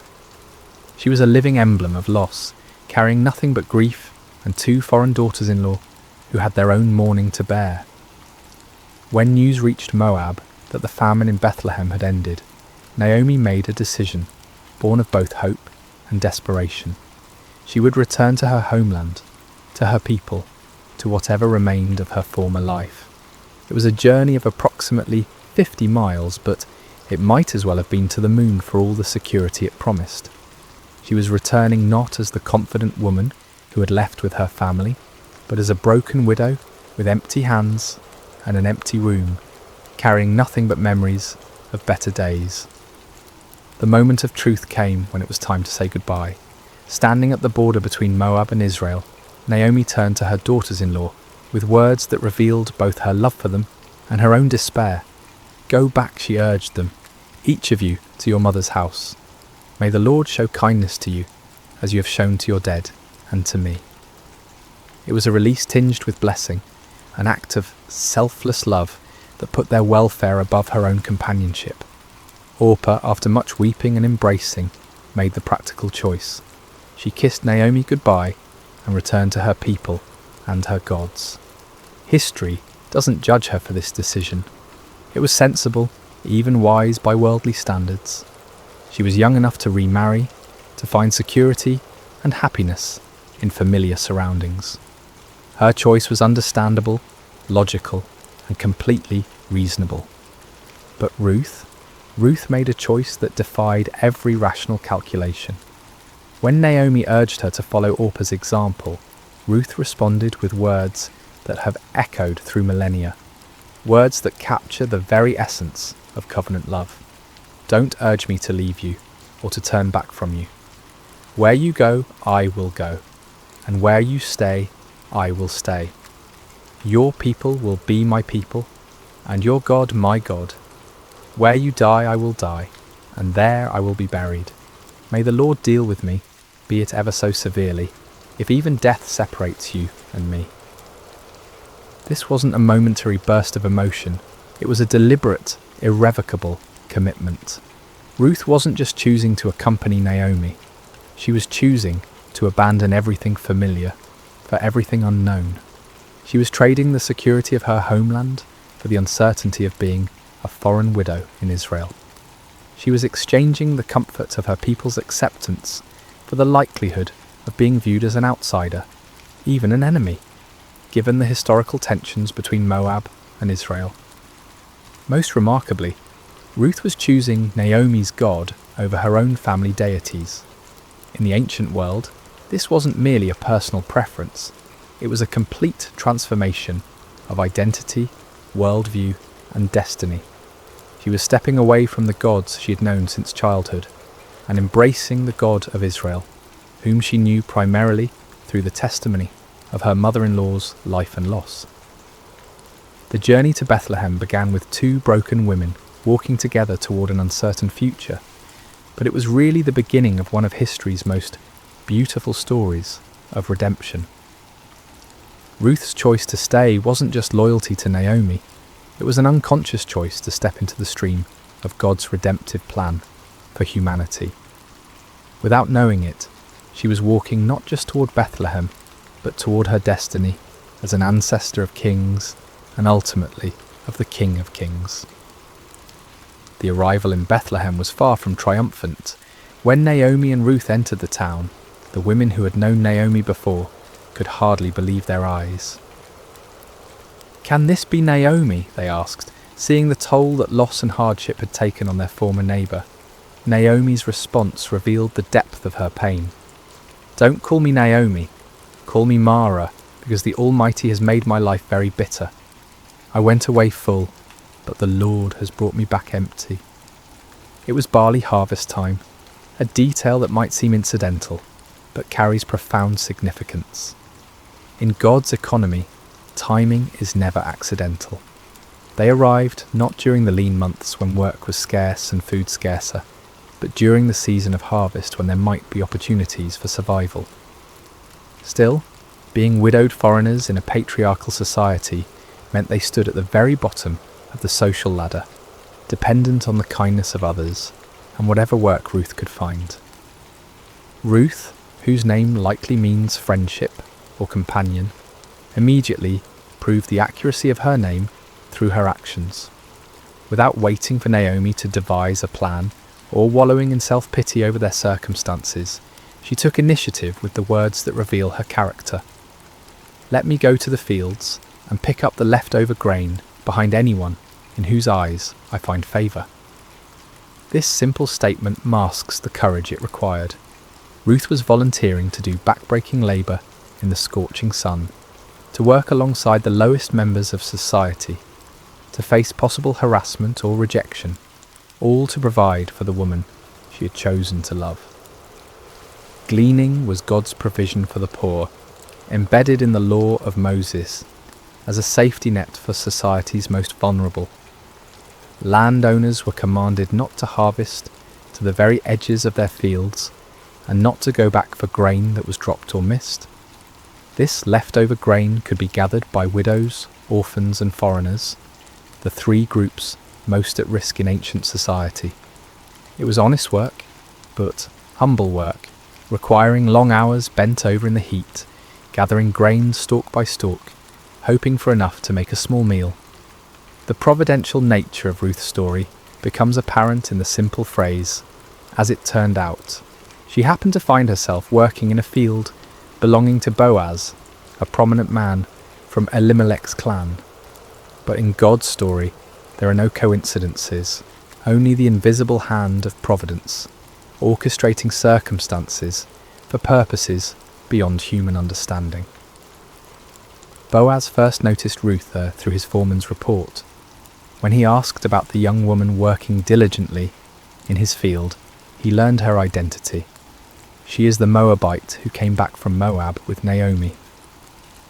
That description carried weight. Moabites were not generally welcomed in Israelite society.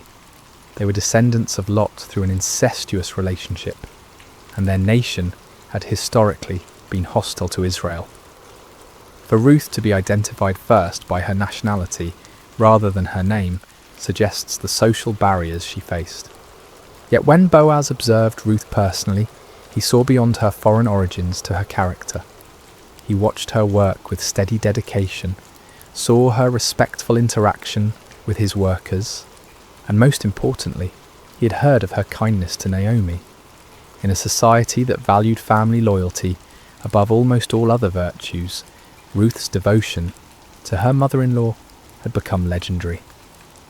Word had spread throughout Bethlehem of the young Moabite woman who had abandoned everything to care for her husband's mother. Boaz's first words to Ruth were revolutionary for their kindness. "My daughter, listen to me.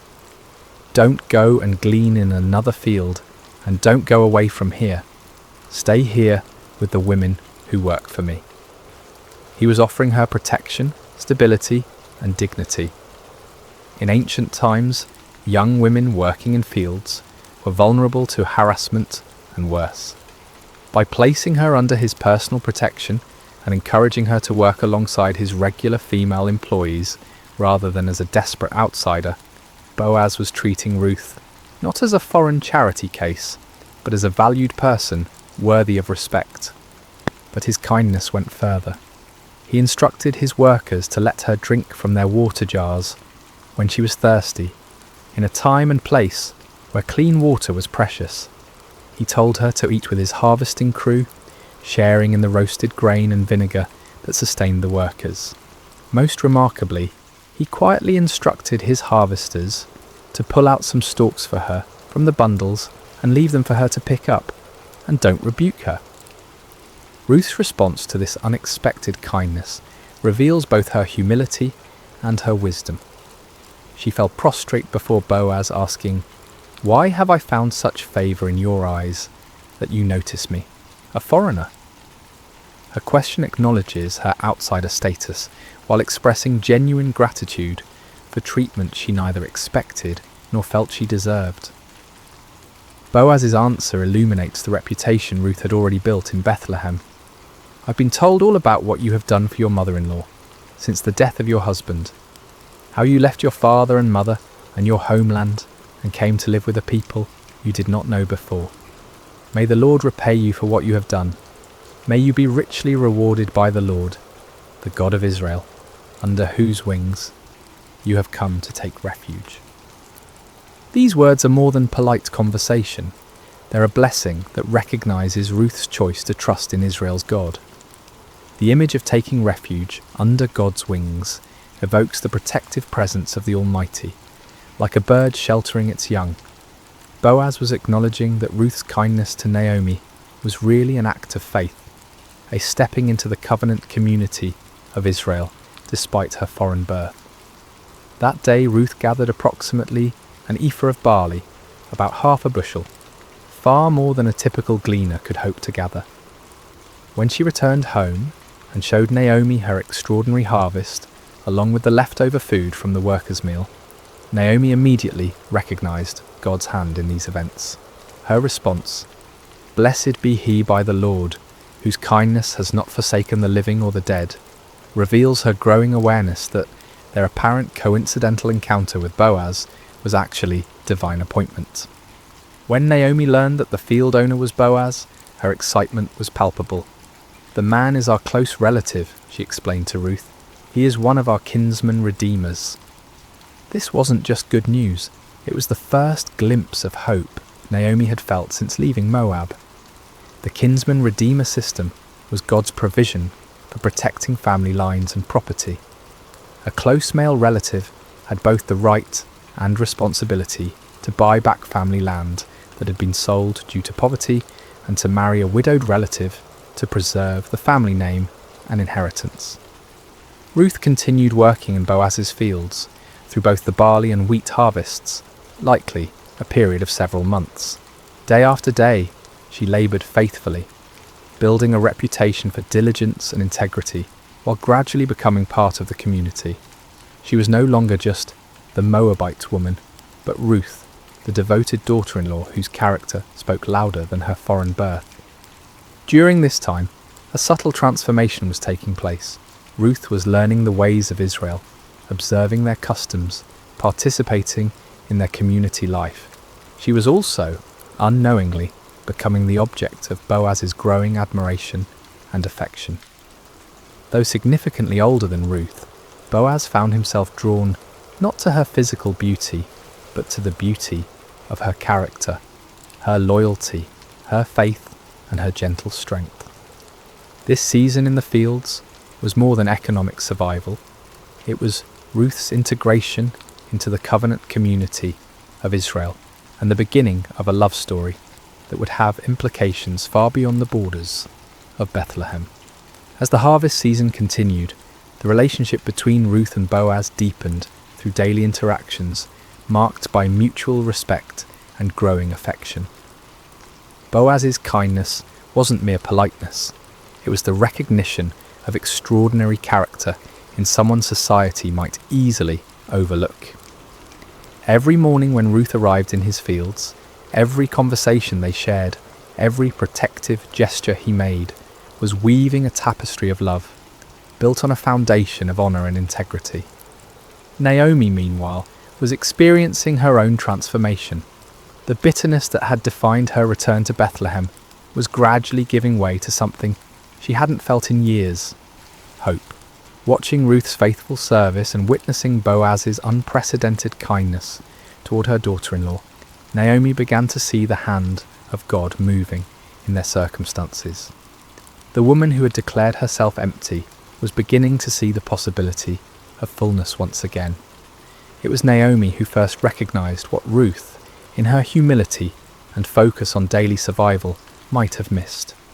Boaz's interest was more than benevolent concern for a hard-working gleaner.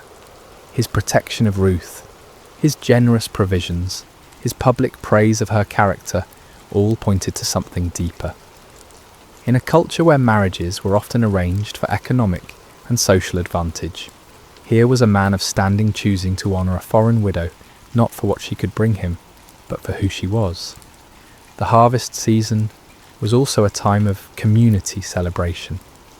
The successful gathering of crops meant survival for another year, and the people of Bethlehem marked these occasions with festivals and gatherings. During these celebrations, Ruth would have had opportunities to observe Israelite customs, to learn their songs and stories, to better understand the God she had chosen to follow. She was becoming not just a resident of Bethlehem, but a true daughter of Israel.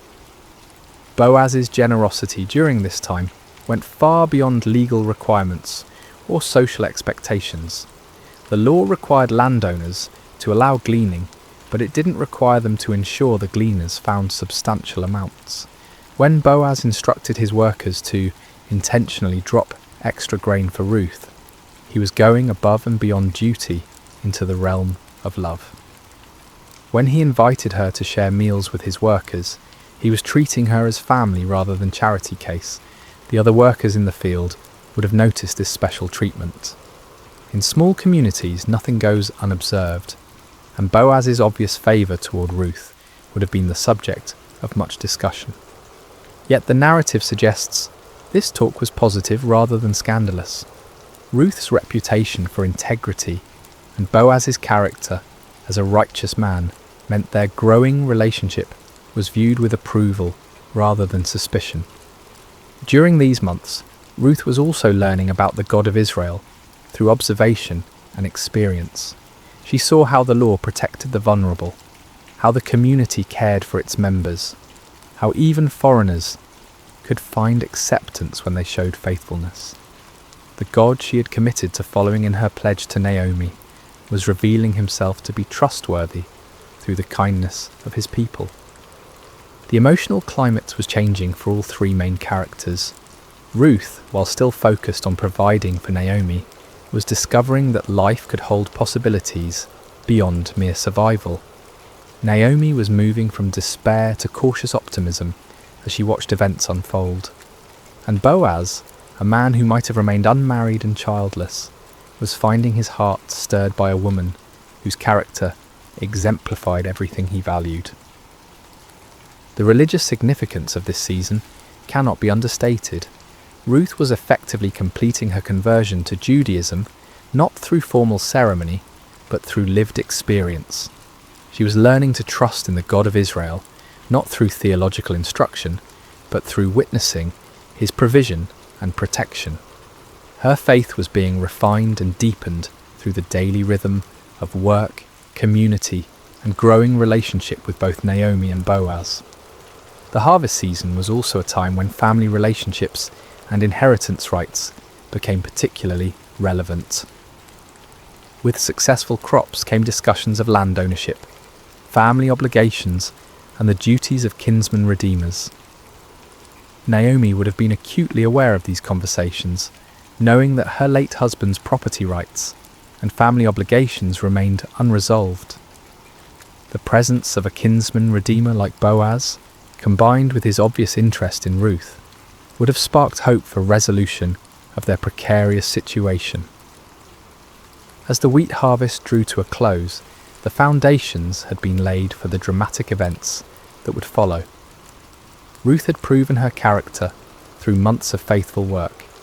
Boaz had demonstrated his integrity and growing love through consistent kindness. Naomi had moved from bitter resignation to hopeful planning. The community had accepted Ruth as one of their own, and God's providence had been orchestrating circumstances toward a conclusion that would provide redemption, love, and legacy for generations to come. The harvest season was ending, and with it came both celebration and anxiety about the future. Naomi, who had been quietly observing the growing relationship between Ruth and Boaz, decided it was time to take decisive action. Her plan, which she shared with Ruth, was both bold and risky. Ruth would approach Boaz at the threshing floor during the harvest festival and essentially propose marriage by invoking his rights and responsibilities as a kinsman redeemer. "My daughter," Naomi said to Ruth, I must find a home for you, where you will be well provided for. This wasn't merely matchmaking, it was strategic thinking about survival and security. Naomi understood that while Boaz's kindness during harvest season had been extraordinary, the relationship needed to move beyond casual benevolence to formal commitment if it were to provide lasting security for both women. The plan required enormous courage from Ruth. She would need to bathe, perfume herself, put on her best clothes, and go to the threshing floor where Boaz would be winnowing barley. After he had eaten and drunk and was sleeping beside the grain pile, she was to uncover his feet and lie down. When he woke and asked what she wanted, she was to say, "Spread the corner of your garment over me, since you're a kinsman redeemer." This might sound forward by modern standards, but it was actually a proper, though bold, way for a woman to request marriage from a kinsman redeemer. The act of lying at his feet was a gesture of submission and trust. The request to spread his garment over her was asking him to take her under his protection as his wife. The same imagery Boaz had used earlier when he spoke of Ruth taking refuge under God's wings. Ruth's response to this plan reveals the depth of her trust in Naomi. "I will do whatever you say." She didn't question the wisdom of the approach or worry about the potential for misunderstanding or rejection. She had committed herself to following Naomi's guidance, and she would do so even in this most vulnerable moment. The night at the threshing floor was a pivotal moment in the story. Ruth followed Naomi's instructions precisely, approaching quietly and lying at Boaz's feet after he had fallen asleep. Around midnight, Boaz stirred and discovered someone at his feet. "Who are you?" he asked in the darkness. Ruth's answer was direct and humble. "I am your servant Ruth. Spread the corner of your garment over me, since you're a kinsman redeemer." She was formally requesting that he fulfill his family obligations by marrying her, thereby providing security for both her and Naomi, and potentially redeeming Elimelech's family property. Boaz's response exceeded Ruth's hopes. "The Lord bless you, my daughter," he said. "This kindness is greater than that which you showed earlier.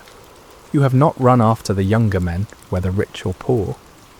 He was acknowledging that Ruth's approach to him wasn't born of desperation or opportunism, but of faithfulness to family obligations and trust in God's provision. However, Boaz revealed a complication Ruth hadn't known about. There was another kinsman redeemer who had a closer family relationship and therefore first rights to redeem Elimelech's property and marry Ruth. "Although it is true that I am near of kin," Boaz explained, "there is a kinsman redeemer nearer than I." This was devastating news, but Boaz assured Ruth that the matter would be resolved properly, according to law and custom. Boaz's handling of this delicate situation reveals his character perfectly. He could have taken advantage of Ruth's vulnerable position, but instead he protected her reputation and committed himself to resolving the legal complications honourably. He told Ruth to stay until morning, but leave before anyone could recognise her, protecting her from potential scandal. Before she left, he filled her cloak with 6 measures of barley, ensuring she didn't return to Naomi empty-handed. When Ruth returned home and reported everything to Naomi, the older woman's response was confident. "Wait, my daughter, until you find out what happens, for the man will not rest until the matter is settled today." Naomi knew Boaz well enough to trust that he would handle the situation with integrity and dispatch.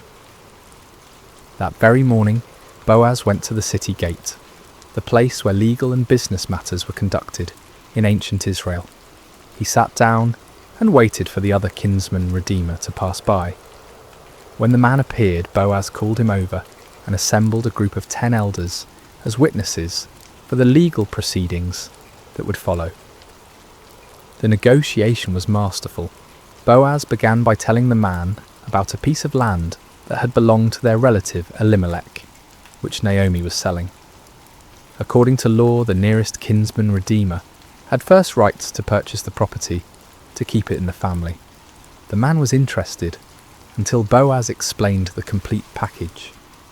"On the day you buy the land from Naomi," Boaz said, "you also acquire Ruth the Moabite, the dead man's widow, in order to maintain the name of the dead with his property."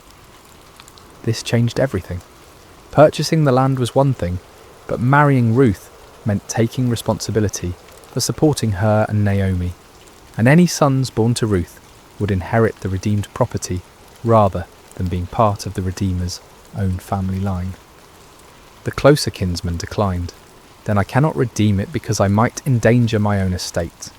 You redeem it yourself. I cannot do it." His refusal, while disappointing for him personally, was providential for Ruth and Boaz. To formalise the transaction, the man took off his sandal and gave it to Boaz, the customary way of transferring rights in Israel. Boaz then made a public declaration before the assembled witnesses. "Today you are witnesses that I have bought from Naomi all the property of Elimelech, Kilion, and Mahlon. I have also acquired Ruth the Moabite, Mahlon's widow, as my wife, in order to maintain the name of the dead with his property, so that his name will not disappear from among his family or from his hometown." The witnesses responded with a beautiful blessing. "We are witnesses. May the Lord make the woman who is coming into your home like Rachel and Leah, who together built up the house of Israel. May you have standing in Ephrathah and be famous in Bethlehem. Through the offspring the Lord gives you by this young woman, may your family be like that of Perez, whom Tamar bore to Judah." This blessing was prophetic in ways the speakers couldn't imagine. They were comparing Ruth to the matriarchs of Israel and expressing hope for the continuation of significant family lines. Their mention of Perez was particularly significant, as Perez was an ancestor of Boaz and would be an ancestor of David and ultimately Jesus. The marriage between Ruth and Boaz was celebrated throughout Bethlehem. Here was a love story that had captured the community's imagination. The virtuous foreign woman and the honourable landowner, brought together by providence and confirmed by their own choices of faithfulness and integrity. Their wedding was not just a personal celebration, but a community affirmation of God's goodness and the power of loyal love. Ruth, who had come to Bethlehem as a destitute foreign widow, was now the wife of one of the town's most respected men. Naomi, who had returned empty, was now provided for and honoured as the mother-in-law of a prominent family. Boaz, who might have remained childless, was married to a woman whose character and beauty had won his heart. The redemption was complete, financially, socially, emotionally, and spiritually. The marriage of Ruth and Boaz represented more than the happy ending to a beautiful love story. It was the beginning of a legacy that would reshape history. Their union produced a son named Obed, whose birth brought completion to the themes of redemption and restoration that had woven throughout the narrative. When the women of Bethlehem saw Naomi holding her grandson, they declared, "Naomi has a son," acknowledging that through Ruth's faithfulness, Naomi's line would continue. The birth of Obed was celebrated as divine vindication of Ruth's loyalty and God's faithfulness to his people. The same women who had witnessed Naomi's bitter return to Bethlehem now rejoiced with her in this ultimate reversal of fortune. "Praise be to the Lord, who this day has not left you without a kinsman redeemer," they told Naomi. "May he become famous throughout Israel. He will renew your life and sustain you in your old age. For your daughter-in-law, who loves you and who's better to you than 7 sons, has given him birth." The significance of being better than 7 sons cannot be overstated in a culture that prized male heirs above all other blessings. 7 was the number of completeness and perfection, so to say Ruth was better than 7 sons was to declare her the ultimate blessing, a foreign woman who had proven more valuable than the greatest treasure a family could hope for. But the story of Ruth and Boaz was part of a much larger narrative that wouldn't be fully revealed for generations. Their son Obed became the father of Jesse, who became the father of David, the shepherd boy who would become Israel's greatest king. Through their lineage, Ruth, the Moabite widow, became the great-grandmother of the man after God's own heart, whose dynasty would rule Israel and whose throne God promised would endure forever. The genealogy that concludes the book of Ruth traces the line from Perez, son of Judah and Tamar, through Boaz and Ruth to David, showing how Ruth's faithfulness became part of the messianic line. What began as a simple act of loyalty to a grieving mother-in-law ultimately contributed to God's plan for redeeming all humanity. Ruth's decision to stay with Naomi and adopt Israel's God placed her squarely in the centre of salvation history. This foreign woman, who could have been excluded from the covenant community, instead became one of only 4 women mentioned in Matthew's genealogy of Jesus, along with Tamar, Rahab and Bathsheba.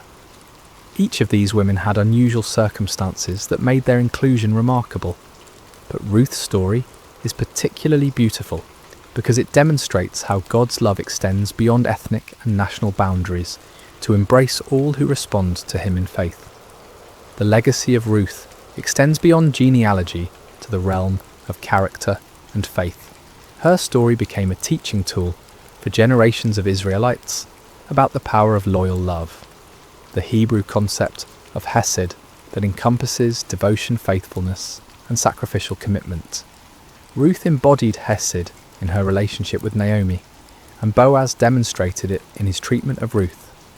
Their marriage was built on this foundation of covenant love that mirrors God's relationship with his people. Ruth's integration into Israelite society also established an important precedent for how foreigners could be welcomed into the covenant community. Her acceptance wasn't based on her ethnicity or social status, but on her character and faith. She proved that nationality was less important than loyalty, that birth circumstances mattered less than personal choices, and that God's family was open to all who chose to belong to it. The story of Ruth also demonstrates God's providence in the seemingly ordinary events of life. There were no dramatic miracles in Ruth's story, no parting of seas or walls falling down, yet God's hand guided every step.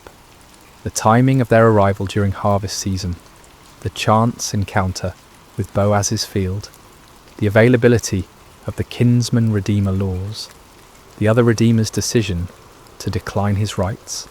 All of these coincidences work together to create the perfect conditions for redemption and blessing. For Naomi, Ruth's legacy meant the restoration of everything she thought she had lost forever. Through Ruth's son, Naomi's family line continued, her security was assured, and her later years were filled with joy instead of bitterness. The woman who had asked to be called Mara, bitter, was now surrounded by the sweetness of new life and hope. For Boaz, marrying Ruth brought fulfillment he might never have expected. Instead of remaining childless, he became the father of a son who would carry on his name and values. His kindness to a foreign gleaner was rewarded with a love that enriched his life and extended his influence through generations. For Bethlehem and the wider community, Ruth's story became a testament to the power of character over circumstances. Her reputation for faithfulness outlasted her foreign origins, and her descendants would bring honour to the very town where she had once worked humbly in the fields. The house of bread, Bethlehem's meaning, became truly blessed through the presence of this woman who had chosen loyalty over security. The themes of Ruth's story, loyalty rewarded, faithfulness blessed, love conquering prejudice, and providence working through ordinary events, would resonate throughout Scripture and human experience. Her example of sacrificial love prefigures the ultimate sacrifice that would come through her descendant, Jesus, who would demonstrate the same kind of loyal love on a cosmic scale. Ruth's legacy teaches us that small acts of faithfulness can have eternal consequences, that God's plans often work through unlikely people in unexpected ways, and that the greatest blessings sometimes come disguised as difficult choices. Her decision to stay with Naomi seemed like the harder path, but it led to blessings she could never have imagined. As we close the pages of Ruth's story, we're left not with the thunderous echoes of conquest or the dramatic flourishes of miracle, but with something far more profound, the quiet certainty that love endures, that faithfulness matters, and that God's gentle hand guides even the most ordinary moments toward extraordinary purposes. Ruth's tale doesn't shout at us, it whispers truths that settle into our hearts, like seeds waiting for the right season to bloom. The beauty of Ruth's narrative lies in its accessibility. We may never face exile in a foreign land or need to glean in harvest fields, but we all encounter crossroads where we must choose between security and loyalty, between what's easy and what's right. Ruth's story reminds us that these moments, when we choose love over convenience, faithfulness over comfort, are the building blocks of legacy. In our contemporary world, where relationships are often disposable and commitment is seen as restriction rather than strength, Ruth's devotion to Naomi offers a counter-narrative. Her famous words, "Where you go, I will go, and where you stay, I will stay," weren't just poetry. They were a life philosophy that valued connection over independence, loyalty over self-preservation. In an age of radical individualism, Ruth models radical commitment. Her story also speaks to anyone who has ever felt like an outsider. Ruth was foreign by birth, widowed by circumstance, and poor by necessity. 3 strikes that should have kept her on society's margins. Yet through character and faith, she moved from the periphery to the centre of God's plan. Her journey from Moabite stranger to beloved ancestor of kings offers hope to everyone who has wondered if their background, circumstances, or mistakes disqualify them from significance.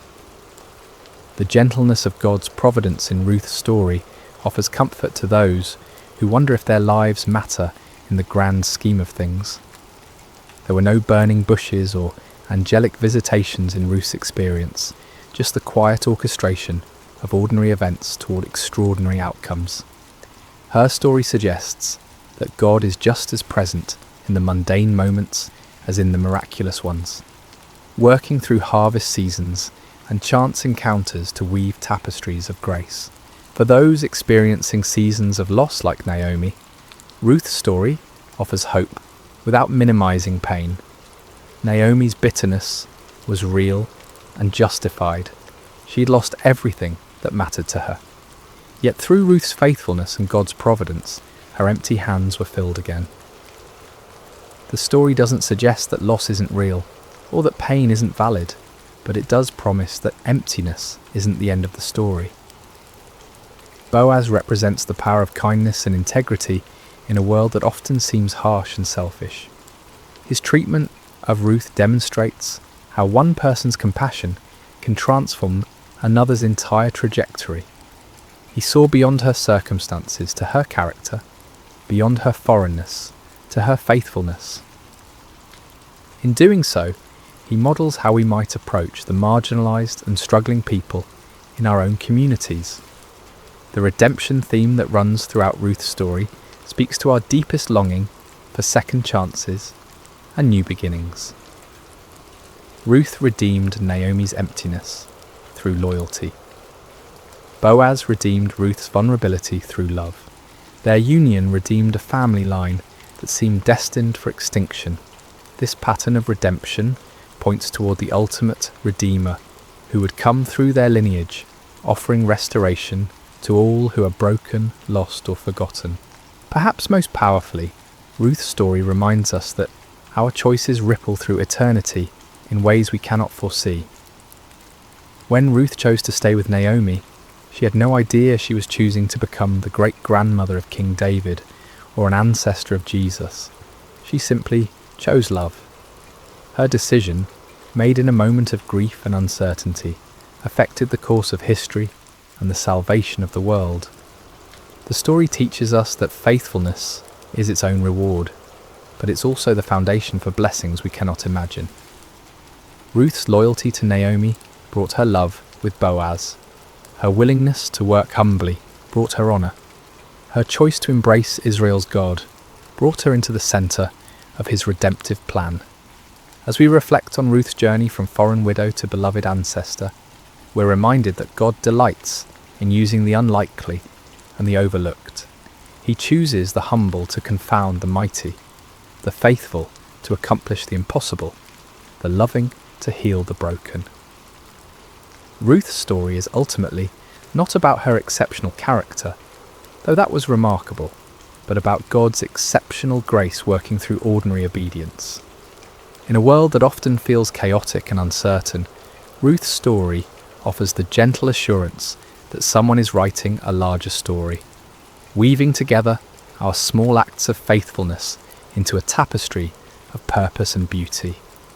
Every choice to love instead of abandon, to stay instead of leave, to serve instead of demand, becomes part of a narrative larger than ourselves. The final truth Ruth's story whispers to our hearts is perhaps the most beautiful of all. Sometimes the smallest acts of love carry the weight of eternity. A foreign woman's decision to care for her grieving mother-in-law became part of the story that leads to Christmas morning and the cross of Calvary. Her simple faithfulness participated in God's plan to redeem not just a family, but a world. Ruth's legacy lives on not only in the genealogies of Scripture, but in every act of sacrificial love, every choice of loyalty over convenience, every decision to stay when leaving would be easier. Her story continues in our stories when we choose, as she did, to let love be our guide and faithfulness be our strength. In the end, Ruth teaches us that we don't need to be heroes to be heroic. We don't need to be perfect to be used by God. And we don't need to see the whole staircase to take the next step of faith. Sometimes, all that's required is the courage to say, like Ruth, "Where you go, I will go," and trust that the God who guided her steps will guide ours as well. The gentle hope of Ruth's story rests in this beautiful truth. In God's economy, no act of love is ever wasted, no gesture of faithfulness ever forgotten, and no choice to follow him ever in vain. Sometimes the smallest acts of love carry the weight of eternity, echoing through generations and touching the very heart of God's redemptive plan for humanity. What if I told you there's a Bible story where a piece of iron floated, not metaphorically, not symbolically, literally floated on water like a cork bobbing on the surface of a pond? You've heard of Moses parting the Red Sea. You know about David slaying Goliath.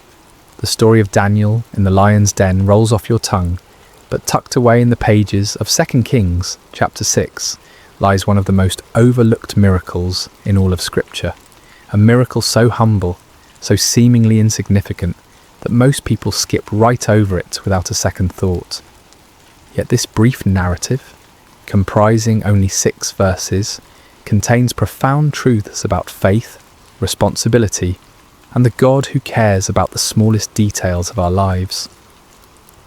During the prophetic ministry of Elisha, miracles often happened in ordinary, almost mundane situations. While his predecessor, Elijah, called down fire from heaven and raised the dead, Elisha's ministry was marked by intimate, practical interventions, healing bitter water, multiplying oil for a widow's debt, and yes, making iron float. This story is brief in Scripture but rich in meaning, a testament to faith in small things, a reminder that no problem is too insignificant for divine intervention.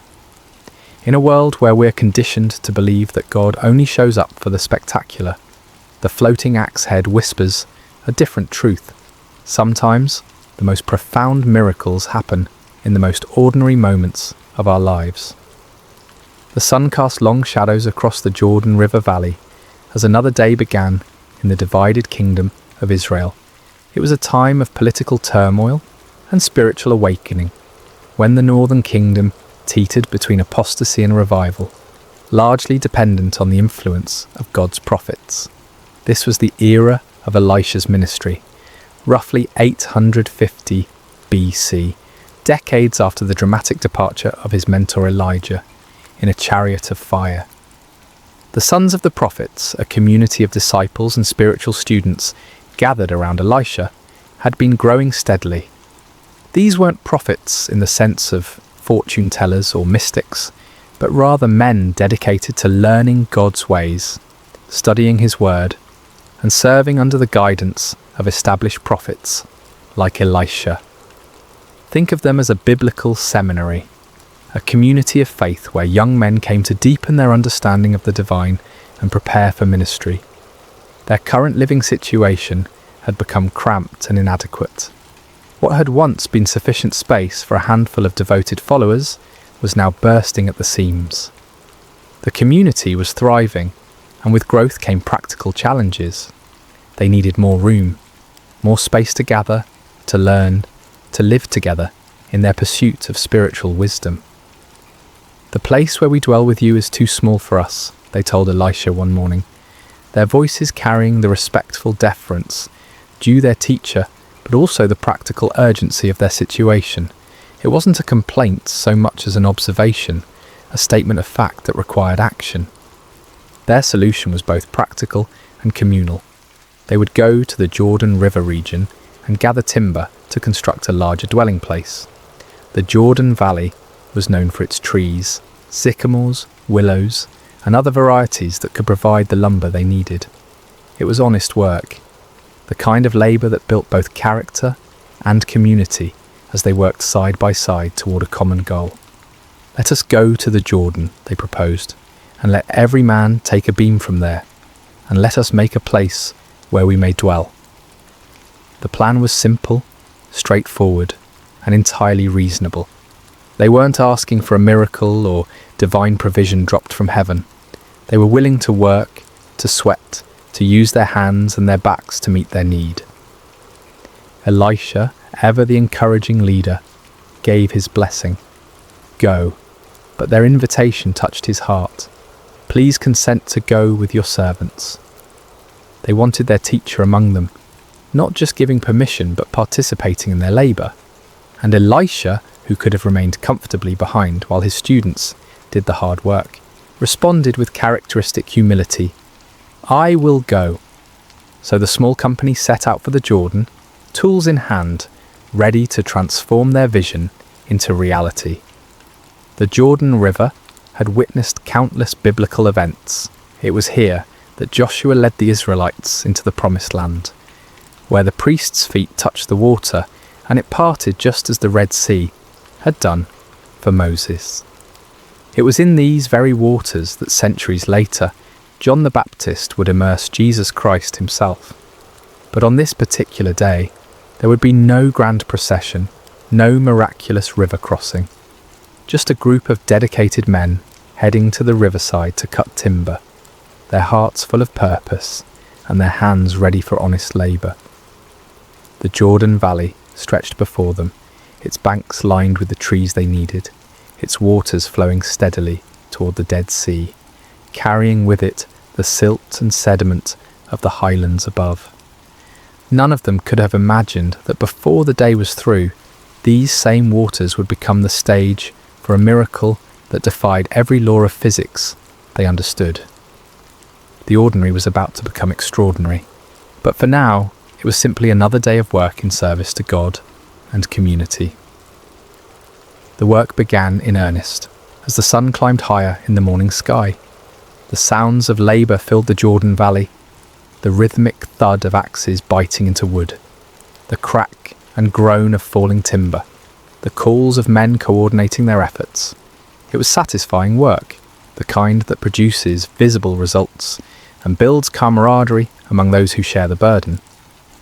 Among the workers was a young man whose name history has forgotten, but whose predicament would echo through the ages. Unlike some of his fellow students who had brought their own tools, he had needed to borrow an axe for the day's work. In ancient Israel, this was no small matter. Iron tools were precious commodities, expensive and carefully maintained. They weren't mass-produced items you could easily replace if lost or damaged. The transition from the Bronze Age to the Iron Age had been gradual in Israel, and iron tools still represented significant investment. A good axe might cost several days' wages for an ordinary labourer. For a student prophet, likely supported by the generosity of others and focused on spiritual rather than material pursuits, such a tool was far beyond his means to purchase. Borrowing the axe wasn't just a casual favour between friends. It was a serious responsibility, a trust that carried moral and financial weight. The lender had placed confidence in this young man's character and ability to care for a valuable tool. To lose or damage it would bring not only financial burden, but also shame and damaged relationships within the community.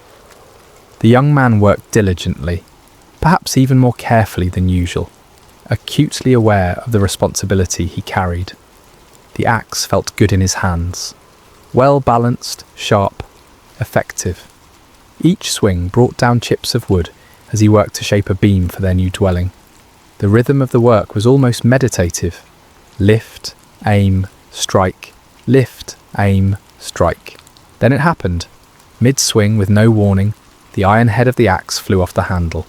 The wooden shaft suddenly lightened, completed its arc uselessly through the air, while the heavy iron head traced a different trajectory entirely. Time seemed to slow as the young man watched in horror as the precious tool spun through the air and landed with a splash in the muddy waters of the Jordan. "Alas, my master, it was borrowed!" The cry escaped his lips before he could stop it, a wail of despair that carried all the weight of his predicament. This wasn't merely an inconvenience or a temporary setback. This was a crisis that threatened his integrity, his relationships, and his financial future. The Jordan River at this point wasn't like a clear mountain stream, where you might hope to spot a lost item on the bottom. Fed by tributaries from the hill country, it carried sediment and silt that made the water murky and opaque. The riverbed was soft mud, perfect for swallowing a heavy piece of iron and holding it fast. Even if the water had been crystal clear, the iron head would have sunk quickly into the soft bottom, possibly disappearing entirely into the muck. The other workers had stopped their labour at the sound of his cry. Elisha, who had been moving among them, observing the work and encouraging the labourers, turned his attention to the young man's distress.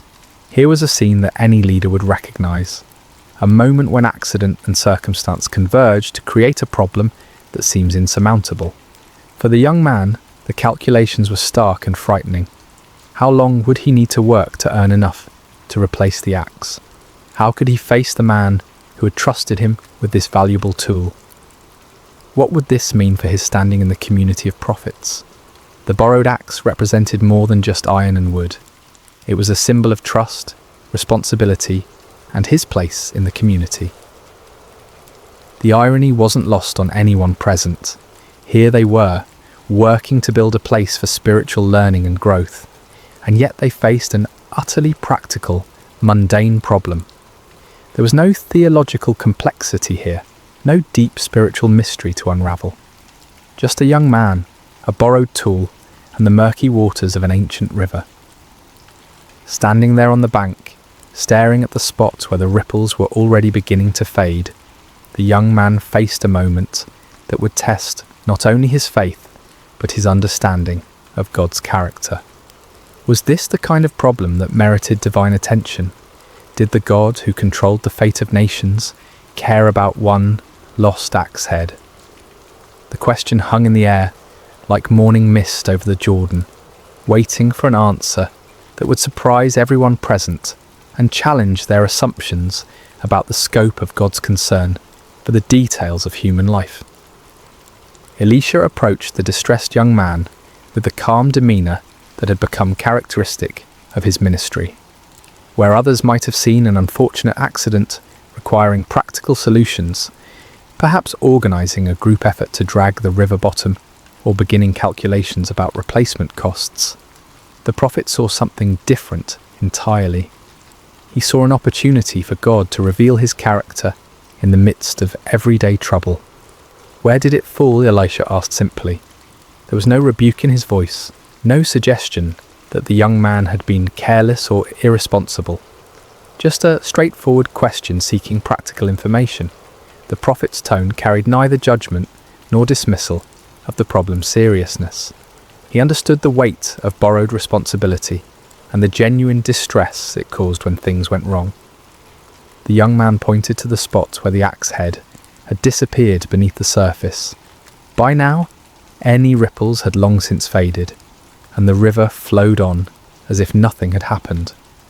To everyone watching, it looked like any other section of the Jordan, muddy water flowing over an invisible bottom, carrying the same sediment and debris as every other part of the river. But Elisha saw it differently. In his spiritual vision, this wasn't just another spot in the river. It was a specific location where God could demonstrate his power and his care for individual needs. The prophet moved with purpose, scanning the riverbank until he found what he was looking for, a suitable piece of wood. What happened next would have seemed almost comical if it weren't so profound. Elisha cut a stick, nothing special, just an ordinary piece of wood from the riverside. He didn't select anything particularly impressive or perform any elaborate ritual over it. It was simply wood, the kind of material they had been working with all morning, as common and unremarkable as anything could be. Then, with the focused intent of someone who knew exactly what he was doing, Elisha threw the stick into the water at the exact spot the young man had indicated. To the observers, it must have seemed like an odd gesture, perhaps the first step in some complex retrieval process they didn't yet understand. But Elisha's action carried the quiet confidence of a man who had learned to cooperate with divine power in the most unexpected ways. What happened next violated every natural law the witnesses understood. The iron axe head, which should have been resting in the mud at the bottom of the river, began to rise. Not slowly, not gradually, but with the buoyant purpose of cork or wood designed to float. The heavy metal broke the surface of the water and bobbed there like a leaf, defying gravity, density, and everything they thought they knew about the natural world. The silence that followed was profound.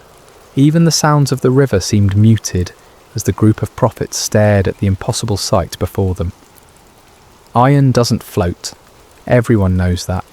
It's one of those fundamental facts about the physical world that requires no explanation because it's so obviously true.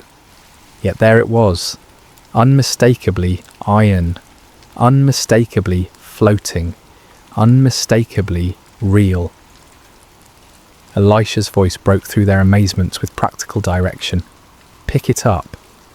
There was no grand speech about the miracle they had just witnessed, no theological explanation of what had occurred, no demand for praise or recognition, just simple, practical instruction to complete the restoration. The young man reached out, his hand probably trembling with a mixture of relief and awe, and lifted the iron axe head from the water. It was solid, real, unchanged, except for its brief defiance of natural law. The crisis was over.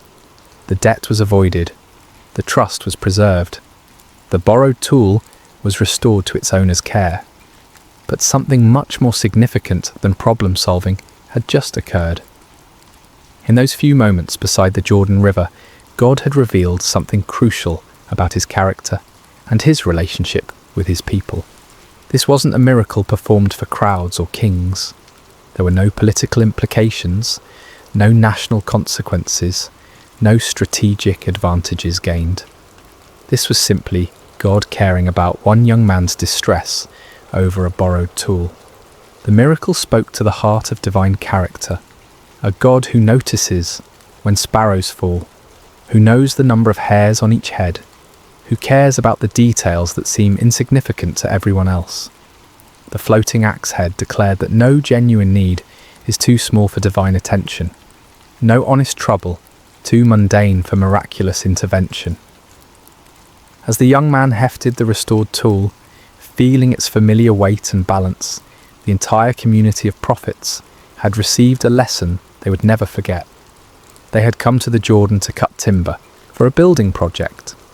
They were leaving with something far more valuable, a deeper understanding of the God they served and his intimate involvement in the practical details of their lives. The miracle of the floating axe head resonates through the centuries precisely because it speaks to truths that transcend its humble circumstances. In a world where we often compartmentalize the spiritual and the practical, this story demolishes the artificial barriers we create between sacred and secular concerns. The most striking aspect of this miracle is its ordinariness. God's intervention came not in response to a national crisis or a life-threatening emergency, but to solve an everyday problem that millions of people might face. The young prophet wasn't dying, wasn't facing persecution for his faith, wasn't even engaged in what we might consider particularly spiritual work. He was simply trying to help build a dormitory and had encountered the kind of mishap that makes any honest person's heart sink. This reveals something profound about God's character, his care for the complete range of human experience, not just the dramatic or spiritually significant moments. The God who controls the destiny of nations also notices when his children face embarrassment, financial stress, or the weight of broken trust. There's no problem too small, no concern too mundane, no worry too insignificant to merit his attention. The symbolism of Elisha's intervention method is equally meaningful. The prophet used a stick, one of the most common humble materials imaginable. He didn't employ exotic implements, rare metals, or elaborate ceremonies. Just wood thrown into water, the kind of action that in any other context would seem pointless or even foolish. This speaks to God's pattern of working through humble means to accomplish extraordinary purposes. Throughout Scripture, God consistently chooses the simple to confound the wise, the weak to overcome the strong, the ordinary to achieve the extraordinary. Moses had a staff, David had a sling, Gideon had clay pots and torches, and Elisha had a stick. The message is clear. God's power isn't dependent on impressive tools or elaborate methods. His strength is made perfect in weakness, his glory revealed through the most unlikely instruments. The miracle also serves as a powerful picture of restoration. What was lost was recovered. What seemed gone forever was returned. What threatened to bring shame and financial burden was transformed into a testimony of God's faithful care. This speaks to one of humanity's deepest needs, the longing for redemption, for second chances, for the restoration of what has been damaged or lost. In the broader context of human experience, we all have borrowed things that we've lost or damaged: trust, opportunities, relationships, innocence, time. We all face moments when we stare at the metaphorical muddy water where something precious has disappeared, feeling the weight of responsibility we can't fulfill. The floating axe head whispers hope into those moments, suggesting that restoration is possible, that what seems irretrievably lost can be recovered. The response required of the young man is also significant. When the miracle occurred, he still had to reach out and take the floating iron. God provided the supernatural intervention, but human cooperation was still necessary. The axe head floated, but it didn't jump back onto the handle by itself. This reflects the general pattern of divine human cooperation throughout Scripture. God provides what only He can provide, but humans must still act in faith to appropriate His provision. Faith in action is another crucial theme woven through this narrative. The young man's cry for help wasn't a formal prayer with proper theological language. It was a raw expression of distress that nevertheless carried implicit faith that his predicament mattered to God and to God's representative, Elisha.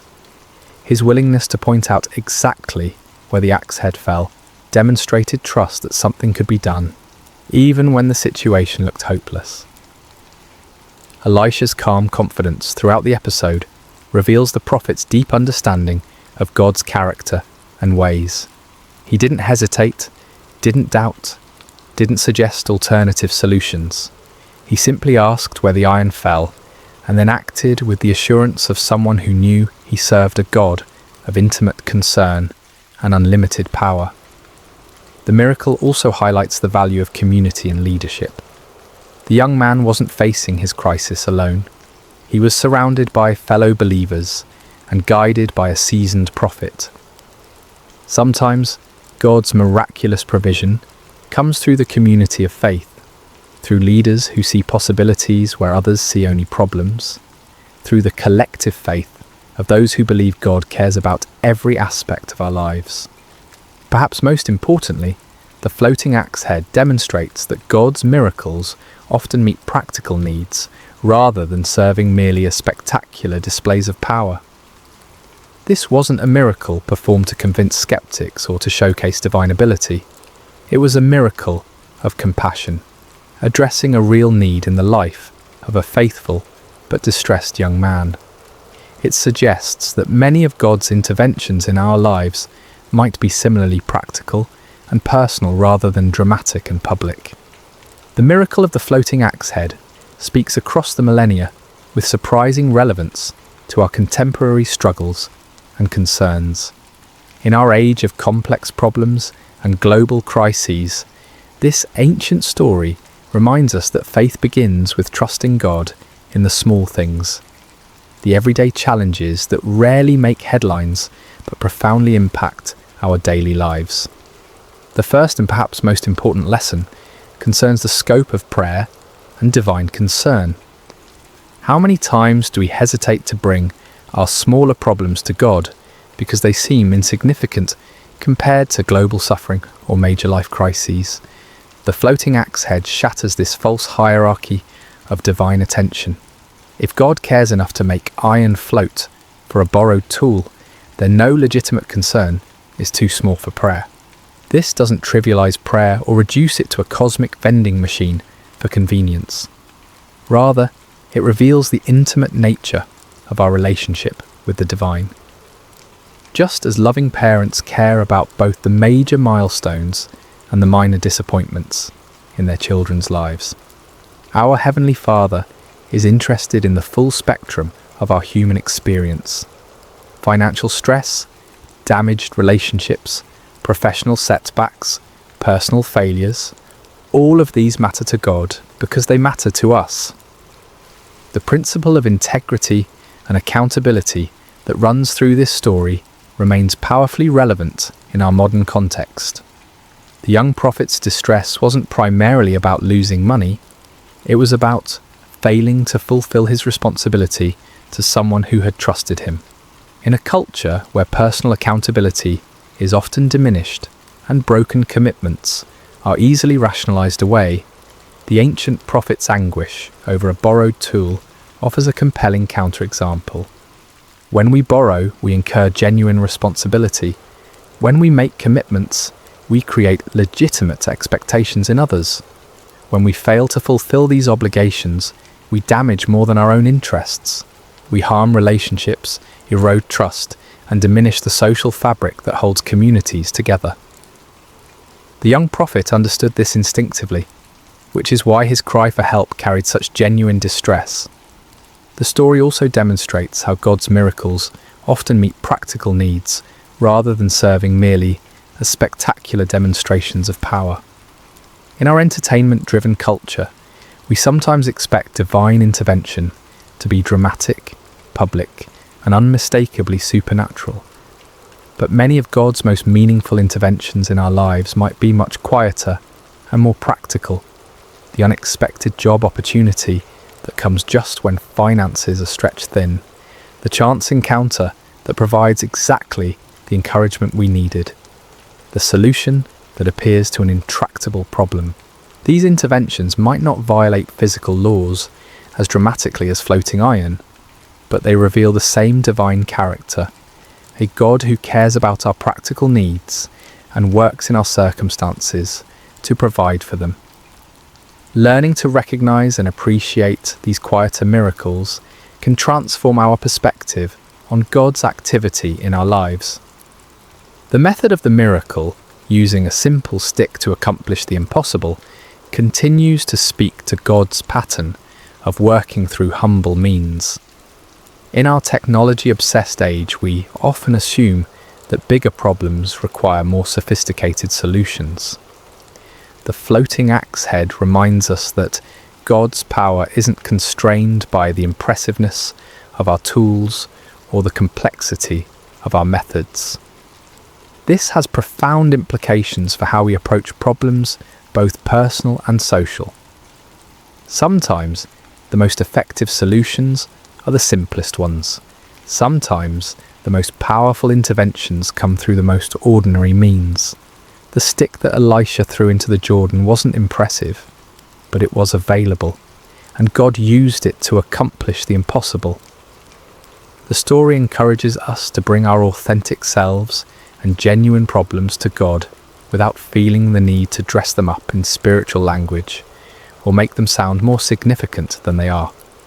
The young prophet's cry, "Alas, my master," it was borrowed, contained no theological sophistication, no proper prayer format, no spiritual jargon. It was simply an honest expression of distress from someone who believed his problem mattered to God and to God's representative.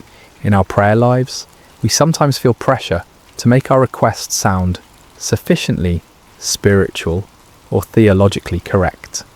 The floating axe head suggests that God values authenticity over eloquence, genuine need over religious rhetoric. He understands our distress even when we can't articulate it perfectly, and he responds to the heart behind our words, rather than their theological precision. The communal aspect of the miracle also offers important insights for contemporary faith communities. The young prophet wasn't facing his crisis in isolation. He was surrounded by fellow believers and guided by experienced leadership. When problems arise, the community of faith should be a place where burdens are shared, wisdom is offered, and faith is strengthened through mutual support. Too often, we try to handle our difficulties alone, either from pride, embarrassment, or a mistaken belief that faith means never needing help. The sons of the prophets model a different approach, a community where needs could be expressed, help could be sought, and miracles could be witnessed together. This kind of authentic community creates an environment where God's provision can be both sought and celebrated corporately. Finally, the story reminds us that faith often requires us to act even when we don't understand the mechanism of God's provision. The young man still had to reach out and pick up the floating iron. He couldn't fully comprehend how iron could float, but he could respond to the miracle by accepting what God had provided. In our lives, we frequently face situations where we must act on faith without complete understanding of how God will work out the details. The floating axe head encourages us to focus on obedience and trust rather than demanding comprehensive explanations before we're willing to move forward. Sometimes the miracle becomes visible only as we step out in faith to receive what God has already provided. As we close this exploration of one of Scripture's most overlooked miracles, it's worth reflecting on why such a seemingly small event earned its place in the biblical narrative. In a book filled with the dramatic interventions of an almighty God, seas parting, walls falling, armies defeated, why does the story of one floating piece of iron deserve 6 verses in 2 Kings? The answer lies in what this miracle reveals about the God we serve and his relationship with his people.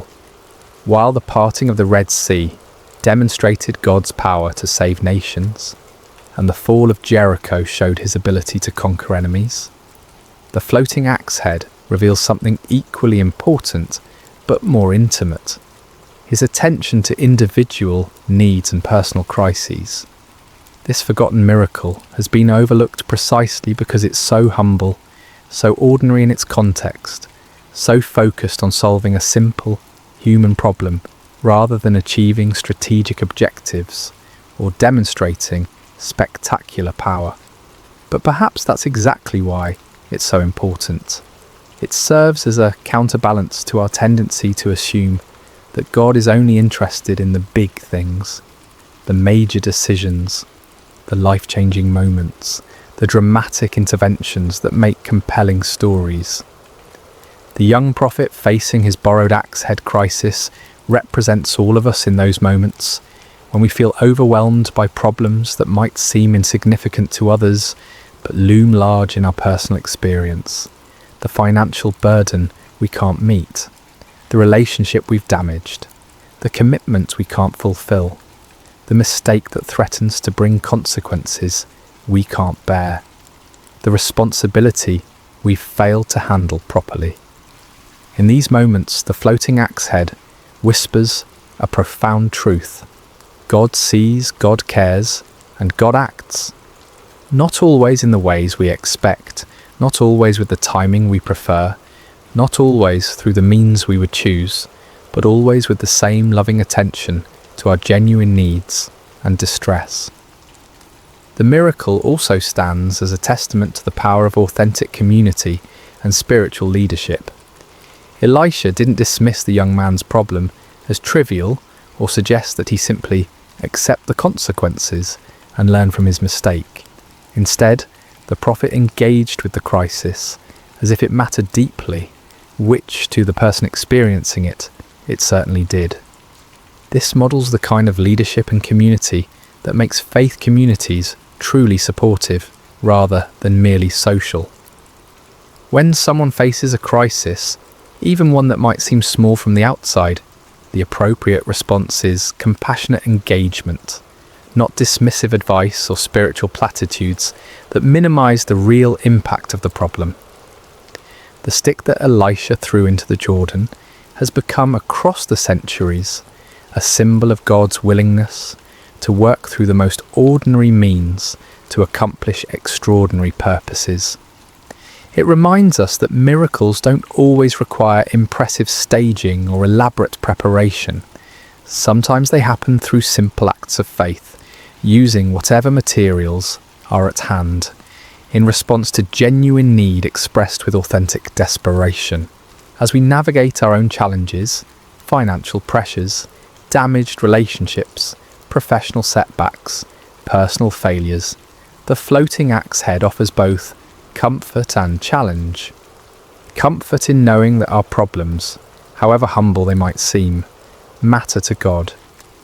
Challenge in trusting Him to work in ways we might not expect or understand, using means we might not have chosen, through community we might not have anticipated.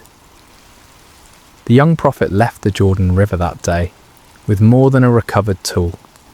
He carried with him a testimony of God's intimate care, a story that would strengthen his faith through future challenges, and a deeper understanding of the God he served.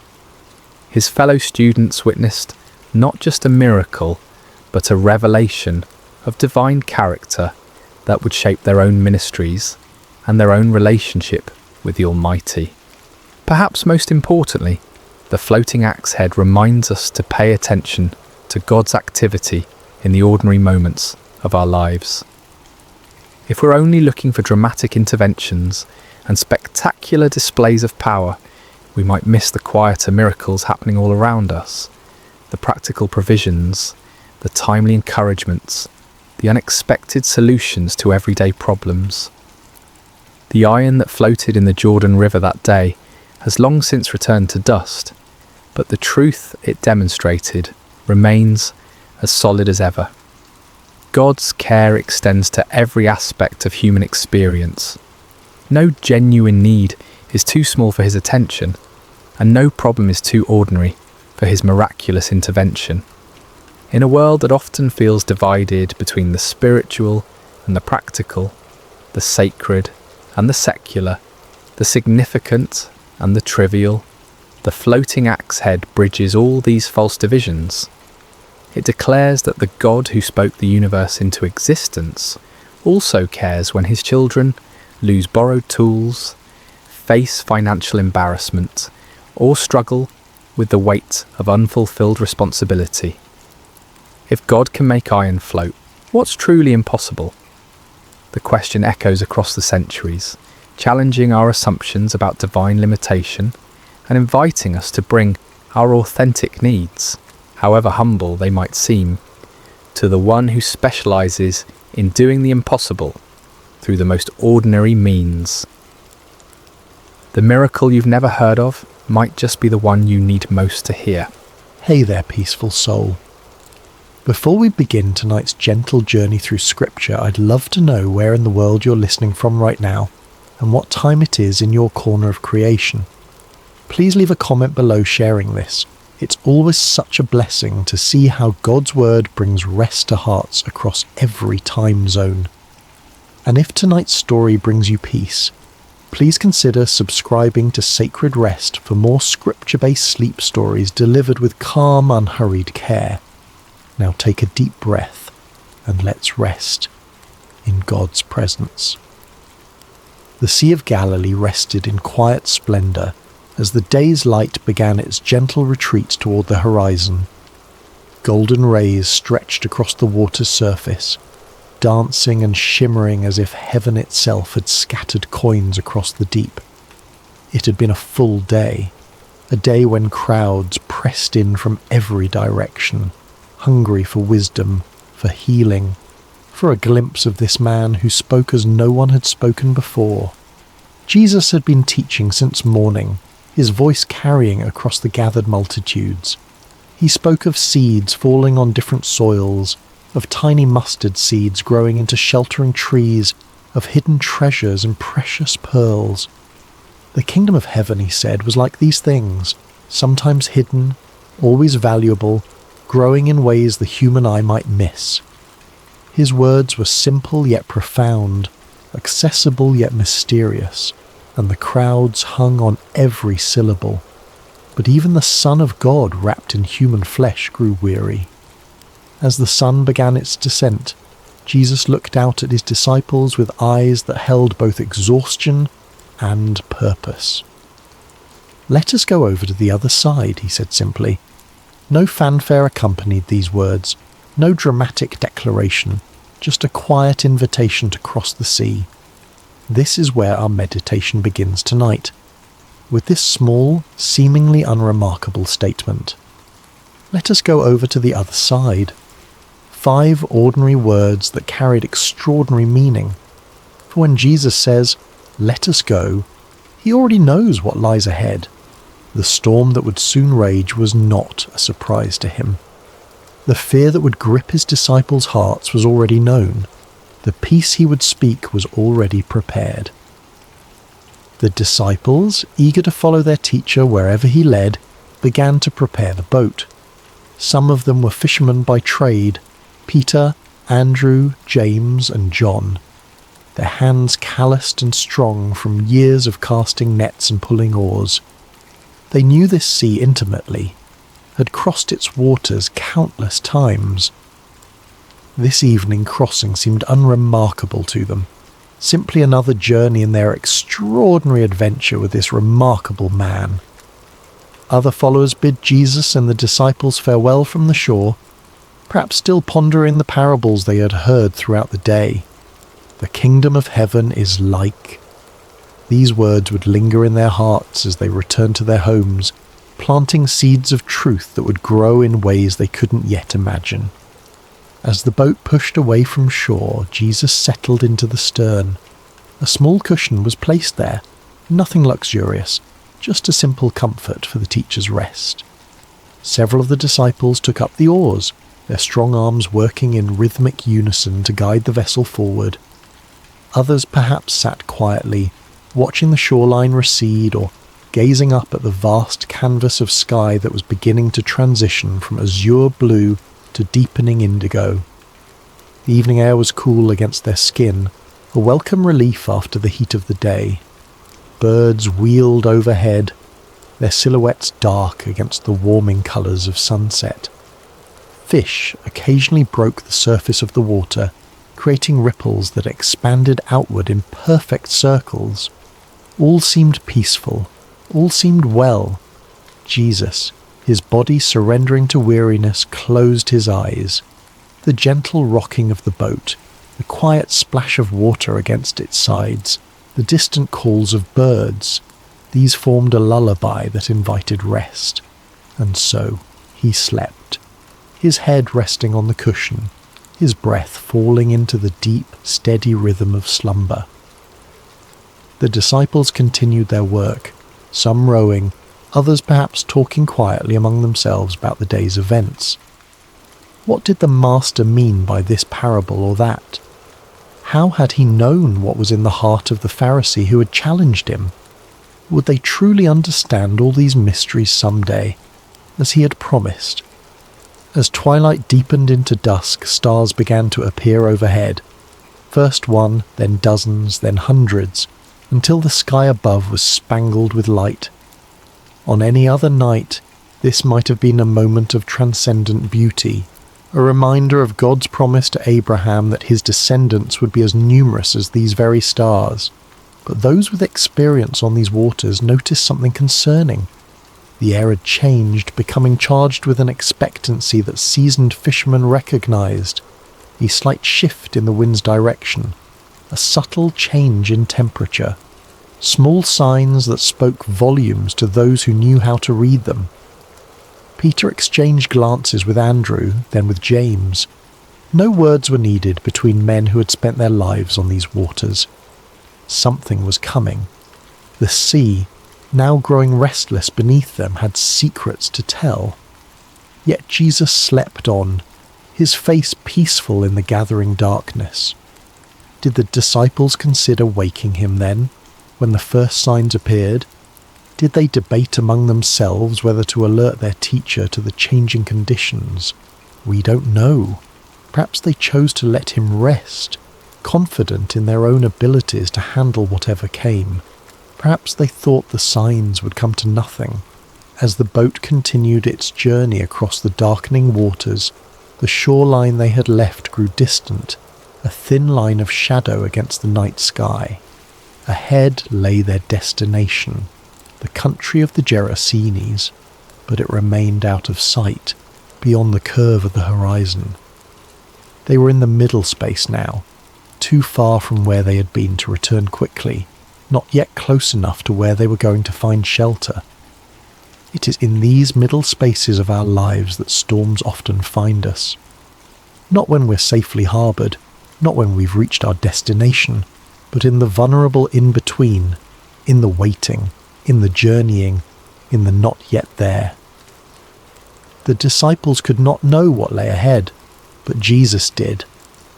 His rest was not the ignorant sleep of one caught unaware, but the peaceful repose of one who knows the end from the beginning. In this, there is profound comfort for us tonight as we rest. Whatever journey we're on, whatever middle space we find ourselves in, Jesus knows. He has already seen what we have not yet encountered. As our minds begin to slow and our bodies relax into this moment of rest, let us picture ourselves in that boat. Feel the gentle rocking beneath you. Hear the quiet splash of water against wood. See the stars appearing one by one in the vast expanse above, and know that Jesus is there with you, perfectly at peace even as the first winds of change begin to stir. It began with a whisper, a subtle change in the rhythm of the night. The stars that had shone so brightly overhead began to disappear, one by one, as clouds moved across the sky like silent spectators gathering for some celestial event. The gentle lapping of water against the sides of the boat grew more insistent, less soothing. The disciples, some of whom may have been drifting towards sleep themselves, grew more alert, their senses heightened by years of experience on these unpredictable waters. The Sea of Galilee, also known as Lake Gennesaret or the Sea of Tiberias, sits more than 600 feet below sea level, nestled in a basin surrounded by mountains. This unique geography creates a natural phenomenon well known to local fishermen. when cool air from the Mediterranean Sea, about 30 miles to the west, collides with the hot, humid air over the lake. Sudden and violent storms can emerge with startling speed. This night would prove no exception to that natural law. One moment, the disciples were crossing in relative calm. The next, they found themselves battling a windstorm that seemed to descend upon them from nowhere. The Greek word used in Mark's Gospel to describe this storm is leilaps. Not a gentle rain shower or passing breeze, but a furious squall, a tempest of frightening power. The wind began to howl, no longer a whisper but a roar that filled their ears and made conversation nearly impossible. It seized the sail, straining the ropes that secured it, and threatening to tear the fabric from its moorings. Those disciples with seafaring experience would have worked quickly to secure what they could, their hands moving with practiced efficiency despite the growing chaos. Waves rose around them, no longer gentle undulations but angry mountains of water that lifted the boat high before dropping it with stomach-churning speed into the next trough. Water began to break over the sides, soaking the men to their skin and pooling at their feet. In the dim light of whatever lamps they might have had, or perhaps by now extinguished by wind and water, they could see the boat beginning to fill. For modern readers, it might be difficult to fully appreciate the terror of this moment. We who cross oceans in massive ships or fly above the clouds in airplanes may have experienced turbulence or rough seas, but few of us have truly feared for our lives while travelling. These men, however, even those who had spent their lives on the water, understood their mortality with stark clarity in this moment. The boat was filling with water faster than they could bail it out. The wind showed no signs of abating. The shore was nowhere in sight. In the ancient world where swimming was not a commonly taught skill, and where the depths of the sea represented chaos and death, their situation was dire indeed. And Jesus slept on, his head still resting on the cushion in the stern of the boat. This image of Christ sleeping peacefully while chaos rages is one of the most powerful in all of Scripture. There is something almost incongruous about it, something that both confounds and comforts. The disciples must have looked at him with bewilderment. How could anyone sleep through such a storm? Did he not feel the water soaking his garments? Did he not hear the howling wind, or feel the violent pitching of the vessel? Perhaps some of them remembered the words of Psalm 121. He who watches over you will not slumber. Indeed, he who watches over Israel will neither slumber nor sleep. Yet here was their teacher, their master, whom some had begun to believe might be the promised Messiah, deep in slumber while destruction seemed imminent. We might pause here in our meditation and consider times when God has seemed silent or sleeping in our own lives. Those dark nights when prayers appear to go unanswered. Those seasons of suffering when heaven itself seems shut tight. Those moments when we cry out, "Lord, don't you care?" For this was precisely the question that rose to the disciples' lips as fear gave way to desperation. Someone, we don't know who, moved to the stern where Jesus lay sleeping. Perhaps they shook his shoulder roughly, the protocol of respect forgotten in the face of survival's urgency. "Teacher," they cried, their voices barely audible above the storm's rage, "don't you care if we drown?" There is raw humanity in this question, the unfiltered cry of those who feel abandoned in their hour of greatest need. It's not a theologian's careful inquiry or a philosopher's pondering, but the gut-level response of frightened men who cannot understand why the one they've come to trust seems indifferent to their plight. Don't you care? How many times have these words formed in human hearts across the centuries? The parent kneeling by the bed of a suffering child, the widow standing by a fresh grave, the refugee fleeing violence with nothing but the clothes on their back, the addict fighting for sobriety and failing again. "Lord, don't you care?" It's worth noting that the disciples didn't question Jesus' ability to help. They questioned his concern, his heart. They believed he could do something. Why else wake him? But they wondered if he would. Did their plight move him? Did their fear matter to him? Was he as invested in their well-being as they had come to believe? In asking this question, they revealed something profound about the nature of faith. True faith isn't just believing that God can, it's trusting that God will, that his heart is good, that his love is sure, that his timing is perfect.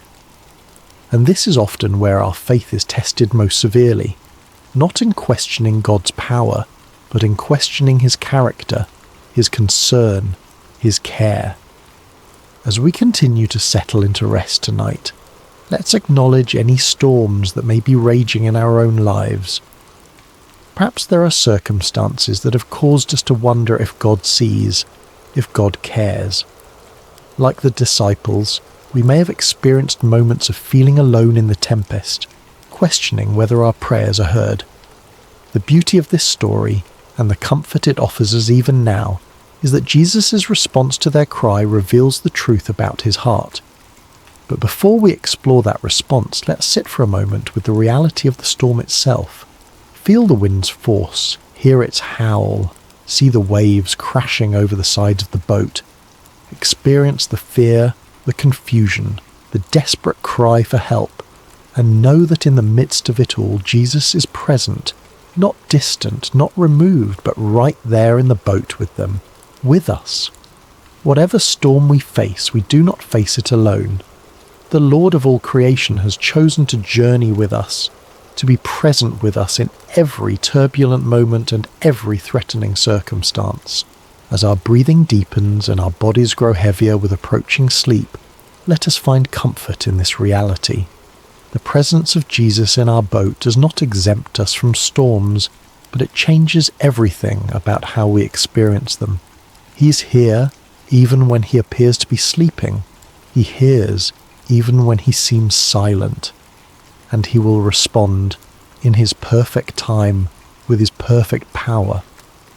Now, as we picture the disciples crowding around Jesus, as we hear their cry of "Don't you care if we drown?" let us watch and see what happens next, for the storm is about to meet its match. The chaos is about to encounter its creator. The winds and waves are about to recognize the voice of the one who called them into being. Jesus woke to the violent pitching of the boat, to the spray of water across his face, to the desperate cries of his disciples. "Teacher, don't you care if we drown?"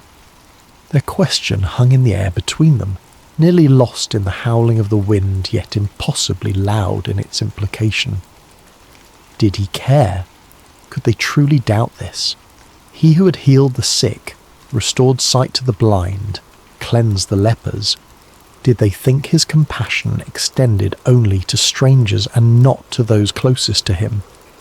He who had called them by name, who had shared meals and long roads and countless conversations with them, did they imagine his heart was indifferent to their fear? Yet Jesus did not respond to their question directly. He did not immediately reassure them of his care or explain his apparent indifference. Instead, he rose, calm, unhurried, sovereign, and turned his attention to the storm itself. Mark's Gospel tells us that he got up, rebuked the wind, and said to the waves, "Quiet, be still." The Greek phrase used here, siopa pephimoso, carries the sense of be silent, be muzzled.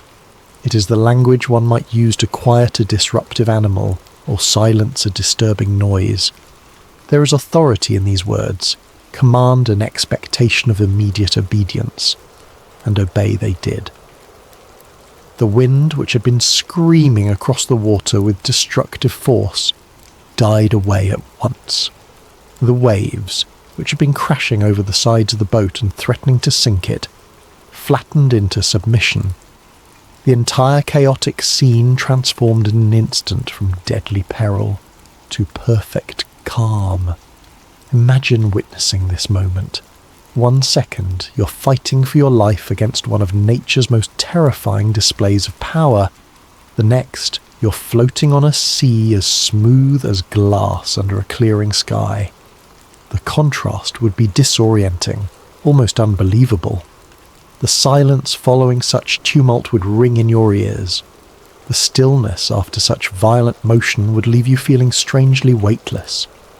Only then, after demonstrating his authority over creation itself, did Jesus turn back to his disciples, and his words to them were not what they might have expected.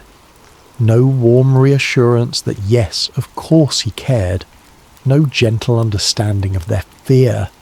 Instead, he asked them 2 pointed questions. Why are you so afraid? Do you still have no faith? These questions weren't meant to shame or condemn.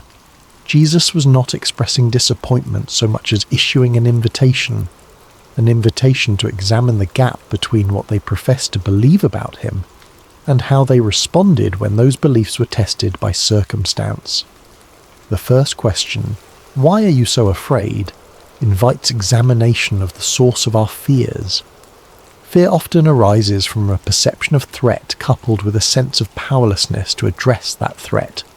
The disciples feared drowning because they perceived the storm's power and recognized their inability to control it. But Jesus was suggesting another perspective. When he is in our boat, the equation changes. The presence of the Creator fundamentally alters the balance of power in any situation. The second question, do you still have no faith, probes even deeper. These disciples had witnessed Jesus perform miracle after miracle. They had seen him heal diseases medicine couldn't touch. They had watched him cast out demons that had tormented their victims for years. They had even seen him challenge the religious authorities of their day with an authority that clearly came from above. Yet when the storm came, when their own lives were threatened, their faith faltered. They reverted to fear rather than resting in confidence that the God who had demonstrated his power in so many other circumstances remained just as powerful in their present crisis. This is a common human pattern, isn't it? We can intellectually believe in God's power and love. We can recall times when we've experienced his faithfulness. We can even testify to others about how he has worked in our lives. But when new challenges arise, particularly ones that feel overwhelming or threatening, we can forget everything we know and surrender to panic. Jesus' questions invite a different response. They challenge us to align our emotional reactions with our professed beliefs, to allow what we know about God's character to inform how we feel when facing life's storms. This is not about denying fear. Fear is a natural human emotion that even Jesus experienced in the Garden of Gethsemane. Rather, it's about preventing fear from distorting our view of God and his activity in our lives. The disciples' fear had led them to question Jesus' care for them. Don't you care if we drown? His questions in return invited them to question their fear instead. Was it consistent with what they knew of him? Was it justified in light of who he had revealed himself to be? As we continue our journey toward rest tonight, these questions can guide our own reflection. What fears keep us awake at night? What storms in our lives have made us wonder if God cares? And more importantly, what do we know about the character of Jesus that might speak to those fears?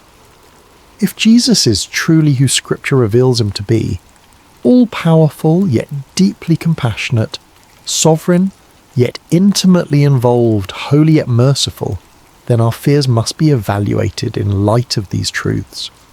Not dismissed or denied, but placed within the larger context of who God is and how he works. The disciples in that boat had to reconcile their experience of the storm with their experience of Jesus' power over it. We too must reconcile our experience of life's challenges with our understanding of God's character and capabilities. This reconciliation doesn't happen once and for all. It's an ongoing process, a continued growth in trust that develops as we walk with him through both calm seas and raging tempests. Perhaps the most comforting truth in this entire account is the simple reality that Jesus was in the boat with them. He had said, "Let us go over to the other side, you will," not "let me meet you on the other side," or "to try to make it to the other side." When Jesus says, "let us go," he commits to the entire journey, not just the destination. Similarly, when Jesus calls us to follow him, he doesn't promise absence of storms. He doesn't guarantee that the path will be smooth or the journey comfortable. What he does promise is his presence with us in whatever we face. "I am with you always," he would later tell his followers, "to the very end of the age." This presence changes everything. It doesn't always change our circumstances, though sometimes, as in this story, it dramatically does. But it always changes the meaning of those circumstances and how we can respond to them. As we feel sleep drawing nearer, let us rest in this truth. Whatever storm we face, Jesus is in our boat, not as a passive passenger, but as the Lord of wind and wave, the one whose word can transform chaos into calm, the one whose presence transforms our fear into faith. The question Jesus asks, "Why are you so afraid?" isn't meant to dismiss our feelings, but to direct our focus toward the greater reality of his presence and power. The perfect love he embodies casts out fear, not by pretending the storm doesn't exist, but by reminding us that he exists within the storm with us, and that makes all the difference.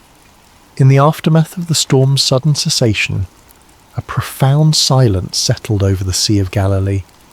The only sounds remaining might have been the gentle lapping of now calm waters against the boat's hull, the dripping of seawater from soaked clothing and hair, and perhaps the still rapid breathing of men whose hearts had not yet caught up with the dramatic change in their circumstances. The contrast could not have been more stark.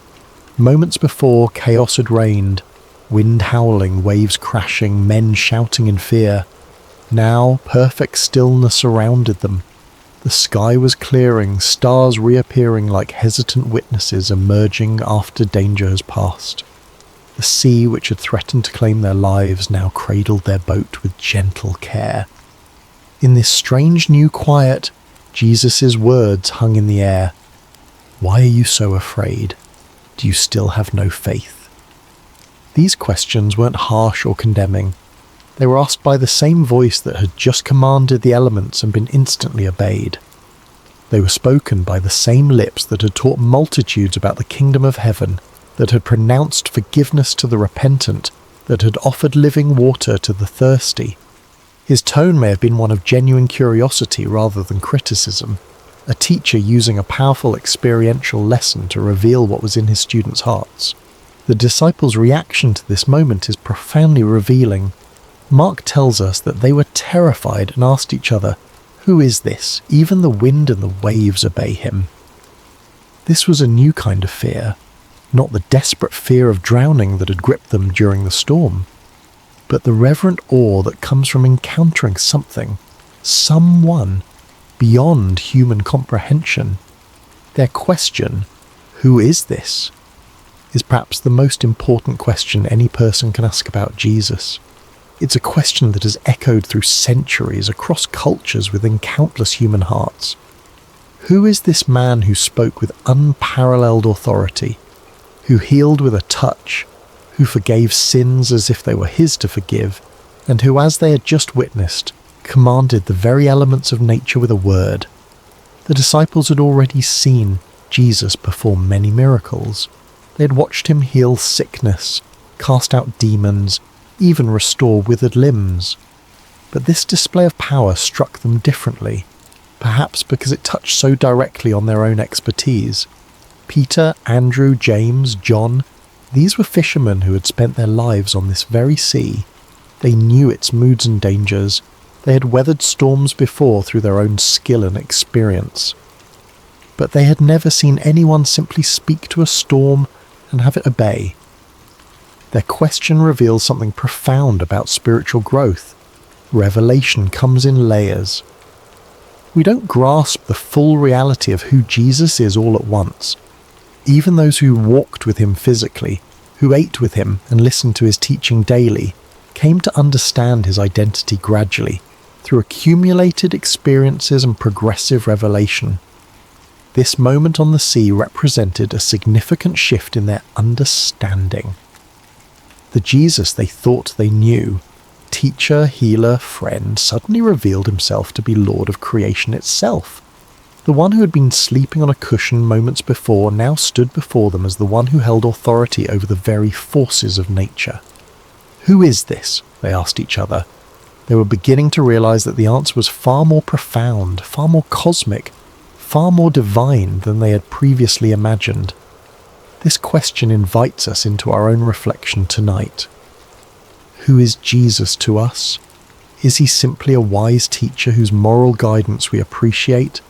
A historical figure who founded a religion? A comforting presence when life gets difficult? Or is he the sovereign Lord of all creation, whose authority extends over every aspect of our existence, from the largest cosmic forces to the smallest details of our daily lives? Our answer to this question shapes everything about our faith journey. If Jesus is merely a good teacher, then his words are suggestions we can take or leave.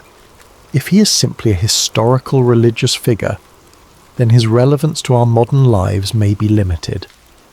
But if he is who he claimed to be, the Son of God, one with the Father, the Word made flesh, then every word he spoke carries divine authority. Every promise he made is utterly trustworthy, and every command he gave deserves our complete obedience. The disciples in that boat were confronting this reality in a visceral, immediate way. The Jesus they thought they knew had just done something only God could do. The Psalms describe God as the One who stilled the roaring of the seas, the roaring of their waves. Psalm 65:7, and the one who stilled the storm to a whisper, the waves of the sea were hushed. Psalm 107:29, now they had seen Jesus do exactly this, with their own eyes in their own boat, in response to their own cry for help. Their question, "Who is this?" was not merely rhetorical. It reflected genuine wrestling with an expanding understanding of Jesus' identity. And this wrestling is an essential part of authentic faith. God does not expect us to have perfect theological understanding from the beginning of our journey with him. He reveals himself to us gradually, meeting us where we are and gently expanding our capacity to know him as he truly is. For the disciples, this storm became a classroom, a place where their understanding of Jesus grew deeper and wider. Similarly, the storms of our lives often become the context in which we come to know God more truly. It's relatively easy to affirm God's goodness when life is calm and comfortable. It's when the winds howl and the waves threaten that our true understanding of his character is both revealed and refined. As we continue our journey towards sleep tonight, let's allow this holy question to linger in our minds. Who is this Jesus? Not as an abstract theological inquiry, but as a personal exploration of relationship. Who is he to me? What have I seen him do in my life? How has my understanding of him grown through seasons of both calm and storm? The beauty of this story is that it invites us to know Jesus more fully, not just as a distant miracle worker, but as the one who journeys with us through every circumstance of life. He is in our boat. He may sometimes appear to be sleeping, but he is never absent, never unaware, never unconcerned. And when he speaks, whether to rebuke a storm or to question our fear, his words carry the authority of the one who created all things and holds all things together. The wind and waves recognize his voice, because they came into being through that same voice. All things were created through him and for him, Paul would later write to the Colossians. He is before all things, and in him all things hold together. Colossians 1:16-15. This is the Jesus who accompanies us through every storm. This is the one who has promised never to leave us or forsake us. This is the Lord who may ask us, as he asked his first disciples, "Why are you so afraid?" Not to shame us for our fear, but to invite us into deeper trust based on deeper knowledge of who he truly is. As our bodies grow heavier with approaching sleep, as our thoughts begin to slow and quiet, let us rest in this profound truth. The one who commands the wind and waves is with us, and if even the storm obeys his voice, how much more can we trust him with the circumstances of our lives, with the fears that sometimes keep us awake, with the future that remains unknown to us but is fully known to him. In this trust we find not just theological truth but practical peace, the kind of peace that allows us to rest even when circumstances remain uncertain. Jesus didn't promise his disciples a storm-free journey. He promised them his presence through whatever storms might come. He offers us the same today. Who is this? The disciples asked. The answer to that question continues to unfold for all who choose to journey with him, not in abstract propositions, but in lived experience, in daily walking with the one whose authority extends over every realm and whose love reaches into every heart that opens to receive him. As the boat continued its journey across the now peaceful sea, the disciples must have fallen into a contemplative silence. The question they had asked each other, "Who is this? Even the wind and the waves obey him," would linger in their hearts and minds for days, weeks, perhaps even years to come. Each time they recalled this night, this storm, this miracle, their understanding of Jesus would deepen a little more. This is often how spiritual growth unfolds for us as well. Not primarily through intellectual study, though that has its place, but through lived experiences that reveal God's character and power in ways that transform our understanding. Head knowledge becomes heart knowledge when we see God act in response to our deepest needs and most desperate prayers. The disciples were beginning to grasp something profound. Jesus was not merely with them, he was over all things. His presence in their boat didn't just mean companionship, it meant protection, provision, and peace that transcended circumstances. Even when he appeared to be sleeping, his sovereignty remained active and absolute. As the first light of dawn began to brighten the eastern sky, they could see their destination approaching, the region of the Gerasenes on the opposite shore of the lake. Jesus had said, "Let us go over to the other side," and despite all that had transpired during the night, they were indeed arriving exactly where he had intended to take them. This small detail carries significant comfort. When Jesus sets a destination, he ensures arrival.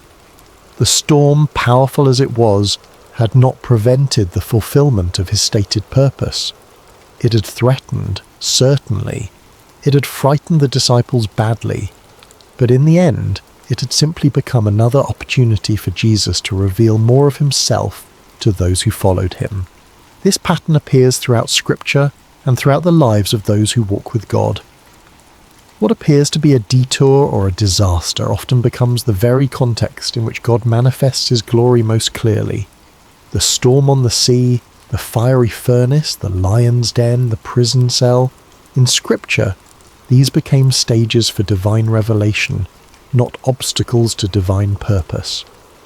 As we prepare to drift into sleep tonight, there is profound rest available in this reality. Whatever storms we face, they do not take Jesus by surprise. Whatever fears arise within us, they do not diminish his power. Whatever threatens to overwhelm us, it cannot overrule his sovereign declaration over our lives. If Jesus has said to us, in any area of our lives, "Let us go to the other side," then we can rest assured that no storm, internal or external, can prevent us from reaching the destination he has established. The journey may include unexpected turbulence. We may experience moments of genuine fear, but the presence of Jesus in our boat, in our lives, our circumstances, our hearts, guarantees safe passage. This doesn't mean we won't get wet, doesn't mean the journey will always feel comfortable or proceed according to our preferred timeline. The disciples in that boat experienced genuine terror before they witnessed miraculous calm. They got soaked to the skin. They may have lost cargo overboard. The boat likely required bailing out and repairs afterward, But they made it to the other side because Jesus had declared that this would be so, and in the process, they came to know him more deeply than they had before. The storm became not an obstacle to their progress, but a vehicle for their spiritual growth. As we reflect on this story one final time tonight, let's consider 3 enduring comforts it offers to all who journey with Jesus. First, Jesus is present in every storm. He may not manifest his power immediately or in the ways we expect, but he's never absent from our struggles. The psalmist wrote, "God is our refuge and strength, an ever-present help in trouble. Therefore we will not fear, though the earth give way and the mountains fall into the heart of the sea, though its waters roar and foam, and the mountains quake with their surging." Psalm 46:1-3. This presence is not just comforting, it's transformative. It changes how we experience our circumstances, even when it doesn't immediately change the circumstances themselves. Second, Jesus' timing is perfect. He allowed the storm to rage for a time before calming it, not because he was indifferent to the disciples' fear, but because the experience would deepen their understanding and strengthen their faith. Similarly, when he seems silent or inactive in our lives, it is never due to indifference. His timing takes into account purposes and perspectives that extend far beyond our immediate comfort, encompassing our long-term growth and God's eternal glory. Third, Jesus' authority is absolute. When he spoke to the wind and waves, they had no choice but to obey. The same voice that said, "Let there be light" at creation, now said, "Be still" to the storm, with the same creative authority and the same immediate result. This ultimate authority means that nothing we face, no circumstance, no enemy, no fear, no failure, is beyond his power to redeem, restore, or transform according to his perfect will. These truths don't eliminate life's storms, but they fundamentally change how we experience them. They allow us to sleep, literally and figuratively, in the sovereignty of the one who has promised to bring us safely to the other side. As your body relaxes more deeply now, as your breathing slows and your thoughts begin to drift, imagine yourself in that boat after the storm has ceased. Feel the gentle rocking of the vessel on calm waters. See the stars reflected on the surface like scattered diamonds. Hear the quiet lapping of small waves against the wooden hull. And most importantly, know that Jesus is there with you, awake, aware, almighty. The night is passing. Dawn approaches. The shore draws nearer with each moment. And the one who commanded the storm with a word continues to hold you in the palm of his hand, guiding your vessel to exactly where he intends it to go. In this assurance there is deep peace. In this knowledge there is perfect rest. In this presence there is complete safety. Whether we find ourselves currently in the midst of a raging storm, in the calm that follows, or in the ordinary moments between dramatic events, the truth remains. Jesus is with us. Jesus is for us, and Jesus will bring us safely to the other side. So breathe deeply now. Release the tension you may be holding in your shoulders, your jaw, your hands, your mind. Allow your body to grow heavy with approaching sleep.